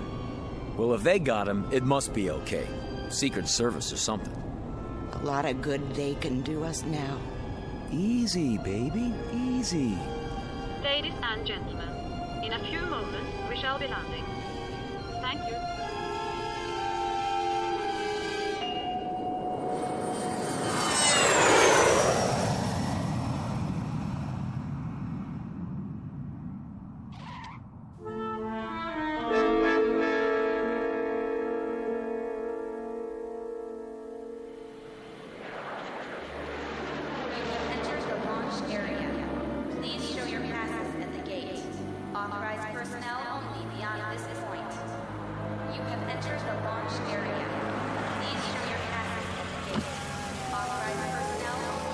ID, please. General Sinclair and Company to operations. Oh, right, General. Operations is the first building, straight ahead. I know where operations is, son. Yes, sir. Open the gate.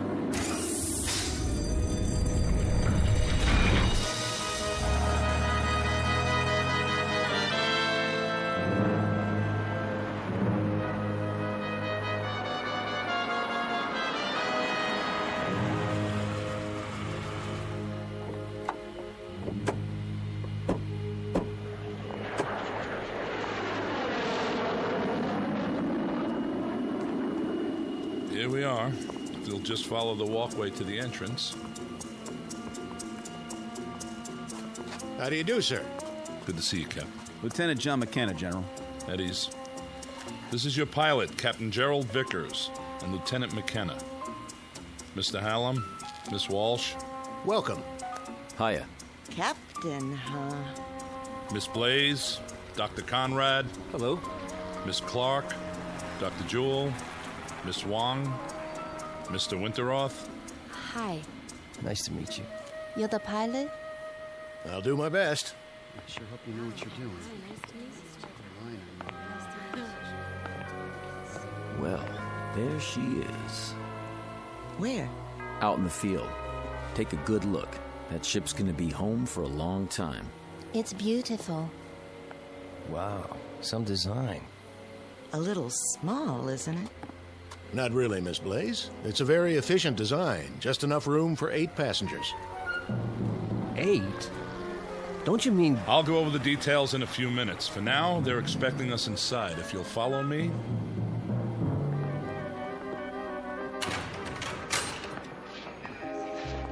General Sinclair? What is it? General, I have a communication from the Pentagon. Priority A. Very well.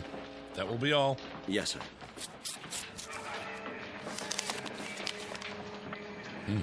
What is it? Don't tell me. The flight's overbooked. You might as well know. The nuclear missiles we sent up from 3 countries to intercept Wanderer have made contact. All detonated on impact. They hit Wanderer? And? Well, don't keep us in suspense. There was no appreciable deviation. The asteroid is still on course. What does that mean in plain English? It means that there's no last great hope for Earth. I would say then that this group is our hope. Captain Vickers. Yes, Doctor. Something you said a moment ago. What was that? Well, you said there was only room for 8 people aboard the ship. That's right. Does that include you and Lieutenant McKenna? I'll answer all your questions at the final briefing. But... This way, please.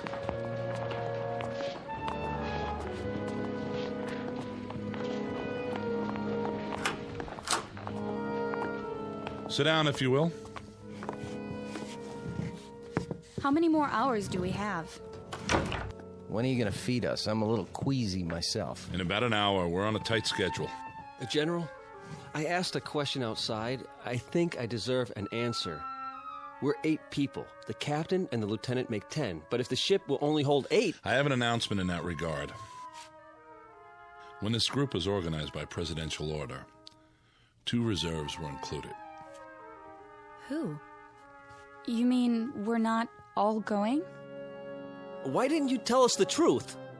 What are they arguing about? They got an angle. I knew it. There was no way of telling if you were all alive and well, or even if you could be located once the selection was made. The reserves were a way of preparing for any contingency. As it turns out, one that didn't occur. So who are the reserves? They were not specified. What? Then we don't know if we're on the list or not? In that case, I volunteer to stay behind. I'm afraid I can't accept your offer, Doctor. I'll give up my place. I have friends who are going to die. I'd rather spend my last hours with them. I sympathize with you, Miss Wong, but I can't accept your offer either. Then how... It was provided that in a case like this, the matter would be decided by chance.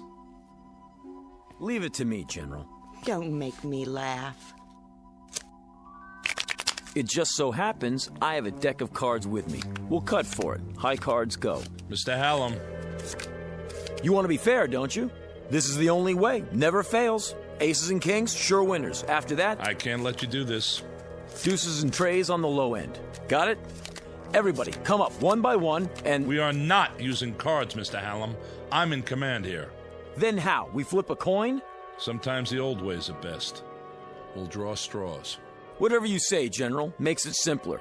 Watch me. I'm tearing out matches. I'll make 2 of them short. Sit down, Mr. Hallam. No matches? Well, in that case... I said sit down. All right. Just trying to help. Captain Vickers has prepared the straws, or their equivalent. Captain? Yes, sir. I have 8 pencils here. They've already been measured, so there can be no mistake. Who's first? Miss Blaze? Why me? The order won't make a difference. Go ahead, Captain. Anyone at all. If you say so. Here goes. Just take one of the ends and pull it out of my hand. This looks like a good one. I'll go next. Now, Dr. Jewell, followed by Miss Wong. Mr. Winterroth from Michigan. Miss Clark. Miss Walsh. And Mr. Hallam. There. That does it. Everybody hold them up. The short ones are Miss Clark and Mr. Hallam. You two will not be going with us. Hey, wait a minute. Sit down, Mr. Hallam. I was the last man on the totem pole. I didn't have a choice. Someone had to be last. Sure. Give everybody a break, but me. Statistically, it doesn't matter. The result was random. All I'm asking for is a fair shake. Game over, Mr. Magic Fingers. But I'm telling you, it ain't fair. You should talk, honey. Sit down. Are we free to go? You are, Miss Clark, with my profound thanks. You may go to the bunker with the rest of the personnel to observe if you like, or I can have you transported any way you choose. I'll have to think about that. Of course. There's a rest area down the hall. Lieutenant McKenna will open the beverage machines for you. Thank you.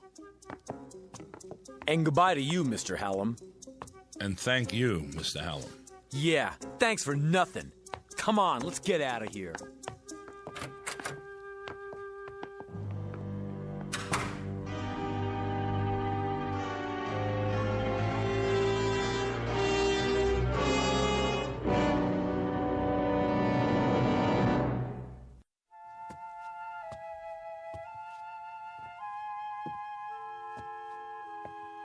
Why don't you sit down? You're making me nervous.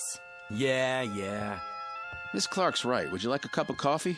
I'd like a shot of scotch if you want to know the truth. Cream and sugar? Black. Do you have family, Lieutenant? Yes, ma'am. I mean, miss.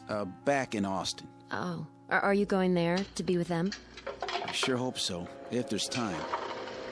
It's a terrible thing, I suppose. The little tragedies. We have time to absorb them.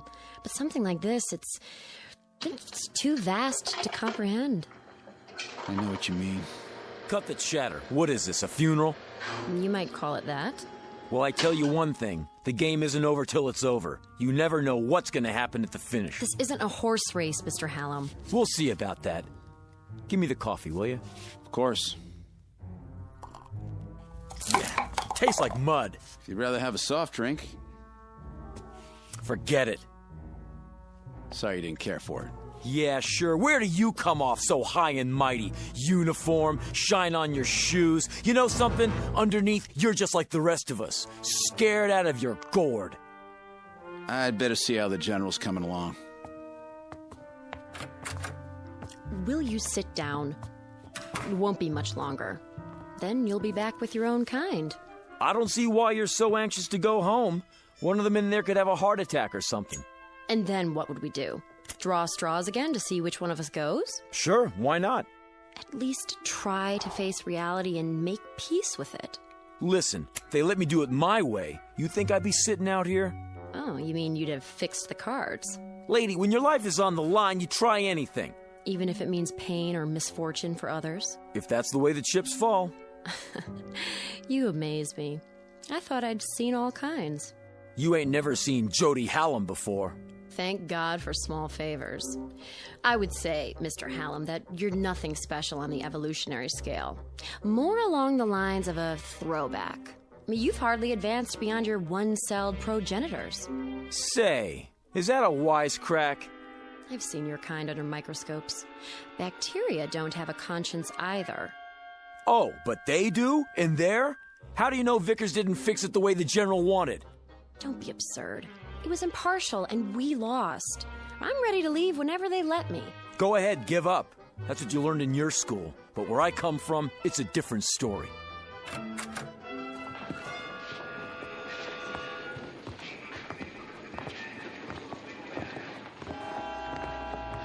General? Yes? General, I'm sorry I blew my stack before, but, well, it's a hard thing to take. It really hit me, you know? Believe me, I understand.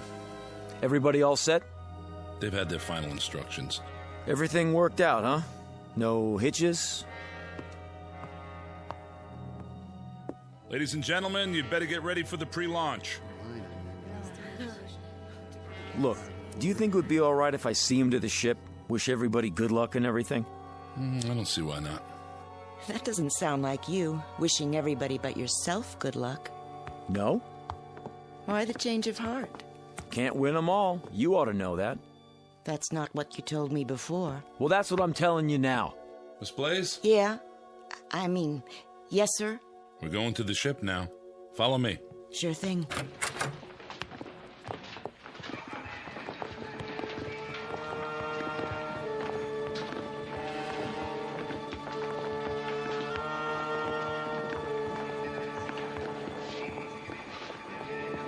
Not you. General Sinclair said it was okay. Only flight personnel on the field. I know. I'm going to say goodbye to him on the ship. General?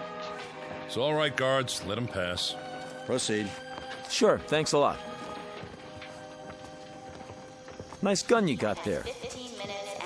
Oh, you coming with us? All unauthorized personnel must exit the launch area. You'll have to use the ladder. One at a time, please.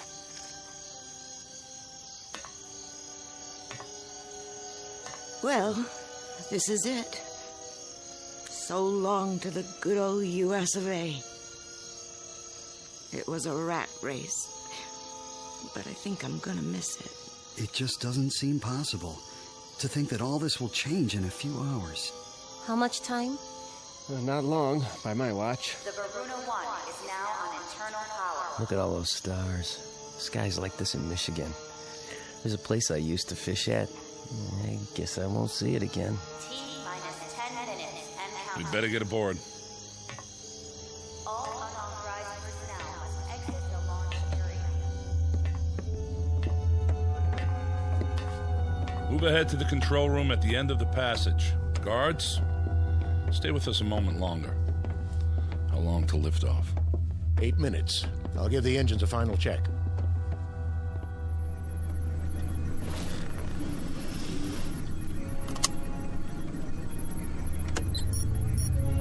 Main thrusters powered up. Retros all clear. Gyro stabilizer charged. I feel like a sardine already. Relax, baby. This is one tin can nobody's gonna open. Aren't you supposed to wave bye-bye now? Let me have your attention. This is it, Mr. Hallam. Shh. I want to hear what he says. President has asked me to extend his blessings and his hopes for a safe journey. Also, he's aware of the hardships that lie before you. He wants to remind you that in all the years to come, you must not lose sight of your purpose. Guards. There's a digital library. See Mr. Hallam back to the building. Yes, sir. Each of you Come with with me. In a minute, I said. It will be your trust to nurture the first generation born off Earth. For upon this, a new civilization will be built, long after we are forgotten. This way. Right. What kind of gun are you packing? 45 automatic, huh? Keep moving. Can I see it? Keep your hands... I just want to look at it. What in the... Back off! Drop it. Not on your life. Watch him. He's got a gun. He's... Ah! Hold it! Now, General, since Dr. Jewell here won't be making the trip, as his reserve, I'm electing myself to take his place. He didn't want to go anyway. Do you think these people would have you after this? No more pretty speeches. You and the guards, make yourselves scarce, and drag the doctor with you. Something wrong with your hearing? General. Touch your holster, flyboy, and you're a dead man, too. Do as he says. That's better. Well, what do you know, honey? Looks like we're gonna get better acquainted after all. What do we call you now? Little Caesar? Just what do you expect to gain by this murder? Life, my friend, in the big blue up there like the rest of you. Oh, I know you're thinking you'll make me pay, but you won't. Not if there's only 8 people left. You're gonna need me. Keep your distance, Buster. Now, Francie, you know better than that. A man gambles, he loses here and there, but the game's not over till the last card's been played. Am I right or am I right? Hey, you! Keep your hands where I can see them. I can't let you do this. Back out of here real slow like. You too, Lieutenant. Are you going to shoot them too? If you do, who will fly the ship? Back out, I said. I'm not going anywhere. Neither am I. Put the gun down. Yeah, sure. There are too many of us. Guards, Mr. Hallam is going to surrender his weapon. Take him into custody. Yes, sir. You're invading my space, flyboy. You're surrounded, mister. Hand it over. Now.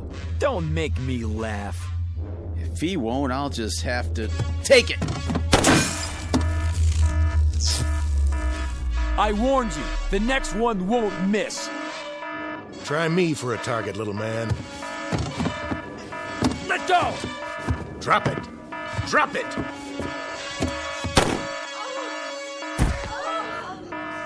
Now look what you've done. That ain't in the rules. Does he have a pulse? No, sir. Dr. Jewell, are you all right? It's just my shoulder. The bullet passed through. Guard, get the medical kit. Right, General. We won't be going anywhere, General. The second shot took out the control panel. Can it be repaired? Not the telemetry system. Then replace the module. There is no replacement. It would take days to assess the damage. He's right, General. Is that true? You mean we can't take off? How can we? What are we going to do? Yeah, what are we gonna do? I wish I knew what to say to you. Damn him! Just because he wasn't going... He was right. What? He always said he was lucky. And maybe he was. Now he won't have to face the odds. What's that? Whatever it is, he's sure in a hurry. General, up here!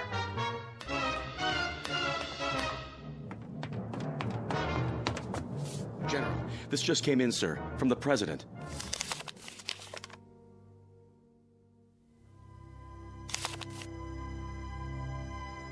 I am happy to tell you all that the danger is past. The President informs me that gravitational forces in the solar system have apparently torn Wanderer apart.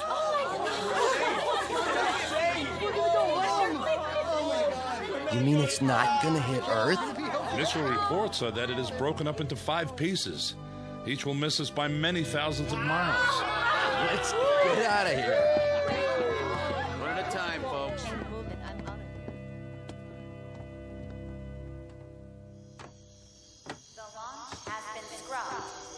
Can I give you a hand, Miss Blaze?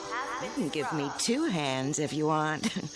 A big, brave captain like you. Call me Francine. Okay. Francine, I'll help you down. What about him, Mr. Big-Time Gambler? There'll be an ambulance on the way. He doesn't need an ambulance. He needs a hearse. Jody Hallam from Chicago. I got 3 words for you. So long, sucker.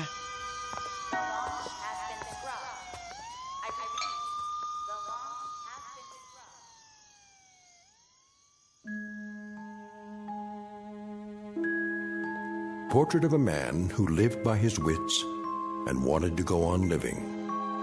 The odds looked good, at least for a while. But when billions were marked for death, he lost faith in the laws of chance. Jody Hallam, who played a desperate last card and ended up the only man on Earth to die as the direct result of a threat that never came true. In the Twilight Zone.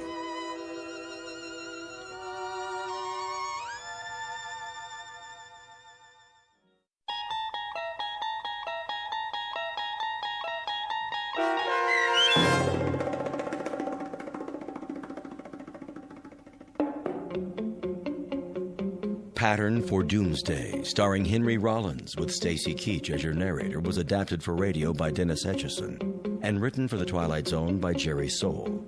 Heard in the cast were Mike Starr, Linda Ryder, Richard Hensel, Roderick Peoples, Jeff Lupetin, Jamie Barron, Steve Key, Nikki Lindgren, Elaine Robinson, Kurt Nabig, Jennifer Joy, Doug James, Carl Amari, Alex Opener, and Vince Amari.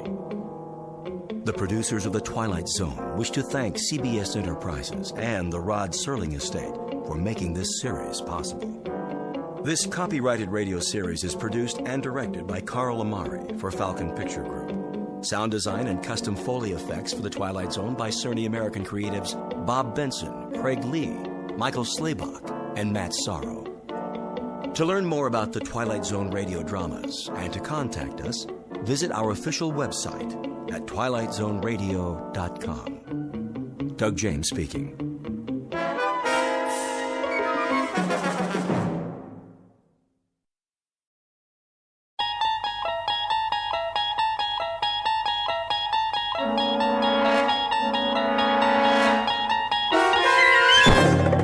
There is a fifth dimension beyond that which is known to man. It is a dimension as vast as space and as timeless as infinity. It is the middle ground between light and shadow, and it lies between the pit of man's fears and the summit of his knowledge. This is the dimension of imagination. It is an area which we call the Twilight Zone.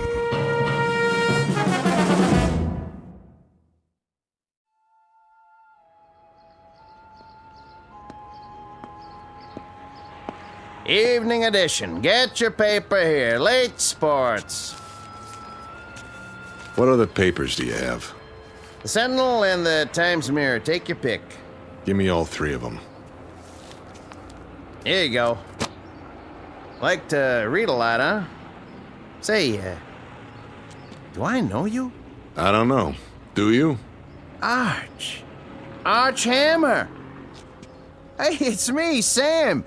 Sam Marshak. Oh, yeah. Sam.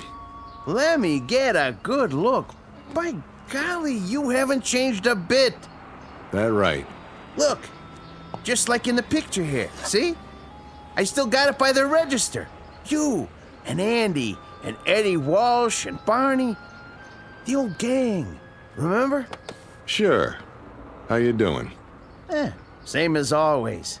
Haven't seen Andy in a while, though. Where you staying? Down the street. The Royale? Yeah, the Royale. How much for the papers? 6 bits. Wait a minute.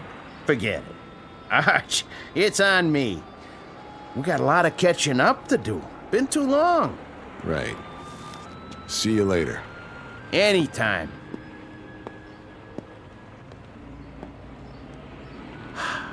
Archie.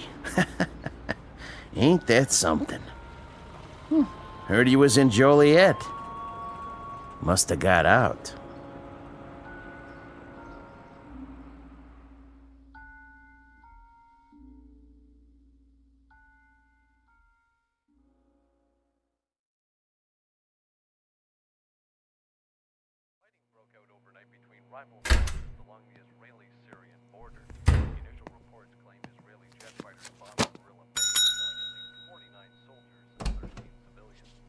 Hold your horses. I'm coming, I said. How much for a single? Depends. By the day is one thing, by the week is cheaper. I don't know how long I'll be staying. $6.80 a night plus room tax. You want a shower? Is the water hot? Mornings only, otherwise it costs extra. Forget it. Hold on. Haven't I seen you before? Could be. All right, I'll give you the discount for regulars. No guests, though. Wouldn't think of it. Sign here. Right. Face sure is familiar. Arch Hammer? Can't say I remember the name. Maybe that's just as well. Oh, and lose the key, you pay for it. Thanks. Send up some ice, will you? And a pair of scissors. Scissors? What for? Something I want to cut out of the paper. Well, don't make a mess for the cleaning girl or you'll have to tip her. That'll be $7 even. In advance. His name is Arch Hammer. For the moment. He's 36 years old. He has been a salesman, a dispatcher, a truck driver, a bookie, and a part-time bartender. Whatever name he goes by, this is a cheap man, A nickel-and-dime hustler with a cheapness that goes beyond the suit and the shirt, a cheapness of taste, a cheapness of mind.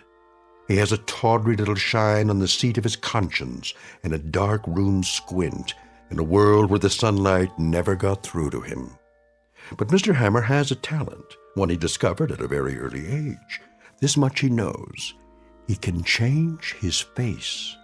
He can look at a picture, concentrate on the eyes, twitch a muscle, and make his features match any other man's. Call him Rubberface. Mr. Archie Hammer, jack of all trades, who has just checked into a Fleabag hotel with the most odd talent, some newspapers full of photographs to work from, and a master plan to destroy a few lives. In the Twilight Zone. And now, The Twilight Zone, and our story, The Four of Us Are Dying, starring Eric Bogosian, with Stacy Keach as your narrator.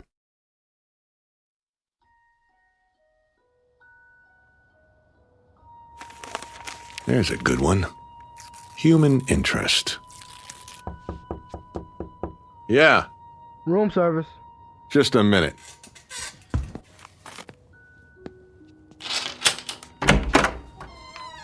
Here's your rice. Thanks. Brought a whole champagne bucket full. They even have champagne here?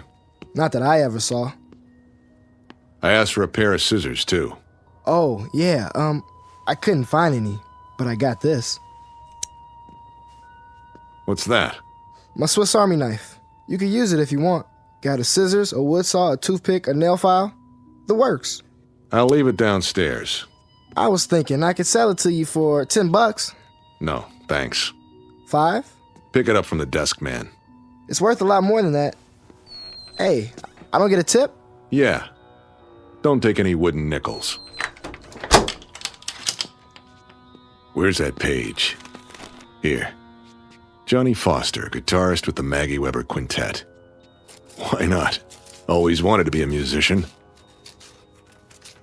The eyes, the nose, piece of cake. Just look in the mirror. Concentrate. Perfect. If I do say so.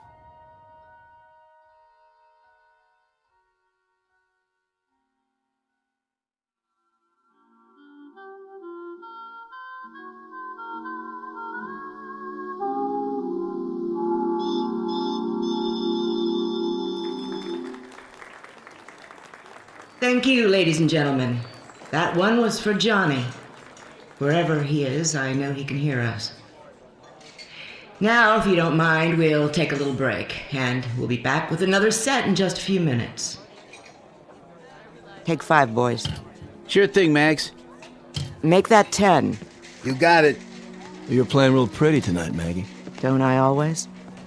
Sad, though. I never heard a piano cry before. Then we'll have to try some upbeat tunes, if I've got it in me. Hi, Mag. What'll it be? Ginger ale, straight up. On the wagon again, huh? Off and on. Hey, Maggie. Hey yourself, sport.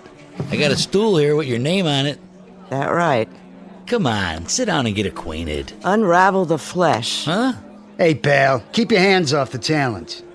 I'm just trying to buy the lady a drink. Don't you want one? Love one. All by my lonesome. Okay. Just trying to be friendly. You can have the booth in the corner, Mag. Strictly solo. Thanks, Red. 1 ginger ale. Hey, sure you don't want a little something in it? The last show of the night? Why not? Here you go.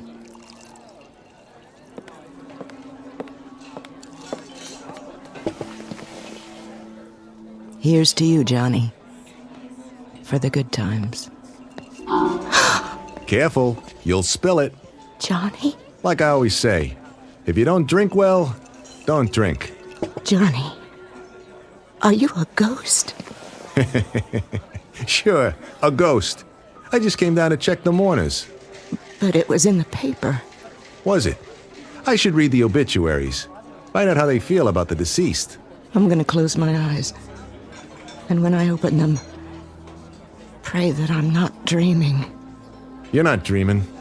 I wanted to see what kind of tears people shed. Big ones the size of bubbles, or the kind that come from onions and handkerchiefs. You came to the right place, Johnny. I got a whole room full of buckets to hold the tears. Yeah? I heard it on the radio one night, just like that. First there was a dance band, and then there was a newscast. And there you were. Right in the middle of the vice president in Russia and a streetcar strike. Death, as it must to all men, came to talented guitarist Johnny Foster. A tragic accident, a train hitting a car. And I just sat there and I listened and I cried. And then I washed my face and put on my makeup and went to work. Only it wasn't a quintet anymore.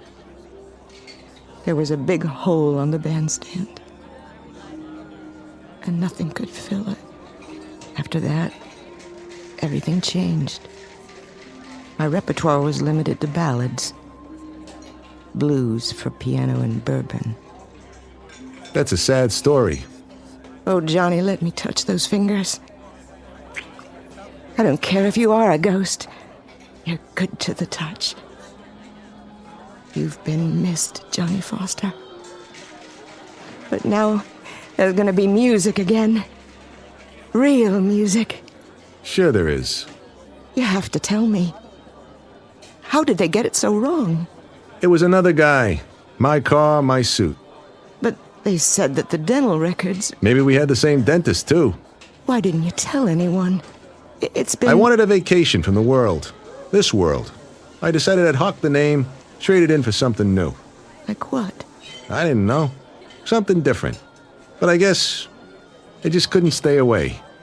When you left, I thought I'd go crazy.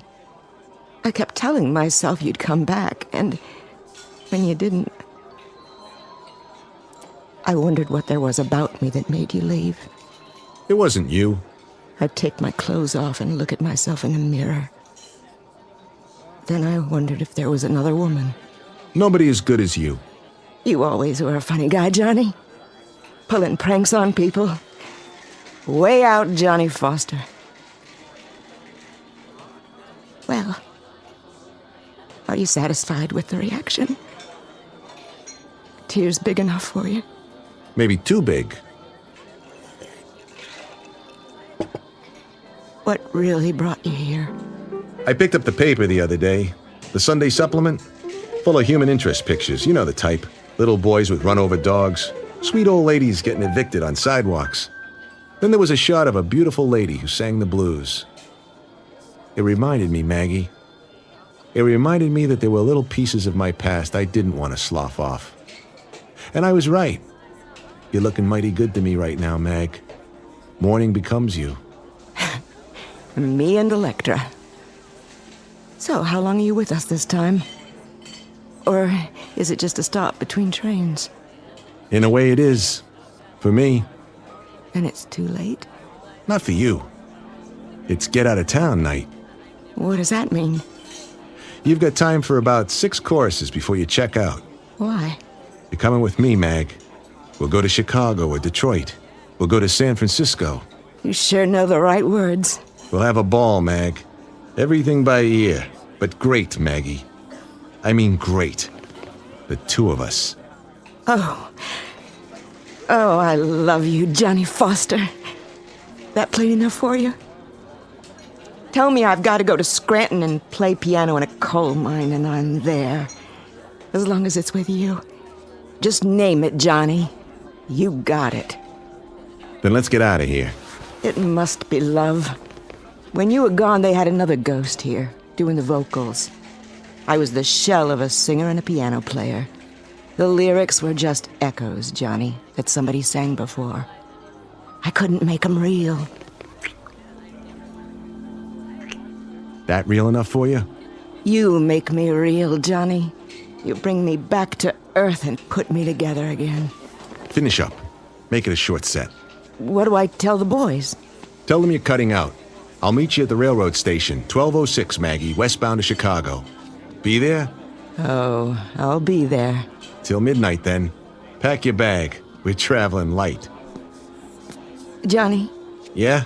you have enough cash for the tickets? I'll get it somehow. Here, just in case.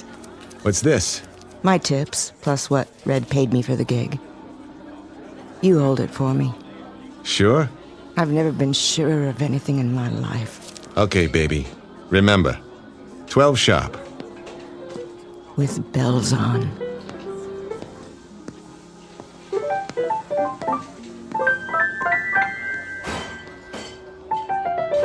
Johnny? Hey, man. Like you didn't tangle with the Union Pacific? I thought you were out of this world. I don't believe my eyes. Was that Johnny Foster?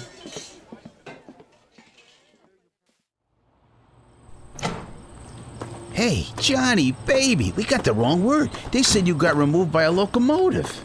Johnny, man, it's good to see you. You'll never know. Oh, here, let me give you a light. I'll take the light.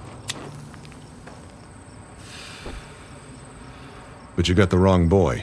My name's Hammer. Oh, hey, sorry, buddy. No offense. None taken. It's just that... Boy, I could swear you were the guy I saw in the bar. But I can see by your face, you're somebody else. Hey, real sorry. Don't worry about it.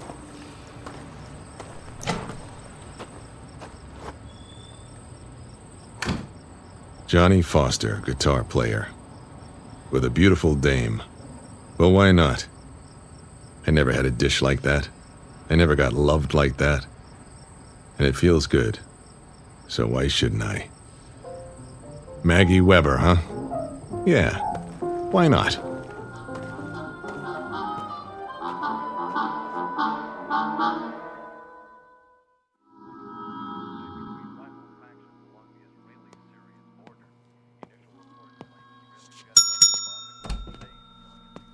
Mr. Hammer? Good memory. Something I can do for you? Just some information. What kind? This picture from the paper. What about it? Go ahead. Check it out. Local hoodlum found shot in river. So? Looks like he's a real tough guy. Was. Name of Sterig. Virgil Sterig. Funny name. Never heard of him. No? Then maybe you saw him around. Before he went for a swimming lesson. I see a lot of people. See a face like that, you remember it. My memory's not so good lately. This make it better? It's getting there. How about now? Oh, yeah. Virgil. I might have seen him once or twice. He used to carry a satchel. Full of what? It's hard to say. Try. He was the bag man. For who? Same guy all the bookies work for. I need a name. Pinnell. East side of town. Armstrong Towers. Only you didn't hear it from me. Right. Oh, hey, bellboy asked me. Something about a fancy knife. Buy him another one. You can afford it.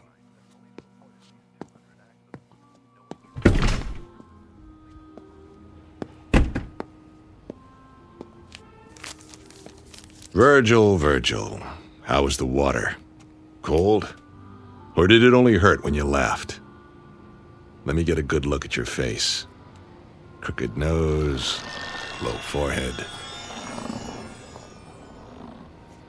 Piece of cake. Now let's find out why you took that dive.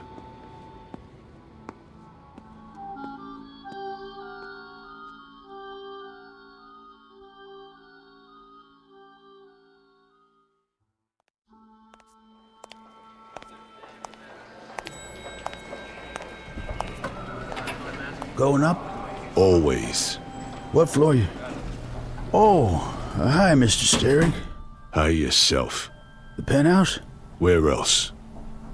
I haven't seen you for a while. No kidding. But now, here you are. Back from the dead, and bigger than ever. Oh, I didn't mean it that way. I just meant... Say... Thanks for the lift. Didn't I see something in the paper about that? Don't believe everything you read.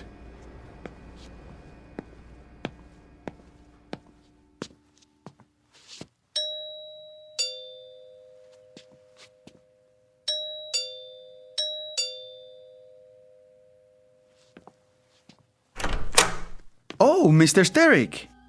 I'm surprised to see you. Where's Pennell? Mr. Pennell, not home. No? He's out. You come back tomorrow. I tell him you here. Call on telephone, maybe. I'll tell him myself. Now. I say he's not here. Out of my way. Oh. Who is it, Ramon? Hello, Pennell. What in the devil is... You ought to be more careful. It's only a bottle. Verge, is that you? I don't believe it. I clean up for you, sir. Leave it. But glass on floor. I said leave it. Expensive stuff. Imported. That doesn't matter, but you... You can always open another bottle, can't you? Plenty more where that came from. I like your taste, Mr. Pennell. Very rich, polished, lots of class, like this apartment. Neat, but not gaudy. I clean it up. Later, Ramon. Oh, yes. Yes, sir. I go now. I come back later. You do that.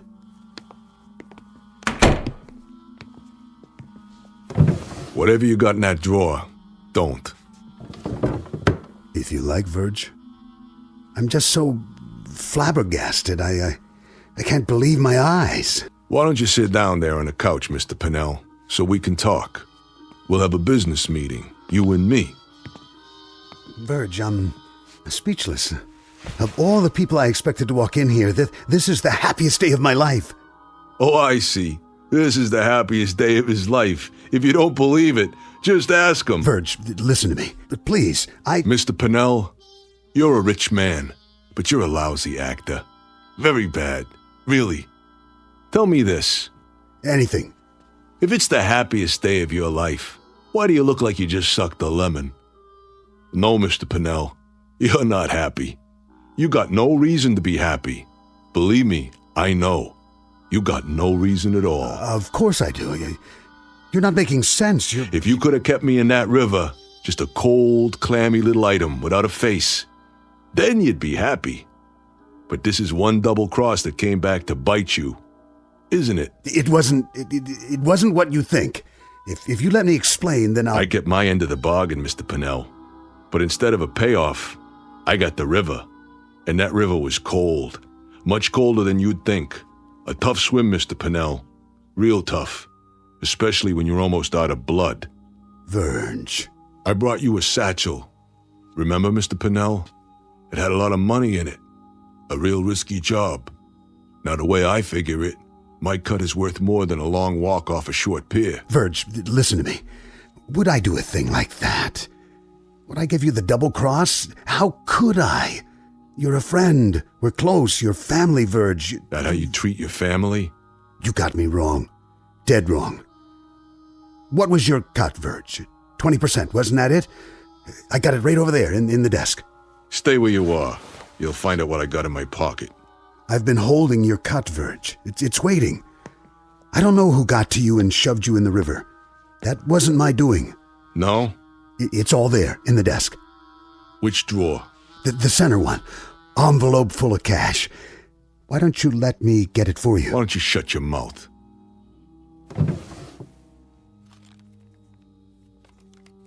Go ahead, count it. This is mine? 20% of it. That's right. Same cut as always. And I always honor my contracts. But there's interest now. Interest? Sure. For floating face down in a river, I charge interest. For taking 3 holes in my belly, I charge more interest. That a problem for you? How much do you want? Well, if we add on the penalty, and then the extra penalty, it comes out to an even 100%. Okay by you? You have me at a disadvantage, Verge. Pleasure doing business with you. One question. Yeah? I have to know. Did somebody fish you out before you... Before I'd had it? Is that the question? Why, no, Mr. Pennell. That's not the way it happened. That's not the way it happened at all. The truth is, I'm your worst nightmare. I'm a ghost.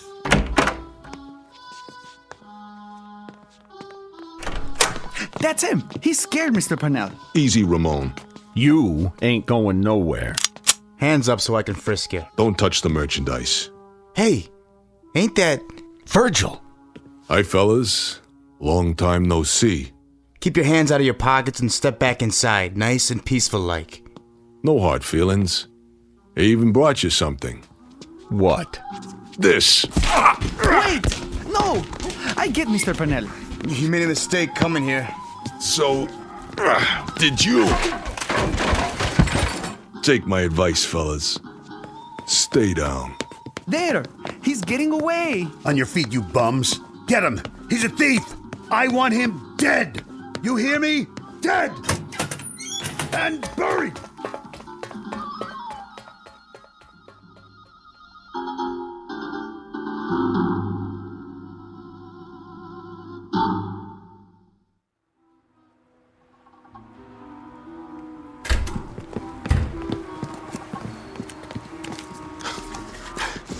There he is! Get him! I can't get a shot! Where'd he go? This way. Gotta give him the slip.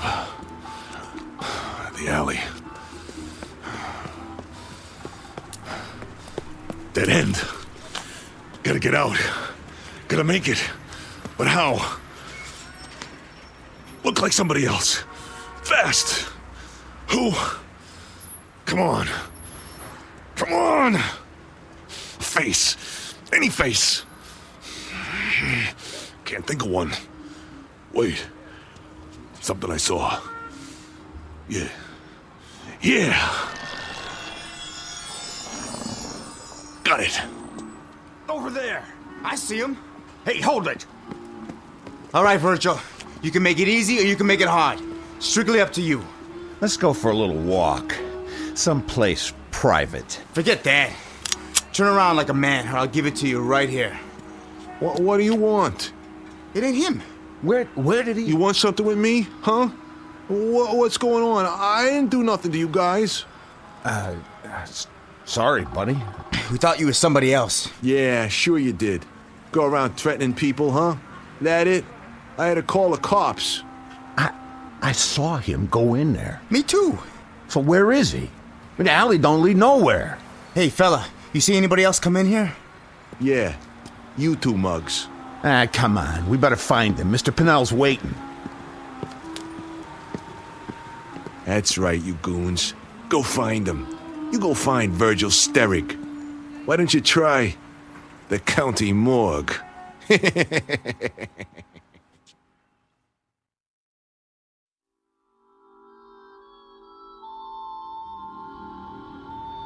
Newspapers, magazines. Help you, mister? Racing form. Right here. Going to the track tomorrow? What's it to you? I'm just making conversation. You know, it gets pretty slow this time of night. So? Close up and go home. Well, I couldn't do that. Who'd be here for the morning edition? A lot of people count on me. You want the news? This is where you come. So, thank you, sir. Thank you kindly. Magazines, newspapers, cigarettes, candy. You see a guy come by here, Pop? And, which guy would that be? Black hair, long nose. Crooked at the end. I can't answer that. Hey. Look, a lot of people come by. I don't take their picture. Let's go check the bars. Yeah. Good idea. Bye-bye, you dumb clucks. Hey, Pops. Got a match? Sure do. Right here. Thanks, Pops. Watch it. You're gonna burn your fingers. Andy, is that you? Who? Andy, what's the matter with you? Andy. Oh, yeah. I get it. What's new, Pops? What's new? Yeah. Selling a lot of papers tonight. Are you sick? Is something wrong with your brain? Nothing wrong with my brain. Get off my back, old man. You punchy? That must be it. I'm punchy. Why, am I supposed to recognize you? No. I guess you wouldn't remember. That'd be expecting too much. I say just as well. I'm pulling your leg. We know each other from someplace. I knew that. From someplace? Long time ago, though, huh? It's coming back. Go ahead, tell me. How do I know you? How do you know me? For shame, Andy. I'm ashamed of you. Come here. Look at the picture I keep in a frame. There you are. Does it come back now? Picture. That's why I got it. The only face I could think of. You remember yet? You remember your friends? Your own father? No, you got me wrong. I'm not your son. Not anymore. You were. Before you ran out.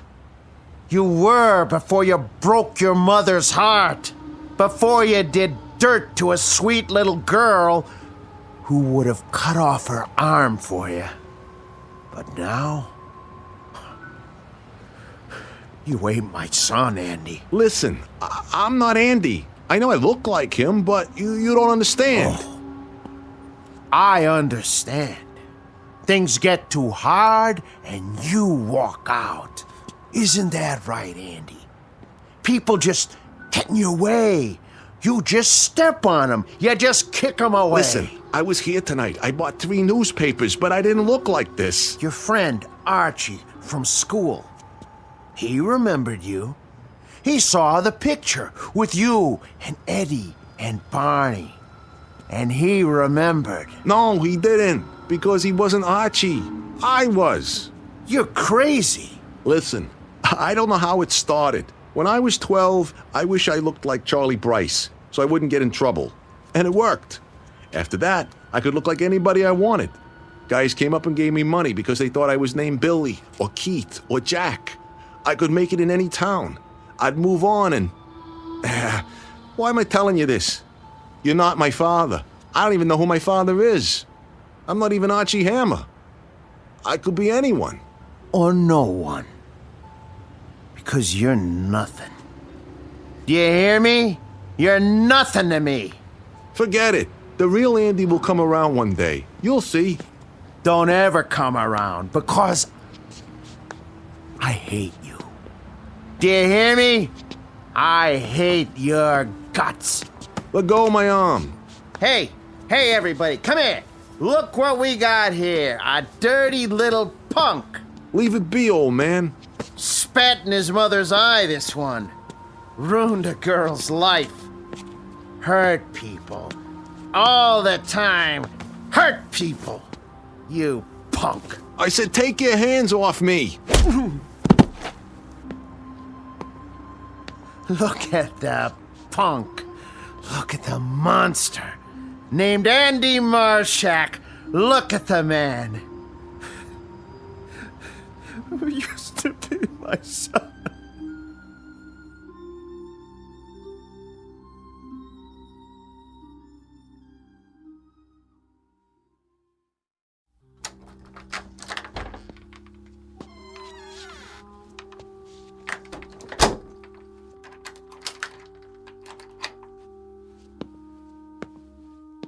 Now, let's try another face.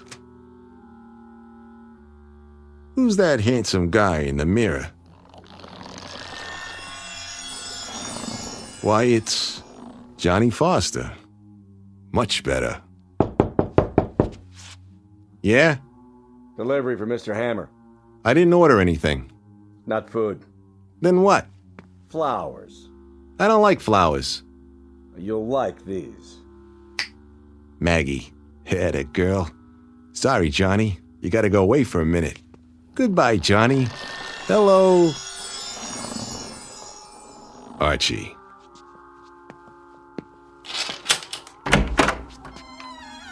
Where's the flowers? Archie Hammer of Detroit, Michigan? Never been there. Well, neither was Henry Ford. Let's step inside. You got a badge? Yeah. And a nice little warrant for your arrest. You're making a mistake. No mistake. Sandy hair, 160. You're him, all right. What's this for? Parole violation. Leaving the state without permission. I don't know what you're talking about. I've been tracking you for a while. Doing a lot of interstate traveling, huh? Not me. You can make 2 calls when you get to the station. I got a train to catch. Do I have to take out the cuffs? Because if I do, I get irritated. And when I get irritated, people get hurt. Especially if there's just the 2 of us. Okay. Can I put on my coat? Where is it, Hammer? Out the window or up on the roof? In the closet there. Be my guest. And if you get any other ideas, feel free. I could use the target practice. I'll bet you could. Find it? Ready, Johnny? Here goes.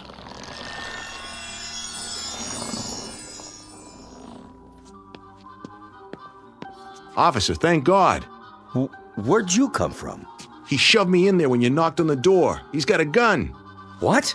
He went out through the ventilation duct in the ceiling. Stand back. Come down, Hammer. You'll never make it. I'll have the building surrounded. Hammer! Hammer!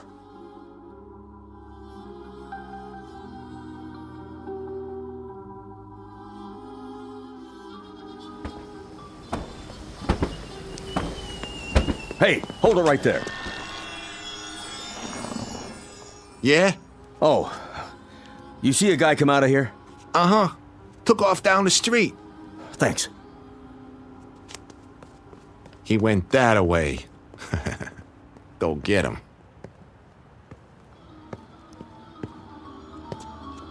Hello, Andy. You again. I've been waiting for you. I said to leave me alone. I knew where you'd be. The cheapest hotel on the block. What's the 38 for? I have to collect a debt. Careful with that. You got a big debt, Andy. So many years for so many things. And now, you're gonna pay up. Wait a minute. Wait. I already told you, you got the wrong guy. I got the right guy. Oh, please. Please, listen. Put the gun down, and I'll show you. I'm not who you think. I'm not any of them. I'll show you. But I gotta concentrate. Put the gun down so I can think. I need to get a face in my mind. Any face. I know who you are. Wait. A father knows his own son. No. You don't understand. Nobody does. I'm not him. Or him. Or him. I'm not.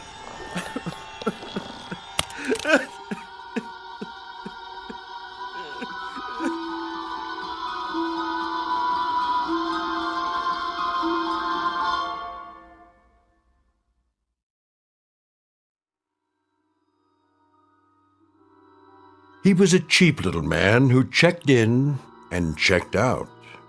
He was a guitar player who was loved beyond words. He was a bagman with money in his pocket. And he was an errant son who finally got back some of the agony he caused in front of a Fleabag hotel. He was all of them. He was Arch Hammer, he was Johnny Foster, he was Virgil Sterrig, he was Andy Marshak. And all of them were dying.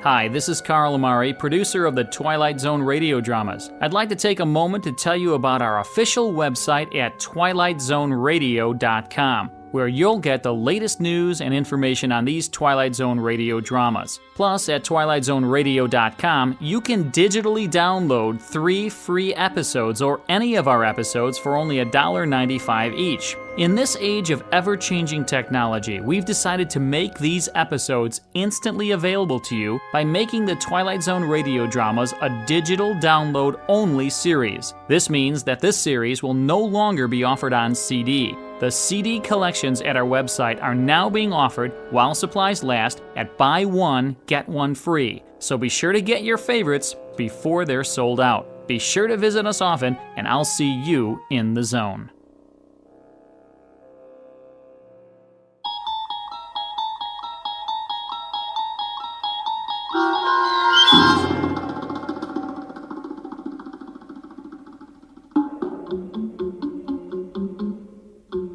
The Four of Us Are Dying, starring Eric Bogosian with Stacy Keach as your narrator, was adapted for radio by Dennis Etchison and written for The Twilight Zone by Rod Serling, based on a story by George Clayton Johnson. Heard in the cast were Joby Cerny, Kurt Nabig, Damon Williams, Norm Woodell, Tom McElroy, Doug James, Jeff Lupetin, Linda Ryder, Jamie Barron, Rick Vargas, and Vince Amari.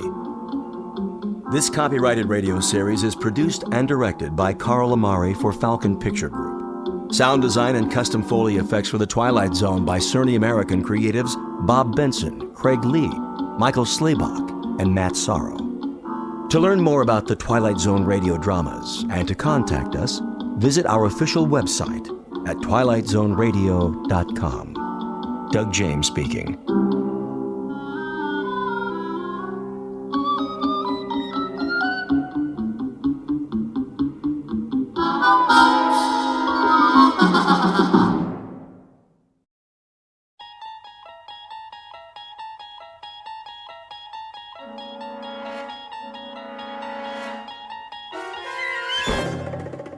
There is a fifth dimension beyond that which is known to man. It is a dimension as vast as space and as timeless as infinity.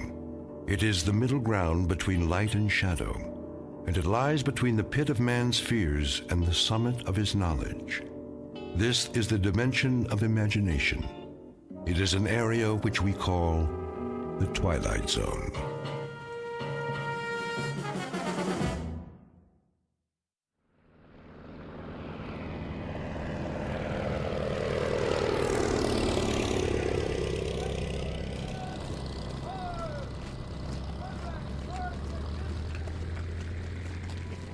So it's goodbye again.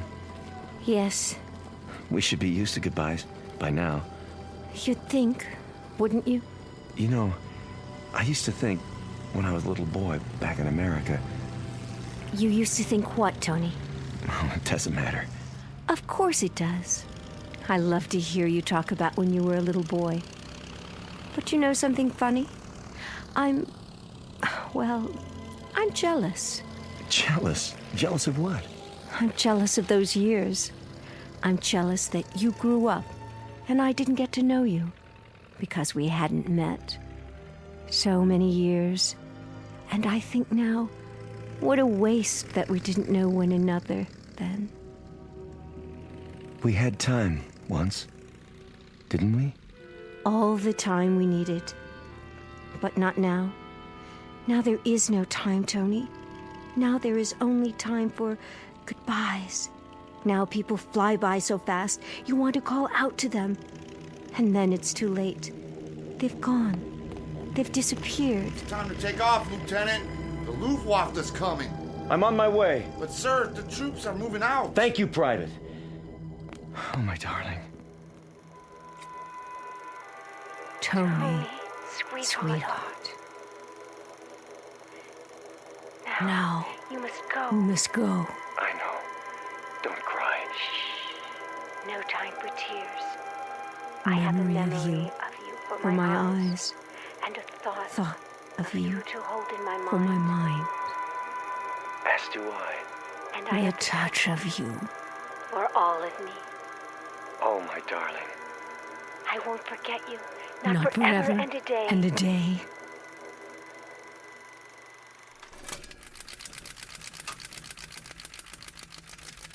Oh, Jerry.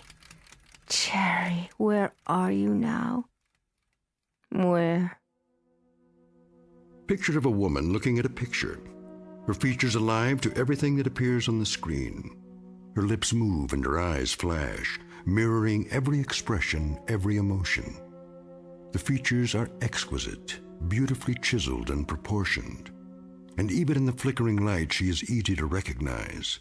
Like the face on the screen, this is Barbara Jean Trenton, movie grade of another era. Once brilliant star in a firmament no longer a part of the sky, eclipsed by the movement of the earth and time.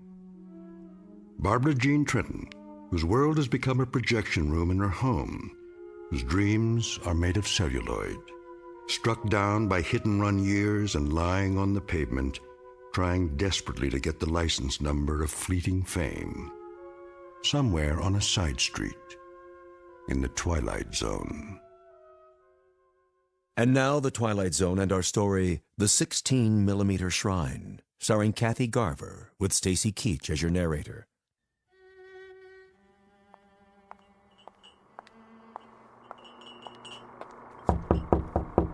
Miss Trenton?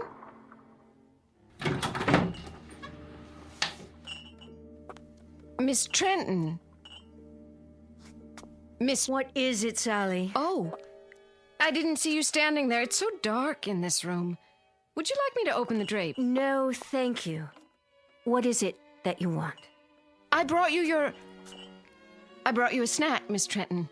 You always used to have a snack this time of day. Just put it down on the table. Yes, miss. If you don't mind my saying so, you really should have something to eat. I do mind. That will be all, Sally. Yes, Miss Trenton. I'll be going now. You do that.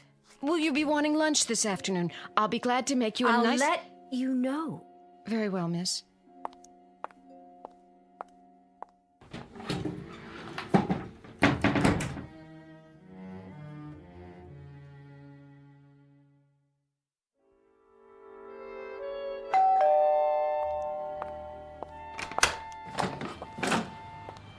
Oh, Mr. Weiss. How are you, Sally? Perfectly fine. In the den, is she? Yes, sir. Mr. Weiss. Yes? I'm worried about her. I'm worried that... Well, you see... I'll see how she's doing. But you don't understand, Mr. Weiss. It's getting worse. Much worse. I go in there and... And? There have been times when I've gone in and I could almost swear that... What could you swear to, Sally? That sometimes she... Well, she's not in the room at all. She's up on the screen. But she is, isn't she? You know those old films she's watching are her films, right? I do, yes. But I take your point. She's been in there too much, and it's disturbing you. That's perfectly understandable. I tell you what. Let me talk to her. Would you? Yeah, just give me a minute. Of course, sir.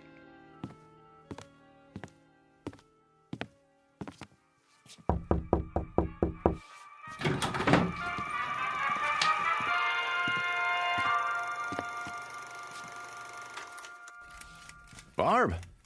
Fix yourself a drink, Danny. It's 11 o'clock in the morning. So, it's 11 o'clock in the morning. What about it? It's 11 in the morning and the sun is out, see? Oh, why did you have to do that? It's a beautiful day in Beverly Hills. There's no smog, it's 84 degrees, and it's lovely out there. What would I do without your daily meteorological reports? And the question is, what do you do with them? You sit here in this air-conditioned cave, showing one picture after another. Why? Haven't you seen them enough times? Let's skip that. Barbie, no good, honey. What isn't? None of this is any good. If you won't fix yourself a drink, then sit down and be quiet.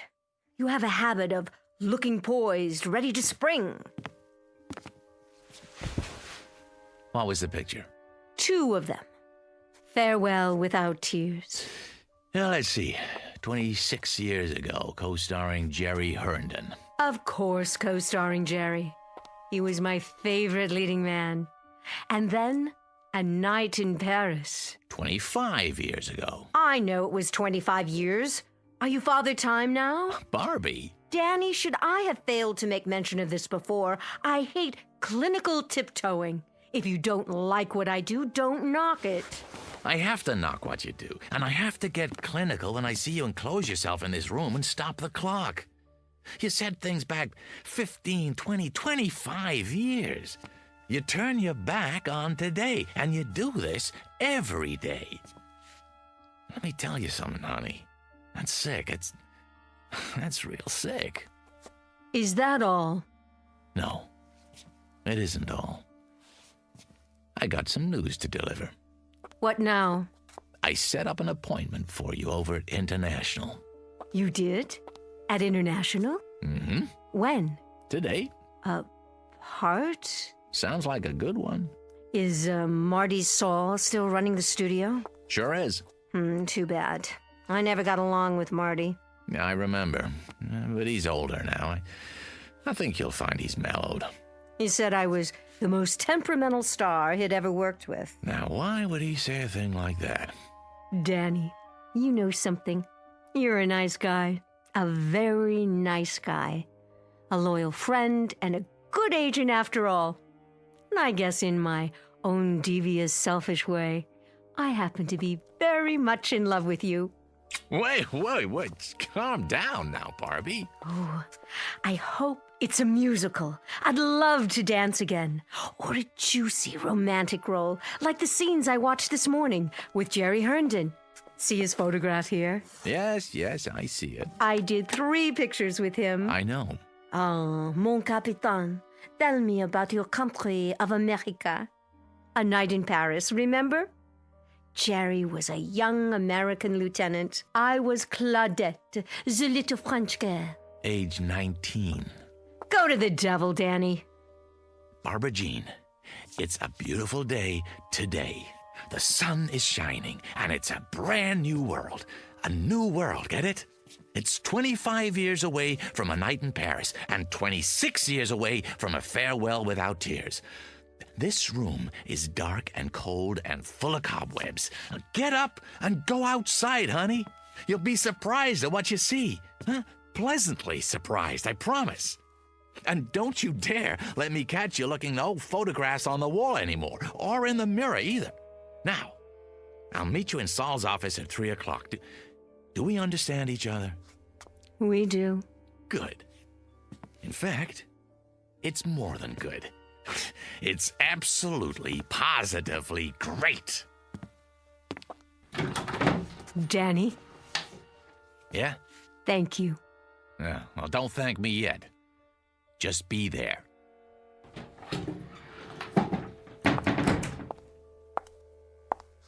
Mirror, mirror on the wall, am I still the fairest of them all?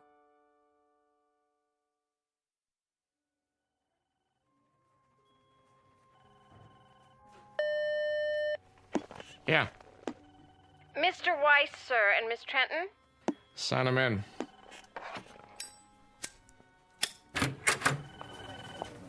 Marty, there you are. Good to see you, Barbara. You're looking... What, Marty? Spectacular? Yeah, something like that. Don't be afraid to say it. Any woman appreciates a compliment, as long as it's sincere. New dress, huh? New hat. Flowers, even. Veil. The whole schmear. You going somewhere? Why, no, Marty. It's all for you. I believe you know my agent, Mr. Weiss. Yeah. How you doing, Danny? Fine. And yourself? Sit down, please. My, you've redone your office. Did he tell you about the part? Not exactly. I think it fits you. It's not big, but it'll be a nice showcase. How big and how much of a showcase? I meant to tell you, Barbara, it's not the lead, more like a special cameo appearance. Very special. Surely Danny's told you what my requirements are. Why is it, Barbara, you and I always get off on the wrong foot? And what foot is that? The one in your mouth? Oh, excuse me, that's a cigar. Still smoking those nasty things I see. We always seem to fight. Doesn't that always seem to be the case? We begin by fighting. I'm still waiting to hear about the part, Marty. Raise the veil. What? On your hat. Go ahead. That's it. Perfect. What do you mean? You play a mother. How old a mother? No, that's not the point, Barbara. 40-ish. But very vibrant, very alive. As opposed to what? A corpse? I don't play mothers, Mr. Saul. I never have, and I'm not about to start now. I also don't take bit roles, even if you call them cameos. You should know that. You'll forgive me, my dear, but I didn't realize you were still so particular. Well, now you do. At least I would think you'd look at the part. That would be a waste of my time. Look, I think we could at least take the script home with us, Barbie. You take the script home with you, and you play it. I didn't like this crude, tasteless man when I was under contract to him, and I don't like him anymore now. And especially when he offers me a fast walk-on. And you, Miss Prima Donna, I got news for you. You may think you're still the #1 lady on top of the heap, but you got it wrong. You're just an aging broad with a scrapbook. And any part you get at this studio won't have to go through an agent. You can set it up at the community chest, because it'll be charity. Barbara, wait! Remind me someday, Saul. Remind me when you've gone over the hill and you're down on your hands and knees. Remind me to give you a swift kick, just so you'll know how it feels.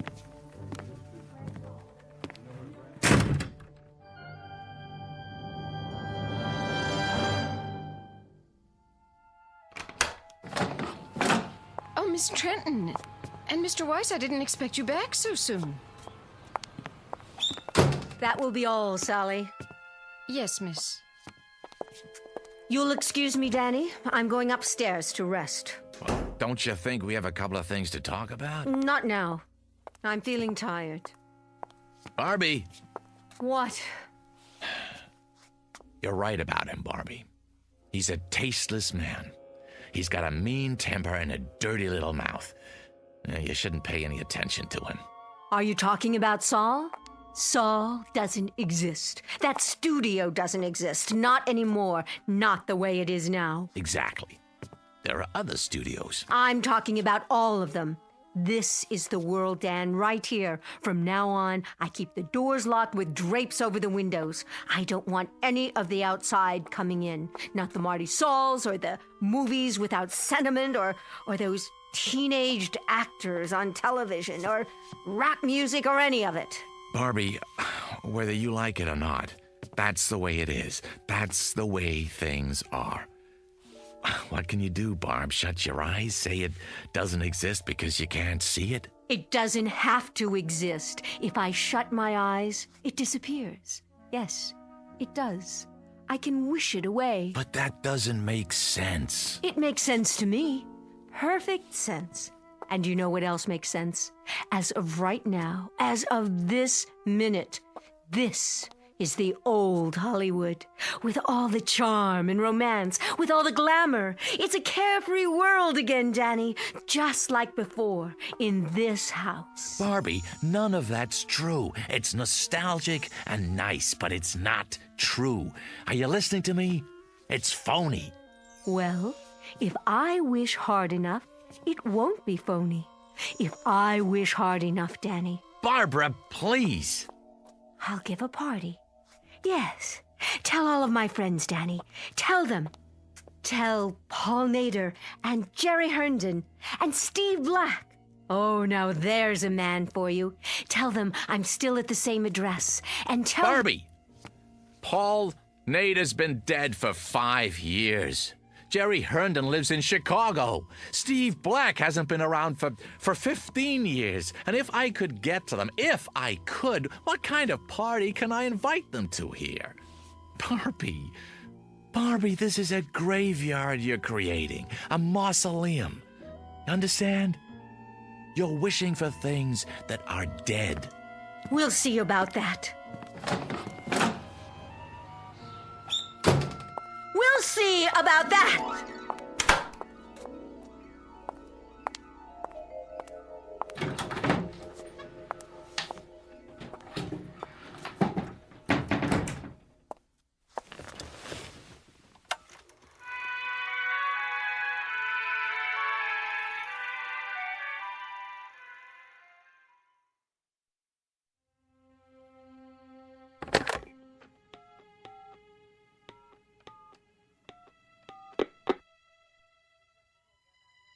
Mr. Mosa, please. Tell him it's Danny Weiss. Hey, Walt. Long time, huh? No. I didn't go to the awards. Congratulations, by the way. Heck of a picture. Yeah. Say, listen, Walt. I got an idea, and I wanted to run it by you first, before I shop it around. Yeah, that's right. Yeah, nobody yet. Well, you know the actor who just won for Best Supporting? Uh-huh. Well, about time is right. Yeah, he's all over the talk shows, giving interviews left and right. No, I don't represent him. But he's been in this business a long time, started as a teenager. I know, at your studio. That's why I'm calling. See, here's what I think's gonna happen. A brand new interest in the greats of our industry who made it what it is today. I can see it coming. Not nostalgia exactly, but a wave of appreciation, reevaluation. So I was thinking, why not put together a special project just for them? The ones who've been out of the limelight a few years. Stars who never got an Oscar but deserve to. Yeah, I tell you, the media will lap it up. Yeah, no, I don't have a script yet. Uh-huh. Yeah, I suppose so. I'm a sci-fi fan, too. Sure I am. Yeah, so it makes...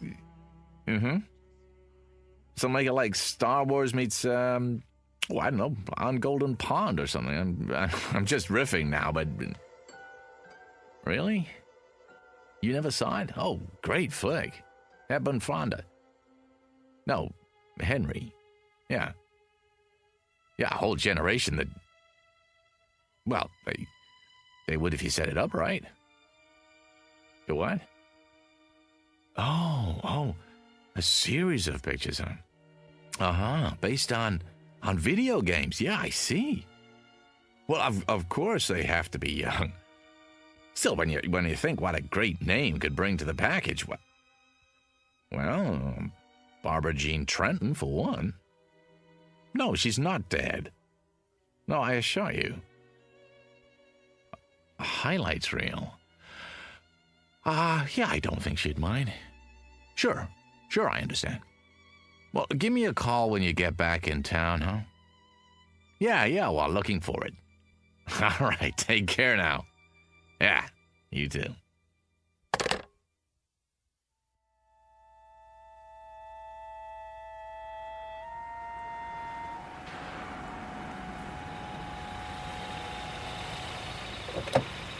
Hello, Mr. Weiss. Hello, Billy.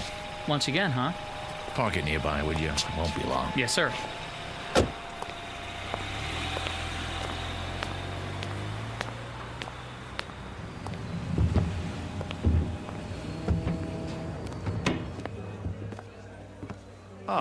Good afternoon, Mr. Weiss. Table for two? Not today, Jimmy. I don't need it, after all. Very good.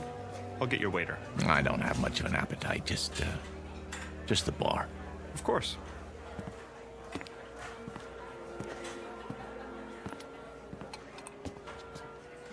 Hey, hi there, Mr. Weiss.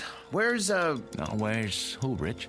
Well, you'll excuse me saying so, but the place has been buzzing.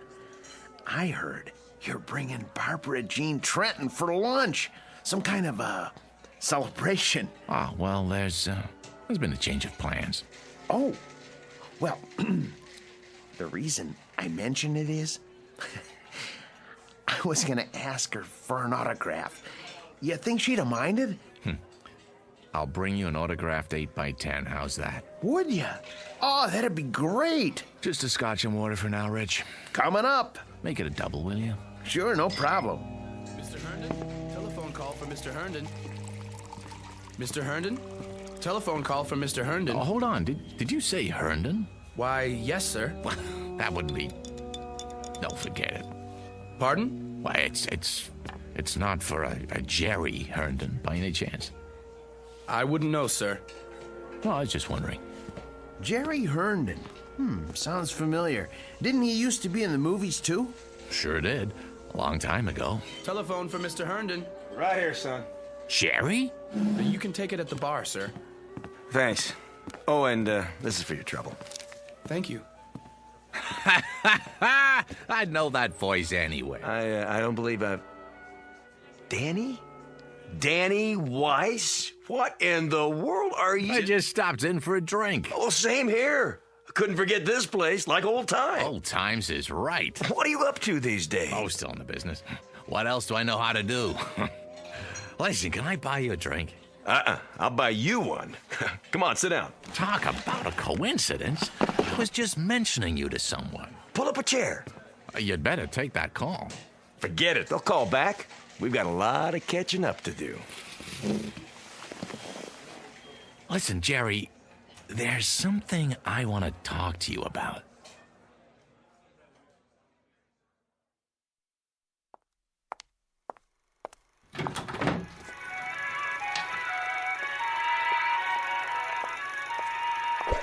Oh, who's there? Only me, miss. What have you done? Very sorry, miss. I didn't see you sitting there. I must have tripped on the electrical cord. Shall I plug it back in? Thank you, no. I'll take care of it, Sally. And Sally. Yes, miss. I'm locking the door to this room. I don't want to see anyone. I understand, miss. Sorry.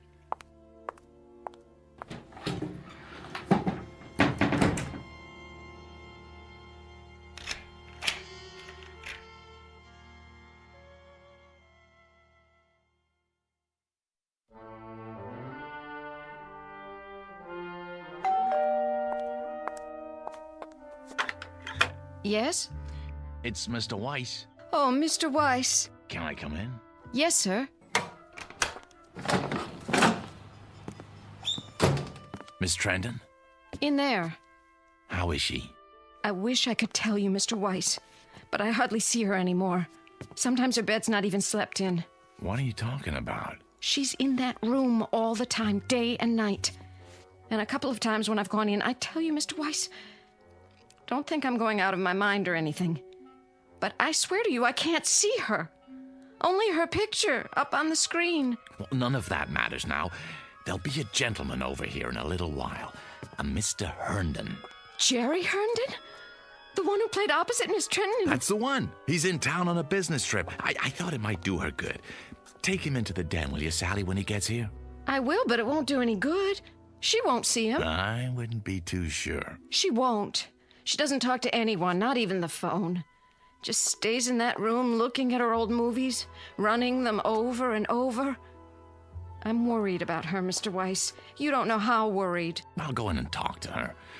Now, Mr. Herndon should be here any minute.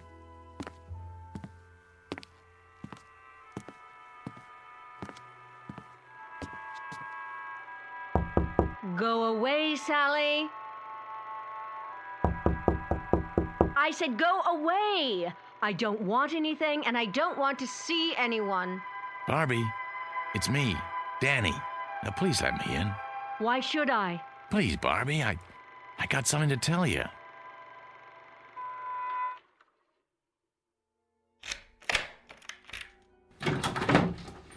There. Are you satisfied? Barbie? What's the matter, Danny? Don't care for the merchandise? Looking a little worn?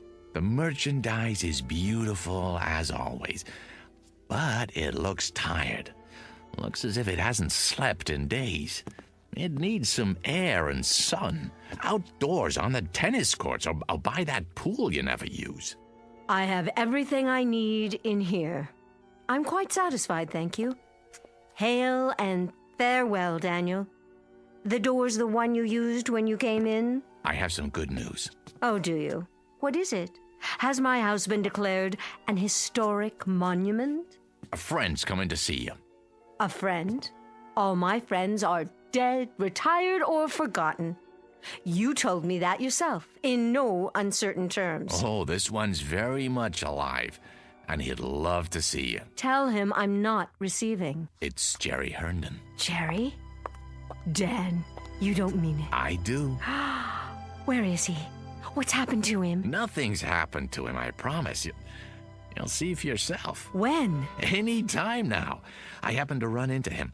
I swear, by pure chance. He asked about you, wanted to know if he could see you. I took the liberty. Oh, you're such a dear. You've done well, Danny. Very well. Oh, by the way I look, no makeup and these clothes. When's he coming? I have to dress. I think he'll like you just fine if you're wearing sackcloth. But if it makes you feel better, go ahead. Stall for me. I need at least a few minutes. Oh, show him to the living room. Oh, Jerry. Jerry, after all this time.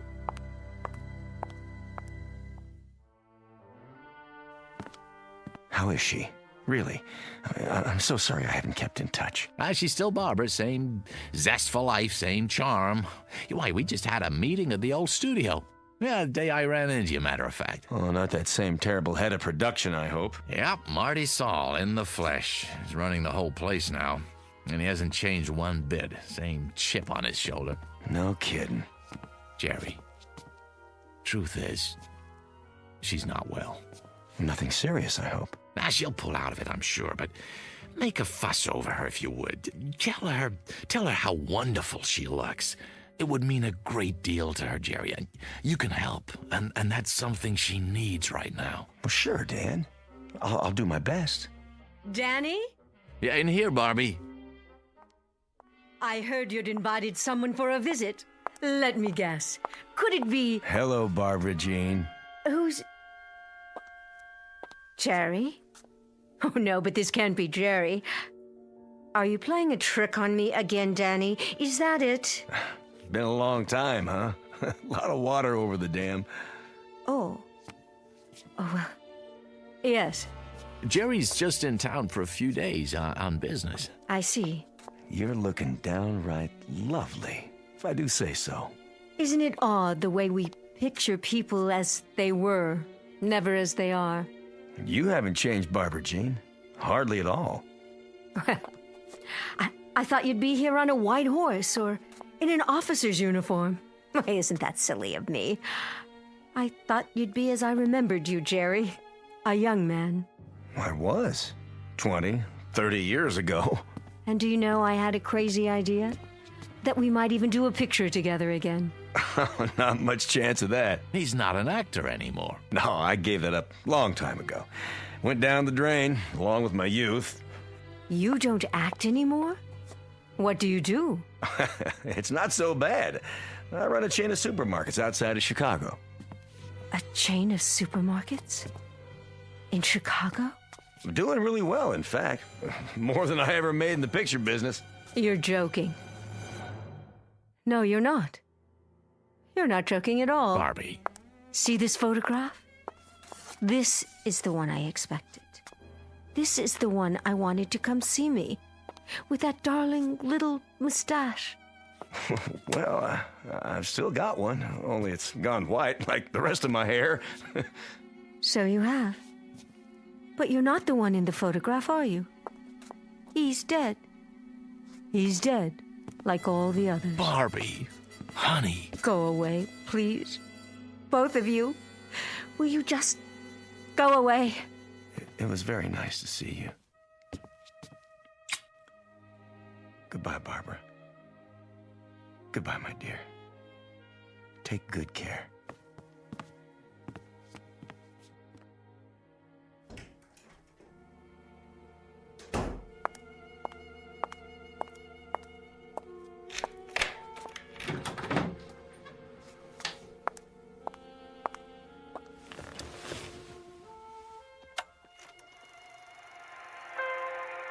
Jerry.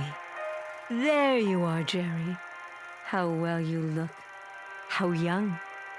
How wonderfully young. There was an old man here a while ago. A tired, worn-out old man. And he said he was you. Can you believe it? Oh, Jerry. Jerry, I wish I could be where you are. I so wish I could, Jerry. Oh, how I wish.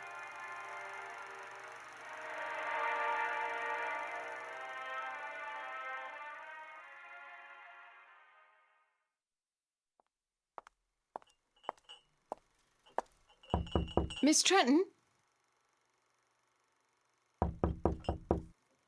I brought you a little snack, Miss Trenton. Coffee and sandwiches. Wouldn't you like some?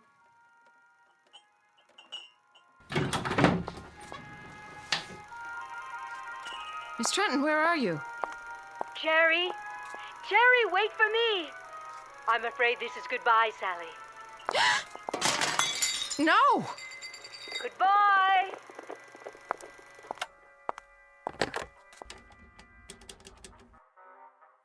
Mr. Weiss, sir, I think you'd better come over here right away.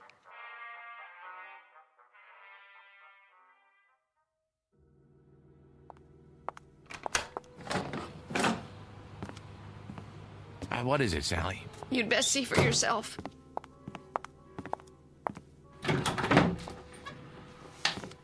Sally, I don't see anything. What's the big mystery? That's just it, Mr. Weiss. I don't see anything either. She's not here anymore. Was the projector running? It was. When was that? About an hour ago. Who shut it off? I did. Then I called you. Well, if you looked in her room, maybe she's taking a nap. That's the first place I looked. Then I went to every room in the house, even the pool in the yard. She's not here. At least not in the way you'd mean. You know how to work this thing? It's just that little switch there. Are you going to run it, Mr. Weiss? Yes, Sally. I'm going to run it.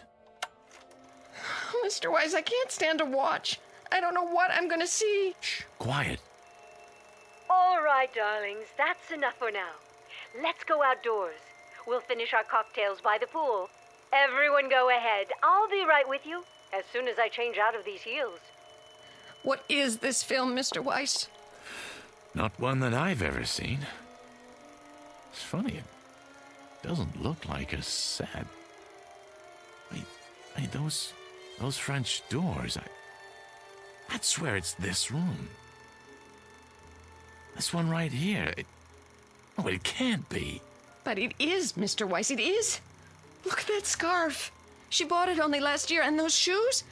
They're the ones she wore when Mr. Herndon came by. Barbie! Barbie, please! What? It's Danny. Please, don't do this. Danny? Oh, there you are. Care to join us? The old gang's here. We're going to have such a time, just like we used to. You know I can't do that. I can't just step into a movie screen. It isn't real. None of this is real. Well, then, goodbye, Danny. Be a dear and hold on to my high heels for me, will you? I can't very well swim in them. Barbie, don't! Keep them to remember me by.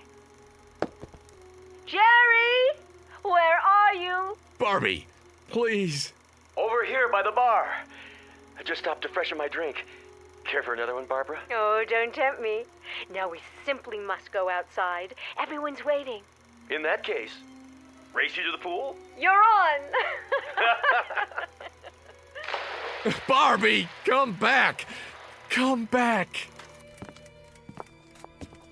Sally, these shoes by the French doors, you didn't drop them here, did you? No, Mr. Weiss. And this scarf on the patio? No. Well, they must be Barbie's then.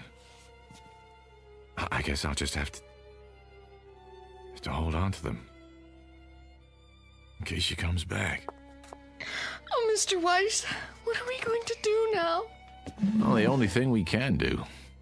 Wait. Meanwhile, here's a toast to you, Barbie. And to wishes. To the ones that come true.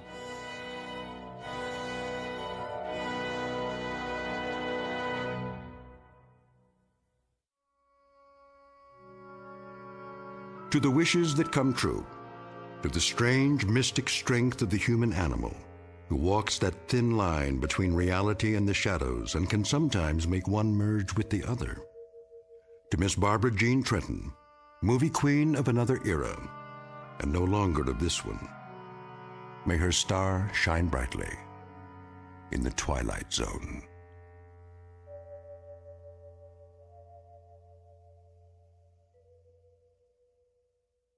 More from the Twilight Zone after this.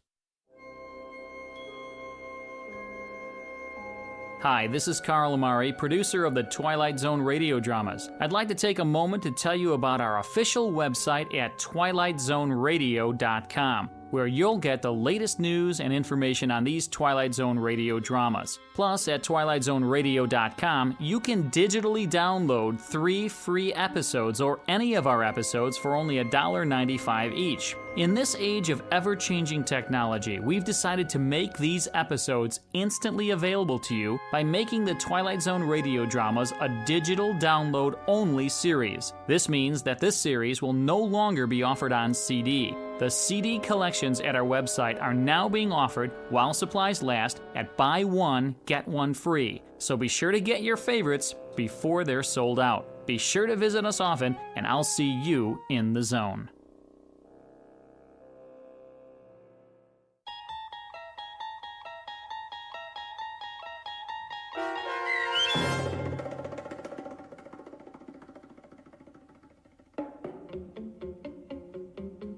The 16mm Shrine starring Kathy Garver with Stacy Keach as your narrator was adapted for radio by Dennis Etchison and written for The Twilight Zone by Rod Serling.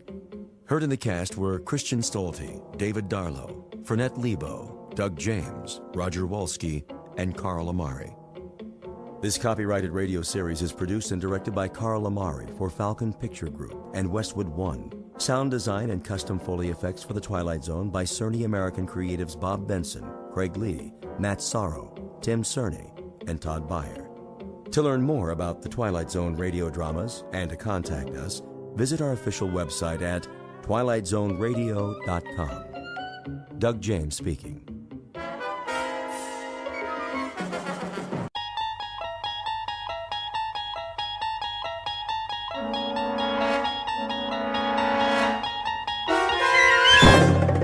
There is a fifth dimension beyond that which is known to man. It is a dimension as vast as space and as timeless as infinity. It is the middle ground between light and shadow, and it lies between the pit of man's fears and the summit of his knowledge. This is the dimension of imagination. It is an area which we call the Twilight Zone.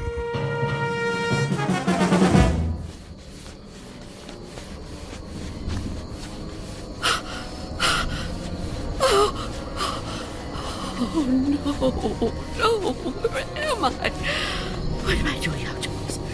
I don't remember leaving my... Oh, it's so dark. I don't live here. Or here. Oh, it is my house. Oh, I must get home.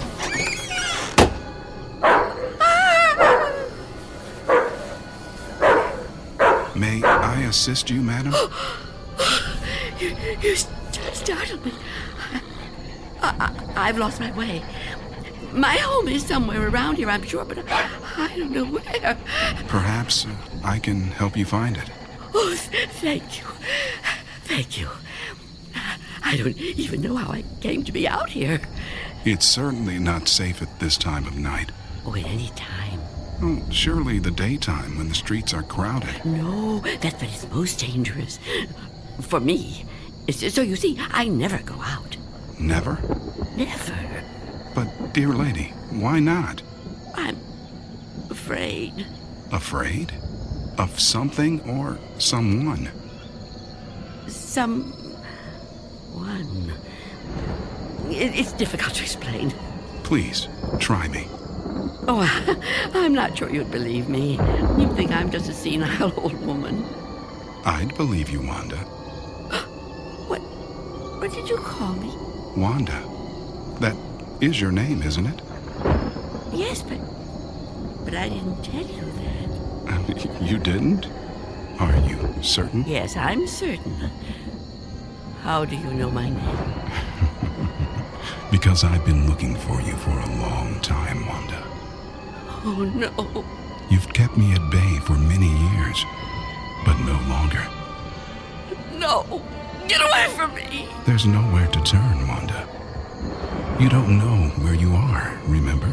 You certainly couldn't run from me, a frail old woman like you. Please! No, I won't let you! Say that again. It amuses me. You won't let me? How do you imagine you're going to stop me? You really have no choice, Wanda. There's There's nowhere for you to go now. Come to me, old woman. Take my hand. No! Take my hand. No! No!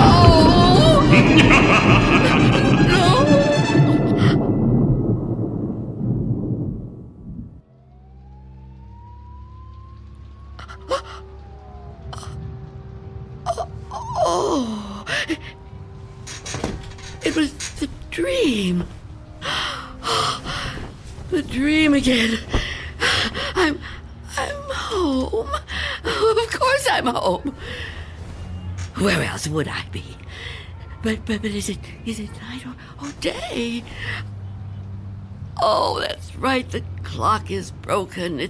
It's been broken a long time. And I can't get it repaired, can I?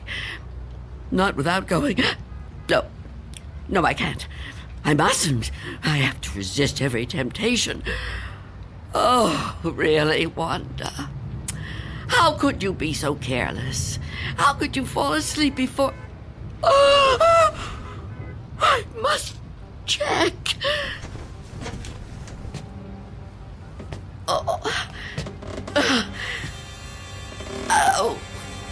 Yes. The boards and the windows are still secure. Is that... Can I feel a breeze? Is there a gap? Oh, not enough. Not enough. He still can't get in. Oh, what about the door?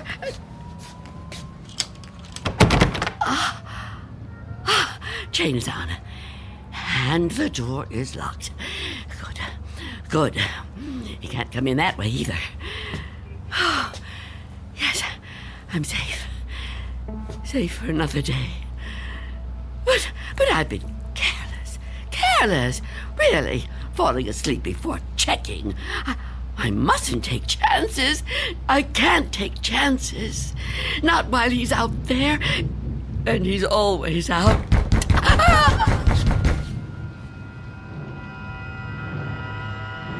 Miss Dunn? Miss Dunn, are you all right in there? Who are you? It's Barry. Mr. Fabian, from the grocery store. I know we've actually never met, but, well, we've spoken on the phone, Miss Dunn. At least we used to. Do you even have a phone anymore? Anyway, you know me, right? What do you want? I'm delivering your groceries, Miss Dunn. You remember? Charlie, the kid who works for me, was supposed to bring them, I know, but he called in sick. Yeah, kids these days, huh? No sense of responsibility. Anyway, I thought I'd better get them to you now instead of waiting till tomorrow. I figured, you'd be waiting for them. Is that all right? Put the food through the letterbox. The letterbox, right. Okay. Oh. Thank you, Mr. Fabian. Your money is coming under the door now. Under the door? Here it is. Miss Dunn, wouldn't it be easier to just... $6 and... Okay. 32 cents.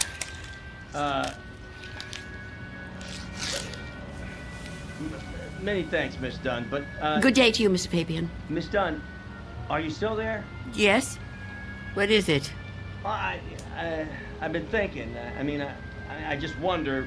Miss Dunn, does anybody else bring you food? I really don't see what business of yours that is, Mr. Fabian. Well, no, it's nothing like that, I promise you. This isn't anything to do with business. I'm just concerned for your well-being. It seems to me a person can't live on food big enough to fit through a letterbox. I can assure you, Mr. Fabian, I'm in no danger of dying as long as I observe this strict regimen. Oh, well, I'm glad to hear you talk like that, but I don't know. Maybe if I could come in for a minute. Come in? Yeah, I just want to talk, Miss Dunn. I can't do that so well out here. I really think you need to see a doctor. Out of the question. No one is coming in here, Mr. Fabian. Not a doctor and not you. Miss Dunn, could you open the door, please? Go away! Miss Dunn, I just want to help you. I know what you want. Leave me alone. Miss Dunn, all I know who you are. You do? Well, that's good. That's very good. Myself, I have a very bad memory. Every morning, my wife gives me a pen. Every day I lose it somewhere. So, will you let me in? Stop trying to get in here. You won't get me. Just go away and leave me alone. Come on, Miss Dunn. Look, I've got other deliveries to make. I just want to help you if I can. I think you could use a little help. The heck with it.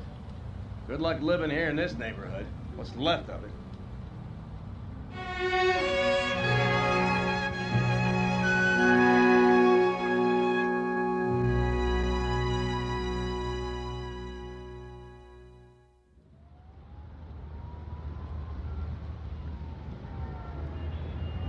Go away.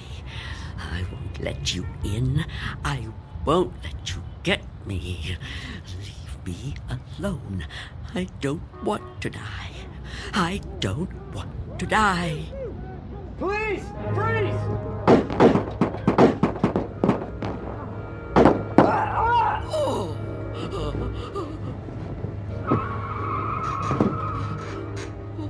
What's going on out there?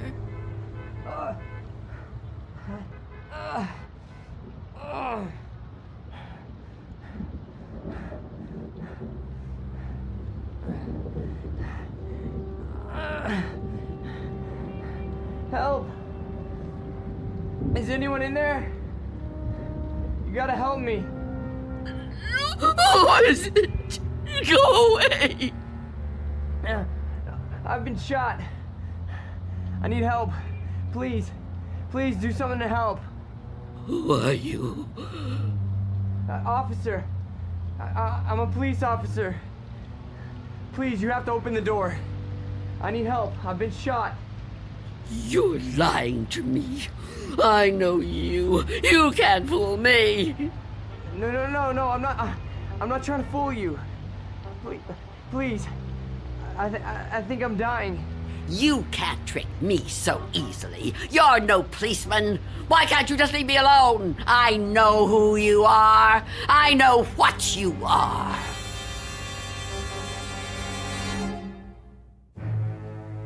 An old woman living in a waking nightmare. An old woman who has fought 1,000 battles with death and has always won.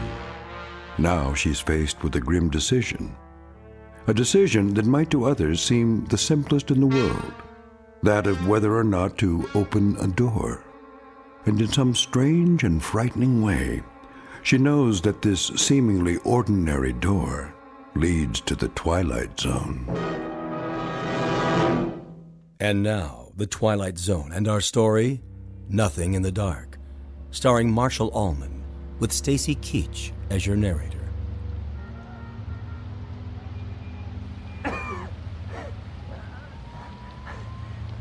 Please. Why won't you help me? Stop this! Why must you do this to me? I'm losing a lot of blood. It's so cold out here. Listen to me.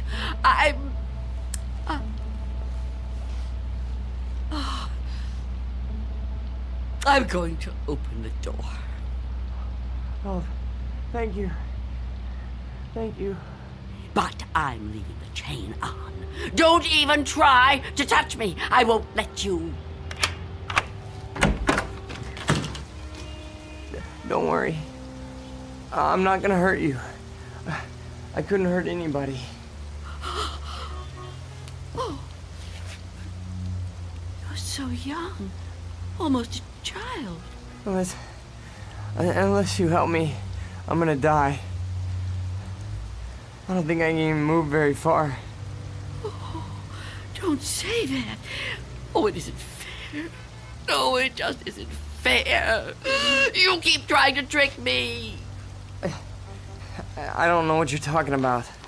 Don't move. Don't do that again. Or I'll close the door. What? Listen, lady. I've been shot. I'm bleeding to death. Do you understand? Do you understand? Please. My name is Harold Belden. I need a doctor. I need a doctor right away. Please, call the hospital. I can't get there myself. hospital. I haven't got a telephone. Not anymore. Then let me come inside. You can't just leave me. I'm begging you, I'm freezing. I have to unlock the door. You can't ask me to do that. You can't. I don't want to die. You understand? So you're not gonna help me? You're just gonna let me die out here? I know who you are.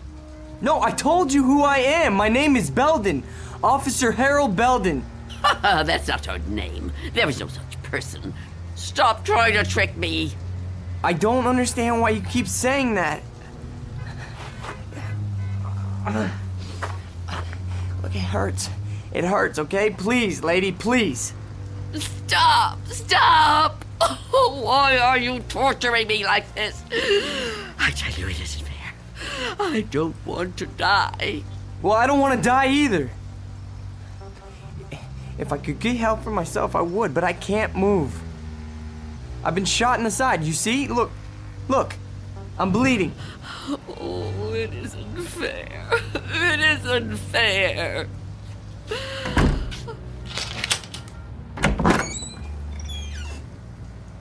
Will you help me? Yes. Yes, I'll help you. Thank you. Take my hand. What? Take my hand. Pull me inside. No, I won't. I mean, I can't. Oh, can't you? Can't you crawl in? Oh, I don't think so. Please try. Quickly. I don't want to leave the door open.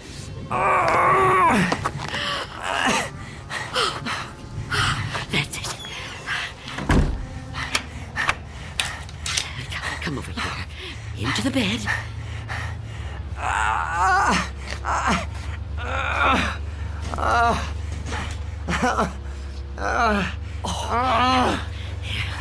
You just rest.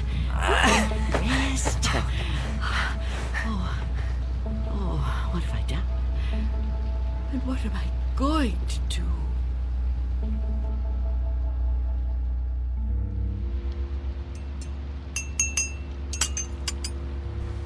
Officer? Officer? Officer? Oh, I'm so sorry. What a...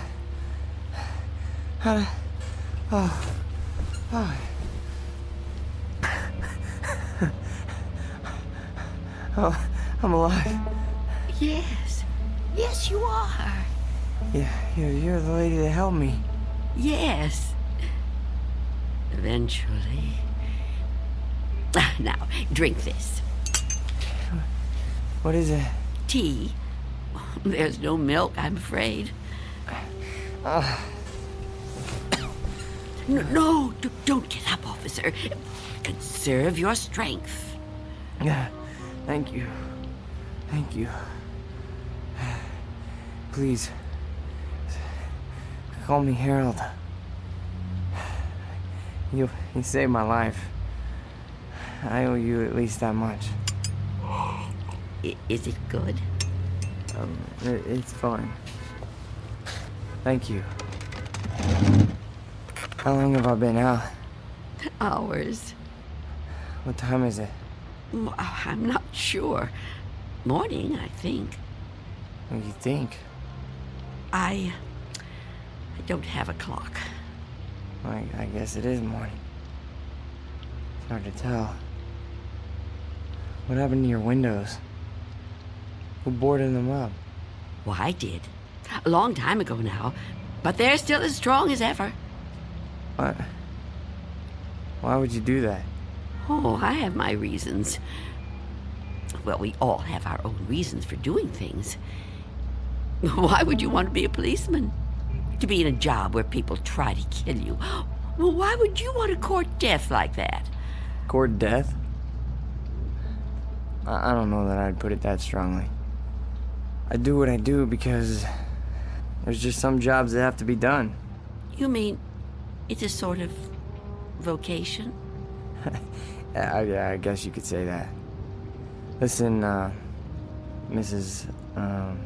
It's Miss Dunn. Listen, Miss Dunn. You should try to get some rest yourself. You need it more than I do. No, really, I feel much better. When the doctor gets here, he'll take me off your hands for good. The doctor? Yeah, sure. He'll check my wound, take me to the hospital. You didn't call the doctor? No, I didn't. Why not? I told you last night. I haven't got a telephone. Don't you remember? No, I don't. I was kind of out of it last night, I guess. Oh, of course.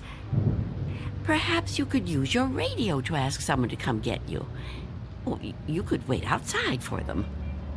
No, I busted my radio when I fell on it. You see? Hello. And I don't think I got the shrink left to get up on my own. Look, couldn't you go to one of the neighbors? Oh, there aren't any. What are you talking about? There aren't any neighbors. There must be. Everyone has neighbors. Well, I don't. Not anymore. Why? What happened? They've all moved away.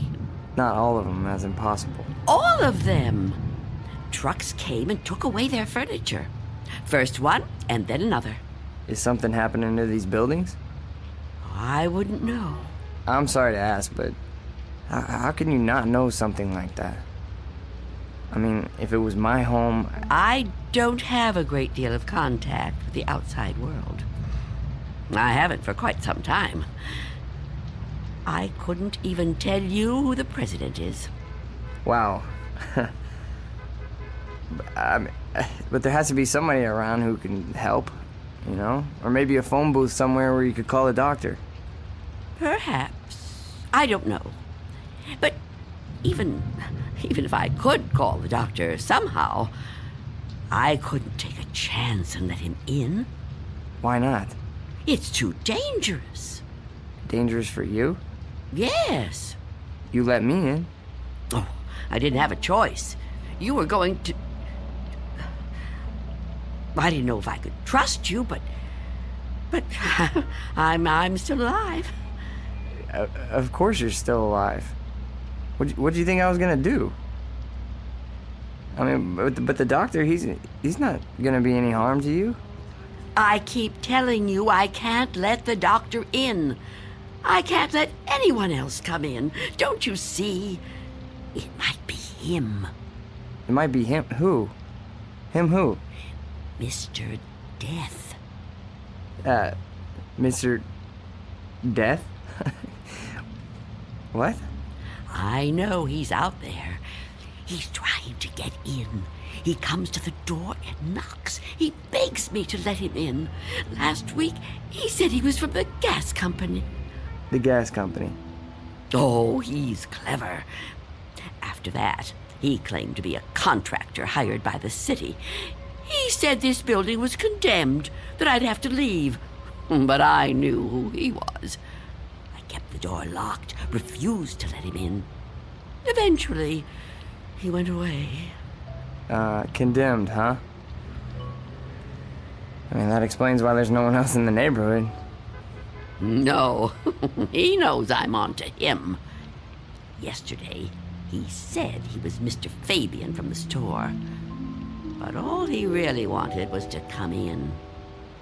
That's all he ever wants. Wait a second. No, it's no use. You wouldn't understand. I knew you wouldn't. How could you? Well, I mean, wait. But I want to understand. I do. I mean, this man you're afraid of, you say he's Mr. Death. That's right. You don't mean just anybody, do you? You mean like death, right? Death. That's right. So is this Mr. Death a person like you or me? I know it sounds crazy to someone like you, to anyone but me, but it's true. I know it's true. Okay, I understand what you're saying, but, I mean, people die all the time, all over the world. Now, how could one man be in all those places at once? I don't know. Don't ask me that. Maybe there's more than one of him. Maybe... I didn't mean to upset you. Please don't cry. I'm not gonna hurt you.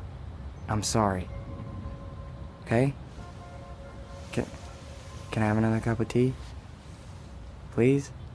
Of course. Tell me about Mr. Death. Your tea. Thanks. Please, Mr. Death. I would like to know about him. All right. At first, I couldn't be sure. It was a long time ago. Everything is. It's been so long since anything happened to me. But I was on a bus. There was an old woman sitting in front of me, knitting a scarf, I think. There was something about her face. I felt I knew her. Then a man got on the bus. He wasn't special in any way. Not short, not tall, not fat. Just a man. I remember that there were empty seats, but he sat down right next to the old woman. He didn't say anything to her, but I felt that his being there upset her in some way. I couldn't understand why. He seemed like such a nice man. When the old woman dropped her ball of yarn, he bent down and picked it up, right in front of me. He held it up to her. I saw their fingers touch. He stood up and got out the next stop. I couldn't move. It was as if I knew what had happened. But I couldn't do anything. I was just so frightened. When the bus finally reached the end of the line, the driver came over to the woman. He thought she was asleep. But I knew she was... What, dead? Dead. And right then and there, I knew it was his touch that killed her. Okay, but you said it yourself. She was an old woman. Okay, just because this man touched her... Mr. Death. Just because he touched her hand, it doesn't mean he killed her. Maybe what you saw was just what it looked like. A man trying to be helpful. I mean, the real cause of her death might have been, a heart failure or a stroke or something. I don't know. No, he killed her. Okay, I'm a cop. I've seen dead bodies. I've seen people that were killed by guns, knives, but never by a touch, okay? The man being there when she died, that's just a coincidence. But I've seen him since then, several times. I've seen him in crowds. I've watched for him. Every time someone I knew died, he was there. He, the same man, the one on the bus. No. Once he was a young soldier, then a salesman, a taxi driver. Someone you wouldn't notice unless you were watching closely. But you could see him. Oh, yes. And I wondered why that should be. Why I could see him when no one else could. And then I knew. Why? It was because I was getting older. And my time was coming. I could see clearer than younger people like yourself. Now, do you understand? Oh, I know you don't believe me. That would be too much to ask of anyone. But Do you at least understand? Please. I have to know. All right. Maybe. Maybe, okay? But if there is some Mr. Death who's able to visit all the people in the world like Santa Claus... Don't mock me. I'm not meaning to mock you, okay? I would never do that. I swear. But if he's real... He is. If he's real, then I don't see what the problem is. You don't see what the problem is? Oh, you must be joking. No, I mean, if you know what he looks like, what have you got to be afraid of? If you're right, and you can see death, I'd say you're kind of fortunate. Fortunate? Sure, yeah. I mean, you'd be able to see him coming. You could just avoid him. Oh, didn't I tell you his face is always different? He's different sizes, different ages, different races. I couldn't be sure. Well, how about when you go out? Out? Sure. Well, I know you said you don't have much contact with the outside world, but you have to go out sometime. I mean, to the shops or something, you know? Now, couldn't he touch you then, if he wanted to? No. Why not? I never go out. Never. Never. Oh, I haven't been out for years. I don't know how many. I don't keep count. That would be too depressing. But I suppose you can guess from the smell. You're too polite to mention it. But it must bother you as much as it bothers me. So what do you do about food? The boy at Mr. Fabian's store delivers it. But I never open the door to him. How can you live like this? Well, don't think I enjoy it. So why do you do it? Because if I don't live like this, I won't live at all. If I don't watch out, if I let down my guard even for a moment, he'll get in. I know he will. I haven't always lived like this, you know. I was young once. People said I was pretty. I lived out in the sunlight. I hated to be inside, even for a minute. My mother always said I'd spoil my fine complexion, but I didn't care. I loved outdoor things. I lived out in the sunlight, so warm, so beautiful. Beautiful, like I once was.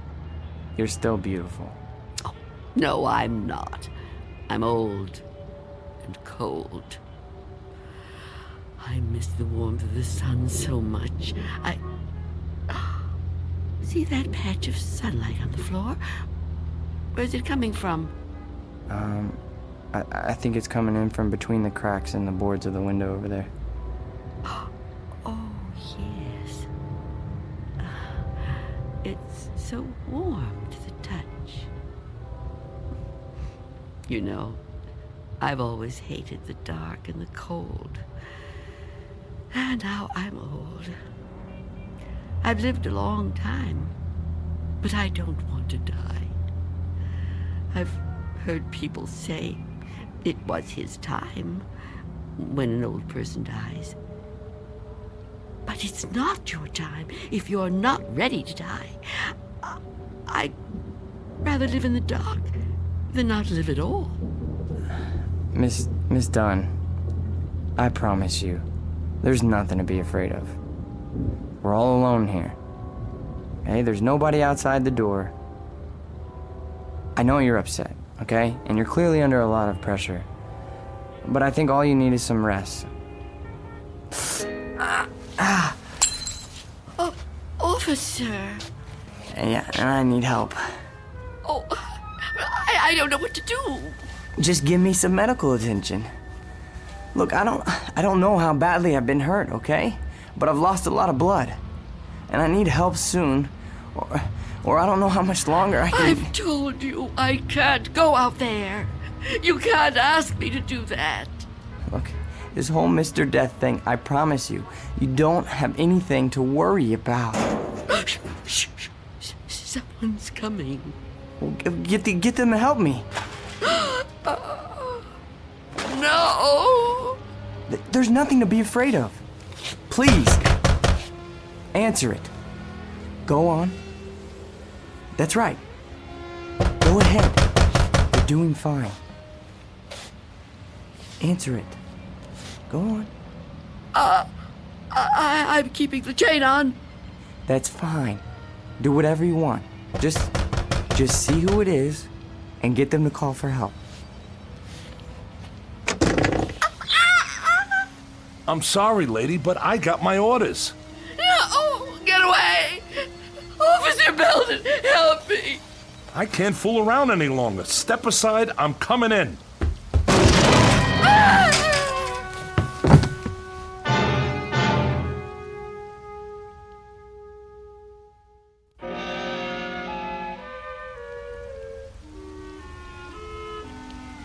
Take my hand.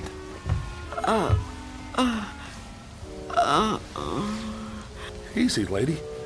Just lie quiet there till you get your strength back. What? You gave me quite a scare there when you fainted like that. Sorry I pushed you when I put my shoulder to the door. You started to faint and I offered you my hand, but you passed right out. For a second I thought that... Well, I don't even want to talk about that. But I'm glad you're okay. And still, I live. Huh? I told you I didn't mean to hurt you. It was an accident. You're not going to sue, are you? What do you want with me? Here, let me help you get up. Take my... I can get up myself. Look, you gotta understand, man. I don't get no pleasure out of busting in doors. Who would? Except maybe some thug, but I'm no thug. I'm just a guy doing a job. Your job? Look, you don't seem to realize how important this is. I've got a crew and equipment coming in an hour to pull this tenement down. Begging your pardon, man, but looking at this place, I say it's long overdue. Frankly, I'm kind of surprised it's still standing. And you're really not Mr. Death? Mr. Who? I don't know what you're talking about, ma'am. My name's Armstrong. Bud Armstrong. I don't know about any Mr. whatever you said. All I know is I got a contract to demolish this row of buildings. That's what I got to do. Everybody else moved out a long time ago. Until the other day, I thought this whole building was deserted. I seen them windows boarded up, and I figured you moved out when the rest of them did. Thank goodness I met that guy from the grocery store, that Mr. Fabian. Oh, Mr. Fabian. Then he was real, after all. Real? What are you talking about? I told him about my job down here, then he told me all about you, that he was worried about you. Told me he had a kid bring you your stuff. That was the first I knew about you, and it's darn lucky I found out. Well, you'd still be in here when the wrecking ball hits. Now, come on. We gotta get out of here. You want me to go outside? Sure. Didn't you just hear me? This place is coming down. You can't stay in here. You want me to leave here? You have to. I can't. It's Miss Dunn, right? Well, Miss Dunn, you were notified about the demolition job months ago. Look, I'm not out to bully you. I'm just trying to do my job here. These buildings were condemned by the city. Can't say I blame them. And I'm the one who's got to tear them down. Tear them down? Wow, can you? Look around you, ma'am. This building has had it. You can see that. I can see that. Anyone could see that. It's all worn out, dilapidated. All these buildings have got to come down. You seem like a nice person. A nice person shouldn't have to live in a place like this. Now let's the two of us just... Get away from me! Don't touch me! Please don't act like this. I ain't a monster, lady. I've got a heart just like anybody else, and I can see how you could get attached to a place, but, not want to see it wrecked. But when a building's this old, it's not fit to live in no more.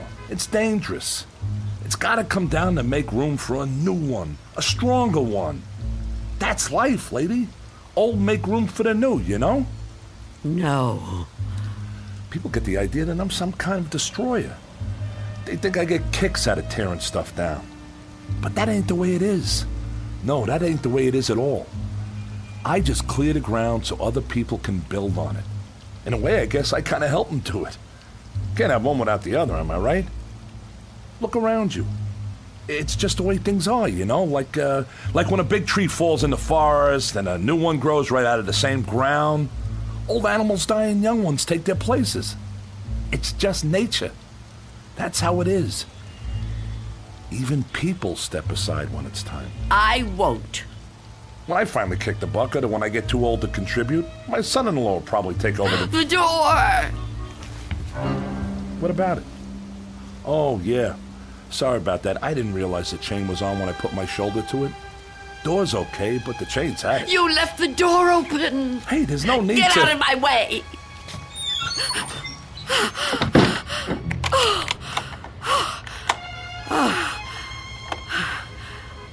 You don't have to do that.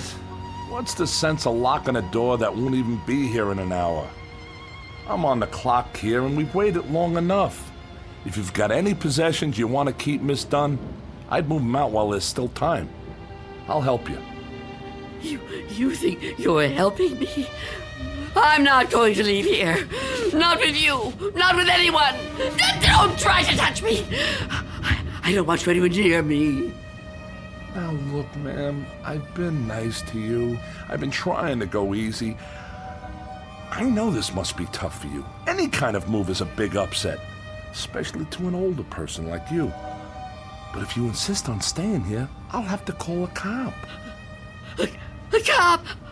A police officer? It's just for your own good. Please, cooperate, lady. Hey, where you going?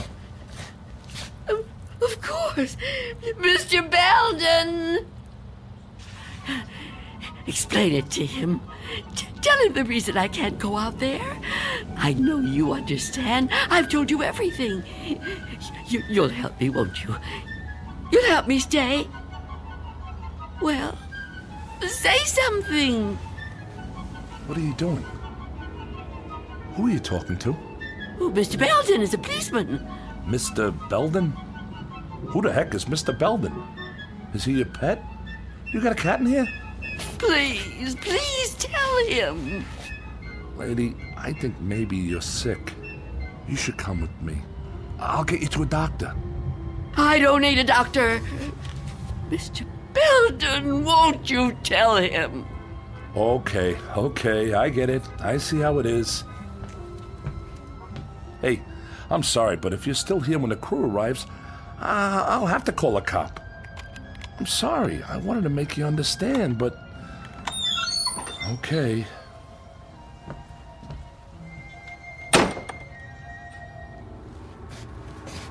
What's the matter with you? Why didn't you say something? Why didn't you help me? I thought you understood. I thought you'd help me. I think the question you should be asking yourself, Wanda, is how he looked straight at this bed and didn't see me. You called me Wanda, but I never told you my first name. Oh no. No. It's not true. It's not true. Yes, it is. The mirror, Wanda. Look in the mirror. What do you see? I can't. I won't. Look in the mirror, Wanda. What do you see? I see nothing. Nothing but an empty bed. Turn around. Now what do you see? I see you, Mr. Death.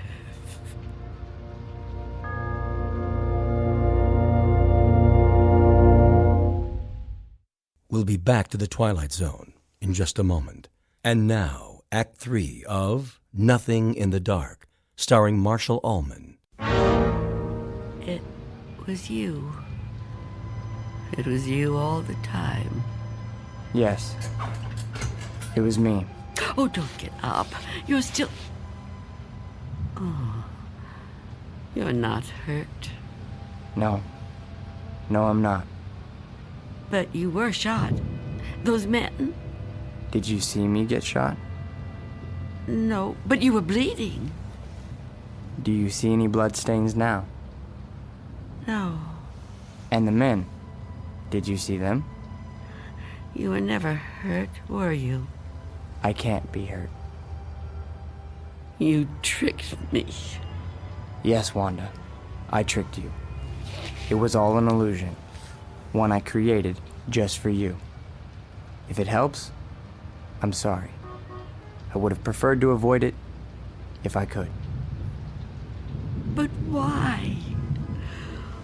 Why did you do it? The moment I let you inside, you could have taken me any time. Yes, I could have. But you were nice. You made me trust you. But I had to make you understand, Wanda. You see me now, and you've seen me before. Many times before. Starting with that day on the bus. Oh, I was right. It was you. The old lady's name was Iris. I knew then that you were upset. Upset? I thought it was important that you got to know me. What I said to you before, it was true. What you said? When you thought I was a policeman. You asked me why I did what I did. And you said there were some jobs that had to be done. That's right. That it was a kind of vocation. Actually, Wanda, you said that. But I suppose you're right in a way. Now ask yourself, am I really so bad? Am I really so frightening? You've talked to me. You've confided in me. Have I tried to hurt you? Well, no, but... Do you really believe I would ever hurt you? You don't look like someone who would want to hurt me. You see? It isn't me you're afraid of, is it? You know me now. You understand me.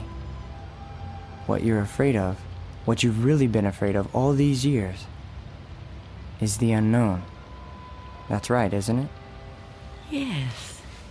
Don't be afraid. But I am afraid. You must be very tired, Wanda.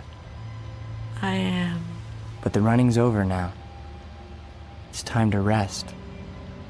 I'd like that, but... Give me your hand. I don't want to die. Trust me. No.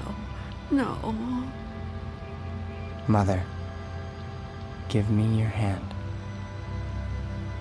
I will.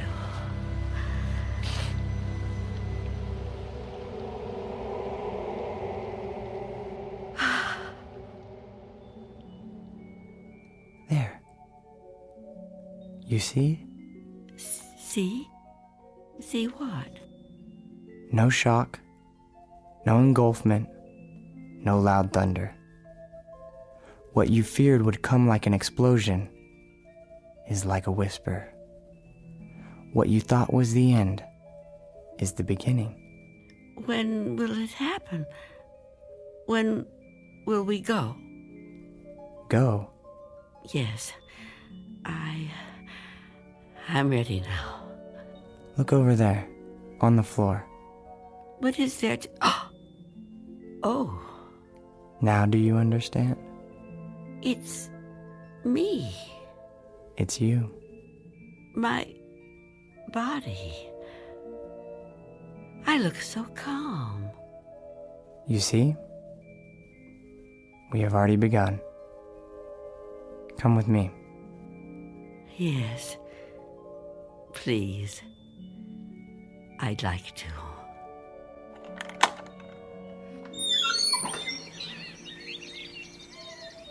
It's such a beautiful day. It is. It surely is. You know, Mr. Armstrong was right about a lot of things. What things? Well, for one, his son does take over the business when he dies. Will that be soon? Another 16 years. Oh, dear. It'll be quick. I'm glad to hear that. I'm afraid I was a little harsh on him. Now the son-in-law, he lives to be 102. 102? Oh, goodness. I know. It's remarkable, really. Of course, the oldest person I ever met was a lady in Tibet. Well, how old was she? Take a guess. Oh, I'm no good at guessing. Come on, take a guess. You'll never believe it.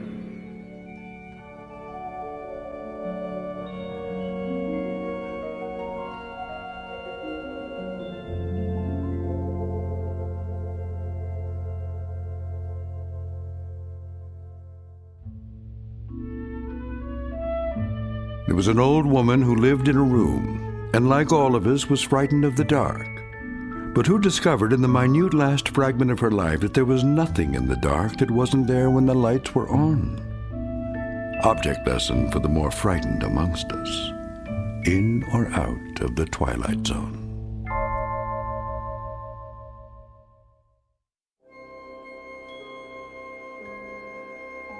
Hi, this is Carl Amari, producer of the Twilight Zone radio dramas. I'd like to take a moment to tell you about our official website at twilightzoneradio.com, where you'll get the latest news and information on these Twilight Zone radio dramas. Plus, at twilightzoneradio.com, you can digitally download 3 free episodes or any of our episodes for only $1.95 each. In this age of ever-changing technology, we've decided to make these episodes instantly available to you by making the Twilight Zone radio dramas a digital download-only series. This means that this series will no longer be offered on CD. The CD collections at our website are now being offered while supplies last at buy one, get one free. So be sure to get your favorites before they're sold out. Be sure to visit us often, and I'll see you in the zone.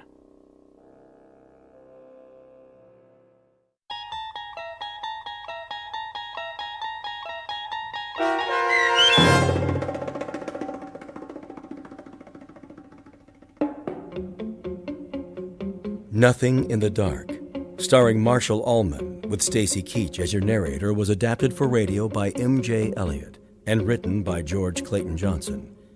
Heard in the cast were Roz Alexander, Jeff Morrow, Doug James, and Mike Starr. This copyrighted radio series is produced and directed by Carl Amari for Falcon Picture Group and Westwood One. Custom Foley effects, sound design, and mixing are done in the Cerny American Sound to Picture Theater by Cerny American creatives Matt Sorrow, Bob Benson, Todd Beyer, and Tim Cerny. To learn more about the Twilight Zone radio dramas and to contact us, visit our official website at twilightzoneradio.com. Miss Dunn, it's Doug James speaking.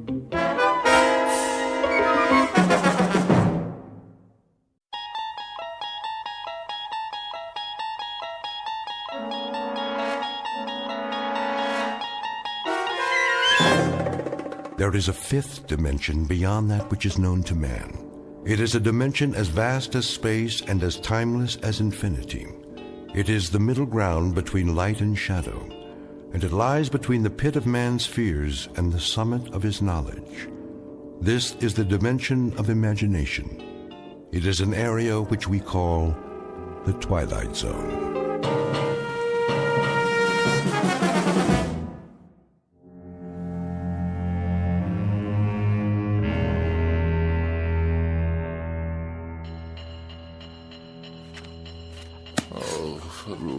What's the matter, dear? Don't you hear it? Of course I hear it, Walter. It's that nice janitor fixing the pipes. Why don't you go on reading your book until he's finished? And when, pray tell, might that be? I'm sure it won't be much longer. Then the radiator will get just as hot as you want it. Isn't that what you told him? Yes, I know what I told him, but why does he have to make so much noise? I'm sure I couldn't say. The decibel level in this apartment is beyond human endurance. Well, I suppose it's what they have to do with steam heating, that sort of thing. What I really don't understand is how you can sit by, knitting away, oblivious to this assault. Did you see the new wool scarf I'm making? It should keep out absolutely all the drafts. While that infernal pounding goes on and on and on. Wait till you try it on. I picked out your favorite colors. It's much thicker than the other ones. If I live that long. You wanted more heat, that's what you said. Well, now you'll have it and then some. Yes, I did. I certainly did say that. Won't that be nice? Hope springs eternal. The question is, at what price? Are you sure you're comfortable, darling? I what? Oh, certainly. I am just comfy, cozy. I'll fluff up the pillows. Did you take your aspirin? I'm on the verge of being hospitalized for pneumonia. Oh, now really? It's not that bad. That ape of a janitor out there is smashing my brain and ruining my sleep. But you weren't sleeping. You're reading 5,000 Common Ailments and How to Treat Them. Is it an interesting book? First he tries to freeze me to death, and then he tries to destroy my brain. Shall I plug in the vaporizer? That helps sometimes. It doesn't help at all. If it did, I wouldn't be in this condition. Yes, dear. Well, I won't stand for it. Lie down, Walter. No, I will not lie down. How can I? If I'm to die, at least it's going to be in comfort and peace. You there, Mr. Ape!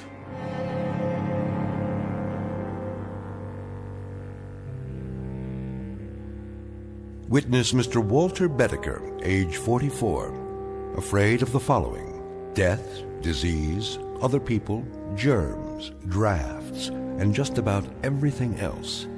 He has one interest in life, and that's Walter Bedecker. One preoccupation: the life and well-being of Walter Bedecker. One abiding concern about society: that if Walter Bedecker should happen to die, how will it survive without him? But there's one thing he hasn't asked himself yet, and it's simply this: what happens if, despite all his precautions, Walter Bedecker should happen to stumble, not into the grave, but into the Twilight Zone?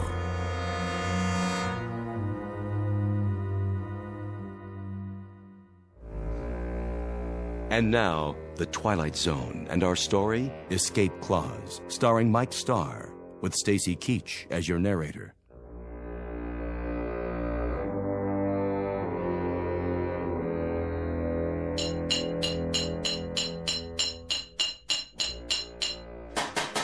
I asked you a question. You want more heat, don't you? That's not the answer, so I'll ask you again. How much longer? Put it this way.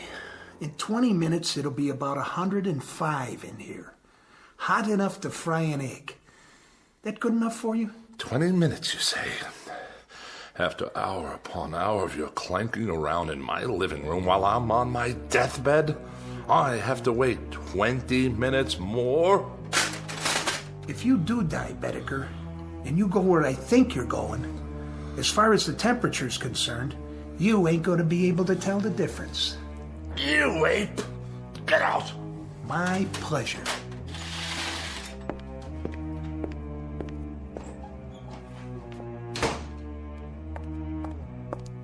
Are you all right, dear? Quick, Ethel, get the doctor. You mean again?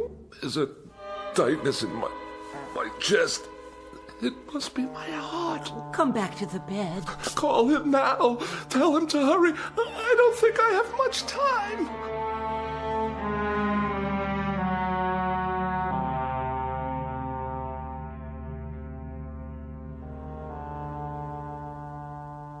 Well, doctor?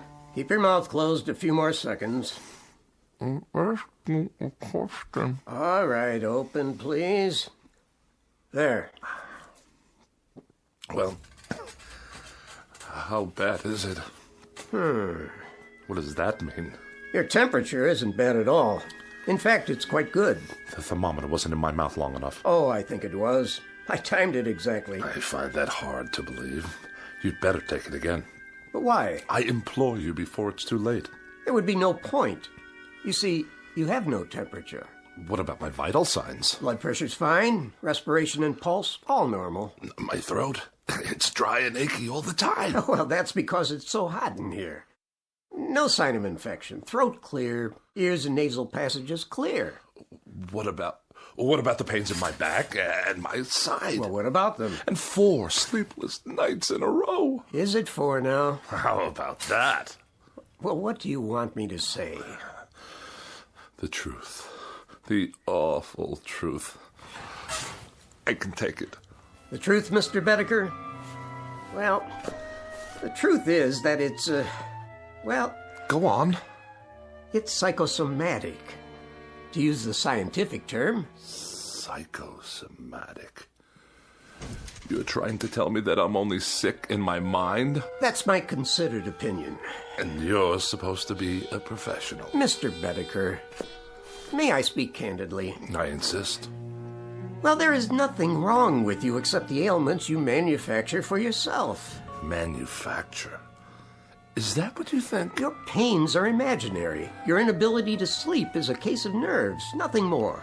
In short, Mr. Bedecker, you are a very healthy man. This man calls himself a doctor. 4 years pre-med, 4 years medical school, 2 years internship, 2 years residency. And what is he, I ask you, what is he? A quack. Doctor? Oh, hello, Mrs. Bedecker. What's the prognosis? Don't ask him. The man's an idiot. Walter, darling, I beg you, don't excite yourself. Don't whisper. You're looking at half my troubles right there, Doctor. This woman, this awful woman who runs around whispering all day long to make me think I'm sick, even if I'm not. Oh, and I am. I'm lying here at death's door, and who's ushering me out? A quack and a whispering woman without a mind. Well, I'll call tomorrow, Mrs. Bedecker. Meanwhile, try leaving the window up an inch or so. Let some fresh air in. There'll be no need to call. Just come on over with the death certificate and fill it out. Oh, Walter. Don't drench me with those crocodile tears of yours. She'd be so happy to get rid of me. I just can't tell you. Goodbye, Mrs. Bedecker. Take care of yourself. I'll see you out.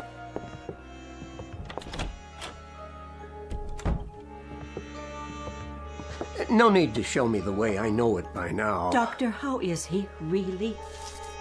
Mrs. Bedecker, your husband is one of the healthiest patients I have. But he's sick most of the time. Is he? He won't let me air out the house. He says for every cubic foot of unfiltered air, there are 8,900,000 germs. Well, he's probably right. And he's just quit his job. The 5th job he's quit since the first of the year. He says they make him work in a draft. Well, I suppose I'm oversimplifying it when I say there's nothing wrong with him, because in a sense, there really is. This constant worrying about himself is an illness of a sort. Has he always been this frightened a man? Ever since I can remember. When he was courting me, he told me he was in the final stages of TB and only had a week to live. I only married him because I felt so sorry for him. Oh, I don't mean that was the only reason. I think I understand. Do you? You see, people change. Sometimes for the better and sometimes in ways that aren't entirely healthy. We all assign blame. Your husband is taking it out on those nearest him. It's not your fault. But it must be. He never stops complaining. The problem isn't physical. He's getting older, so he sits here spinning his wheels. He needs to get out, do things, prove he's still strong, that there's a place for him in the world. Oh, Doctor, I'll do what I can. I'm sure you will. You already have. It's up to him now. I'll give you a call tomorrow. I don't think it would be a bad idea if you took some vitamins yourself. You look run down, Mrs. Bedecker. I do? Just a little too pale. And though there's a draft in the air, and I feel a coma coming on. Yes, darling, I'll be right in. Now, you remember about those vitamins. Promise? I promise. Here's a prescription. Get some of these items from the drugstore for yourself. Thank you, I will. You're very kind. Goodbye, Mrs. Bedecker. Goodbye. Did you say there's a draft? I did. From where? The window. But it's only open an inch. Freezing air blasting into the room. I'll close it for you. Do you know how many germs live in 1 cubic foot of air, Ethel? I think I do. 8,900,000, that's how many. I know you want me gone. Walter! gone from your life, and that's why you leave windows open all over the place. But as a point of common human decency, couldn't you find a way to do it more subtly? The doctor said you needed air. He said it was stuffy in here. Oh, the doctor said. Tell me one thing. Yes? What is going on between you two? Nothing, Walter. I saw the way he looked at you. Oh, now you are imagining things. What's that slip of paper in your hand? What do you mean? Oh, it's only... Give it to me. Oh, now I understand. Well, if you'll let me explain. When did he give you this? Just now, before he left. If you'll listen. I'm not sick, he says, but nonetheless he gives you a prescription for medicine for me? Not a thing wrong with me, he says, but while I lie here helpless, he's out there telling you that I've got a life expectancy of 20 minutes. He said nothing of the sort. Don't deny it, Ethel. I smelled the collusion the moment he left the room.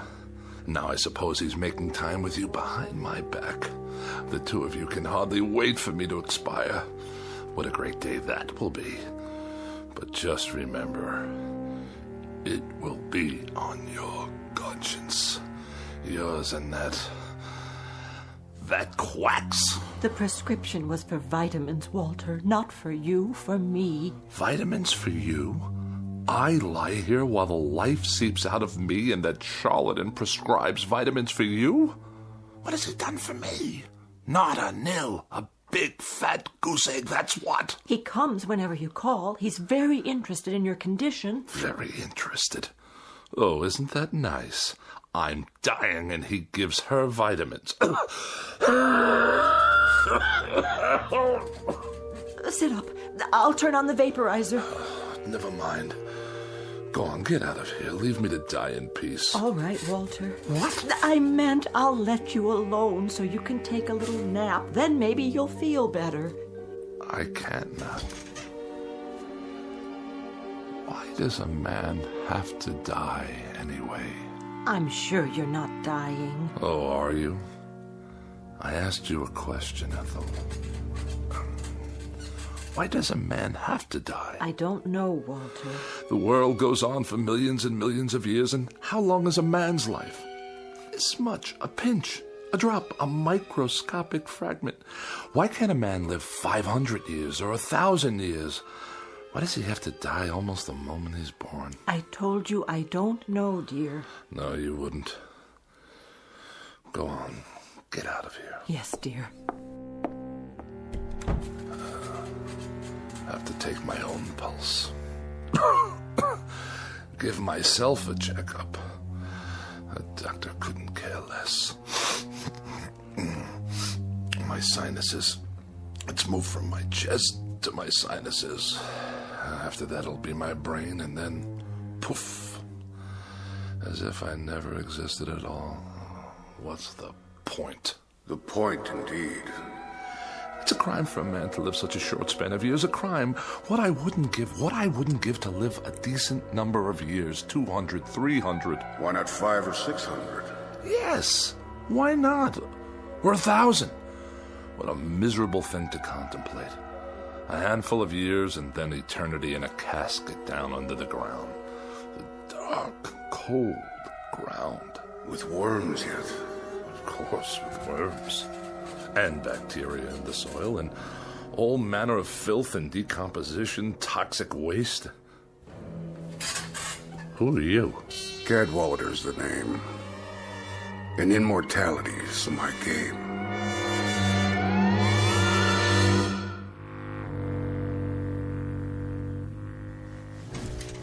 Your name is what? Cadwallader. At least that's the one I'm using this month. Rolls off the tongue, don't you think? How did you get into my bedroom? Let me see. Through the mirror? That would be a nice touch. Or through the walls? Too prosaic. Look here, The truth is, I've never been gone. I've been in here for some time. I must have a fever. I'm hallucinating. Not at all. I've merely chosen to reveal myself in order to tell you that I subscribe wholly to your views, Mr. Bedecker. I mean, wholly. Delighted to hear it. I'll be brief, Mr. Bedecker. You look like a man with a nose for a bargain. I'd like to make a proposition to you. What kind of proposition? Each of us has something the other wants. And that seems a relatively solid basis for a bargain. Do we? Indeed. What in the world do you have that I could possibly want? Oh, many things, Mr. Bedecker. You'd be surprised. Many things. Varied and delightful. Now, what do I have that could remotely interest you? Actually, a minor item. Minor? Extremely. Are you sure? Smaller than minor. Insignificant. Of no importance whatsoever? Absolutely none. Microscopic? Teensy-weensy. What did you say your name was? What's in a name, Mr. Bedecker? Just a question of semantics, after all. Language, a stretch of words. For example, what is it you want? Can you put it into words? I think you already know. You want an extended lifespan. Doesn't everyone? A few hundred years to play around with. Some people would call it immortality of a sort. But why give it that kind of description? Why make it sound so imposing? What would you call it then? Let's call it some additional free time. After all, what are a few hundred years in the grand scheme? Or a few thousand? A few thousand? Or 5,000? Or 10,000? What's the difference? The world will go on ad infinitum, so what's a few thousand years more or less, give or take, add or subtract? And this little item I'm to give you in exchange, or what do we call that? What do we call it? That's a linguistic conundrum. We could call it a little piece of your makeup, a little crumb off the crust of your, structure, a fragment of an atom, so to speak, from your being. Or a soul. Or whatever. After all, what is it? And when you're gone, thousands of years hence, what will you need it for, practically speaking? Yes? You're the devil. What's in a name? I'm at your service. Good Lord. How about it, Mr. Bedecker? Why not? That must be a good reason. There must be. You'd deed me over your so-called soul, and I'd give you immortality. Life everlasting. Or as long as you want it to be everlasting. And indestructibility, Mr. Bedecker. Complete and total indestructibility. Nothing can hurt you ever. Now that part's fun, let me tell you. Nothing can hurt me? And I live forever? Why not? Certainly. Forever. Again, Mr. Bedecker, just terms. And everything's relative. For you, it's forever. For me, it's a walk around the block. But we're both satisfied. Think about it. Oh, I am. I am thinking about it. To be without fear of dying. To be indestructible. Invincible. Not to have to worry about disease, accidents, pestilence, war, famine, anything. Governments and institutions disintegrate. People perish. But Walter Bedecker goes on and on. Walter Bedecker goes on and on. The ultimate dream, is it not? Mr. Cadwallader, about this soul, you say I won't miss it. You'll never know it's gone. And you say I'll go on and on, quite unable to succumb? Quite. No tricks, no hidden clauses. I'll just live as long as I want to live. Is that it? That's it. That's precisely it.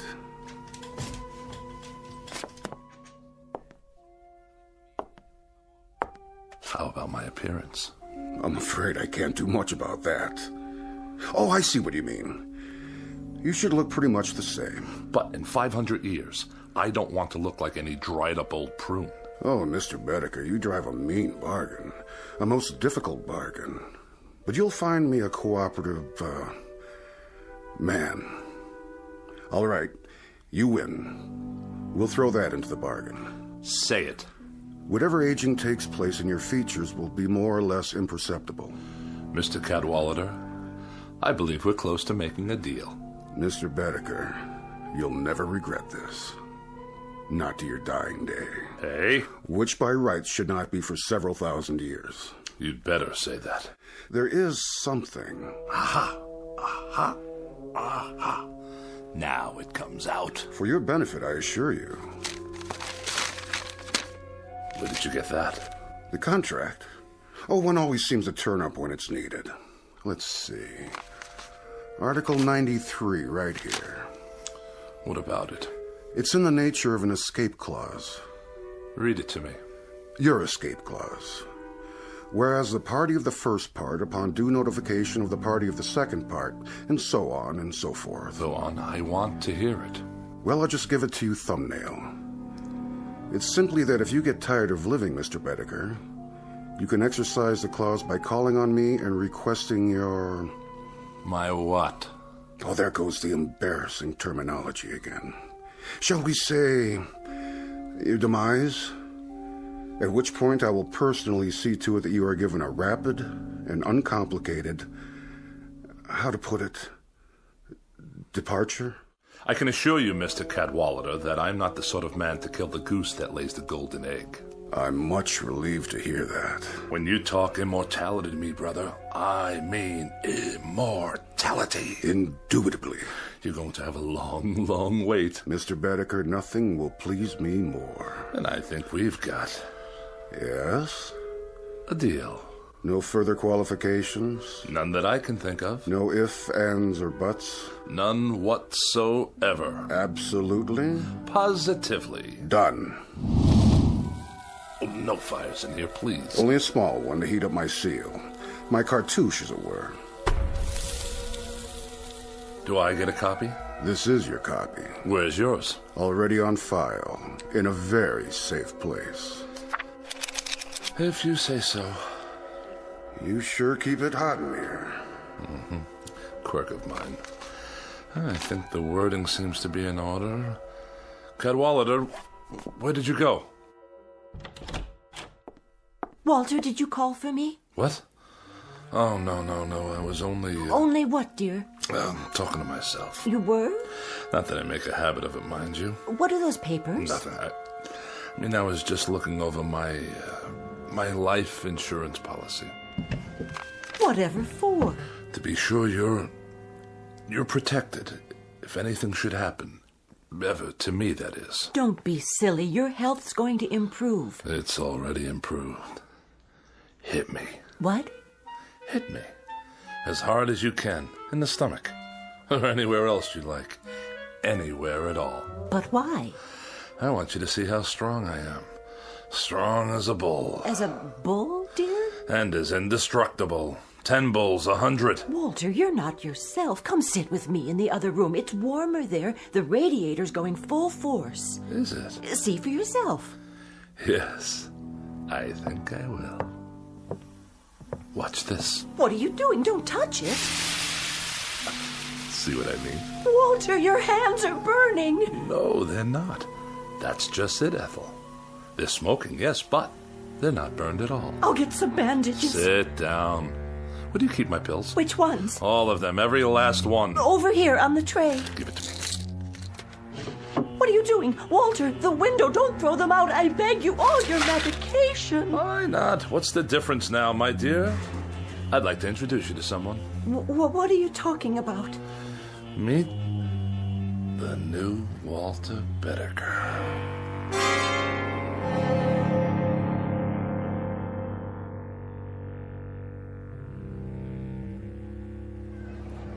Get your paper! Boy rescued from well, lives to tell about it. All the latest news, right here. Let me see that. Sure, mister. 2 bits. A little boy, huh? Yeah, the one that fell in the hole. They got him out alive. Ain't that something? It's something, all right. A 10-year-old boy, and he's on the front page of every newspaper. He was down there for 18 hours. Can you believe it? And everybody thought he was a goner. It's amazing is what it is. Of all the news stories in the world, this little nobody makes the headlines. You think that's amazing? Wait right here. I'll show you amazing. Hey, where you going, mister? You owe me 25 cents. Watch this. Watch where you're going. Excuse me? Hey, buddy. I must get to the corner. Some people are so rude. Don't want to miss the crosstown? Wait your turn, do you mind? Look out! Get back on the curb. There's a bus coming. That man, stop!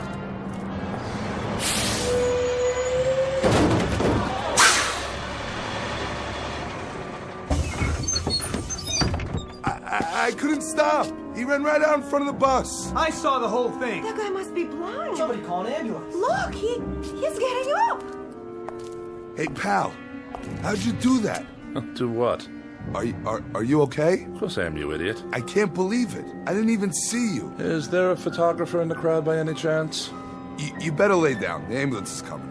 Why would I want to go to a hospital? There's nothing wrong with me. Not a thing. Just your tire tracks on the front of my suit. Just the same, take it easy. Get some x-rays and I'll fill out an accident report. Don't bother. Just contact your claims adjuster. The name's Bedecker. Can you remember that? Walter Bedecker.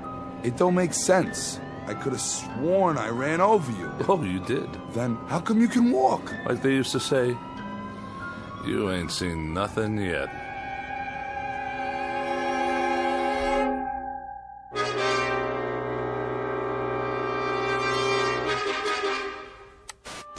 One survivor, Walter Bedecker. By now, these words should be familiar. You've heard them before on the Eyeball News, and if the past is any indication, you'll hear them again and again. It started when he was hit by a bus, then a car, and finally a subway train, but that wasn't enough for Walter Bedecker, the man whose luck never runs out. After an explosion at a construction site, what else could happen? Last week's plane crash killed 23 people, but not Mr. Bedecker.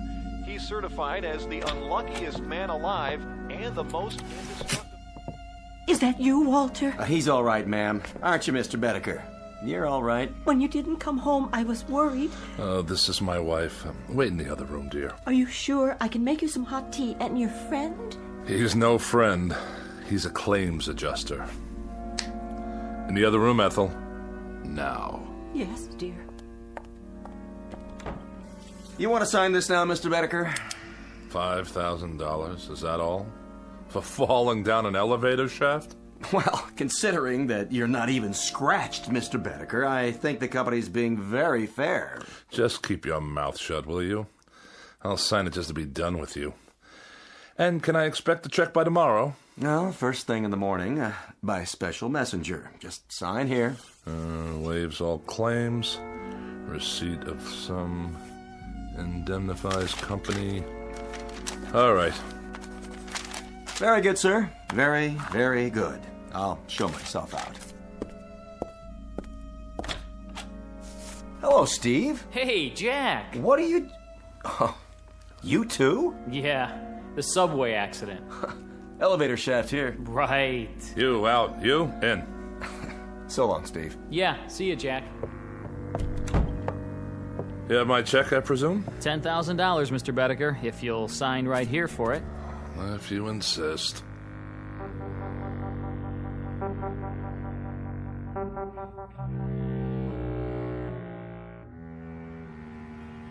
"14 accidents. More than anyone should have to bear. Now, wouldn't you think that there would be an element of thrill in 14 accidents? I'd appreciate it if you'd step away from the window, Walter. It's open, you know. 14 accidents in which you know nothing can happen to you?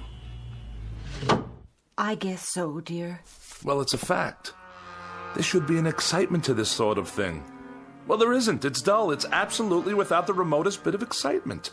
In short, I'm bored stiff with it. Walter, dear, you should count your blessings. After all, there is the money. And you should shut your mouth. You look for all the world like a small gray mouse waiting for a piece of cheese. Walter, you can be so terribly cruel. Ethel, please. I'm thinking. I swear he's cheated me somehow. I don't know exactly how. What are you talking about? Who? Mortal schmortal. What's the good of it when there aren't any more kicks? Any more thrills? Anything to let a man know he's alive. Walter, do you feel all right? At least when I was concerned about my health, there was an element of risk, of danger. I mean, of course. That's it. What is? Iodine. Iodine? Have we got any? What for? Did you cut yourself? Do we? I suppose in the medicine cabinet. Get it. Now? And rubbing alcohol. And ammonia. Walter? I'll get it. You find me a drinking glass. A large one. There's one right there. I'll mix them all together like so. And stir them up. Wait! And drink it. Oh.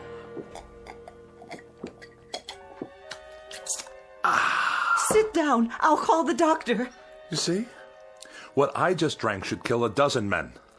To me, it tastes like lemonade. Walter. Yes? What's this all about? You really want to know? All right, I'll tell you. In a word, I am immortal. Walter, don't joke like that. It's true. I made a pact with a guy named Cadwallader, who's given me immortality and indestructibility in exchange for my soul. Your soul? More succinctly than that, I couldn't put it. Why don't you sit down? I'll make some tea and then we'll call the doctor. You will not make tea and you will not call the doctor. Why not? If you had any imagination at all, you could tell me what there is I might do to get a little excitement out of it all. I've been in subway crashes, bus accidents, major fires, disasters, one after another, and now I even drank poison. Nothing. You know what I've been thinking? I've been thinking I'll go up on the roof and I'll throw myself down the light well. Smack dab through the light well, 14 stories down, just for the sheer experience of it. Oh, Walter, darling, please. Ethel, darling, shut your mouth and get out of my way, please.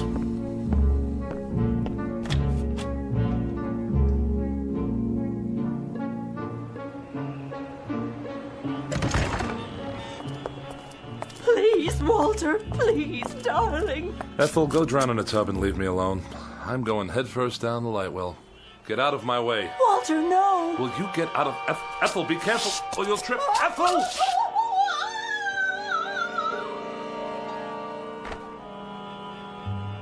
I wonder what that felt like.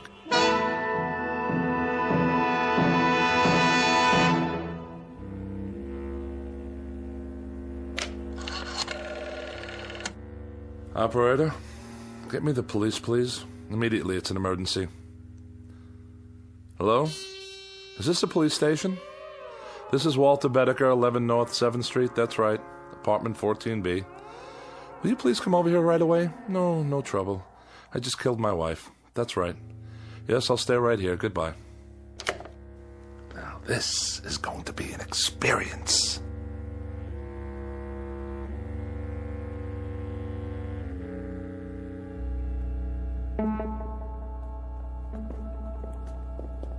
Hey, Bedecker, you got a visitor. Cooper, the legal beagle. Right in here, Mr. Cooper. No longer than 15 minutes, please.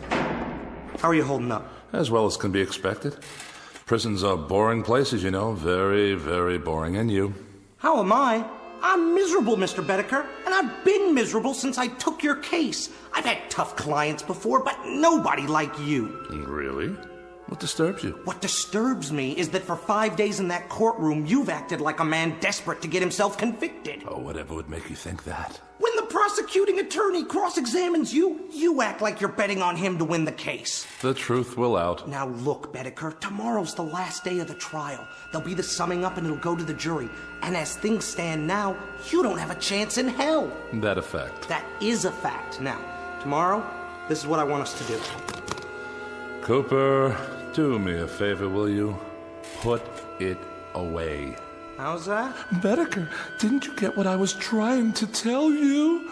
You're about 12 hours away from a guilty verdict on charge of first-degree murder. What will the penalty be? The penalty in this state for first-degree murder is death in the electric chair. Death in the electric chair. Bedecker! And if I were in California? What? How would they try to kill me if I lived in California? Capital punishment there is the gas chamber, but I don't see... And in Kansas? In Kansas, it's hanging, but I'm gonna tell you something, Bedecker. No, Mr. Cooper, I'm gonna tell you something. The only thing they'll get for their troubles if they try to electrocute me is a high electricity bill. Good night, Mr. Cooper. See you in court. Guard! I don't know, Bedecker. I just don't understand you. The psychiatrist says you're sane, and you say you killed your wife. But way down deep, I know you didn't. So tomorrow, when I sum up for you, I'm gonna lead from a terrible position, a position of weakness. But I'll do the best I can. Mr. Cooper, really, don't bother.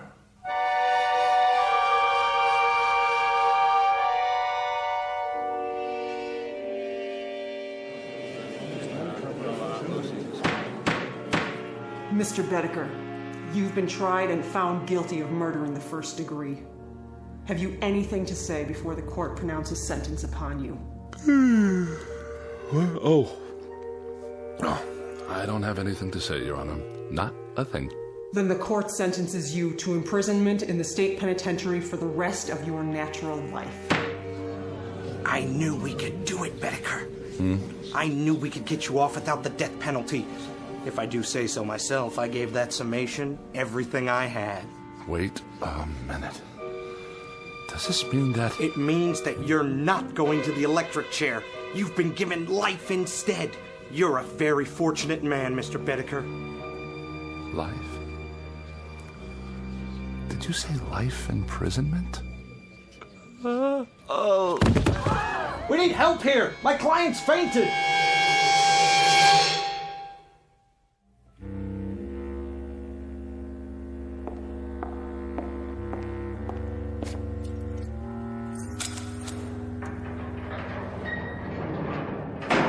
Here's your last meal.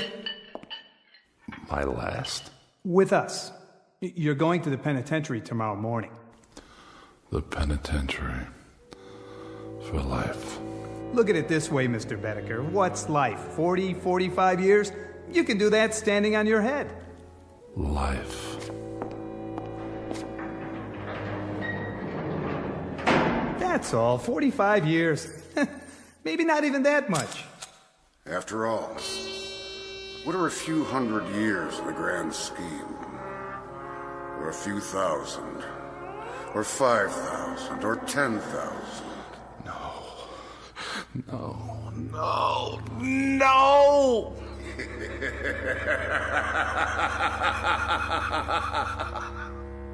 Mr. Bedecker. Yes? About the escape clause. Care to utilize it now? Yes. That's a wise man. Odd thing, Mr. Bedecker. You look like someone having a heart attack. Exactly. Like a man having a heart attack.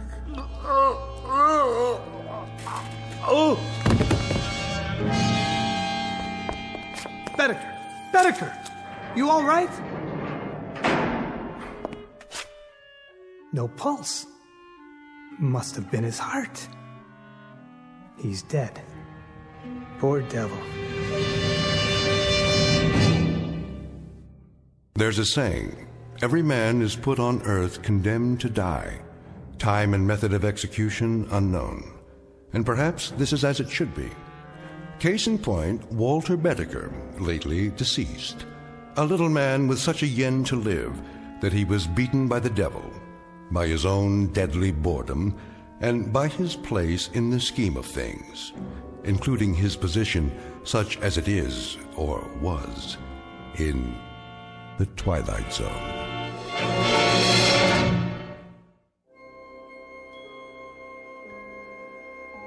Hi, this is Carl Amari, producer of the Twilight Zone radio dramas. I'd like to take a moment to tell you about our official website at twilightzoneradio.com, where you'll get the latest news and information on these Twilight Zone radio dramas. Plus, at twilightzoneradio.com, you can digitally download 3 free episodes or any of our episodes for only $1.95 each. In this age of ever-changing technology, we've decided to make these episodes instantly available to you by making the Twilight Zone radio dramas a digital download-only series. This means that this series will no longer be offered on CD. The CD collections at our website are now being offered while supplies last at buy one, get one free. So be sure to get your favorites before they're sold out. Be sure to visit us often, and I'll see you in the zone.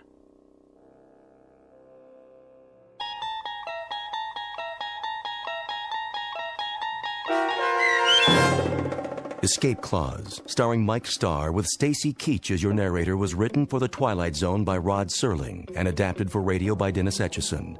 Heard in the cast were Peggy Roeder, Rich Kominick, Doug James, Turk Muller, Guy Burrill, Heath Corson, Larissa Borkowski, Natalia Reed, Peter DeVito, John Starr, Carl Amari, Paul Patch, and Lynn Foley. To learn more about the Twilight Zone radio dramas and to obtain audio cassettes and CDs of these programs, visit our website at twilightzoneradio.com. This copyrighted radio series is produced and directed by Carl Amari and Roger Wolski for Falcon Picture Group. Doug James speaking.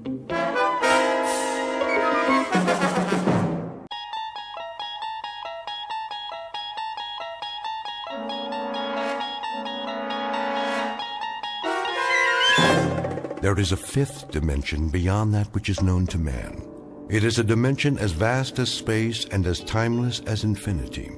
It is the middle ground between light and shadow, and it lies between the pit of man's fears and the summit of his knowledge. This is the dimension of imagination. It is an area which we call the Twilight Zone.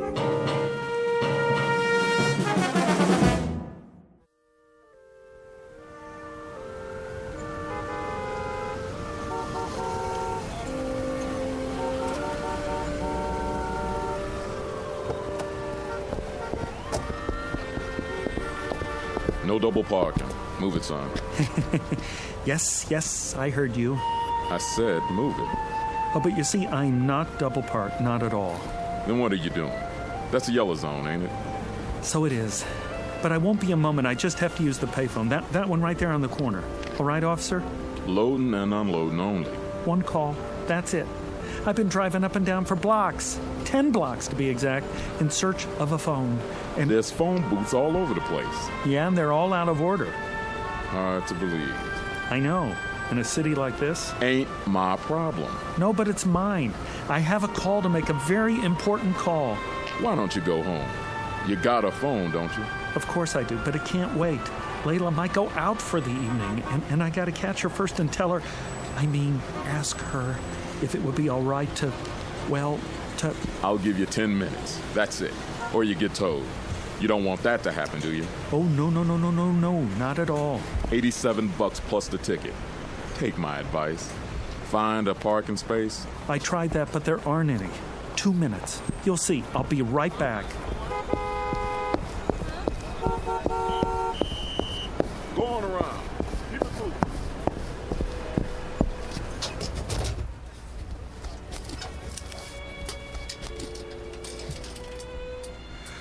Oh, there. Come on. I'm sorry, but all circuits are temporarily busy. Please try again later. I'm sorry, but all circuits are temporarily... What is going on? Layla. Oh, baby, I'm trying to get through. Don't you know that? Can't you tell, darling? It's Roger. Roger, I need you tonight.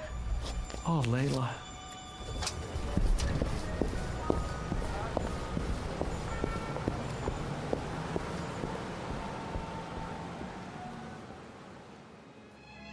Mr. Roger Shackelforth, age, youthful 20s. Occupation, being in love, full-time.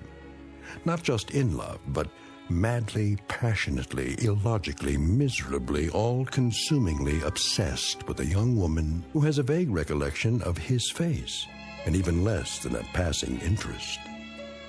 In a moment, however, you'll see a switch in attitude, because Mr. Roger Shackelforth, the young gentleman in question, will take a short but very meaningful journey into a calling area known as the Twilight Zone.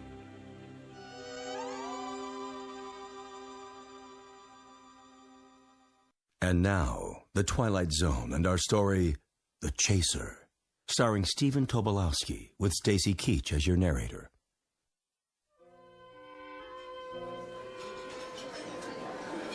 More coffee, Jenny. No thanks, Margie. Well, maybe just a smidge or it'll keep me up. Miss, can I use your... All the way in the back. No, not that. The telephone. Do you have a public telephone? Sure do, on the wall. Good, I'll need some change. Here. Better get in line, though. What? The young man's been at it for... I don't know how long.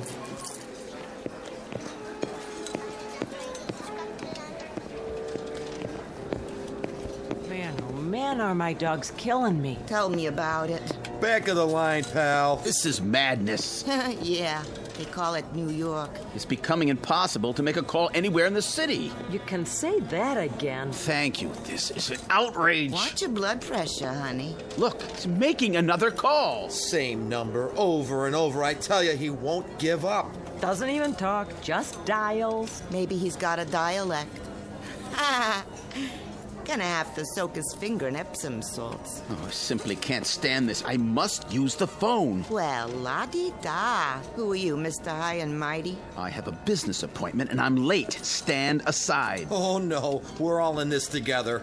Look, I'll buy your place in line. $1 to get in front of you. $1? Are you kidding? All right, $5. Well, since you put it that way. How about you? Got another $5 on you? Certainly. Who's next? Don't look at me. But I am looking at you. Have you ever made $5 so easily? That ain't the point. I should first pay the same as place and show. How much do you want? Nothing less than a sawbuck. 10! That's... Then take your business elsewhere.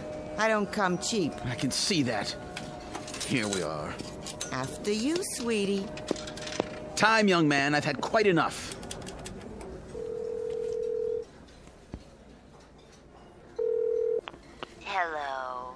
Hello? Layla? Darling? Who's this? It's Roger. Oh. Hello, Roger. What is it? I was just wondering. Uh-huh. I happen to be in the neighborhood. May I come to see you? No, I can't. But, darling... It's out of the question. Why? I couldn't bear to see anybody tonight. I'm such a mess. Oh, Layla, you can never be a mess. Listen, darling, I have to see you. Roger, it's impossible. But I must see you. Fiercely must. I love you.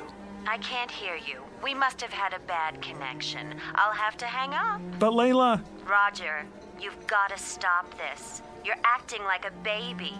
I can't see you now, and that's that. Well, then, talk to me. What do we have to talk about? I don't know. Say something. Say anything. Just let me keep hearing the sound of your voice. All right, Roger. I'll say something. Why don't you take a fly and jump at the moon? Layla! Now then, you finished, have you? No. She hung up on me. It's a misunderstanding. Or she's sore. I better call back and make sure everything's okay. No, please. I have an emergency. So have I. It won't do any good to call. Take my word for it. How do you know? I understand. I heard it all. You can't do it over the telephone. Will you stop pushing me? If he won't, I will. Yeah. Me too. Time. But... Here, take this card. It'll solve your problem. What are you... Take it. Go and see this man right now. Believe me, there's no other way I know. Go and see this man at this address, and he'll help you, guaranteed. But I don't even know where that is. Not far, just a few blocks. Give it a try. You'll see it works. All your problems will be solved before the night is over. Hurry now. Thank you. Operator, I got an emergency. Have a nice night now here.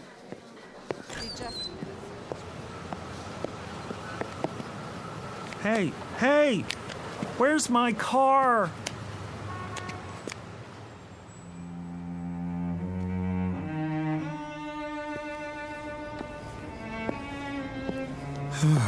Number 182022. This must be it. Pretty dark. Can't see a doorbell. Ugh, some door. Didn't even touch it.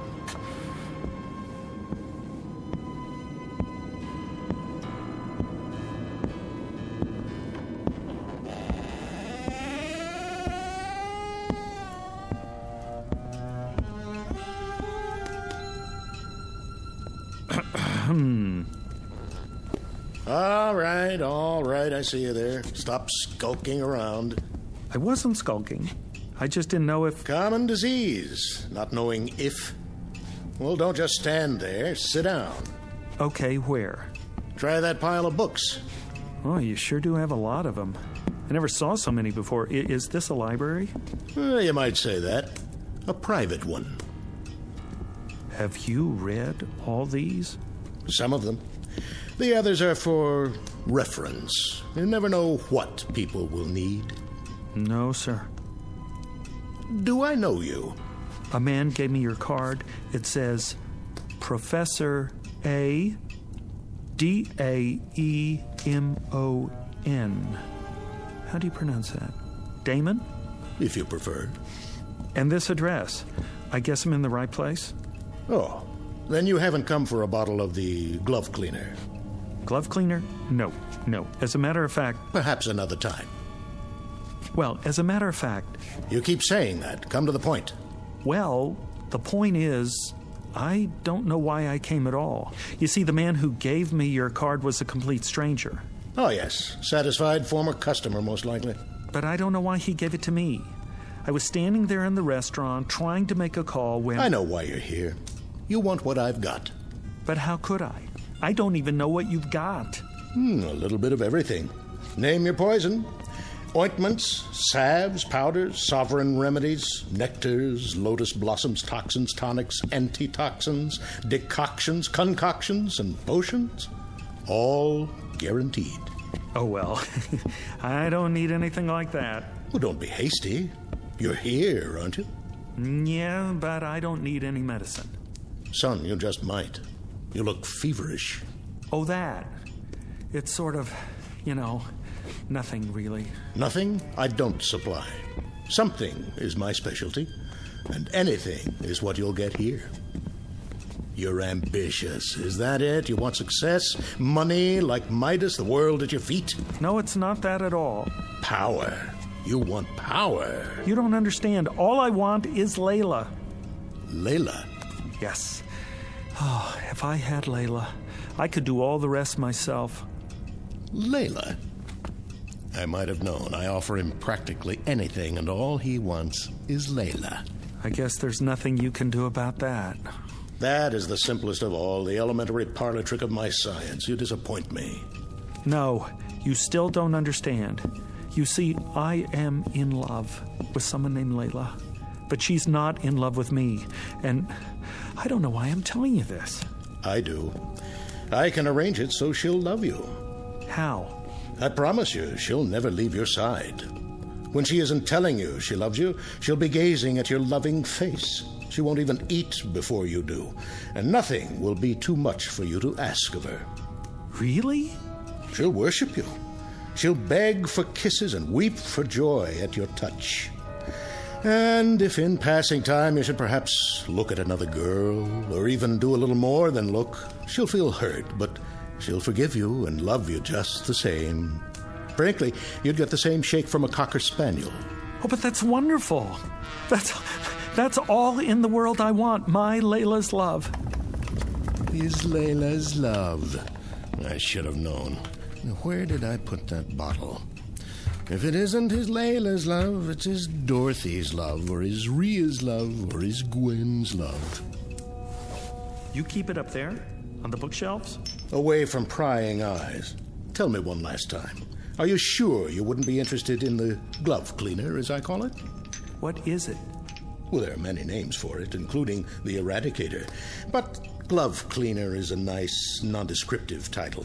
Clean, colorless, tasteless, unidentifiable, and sure. I'm not very interested in glove cleaners. Why not? It's easy, it's swift, it leaves no trace. It's perfect for its purpose. You're not making sense. Why, boy, that's all I make. Which is why I'm such a lonely man. You're absolutely sure you don't want to try the glove cleaner. It is very expensive. Perhaps you can't afford it. For instance, this little bottle costs $1,000. $1,000? Are all your prices like that? Some are, some aren't. What about the other one? The one that will make Layla love me? Oh, that's only $1. $1? Love potions are my cheapest items, and they're overpriced at that. $1 for my Layla's love? It won't hurt her. If anybody gets hurt, it'll be you, but I don't expect you to believe me. How do I use it? Put it in anything. A drink, tea, soup, coffee, water, anything at all. Makes no difference. You'll get exactly what you claim to want. Professor, you got a deal. I really don't believe any of this, but I'll try it. I'll try anything. What do I have to lose? If it works, I'll be the happiest man in the world.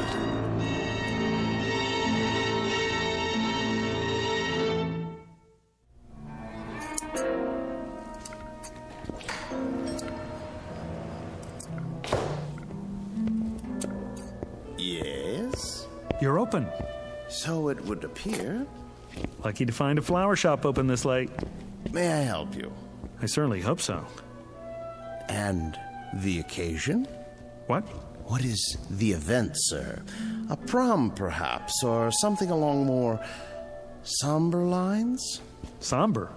An injury, a lingering illness, leading to a departure. Dare I say, an interment? Oh, no. Nothing like that. Alas. A celebration! Ah. And what, may I ask, are we celebrating this evening? You may ask, and I'll tell you. We are celebrating fulfillment, contentment, consummation. Ah, the reading of a will. No. It's much more than that. A life sentence in the arms of my love without the possibility of parole. My condolences. We have some lovely wreaths. Don't you understand? I'm talking about true love. The kind you want to shout from the rooftops. Sparks, fireworks. A boutonniere. No, something more. A wrist corsage, then. Or a tasteful nosegay. What is the biggest thing you have? In what respect? I know. A rose. By any other name. Color. How about blue? Yellow. Green? Pink. Red? White. Sold. For purity. An excellent choice, I'm sure. 1 dozen long-stemmed white roses. Will there be anything else? No. Yes. Champagne. And 2 glasses. Long stems on those, too. I'm afraid you'll have to visit your local vintner for those accessories. My sympathies to the blushing bride.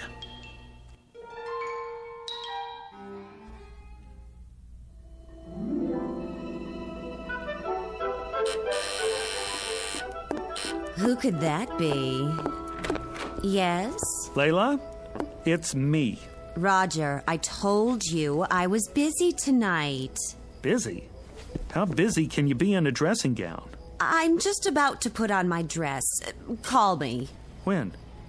Tomorrow. Just a minute, just a little minute. Flowers, see? And champagne. That's very nice, Roger. Thank you. Now, if you'll just run along. I couldn't have lasted the evening without seeing you, Layla. I'm sure that's not true. You don't know what it's like to love somebody, to love anybody so much, so desperately. No, I suppose I don't.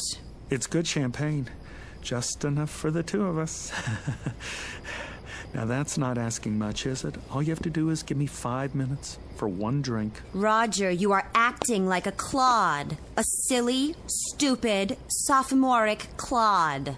I love you. Stop saying that. But you don't know what I went through to get here. My car was towed. I've been walking for the past hour. How can you be so cruel? All right. 1 drink. 5 minutes, and then you go. You won't regret it.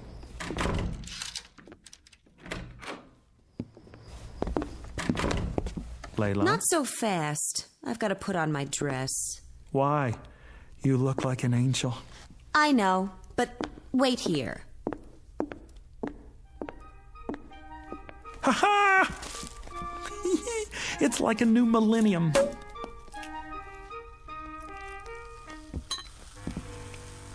Don't be too long, darling. Just long enough to prepare one very special glass of champagne for you.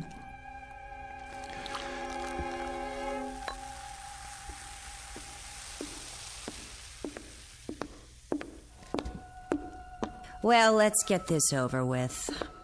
Wait, this one's yours. What's the difference? There's a little more in this one. If you say so. To us, darling. Well, time's up. Not so soon. thank you very much for the drink and the flowers. Be sure to put them in water. Would you like me to do it for you? Goodbye, Roger. Excellent champagne, wasn't it? It'll pass. Very good year. No aftertaste. I suppose so. What are you looking at me like that for? In case it's my last look. All right, you've had it. The show's over. One last little kiss. Don't press your luck. But Layla... Roger, please, let's not prolong this. I haven't the time. All I'm asking is... Please go. Now. Look, I don't love you. I don't want you here. I don't even like you at the moment. Now go, please. If you're sure that's what you want. You look like a whipped dog. Oh, here. That's the best I can do. And it took all my strength. Thank you, I guess. Oh. What is it? I don't know. All of a sudden, I'm feeling a bit peculiar. You are? Roger, wait a minute. Perhaps I am being cruel. I don't mean to be. I understand. Do you? I'm sure I can do better than that. Let me make it a little nicer. If that's what you want.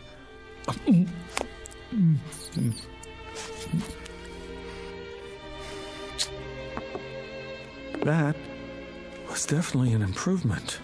What's happening? What is happening to me? Who cares? Come here, baby. Oh, Roger.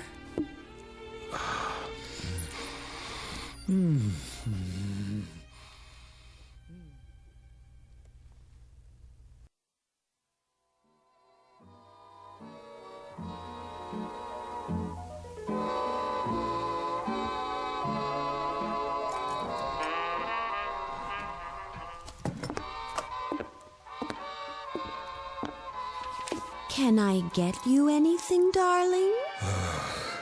No. Are you sure? Quite sure. Is the music too loud? No, it's fine. Let me turn it up for you. It's fine, I said. What are you doing? Reading. Oh. Is it a good book? Great. Because if it isn't, I can get you another one. Layla, would you sit down, please? Of course, darling, if you want me to. Here? Oh, I meant somewhere else. All right, my love, if that's your wish. I'm sorry if it bothers you. It's just that I love to kneel at your feet. Well, kneel in a chair. Okay. Which one, darling? Anyone. Doesn't matter. Darling? Yes? Do you want your slippers now? No, thank you. Are you sure? I got them especially for you. They're the best the store had. They make my feet hot. Oh, well, if your feet are hot now, I could soak my hands in ice water and then caress them. That might feel good. Do you think so? No, my feet are fine. You have the most beautiful feet, like a dancer. I've never seen a more perfect instep. Would you like to prop them up on something? I'm fine. I know. Do you want to smoke your pipe? I don't think so. Why not? It burns my tongue.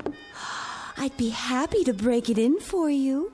I could smoke it all day while you're at the office, and then when you come home... Thanks, Layla, but no thanks. You're welcome. Oh, darling, I'm so sorry. I'll get you a cigarette. Don't worry about it. I should have put fresh cigarettes in the box by your chair. Here, I'll light one for you. Am I doing it right? Fine. Would you like me to rub your back, darling? You just finished rubbing my back. I know. It's just that I adore touching you, and I'd be glad to rub it again. Maybe later. Am I disturbing your reading? No.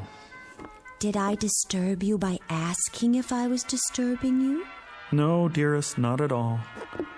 Oh, Roger, I love you so much. I'm so happy you're you. You're just perfect. I love to say I love you. I love to love you. I gotta get out of here. You do? I have an appointment. You do? Almost forgot. Hand me my jacket. Of course, here. I'm sorry I didn't press it for you. Will you be long? I don't know. You don't? I may be late. Would you like me to go too? No. No, won't be that late. Why don't you stay here and hug my pillow or something? Is anything wrong, Roger, darling? No, dearest. It's just I got an appointment and I'm late and I need a little air. While you're gone, my love will grow and grow. And when you get back, do you know what will happen when you get back? I promise you that... I promise you that when you get back, I'll make you the happiest man in the world.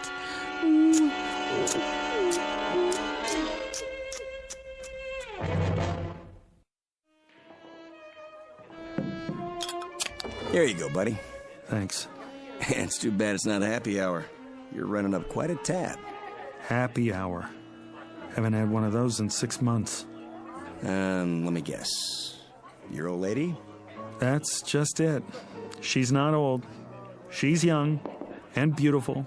Perfect face, perfect figure. What's to complain about?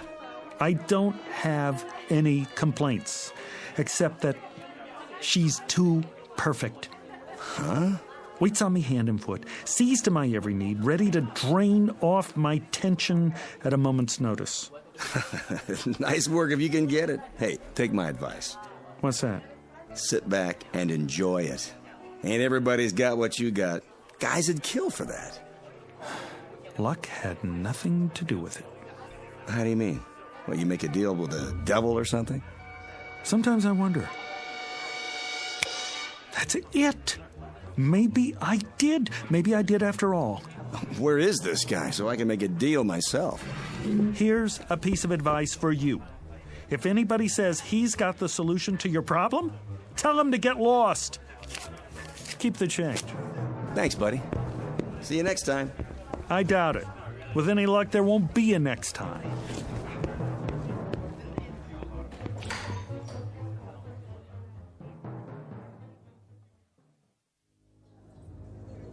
Have a nice night now, here. I will, Margie. You take care.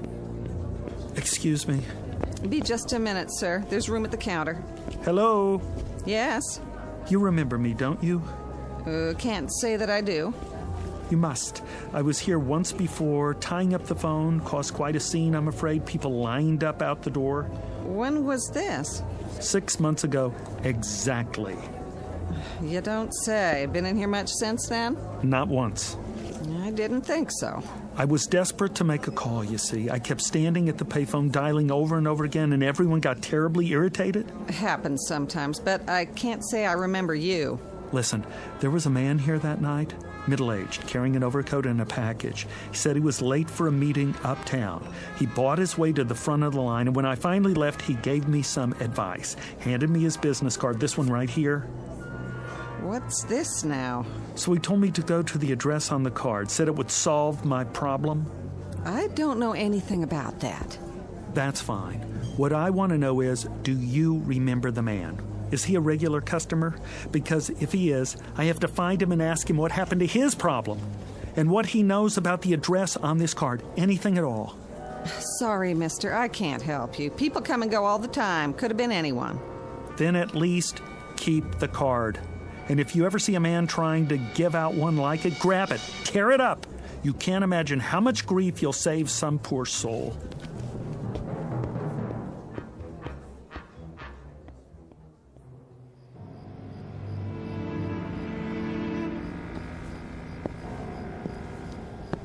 Here, number 22. Yep, same as before. Now the second set of doors. Here we go.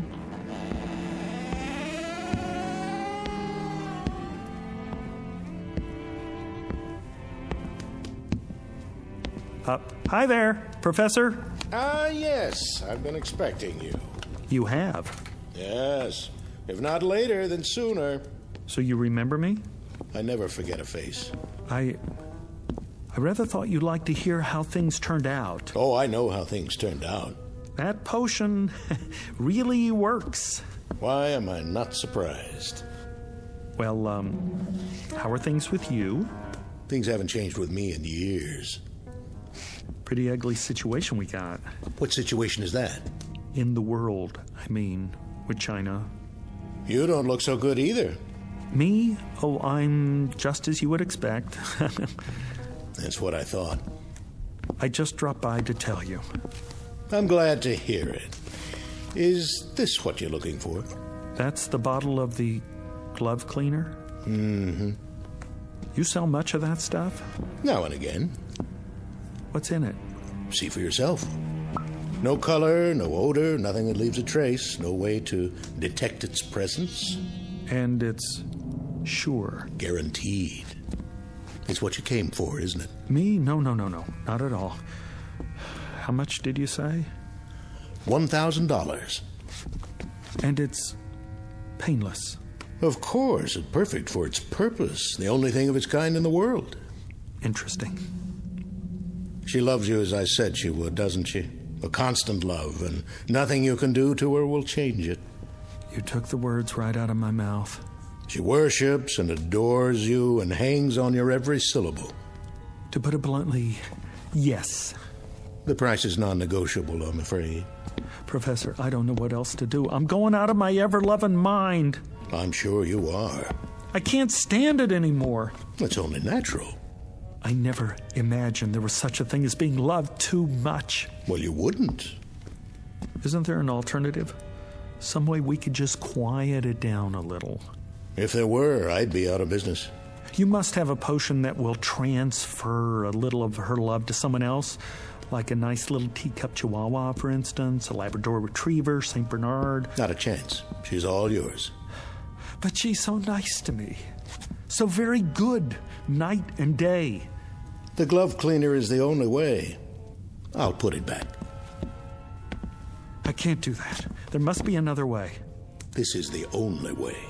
You don't know what it's like. All the time. Love, love, love. It's enough to give you diabetes. I do know. How do you think I came to invent the glove cleaner? But $1,000. That's all my savings. It's always that way. No trace. Absolutely undetectable. I take checks and credit cards. All right. Made out to... cash.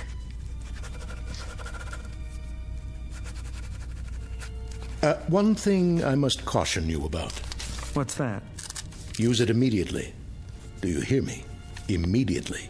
It's imperative, and you must use it all. Why? Will it spoil? No, but you will.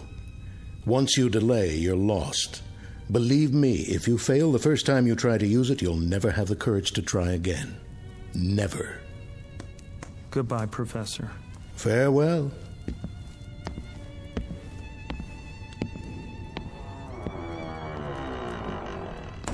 It never changes. First the stimulant, then the chaser.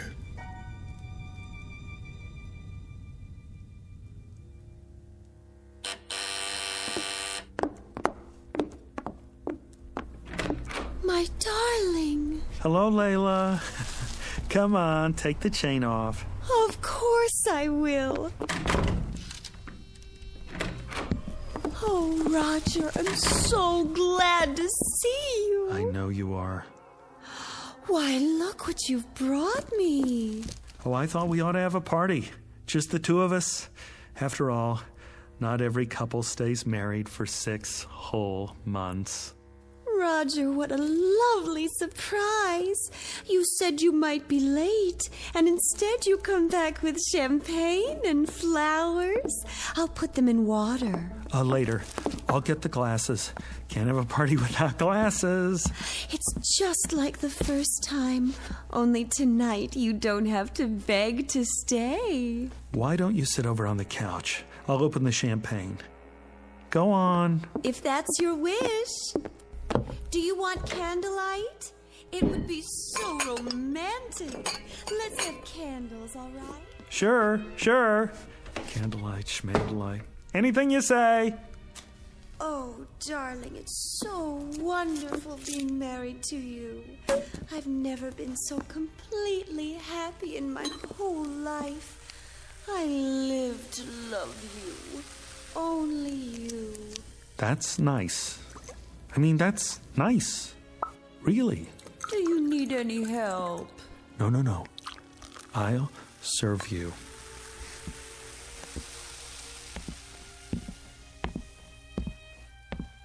Sweetest, how did you happen to think of champagne? Oh, I asked myself, what does Layla need? And it came to me like a bolt out of the blue. Here you go. To us. To us. I remember the first time you brought me champagne, how you looked. Your eyes were filled with longing, and you watched me so sadly because you thought it was going to be our last drink. Isn't that what you were thinking? Right. I remember. Go on, Layla. Drink up. Lover? Hmm? My sweet lover Marshmallow, sit here. Why not? Go ahead now. Drink up. I'm not very thirsty. Good to the last drop. I'm not sure it's a good idea this time. Why not? Sit closer. Careful. What's this? What's what? Between the cushions. Have you taken up knitting? In this book, Dr. Spock?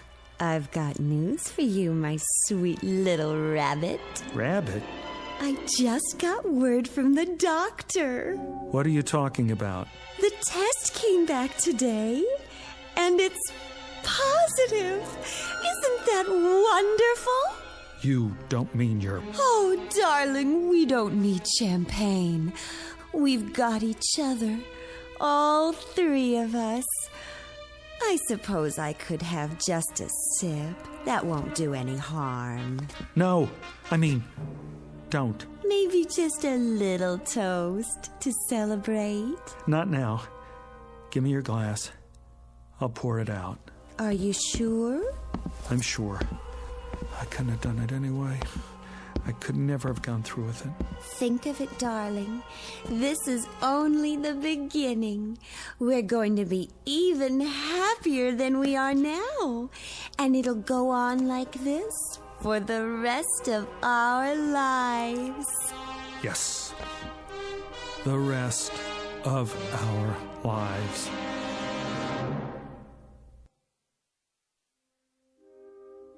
Mr. Roger Shackleforth, who has discovered at this late date that love can be as sticky as a vat of molasses, as unpalatable as a hunk of spoiled yeast, and as all-consuming as a 6-alarm fire in a canvas tent. Case history of a would-be lover boy who should never have ventured into the Twilight Zone. We'll return to the Twilight Zone in just a moment. You are about to enter another dimension. A dimension not only of sight and sound, but of mind. A journey into a wondrous land of imagination. Next stop, the Twilight Zone. Hi, this is Stacy Keach. I'd like to take a moment to tell you about our Twilight Zone website at twilightzoneradio.com. At twilightzoneradio.com, you'll find the latest information on these Twilight Zone radio dramas, including behind-the-scenes photographs, plus the newest product releases, trivia contests, ways to contact us, other Twilight Zone-related info and merchandise, plus links to other fascinating websites. So make your next stop twilightzoneradio.com. Visit twilightzoneradio.com to purchase these Twilight Zone radio dramas on cassette and CD, or call toll-free 1-866-989-ZONE. That's 1-866-989-9663.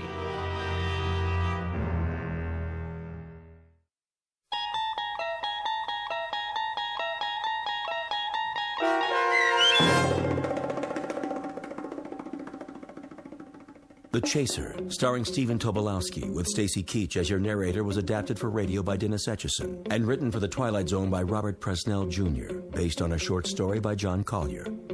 Heard in the cast were Michelle Graff, Roderick Peoples, Joby Cerny, Doug James, Jeff Lupetin, Carl Amari, Roy Melanzi, Meg Falcon, Jennifer Laterio, Linda Reiter, Peggy Roeder, and Craig Harris. The producers of The Twilight Zone wish to thank CBS Enterprises and the Rod Serling Estate for making this series possible. This copyrighted radio series is produced and directed by Carl Amari for Falcon Picture Group. Sound design and custom Foley effects for The Twilight Zone by Cerny American creatives Bob Benson, Craig Lee, Michael Slaybach, and Matt Sorrow. To learn more about the Twilight Zone radio dramas and to contact us, visit our official website at twilightzoneradio.com. Doug James speaking.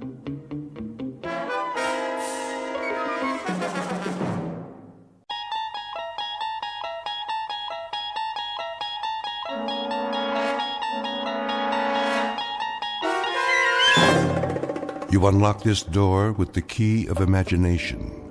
Beyond it is another dimension, a dimension of sound, a dimension of sight, a dimension of mind. You're moving into a land of both shadow and substance, of things and ideas. You've just crossed over into the Twilight Zone.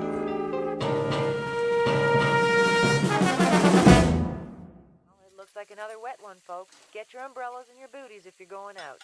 Possible thunderstorms over Margaret? the next 2 hours. Cloudy tomorrow with a 50% chance. Margaret? Yes, Miss Alva? Come here, please. I'll be right there. Now, it's important. The dishes are all done. Do you need something? It's getting late. It's not that late, is it? We can play a game of cards if you like. A storm is coming. Is it? Well, that's what they said on the radio. A very serious one. The sky was clear this afternoon.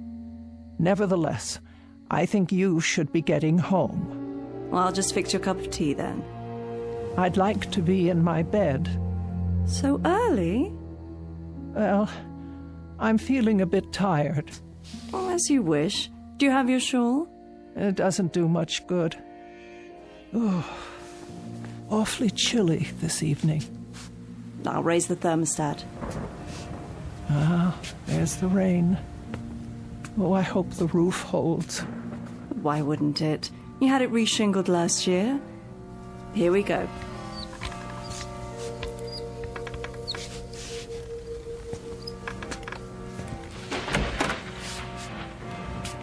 I'll turn the bed down for you. Now, take my hands up and out of your chair. Oh, thank you. Thank you, Margaret. I don't know what I'd do without you. Oh, you do just fine. You'll be walking again soon. Have you been doing your exercises like Dr. Mays told you? It's no use. These legs simply don't work anymore. Oh, Margaret, I'll never leave this house again. Now you stop that. There's a big, wide world out there. Places to go and people to see. The only way I'll see them is if they come here. And there's not much chance of that. Most everyone I know has passed on. Surely not. You have a phone right next to the bed. Call some friends. Keep in touch. It's been too long. I don't know if the numbers work anymore. Of course they do. If they don't, talk to Miss Finch at the telephone exchange. She'll look them up for you.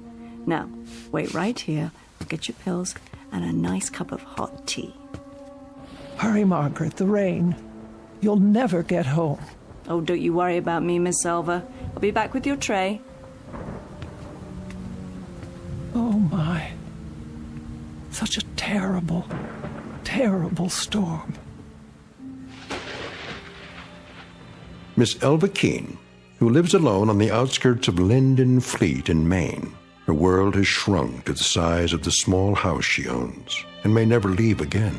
For some years, the pattern of Miss Keene's life has consisted of sitting in her wheelchair or lying in her feather bed, knitting, reading books, listening to the radio, eating modest portions of food, napping, taking her medication, and waiting. For exactly what? She's not sure. Perhaps for something different to happen. Something small but significant that will make all the difference. Miss Keene doesn't know it yet, but her time of waiting has just ended.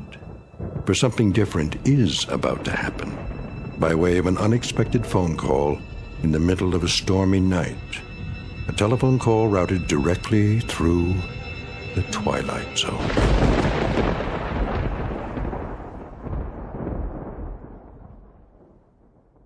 And now, The Twilight Zone and our story, Night Call, starring Mariette Hartley, with Stacy Keach as your narrator.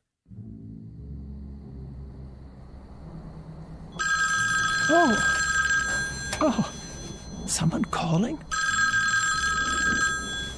At this hour? Oh. Hello? I'm sorry, I didn't hear. The thunder. Hello? Hello? Who is on the line, please? Oh, no one, apparently. How odd. Perhaps I was dreaming.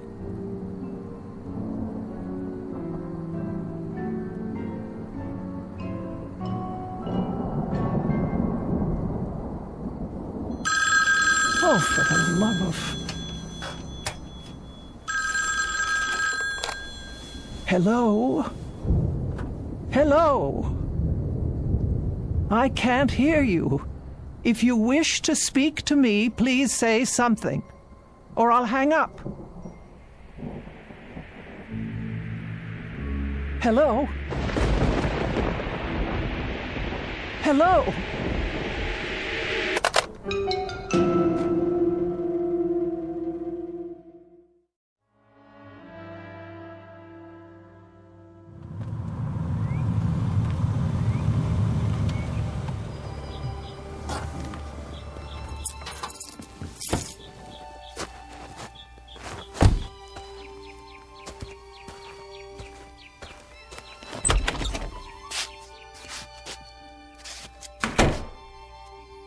Hello? Just a moment, Margaret. You're up early this morning. Oh, what is the matter with this phone? You're trying to make a call? No one's picking up at the switchboard. Well, I imagine they're pretty busy this morning, what with the storm and all. I suppose. Phone company, Miss Finch speaking. Ready for your tea? Just a moment. Miss Finch, this is Elva Keene. Yes, Miss Keene, can I help you?